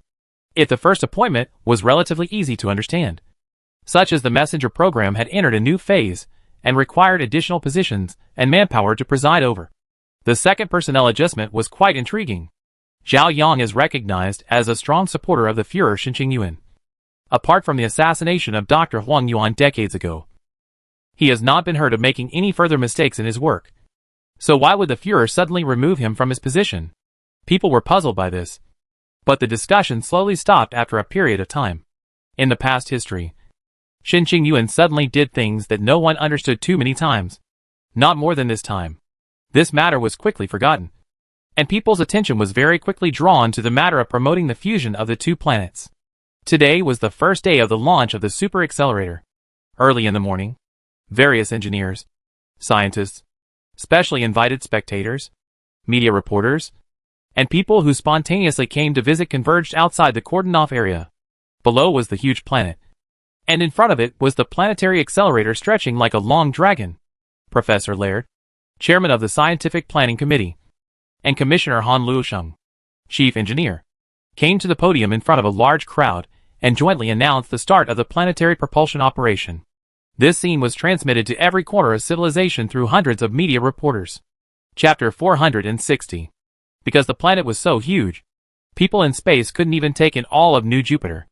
It was also no longer spherical in people's eyes, but a huge flat surface extending into the infinite distance. At an altitude of more than 10,000 kilometers, people could clearly see all kinds of crisscrossing different colored air currents in the atmosphere of New Jupiter, and could even see their flow. It was one incomparably large, incomparably violent cyclone after another. The most powerful storms on Earth were as tame as kittens compared to any of the cyclones on this planet. The many satellites in the distance were suspended in the sky like a small glass ball, and the superplanetary accelerator, which was hundreds of thousands of kilometers in length, was securely hooped on top of the planet like a golden hoop. Its autonomy allowed it to remain in space without being destroyed by the gravitational pull of the new Jupiter. Because it was so long, one could not see its circular structure as well, and what appeared in one's field of vision was a straight line extending straight below the horizon. All equipment had been commissioned and all preparations were complete. under the joint command of Professor Laird and Standing Committee member Han Luo. The activation order was finally issued. In that instant, every section of the planetary engine opened its rear cover at the same time, emitting a faint blue flame. Along with the passage of time, that blue flame eventually became powerful and long. Fully dozens of kilometers of flame width converged. Like an ethereal curtain over New Jupiter, the indescribably powerful thrust was poured through the ubiquitous magnetic field onto the huge planet below, eventually causing it to slowly change its speed and orbit a little. At this moment, endless gusts of wind and thunderstorms appeared above New Jupiter. The disturbance of the magnetic field affected the entire planet, causing it to change its previous calmness, even to the deepest part of the planet. People knew that although the winds and thunderstorms were shocking enough, even more shocking changes were taking place inside the planet where people could not see them. But no matter how violent the planet was, how it changed, it could not affect the planetary accelerator, which was more than 10,000 kilometers away. The perfection of physical theory has completely solved the problem of the instability of the planetary accelerator's work, so that it can face any situation and remain immovable. This scene not only happened in the new Jupiter base, but also in the new Saturn base. A number suddenly appeared on the huge virtual display screen, 0.00011. The next moment, it became 0.00022, and the next moment, it became 0.00033. People knew that these numbers showed the orbital changes that the planetary accelerator had already made for it. In this moment, deafening cheers resounded throughout the observation ship. Wherever the scene passed, cheers rang out. Countless people spontaneously took to the streets in great celebration, and the always strict social security policy was purposely relaxed a little today. Looking at the ever-changing numbers, Professor Laird had an urge to shed tears. The scientists of the Scientific Planning Committee had been waiting for this moment for far too long. And now, it had finally come to the people. Professor Laird knew that in a decade or so, the new Jupiter and the new Saturn would be in orbit around each other. At that time, without the need for planetary accelerators, they will spontaneously shorten their distance from each other and eventually merge. Until then, of course, the two planetary accelerators have been removed and will not be affected by their fusion. All suffering will pass. Hope lies ahead. Professor Laird spoke impassionedly before the countless media reporters and spectators. And below, Han Luochang turned his head slightly and gently glanced at Wu Wei. Then in the next moment, he misplaced his gaze. But both of them saw a special meaning in each other's eyes. Time was still slowly passing. Yesterday's revelry was gone in a flash, and soon became a memory buried in the depths. Life would continue on the same track as before, and would not change in any way just because of that one time of revelry. After about 13 years of the planetary push, the planetary accelerator dismantling project officially began. During those 10 years of pushing, the distance between the two planets had been reduced from 700 million kilometers to less than 5 million kilometers. This distance was enough to allow them to orbit each other as a binary pair and spontaneously reduce the distance between them while orbiting the Phoenix star together. They had no hope of becoming a stable binary pair. That possibility had been ruled out when the orbits were first planned. Their only destiny was to merge into one, and there was nothing anyone could do to change that. The satellite systems of the two planets had been severely affected by the previous thrust. They didn't break free of the planet's gravitational field, but they were enough to alter the existing orbits. A massive collision had begun, and the altered orbits had further affected the stability of the satellite systems, so that more moons had been destabilized. By now, more than a dozen satellites that had reached hydrostatic equilibrium had their orbits fatally affected. Even if the two planets stayed in their current orbits, they would one day be thrown out or torn apart by the planets. The massive collision created countless small fragments in the satellite's orbit, which even threw the entire near-planetary space into chaos. The impacts on planets do not stop all the time. And statistically, on average, trillions of tons of mass hit the new Jupiter or the new Saturn every year. This further affects the planetary atmospheres, making them more and more violent. The massive amounts of debris even seriously threatened the safety of the planetary accelerators. However, this possibility had already been considered during the construction of the accelerator, and its space defenses prevented it from being destroyed. After the two planets entered mutual orbit, the dismantling of the planetary accelerator began. Countless engineering ships, as well as military ships from the military, plus billions of workers and engineers and scientists participated in this task. But even with such a huge effort, the dismantling project still lasted for 5 years. The dismantled planetary acceleration segments were placed in orbit around the star, far from Phoenix, to be used again. Once again, the entire civilization began to wait. Only after the two planets had truly merged and had calmed down would the new laydown begin. After another decade, the fusion of the two planets finally began. The close proximity had changed their size from a sphere to an ellipsoid, and the convergence of the outer atmospheres had begun several years before. The overly fast orbiting speed and too close proximity had severely affected their satellite systems, and fully a dozen moons were flung out into space to become planets orbiting Phoenix, while another portion of the moons left the Phoenix system outright. The most drastic process occurred a year before the planetary fusion. It was when a massive moon with a mass of up to 7% of the Earth lost its stable orbit due to gravitational perturbations, and after exceeding New Saturn's low-heat limit was first gravitationally torn to pieces, and then turned into a long sliver that crashed into New Saturn. The impact even permanently changed New Saturn's color, and slightly altered its attitude. But even this violent impact paled in comparison to the planetary collisions that would come later. In the fusion of the planets, gas equivalent to the mass of 7 Earths was ejected, creating a smaller nebula orbiting Phoenix that released more than a quarter of the energy released by the Sun during its entire stable period. After the fusion, the messenger star, that is, the ball of stars formed after the fusion of the two planets, was far brighter than even the Phoenix star, and continued to be so for more than 4 years in a row, before decreasing to slightly less than the Phoenix star in the 5th year. The violent stellar storm even extended the extent of the stellar circle of the Phoenix galaxy outward by 2 billion kilometers. It became a star. Although it was only a failed star, it was more than enough for humans to use. From now on, the Phoenix galaxy lost 2 planets, but had a companion star. The Phoenix galaxy also became a binary star system. The messenger satellite system, no, it should now be called a planetary system, was affected more severely than expected. Almost all of the large moons that had reached hydrostatic equilibrium had left it, with only 2 remaining. The orbits of these 2 satellites were unstable, and could change again at any time.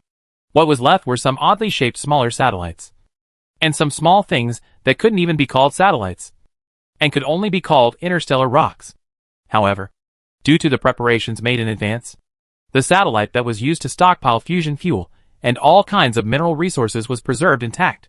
It had been pushed into orbit around Phoenix before the planets had fused, and hadn't suffered much during the later interstellar collision. The military had deployed a fleet of ships specifically to defend against the meteorites that had crashed into it. In the midst of this calamity, it became the biggest winner. Before the messenger had really calmed down, the push for the moon was initiated once more. Once again, it was pushed into the vicinity of the messenger and had a stable orbit around it. It would be the traveling package of human civilization for the rest of its voyage. And whatever was lacking, be it energy or minerals, people would take from it. After continuing to wait for a full 17 years, a time that was a little longer than intended, the laying of the 2 stellar accelerators began once again. It took people more than 5 years to lay those 2 accelerators on it again. One of the accelerators became the main thrusters, and the other became the attitude adjustment thrusters. When everything was ready, the great voyage that countless people had been looking forward to for over 100 years was about to begin. Chapter 461. When the news of the final laying of the 2 thrusters was announced, the entire civilization was thrown into a frenzy. Whichever ship became a sea of joy. Even some of the ships that were classified as 5th-class cities had released their energy restrictions and supplies. And for a very low price, the people were able to obtain exquisite food and various supplies that they would not have been able to obtain even if they had worked hard for a month in the past. Even the air was filled with the smell of celebration. People knew that this news did not only mean some macro-scenario victories, but also specific issues that everyone cared about, and that concerned everyone at the same time. For example, now that this great project had been successfully completed, could the resources that had been allocated to them in the past be returned to their original domains? Will the city's hierarchy be abolished?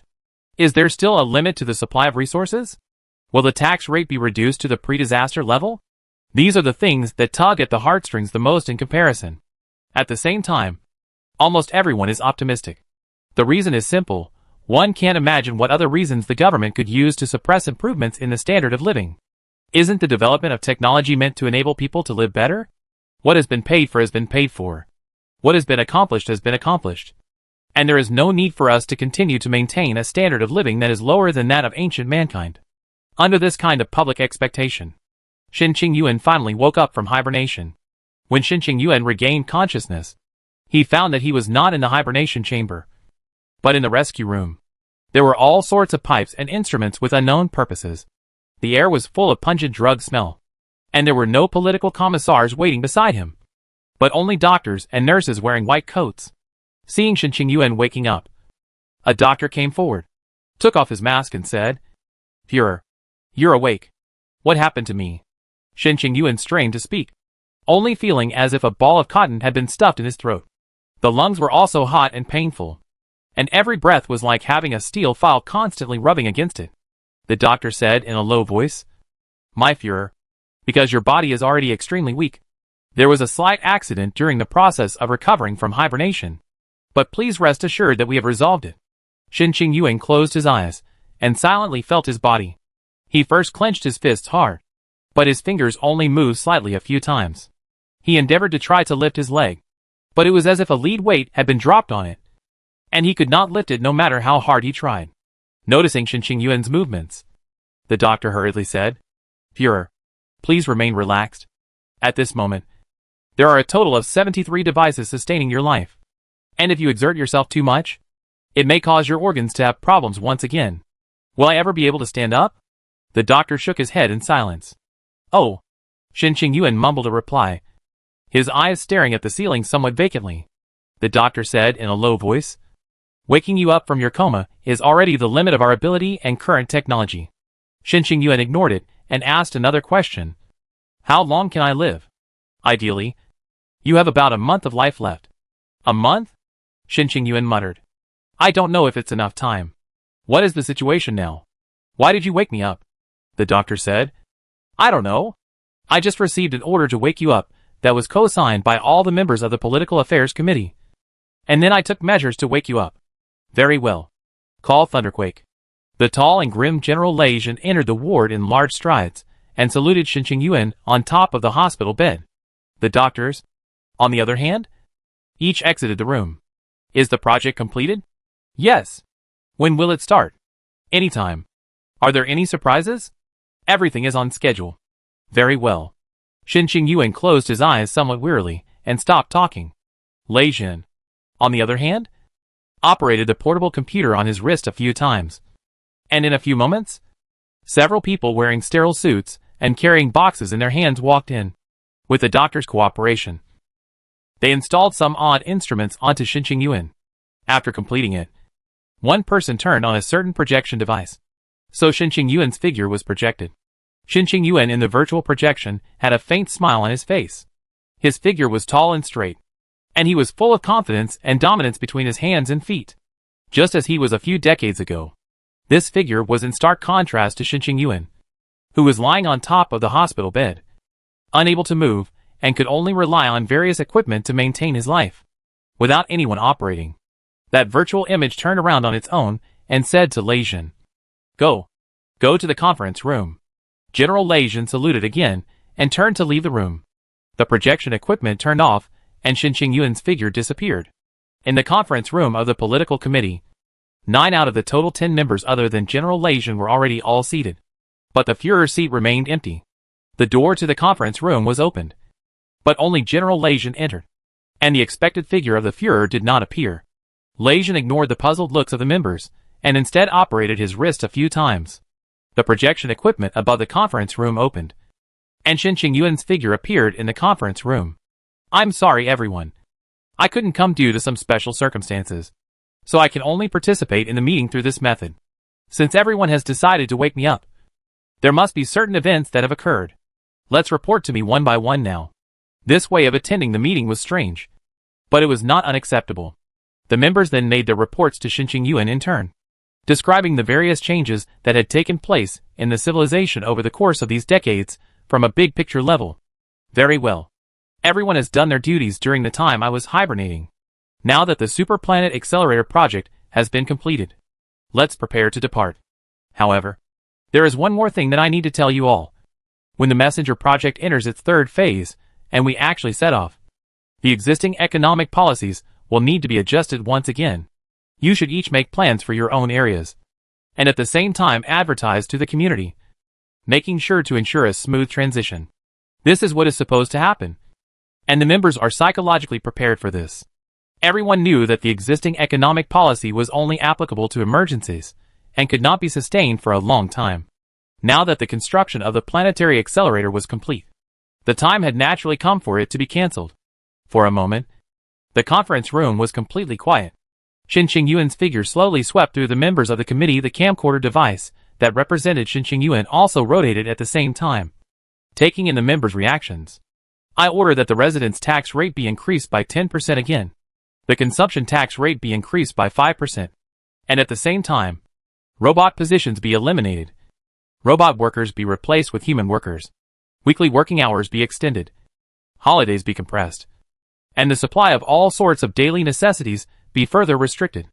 Although as far as the current political system was concerned, it was not in order for the Führer to directly order to make adjustments to the tax rate or the economy, etc. But in today's world where Shin Qingyuan had essentially already practiced dictatorship politics, no one would be stupid enough to count on such things. In any case, Shin Qingyuan had already been doing this nearly 100 years ago. What surprised the members was not Shin Qingyuan's direct meddling in the economy, but Shin Qingyuan's so-called adjustments to the economy. Residence tax rate up? Consumption tax rate hike? Abolition of robot positions? Compression of holidays? Why? Is it necessary? What's the point of it? Other than to cause more backlash from the public? Especially now, when almost all the people are expecting a more relaxed policy. Han Luchang was even so shocked that he forgot the speaking procedure. My Führer, why are you doing this? Shin Qingyuan said indifferently. Resource reserves are limited, and in the midst of a 2,000-year voyage, we must use energy frugally. What about the abolition of robot positions? Is there any need for that? Always being idle is not good for social stability. Han Luchang only felt a rush of hot blood rushing into his brain, making Han Luchang want to directly grab Shin Qingyuan's collar and crack open his head to see if his brain matter was already cloudy. Not only Han Luchang, even Wu Wei, who never looked up to Shin Qingyuan, also stared in amazement. Even Professor Laird, who had nothing to do with the economic work, Commissioner Donald, and so on, were also full of unbelievable looks. Shin Qingyuan's so-called reason was completely untenable. As long as one possessed basic intelligence, any person would know that this was harmful to civilization. Originally thinking that the economic adjustments Shin Qingyuan had announced would be a relaxed policy, no one had expected Shin Qingyuan to tighten it further. Shin Qingyuan once again swept through the members and said indifferently, whether you understand it or not, you have to go ahead and implement it. General Leijin sat quietly in his seat, his head slightly hanging down, as if he did not notice what was happening in the middle of the conference room. And so people knew that General Leijin was still in support of Shin Qingyuan. And as long as General Leijin supported it, then even if all the rest of the members opposed it, it was useless. Yes. After a long silence, the commissioners finally responded. Very well. The meeting is adjourned.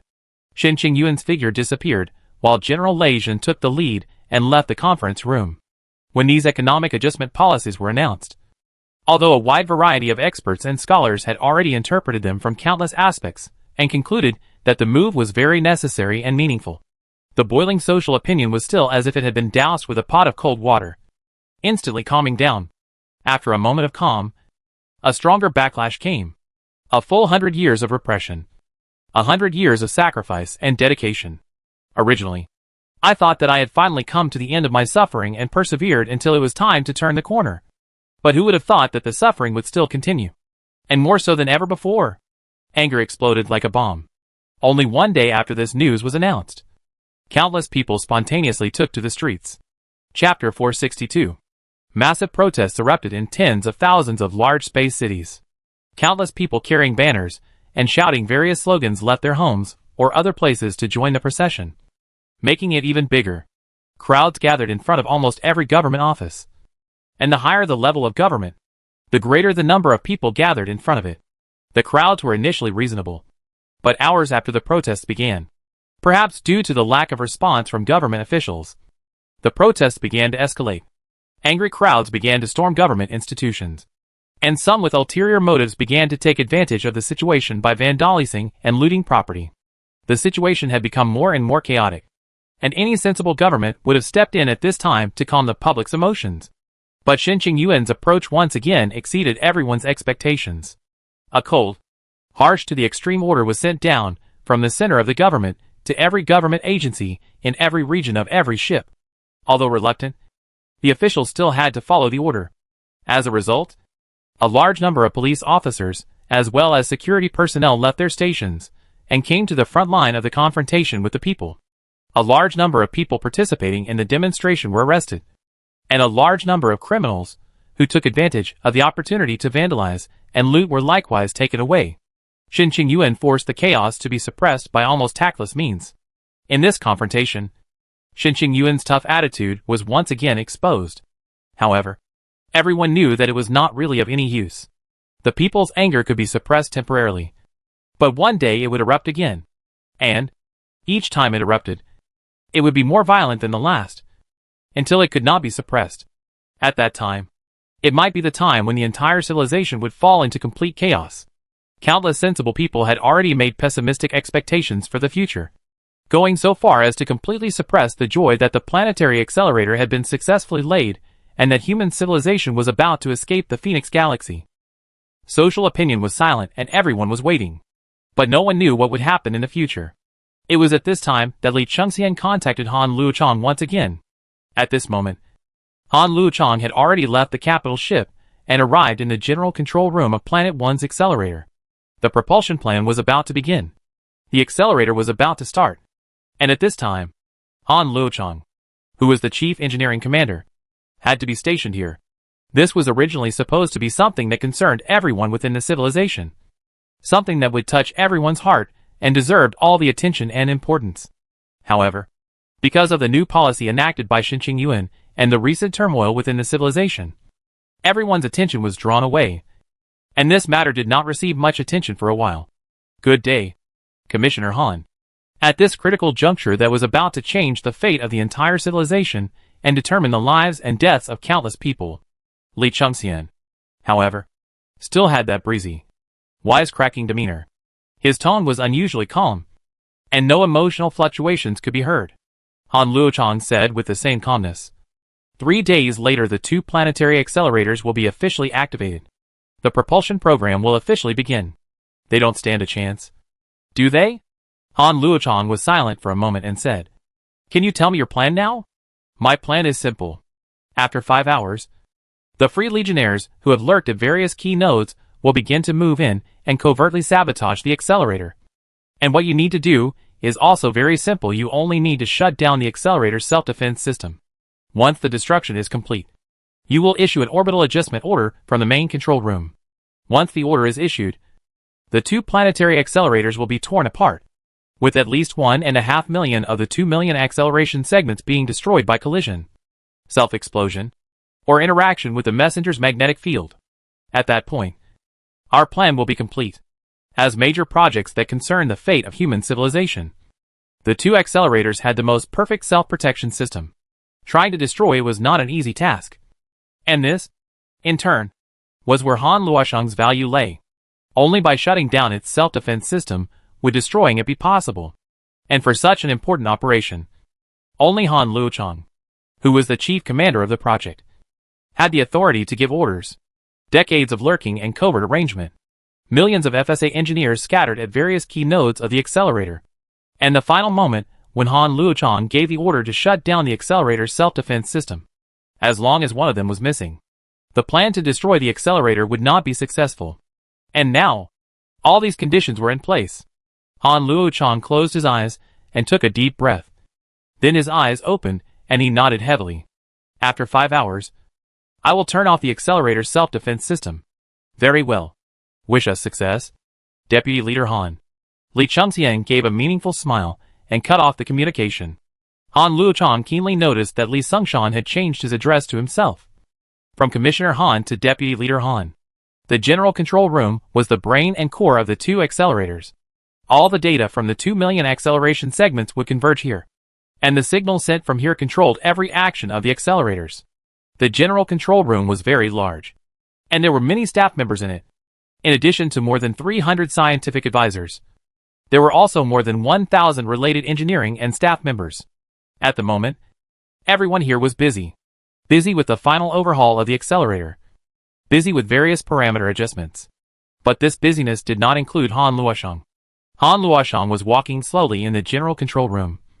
And every staff member who encountered him would respectfully hide beside him and salute him. However, Han Luoshang did not respond to anyone. He just walked quietly and watched. He knew that in just a few hours, everything here would be changed. At that time, people would realize that all their busyness was meaningless. The fate of civilization would be rewritten. Countless people would die. And countless people would be given a new life. It was also only at that time that one's hatred could be vented. If you dare to destroy my daughter, I will destroy you. Time was slipping away. And 5 hours passed quietly. A message that was not labeled with a sender inexplicably appeared on top of Han Luochang's computer. That message was simple. With only 3 words. Rice is ready. Han Luochang then understood that the final moment had arrived. He took a deep breath and came into the main control room. There were more than a dozen procedures for a series of identity verification such as palm prints, fingerprints, iris, and DNA. Han Luoshang was expressionless, meticulously following the system prompts, and was passed after 5 minutes. The virtual interface turned red at this moment, and a conspicuous warning sign appeared. Are you sure you want to close the automatic defense system? Attention!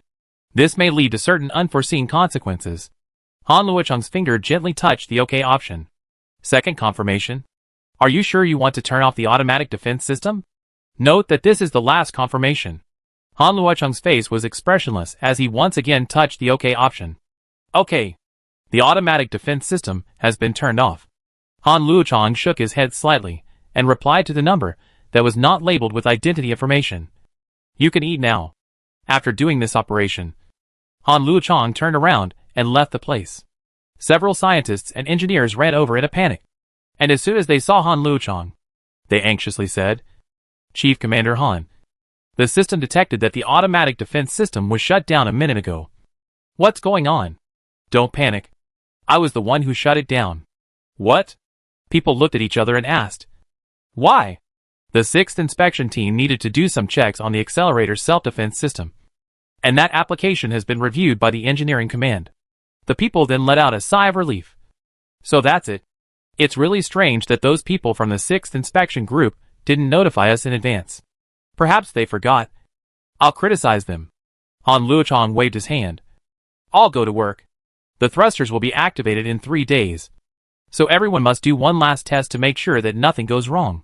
You must always remember that the fate of human civilization rests on us at this moment. The people immediately looked serious. Yes.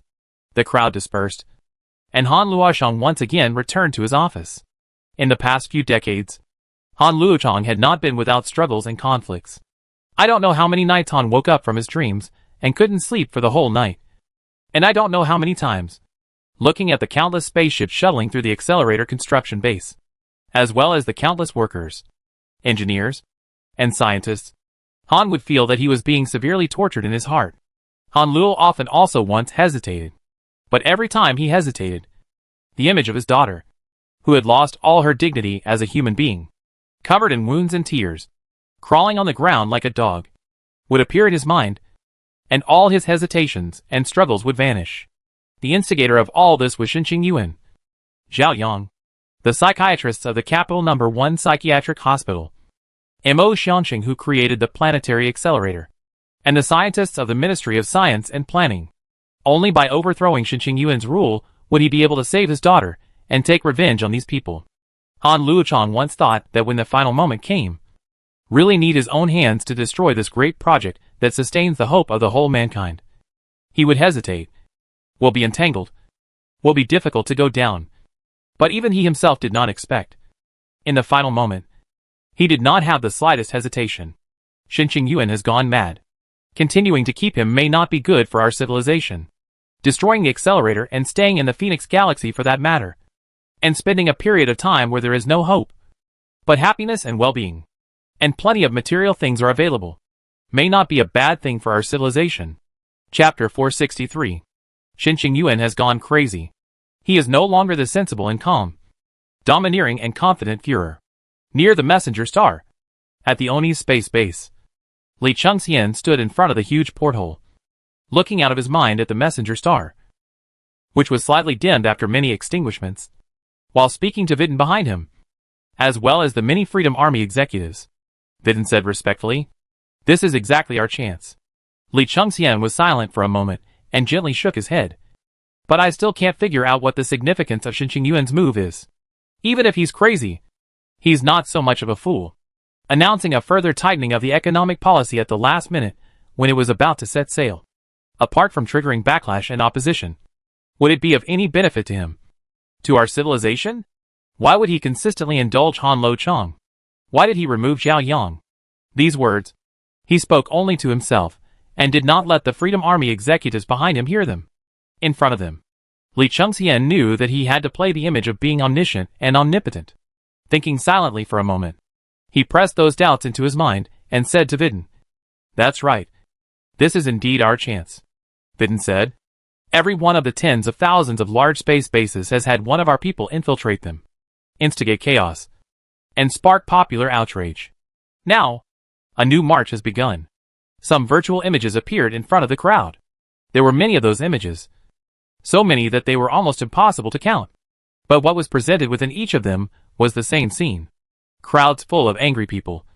Shouts so huge that they were like a tidal wave. Uncountable numbers of banners and slogans. And so on. People continued to converge and advance.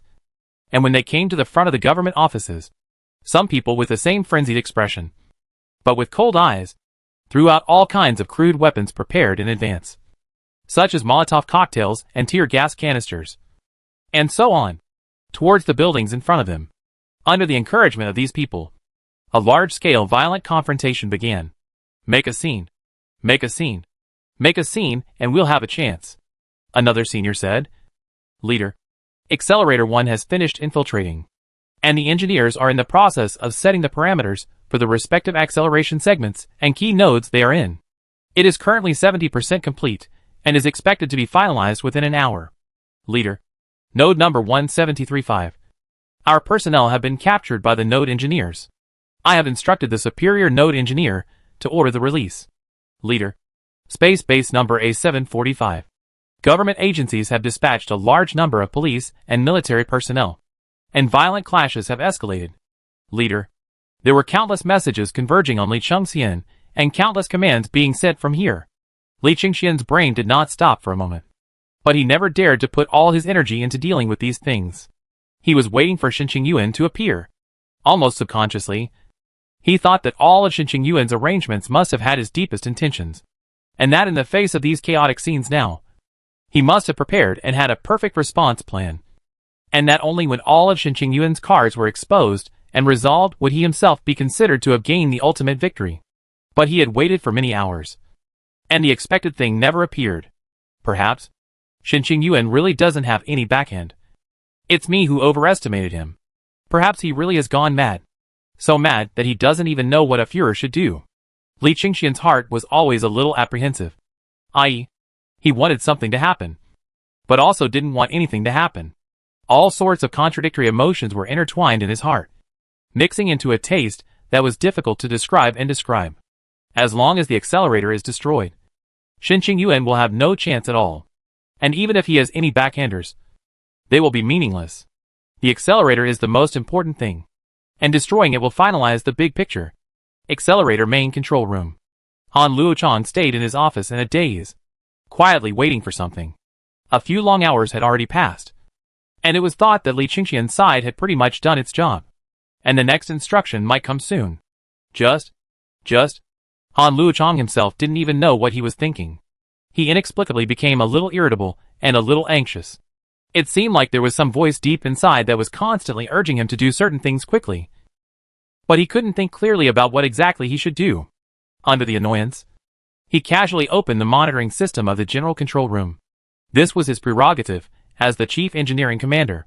He could call up every single monitoring probe inside the control room at any time, any place, any time to see what every place and every person was doing. The scene inside the general control room was as usual, with every single person busy. But today seemed to be a little different from the past. The engineers, staff and scientists, who always looked grave and could not walk without bringing out the wind. Even had some smiles on their faces, and were even in the mood to talk to each other. Han Luochang was suddenly a bit curious, so he randomly selected a surveillance screen and expanded it. Old Wang, tomorrow is your daughter's second birthday, right? What? Not going to take a holiday to see your daughter?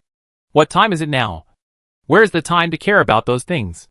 As long as nothing goes wrong with the accelerator, there will be plenty of time to spend with her later. That's right. Where is their time now? Just wait until we get to a safe place, and then make up for it. Think about the Phoenix planet that could explode at any time.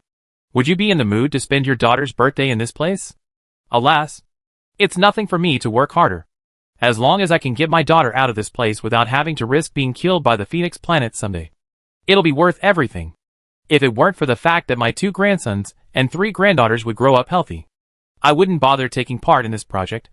I won't be able to live much longer anyway, so it's more comfortable to wait for death at home. Haha. Old Li, you can also go home to mingle and wait for death now. The project is almost finished. What are us old guys doing if we don't go home to mingle and wait for death? I don't ask for any honors in the future, as long as my grandchildren and granddaughters have offspring in the future as well, and their offspring won't scold our generation for not putting together a future for them. I'll be satisfied. Old Joe, I heard that your great-granddaughter was born. Yes. Come and take a look. Look. Fleshy and cute. The little one doesn't even kiss her parents. Just me. As long as I can give this child a future. It doesn't matter if I die here. Aigu. Old Joe. If you die, Engineer Wang won't cry to death. All that work of yours will have to be piled on top of him. Listening to the engineers and scientists talk, Han Luochang couldn't help but have a smile appear at the corner of his mouth as well. Once again, he recalled the time when his daughter, Han Yu, had just been born. At that time, his wife hadn't passed away yet. At that time, Han Yu was also as fleshy as old Joe had described, always loving to have herself held. At that time, I also swore that I would give her a bright future, and I also loved her so much that I was willing to die. But why has it become like this? Why is it like this? Without realizing it, Han Luochang had already burst into tears. At this moment, Han Luochang was no longer a political counselor, no longer the chief engineering commander, no longer a civilization senior, but had the same identity as those scientists and engineers. Elders, father, grandfather, mother, grandmother, grandfather, grandmother, an elder who also willingly sacrificed himself and willingly died in order to give his offspring a better future. Han Luochang stood up trembling. I'm sorry. Dad can't avenge you right now. I am your father. But I can't make all the fathers in the entire civilization ashamed of their offspring for the sake of revenge. I can't let one day in the future all the people in the whole civilization are hating their parents for not giving them a future. I can't let all the parents in the whole civilization end up dying in guilt and despair. I can't be that selfish. I can't let down the love of everyone in the entire civilization for the love of me alone. I will lurk once again, searching for ways to take revenge without harming the innocent. I will fight for this my whole life. And even if I die, I will die on the path of revenge. This is the only thing I can do for you. Don't hate me. Han Luochang wiped away the tears on his face, his expression once again becoming resolute. He pulled open the door and headed towards the main control room. As long as the accelerator's self-defense system was switched on, the operation that Li Chengxian had planned would inevitably fail. For Han Luochang, switching on that system was a simple matter. Right at this moment, at the Oni's space base, under the watchful eyes of all the Freedom Army executives and Li Chengxian, an ear-piercing alarm suddenly sounded. Li Chengxian pressed the button, and an urgent voice appeared in everyone's ears. Leader, Han Luochang has mutinied. He's advancing towards the main control room, and he wants to turn on the accelerator's self-defense system. After this voice, the Freedom Army executives immediately clamored. I've long said that this Han Luochang fellow is unreliable. We shouldn't have placed our hopes on him. How dare he betray us? I'll kill him one day sooner or later. Leader, what do we do? For the Free Legion, this was undoubtedly a very urgent situation. But to everyone's surprise, there was no panic on Li Chengxian's face. And instead, a cold smile surfaced at the corner of his mouth. It doesn't matter.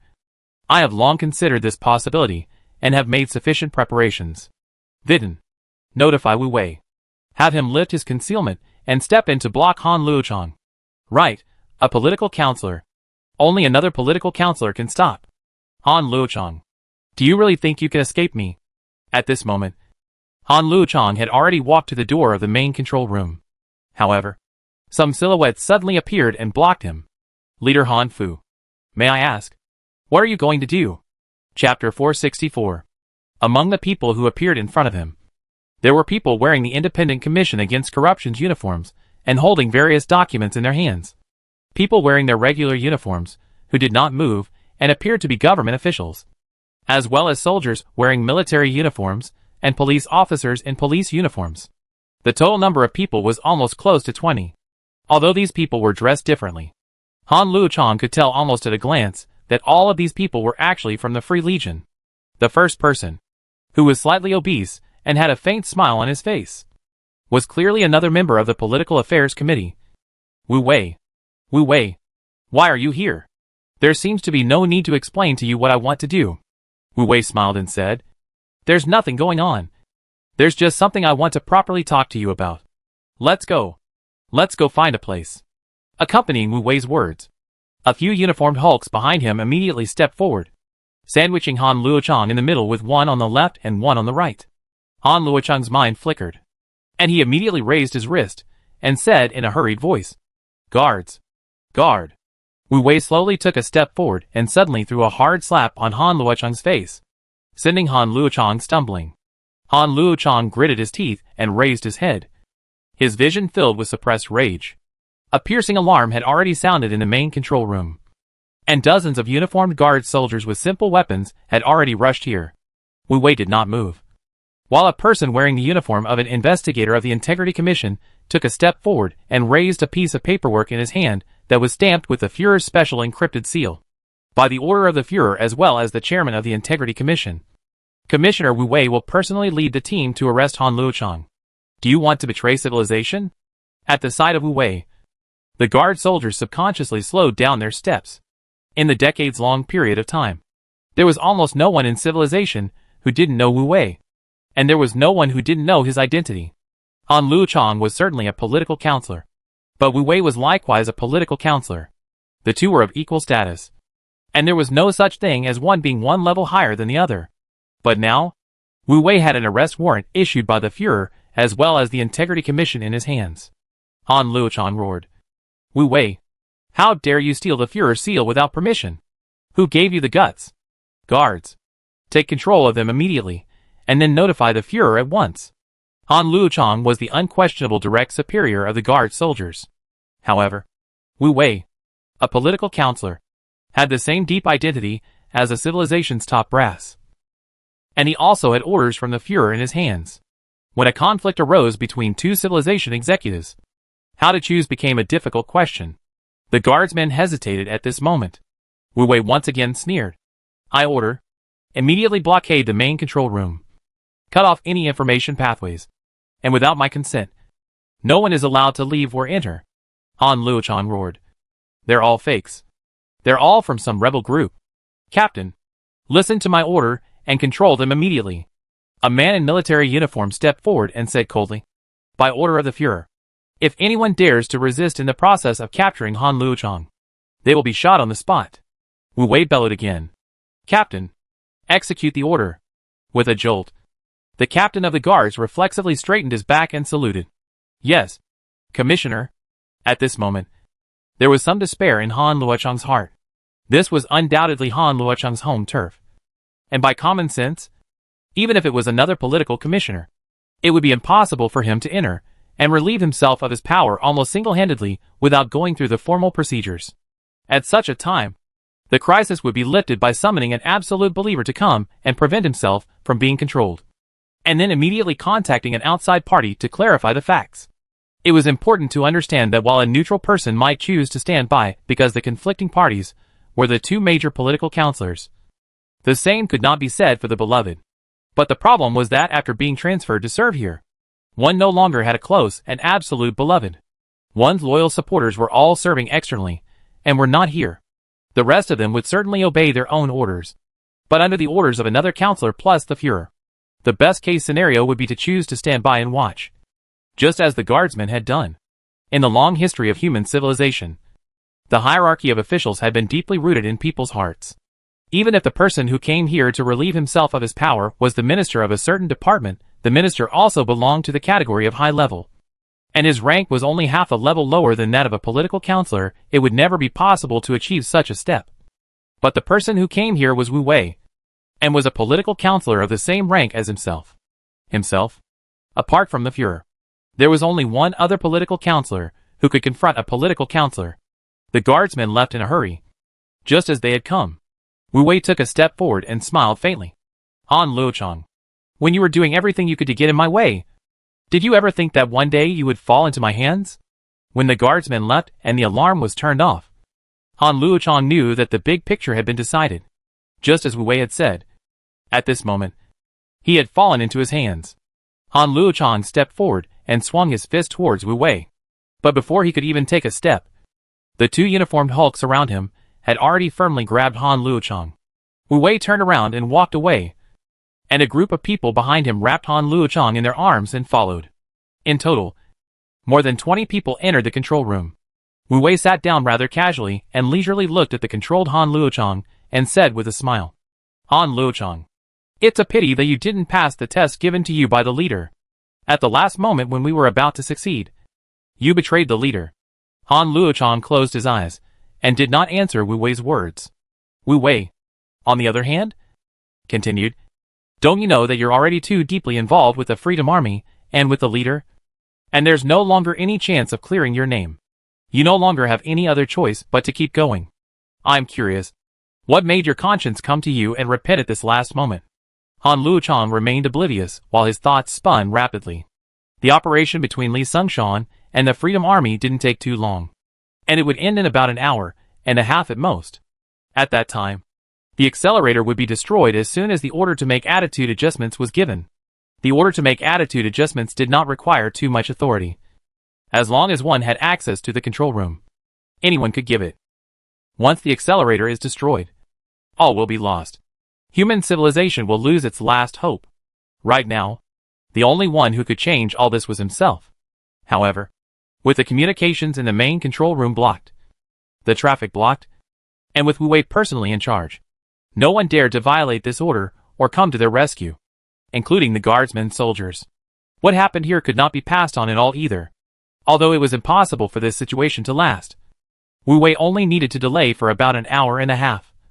And as long as he delayed until the accelerator was destroyed, everything would be over. It seems like he really doesn't have a chance.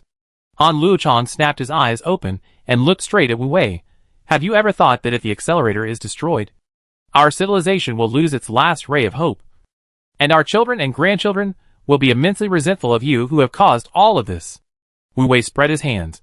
Isn't that exactly what we want? Han Luochang struggled violently and roared. Don't you have any children? How will your offspring view you? Do you have to wait until your offspring are about to be killed by the catastrophe of the Phoenix Star's explosion before you feel regret? Wu Wei said coldly. All I know is that if I don't, I will regret it now. Humph. Even I don't have any more. Where are the offspring? Wu Wei slowly stood up and walked over to Han Luochang, staring at him condescendingly. The suffering of everyone in this world has nothing to do with me. As long as I can keep my power and position, I will not hesitate to drag everyone to hell. You beast. Beast. Han Luochang cursed fiercely, while Wu Wei laughed out loud. Han Luochang, don't worry. After we succeed, I definitely won't kill you. I will let you live well, and let you bear the wrath of the populace. Don't forget that the order to shut down the thruster self-defense system was given by you, and the hope of mankind was destroyed by you. No one forced you in the process. It was you who voluntarily went to be the traitor who betrayed the entire civilization. All of this is well documented, and when it is announced in the future, the populace will hate to kill you by 1,000 cuts. That kind of scenario. Thinking about it makes you feel anticipation. Han Luo often felt like his heart was being viciously kneaded by a large hand, and like there were millions of bugs constantly biting it. Repentance deep in his bones, as well as anger, filled his entire mind in almost a split second. Our future generations will only hate you, not me. In this moment, the entire heavens and earth seemed to have turned the color of blood red. If possible, Han Luochang would rather endure 1,000 pains and 10,000 tribulations, fearless even if he was cut by 1,000 cuts, as long as he could make up for his previous faults, as long as he could change the future that was almost doomed. But no matter how much he prayed, the miracle never appeared. You and Xinqing Yuan will be the culprits of this disaster. It was you who lost your heart and destroyed the accelerator. It was Xinqing Yuan who enacted one anti-human and anti-civilization policy after another because of his madness. And we, the Freedom Army, the leader, and I, are the heroes who will save the day and pull the entire civilization out of the fire pit. Han Luochang struggled madly like a wild beast. His strength was even so great that a few burly men were somewhat unable to hold him down. He kept roaring, his voice as mournful as a wild beast. You will be nailed to the pillar of shame in the history of mankind until civilization becomes extinct. And people will never stop reviling you. I, on the other hand, will become a hero sung by millions of people. And as long as civilization exists for a day, I will be remembered for a day. Very well. The time has come. It's time to go give the order to adjust the attitude. Wu Wei walked towards the console and pressed his hand on top of the large button. Amidst Han Luochang's hoarse roar, Wu Wei had a cruel smile on his lips as he slowly pressed that button down. Chapter 465. At this moment, Han Luochang's heart was filled with all thoughts. Han Luochang knew that things could no longer be undone. Not only had he failed his own offspring, he had also failed the offspring of everyone in the entire civilization. The will that had supported Han Luochang's constant struggle and roar flowed out of his body like a balloon with a hole in it, causing Han Luochang to lose all his strength in an instant. He instantly collapsed to the ground. At the Oni's space base, all the Freedom Army executives were in a state of jubilation. Even Li Chengxian, who always had a calm expression, had a smile on his face at this moment. It finally worked. He sighed with emotion.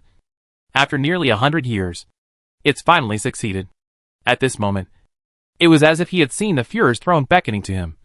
It was as if he had seen Xinqing Yuan kneeling in front of him. It was as if he had seen all the things that he had been waiting for in his dreams. But that cheering soon began to wane and eventually became silent. Li Chengxian was somewhat surprised when he looked at the senior members of the Freedom Army and realized that they were all looking at him with puzzled faces.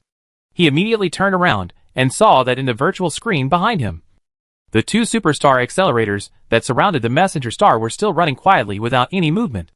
Perhaps it's because of the time delay. Such a thought immediately flashed through Li Chengxian's mind, and he also began to wait silently. However, time passed bit by bit, and up until now as long as 10 minutes had passed. The expected image still had not appeared. Where is the problem? What's wrong? What's wrong?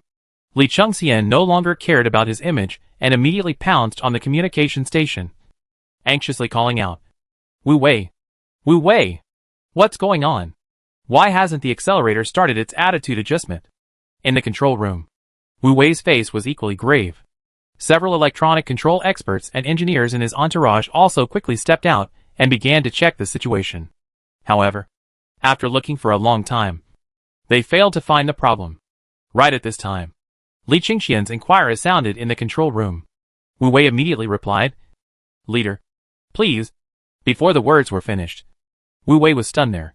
And so were all the people in his entourage. The door to the control room was opened at an unknown time, and a familiar silhouette slowly walked in pushing a wheelchair. Although he hadn't seen him for a long time, Wu Wei still recognized that person. That was the former Minister of Intelligence, Zhao Yang, who had been relieved of all his duties by Xinqing Yuan decades ago. And then his whereabouts were unknown, and he didn't know where he had gone. And the person pushed on top of the wheelchair with a withered look, who seemed to have completely lost his mobility and consciousness, was, surprisingly, Xinqing Yuan. Wu Wei muttered out that name, Yuan. Führer. As Zhao Yang pushed the wheelchair onwards, more people entered behind him. The first person was clearly General Lei Zhen, and behind General Lei Zhen was a large group of elite soldiers with loaded guns, whose number was nearly 100. One of the Freedom Army fighters raised his gun in his hand as a reflex. But before he could raise his arm, a laser accurately pierced through his head. So all the remaining people were immediately silenced. Zhao Yang ignored Wu Wei and just operated the wheelchair that Xinqing Yuan was sitting on. So the projection equipment was turned on, and the figure of Xinqing Yuan, who was tall and full of dominance and confidence between his hands and feet, was projected. Shen Qingyuan likewise ignored Wu Wei, and instead walked over to Han Luochang. Old Han. Although you didn't pass the test of the leader of the Free Army, you have passed my test. Your performance can't be said to be too good, but it barely counts as you passing. The meaning of Shen Qingyuan's words was obvious. Not performing too well obviously meant that Han Luochang had unexpectedly turned off the accelerator self-defense system. The reason why he was allowed to barely pass was probably because he had repented and tried his best to block Wu Wei. Han Luochang stared blankly at Shen Qingyuan's figure without any reaction, as if he hadn't reacted at all for a moment. Impossible. Impossible. Wu Wei's complexion gradually began to become frantic. How could this be? How could this be? Shen Qingyuan said indifferently. Nothing is impossible. When your Freedom Army was infiltrating the accelerator construction sector in a big way, do you think that I was just sitting idle? Wu Wei looked towards Xiao Yang, who was pushing Shen Qingyuan's wheelchair, and a few thoughts flashed through his mind like lightning. And he immediately understood. So that's it. It turns out that Xiao Yang isn't missing, but he's come into the accelerator construction sector as well. Ha ha. At first, I was wondering why you removed Xiao Yang from his position. So that's how it was, Xiao Yang said indifferently. The various parameters and procedures that your Freedom Army preset in the accelerator have long been modified over by me. Even if you push that button to pieces, the accelerator won't be destroyed. Ha ha. Ha ha. Wu Wei laughed madly. At this point in time, everything was a foregone conclusion, and there was no hope of redemption. Shen Qingyuan did not pay any more attention to Wu Wei, but raised his head and looked towards the top of the control room. Li Chengxian, or also call you the leader? Well, you and your Freedom Army executives might want to take a look outside at this moment. And please let me know if the military capture team has arrived. At the Oni's space base. The communicator in Li Chengxian's hand instantly dropped to the ground. There was still a voice of speech coming out of that. I also have to thank you for instigating this chaos. If not for that, I would have to waste quite a bit of extra effort to find out all the members of your Freedom Army. Impossible. Impossible. Li Chengxian roared up in a frantic rage. There's no way you can do it. My plan is seamless. I'll definitely succeed. You're lying to me. You're lying to me. Li Chengxian roared in rage and frantically rushed towards the outside of the base. But the door to the room had just opened when a black hole of a gun was pressed against his head. The Freedom Army executives were immediately in chaos. But along with the entry of countless soldiers, the situation was immediately brought under control. Reporting, sir. All 173 core members of the Freedom Army have been captured here. None have escaped the net. At this moment, there are still 969 core members scattered all over the place. And all the capture teams have already begun their actions. And 581 of them have been captured. Very good. Very good. Shen Qingyuan spoke indifferently. Xiao Yang. Lei Jin. You guys go deal with these things. I have some words with old Han. Yes, Führer. The two of them agreed at the same time, and then escorted all the members of the Free Army, as well as Wu Wei out of the area. Only Shen Qingyuan and Han Luochang were then left in the control room.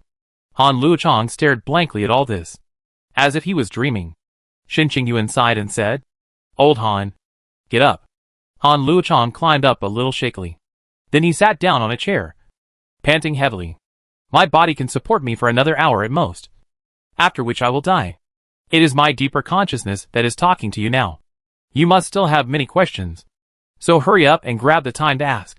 If you're late, you won't have the chance. Shen Qingyuan's words were filled with relief, and even implied some laughter. Han Luochang struggled to calm his thoughts. Gasping for breath, he asked, You obviously grasped the Free Army's plot very early. Why didn't you do it earlier? Shen Qingyuan spread his hands. To test you. Test me for what? Why test me? Shen Qingyuan smiled. I want to test whether you can become a qualified Führer. Whether you have enough sense of the big picture and strong will to lead human civilization out of the desperate situation. To test whether you have the determination and conviction to sacrifice everything for the sake of civilization, even if it's your own life. And to test your choice between righteousness and personal grudges. I'm testing you on many things. Han Luochang pointed at his nose in some disbelief. I became the Führer? Shen Qingyuan glanced at him lightly. As early as nearly 100 years ago, I was already grooming you. If I'm not mistaken, you should have gathered enough talents under your command. Right? How about it? Do you have the confidence to govern our civilization well? Han Luochang was silent for a moment and muttered. But you know that those people, as well as me, have different political views from yours. Our political views are not different. If it was a non-emergency time, I would have similarly favored a more moderate means. Happily, the construction of the accelerator has been completed, and we've already passed through the most difficult moment. And at this time, it's just right to have someone who holds the same political views as you preside over the regime. Shen Qingyuan looked deeply at Han Luochang. I've used all the harsh means. I've led the civilization through the toughest moments. I've taken all the blame. You are responsible for leading the continuation of our civilization properly, and that's it. Han Luochang raised his head violently and looked at Shen Qingyuan with an incredulous gaze. At this moment, he suddenly understood that the significance of the more austere economic policies that Shen Qingyuan had recently enacted was not a desire to further collect social wealth, but, rather, to pave the way for his own succession. Resource reserves were, after all, limited. It was unlikely that the people would be able to return to their previous standard of living during the long voyage ahead, and this would inevitably bring about grievances that would not be conducive to social stability. However, if Shen Qingyuan first announced the implementation of harsher economic policies, and after he took over the position of the Führer, he then announced the reversal of the previous Führer's decision and cancellation of the subsequent harsh policies, not only would the people not oppose him, but they would embrace him more and more. Shen Qingyuan shrugged his shoulders indifferently. I'm going to die anyway, so taking a little more of the blame is nothing. Han Luochang murmured. From when did you fall ill? A long time ago. More than 100 years ago. You've been scheming since that time? Otherwise, since I'm sitting in this position, I naturally have to take up my due responsibilities. Han Luochang was silent. Shen Qingyuan did not speak either, only standing there quietly. After a long time, Han Luochang said, Ah Yushi? Mentioning this name, Shen Qingyuan's eyes also flashed with a flash of unspeakable emotion. I'm sorry for her, Shen Qingyuan said, but I have no choice. Han Luochang was silent again for a long time before slowly saying, I will never forgive you. Thanks. Han Luochang stood up and said, Resurrection is a good boy. You're also sorry for him. You're also sorry for Zhou Mingyu. You're even sorry for yourself. Shen Qingyuan raised his head and looked straight into Han Luochang's eyes. I can afford this civilization. Han Luochang's face changed color for a long time, and finally scolded fiercely. You this great beast. Shen Qingyuan laughed. I don't have time. So that's it. Our civilization is in your hands. Well, 3 days later is the sailing ceremony. As the new head of state, remember to attend. I hope this time there won't be any accidents like last time. Well, goodbye. Don't. Han Luochang had just shouted out a single word when Shen Qingyuan's figure had disappeared. Han Luochang swooped over and touched Shen Qingyuan's neck artery with his fingers. Then he realized that Shen Qingyuan's heart had stopped beating. Zhao Yang, Lei Jin, and Professor Laird silently appeared at the door of the control room. When Han Luochang looked over, the three of them simultaneously lowered their heads and simultaneously shouted out that title that used to belong solely to Shen Qingyuan, Führer. Han Luochang waved his hand feebly and slumped in his seat once again. Postscript. 3 days later. The sailing ceremony. When Han Luochang's figure appeared on the podium, almost everyone cheered. As a politician known for his gentle methods, it was expected that he would take over the position of Führer after the unexpected death of the previous Führer, Shen Qingyuan. Han Luochang did not fail to live up to people's expectations, and on the first day of his succession, he announced that he had abolished the harsher economic policies enacted by his predecessor before his death, and made some adjustments to the economic policies that had been implemented in the past, such as lowering the rates of the residence tax and the excise tax, upgrading the standard of living in the lower-class cities, increasing the amount of energy and the supply of various daily necessities, food, etc. And, most importantly, at the beginning of his term of office, he had took down the infamous Wu Wei, who had been heavily used by the previous Führer, giving the people a hard time. Although these economic policies were not enough to restore people's living standards to what they were before the disaster, compared to those policies implemented by the previous Führer, what could the people not be satisfied with? The warm applause continued for a long time. Han Luochang slowly waited until the applause died down before saying, I announce that the third phase of the messenger program, stellar migration, will now begin. The cheers resounded once again. Amidst the cheers, Han Luochang pressed that button fiercely. And at the same time, the two superstar accelerators that surrounded the messenger star began to operate at the same time. We will sail across this long sea of stardust with the star as our ship. We will return to the solar system, to the place that gave birth to us. No hardship or tribulation can defeat us. And the name of our human civilization will be spread forever in the universe. Set sail! Set sail! At this moment, these two words resounded through the scene of the sailing ceremony, resounding through every ship of the human civilization, and resounding through the entire Phoenix galaxy. The sailing ceremony finally ended. Han Luochang left the podium and arrived in a corridor.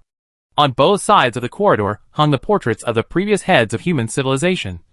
And Han Luochang knew that when he stepped down one day, his own portrait would also appear here. As he passed by Mr. Nickel's portrait, Han Luochang skimmed his mouth in disdain. When passing by the portrait of Shin Yuan, Han Luochang stopped for a long time, finally sighed, and left the place without looking back.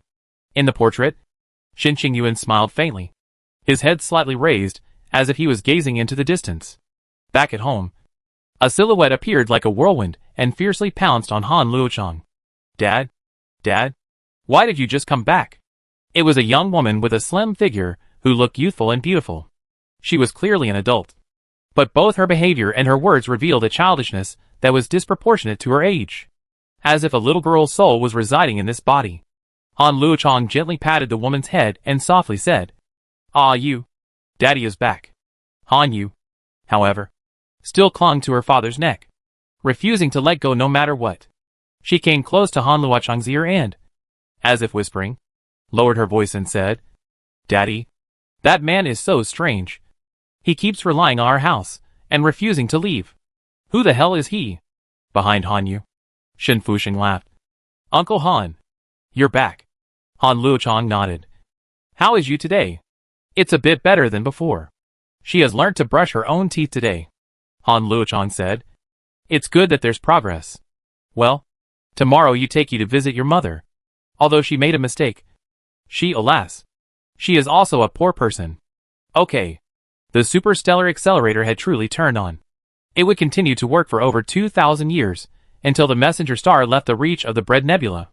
At this moment, the area around the accelerator had become the hottest tourist area within the human civilization, with countless people visiting every day. An old man with gray hair, but still in robust spirits, also followed the many tourists to this place, gazing through the porthole at the superstar accelerator in the distance like a long dragon. The old man's face was filled with emotion. Perhaps human civilization doesn't need certain people with special abilities to guard it at all. The name of the wise old man will not have to be brought up again in the future. With or without me, human civilization will continue and develop. That one hero after another that keeps emerging is already enough to get our civilization through any difficulties. With that, it's time for me to go enjoy myself. Bye. Bye.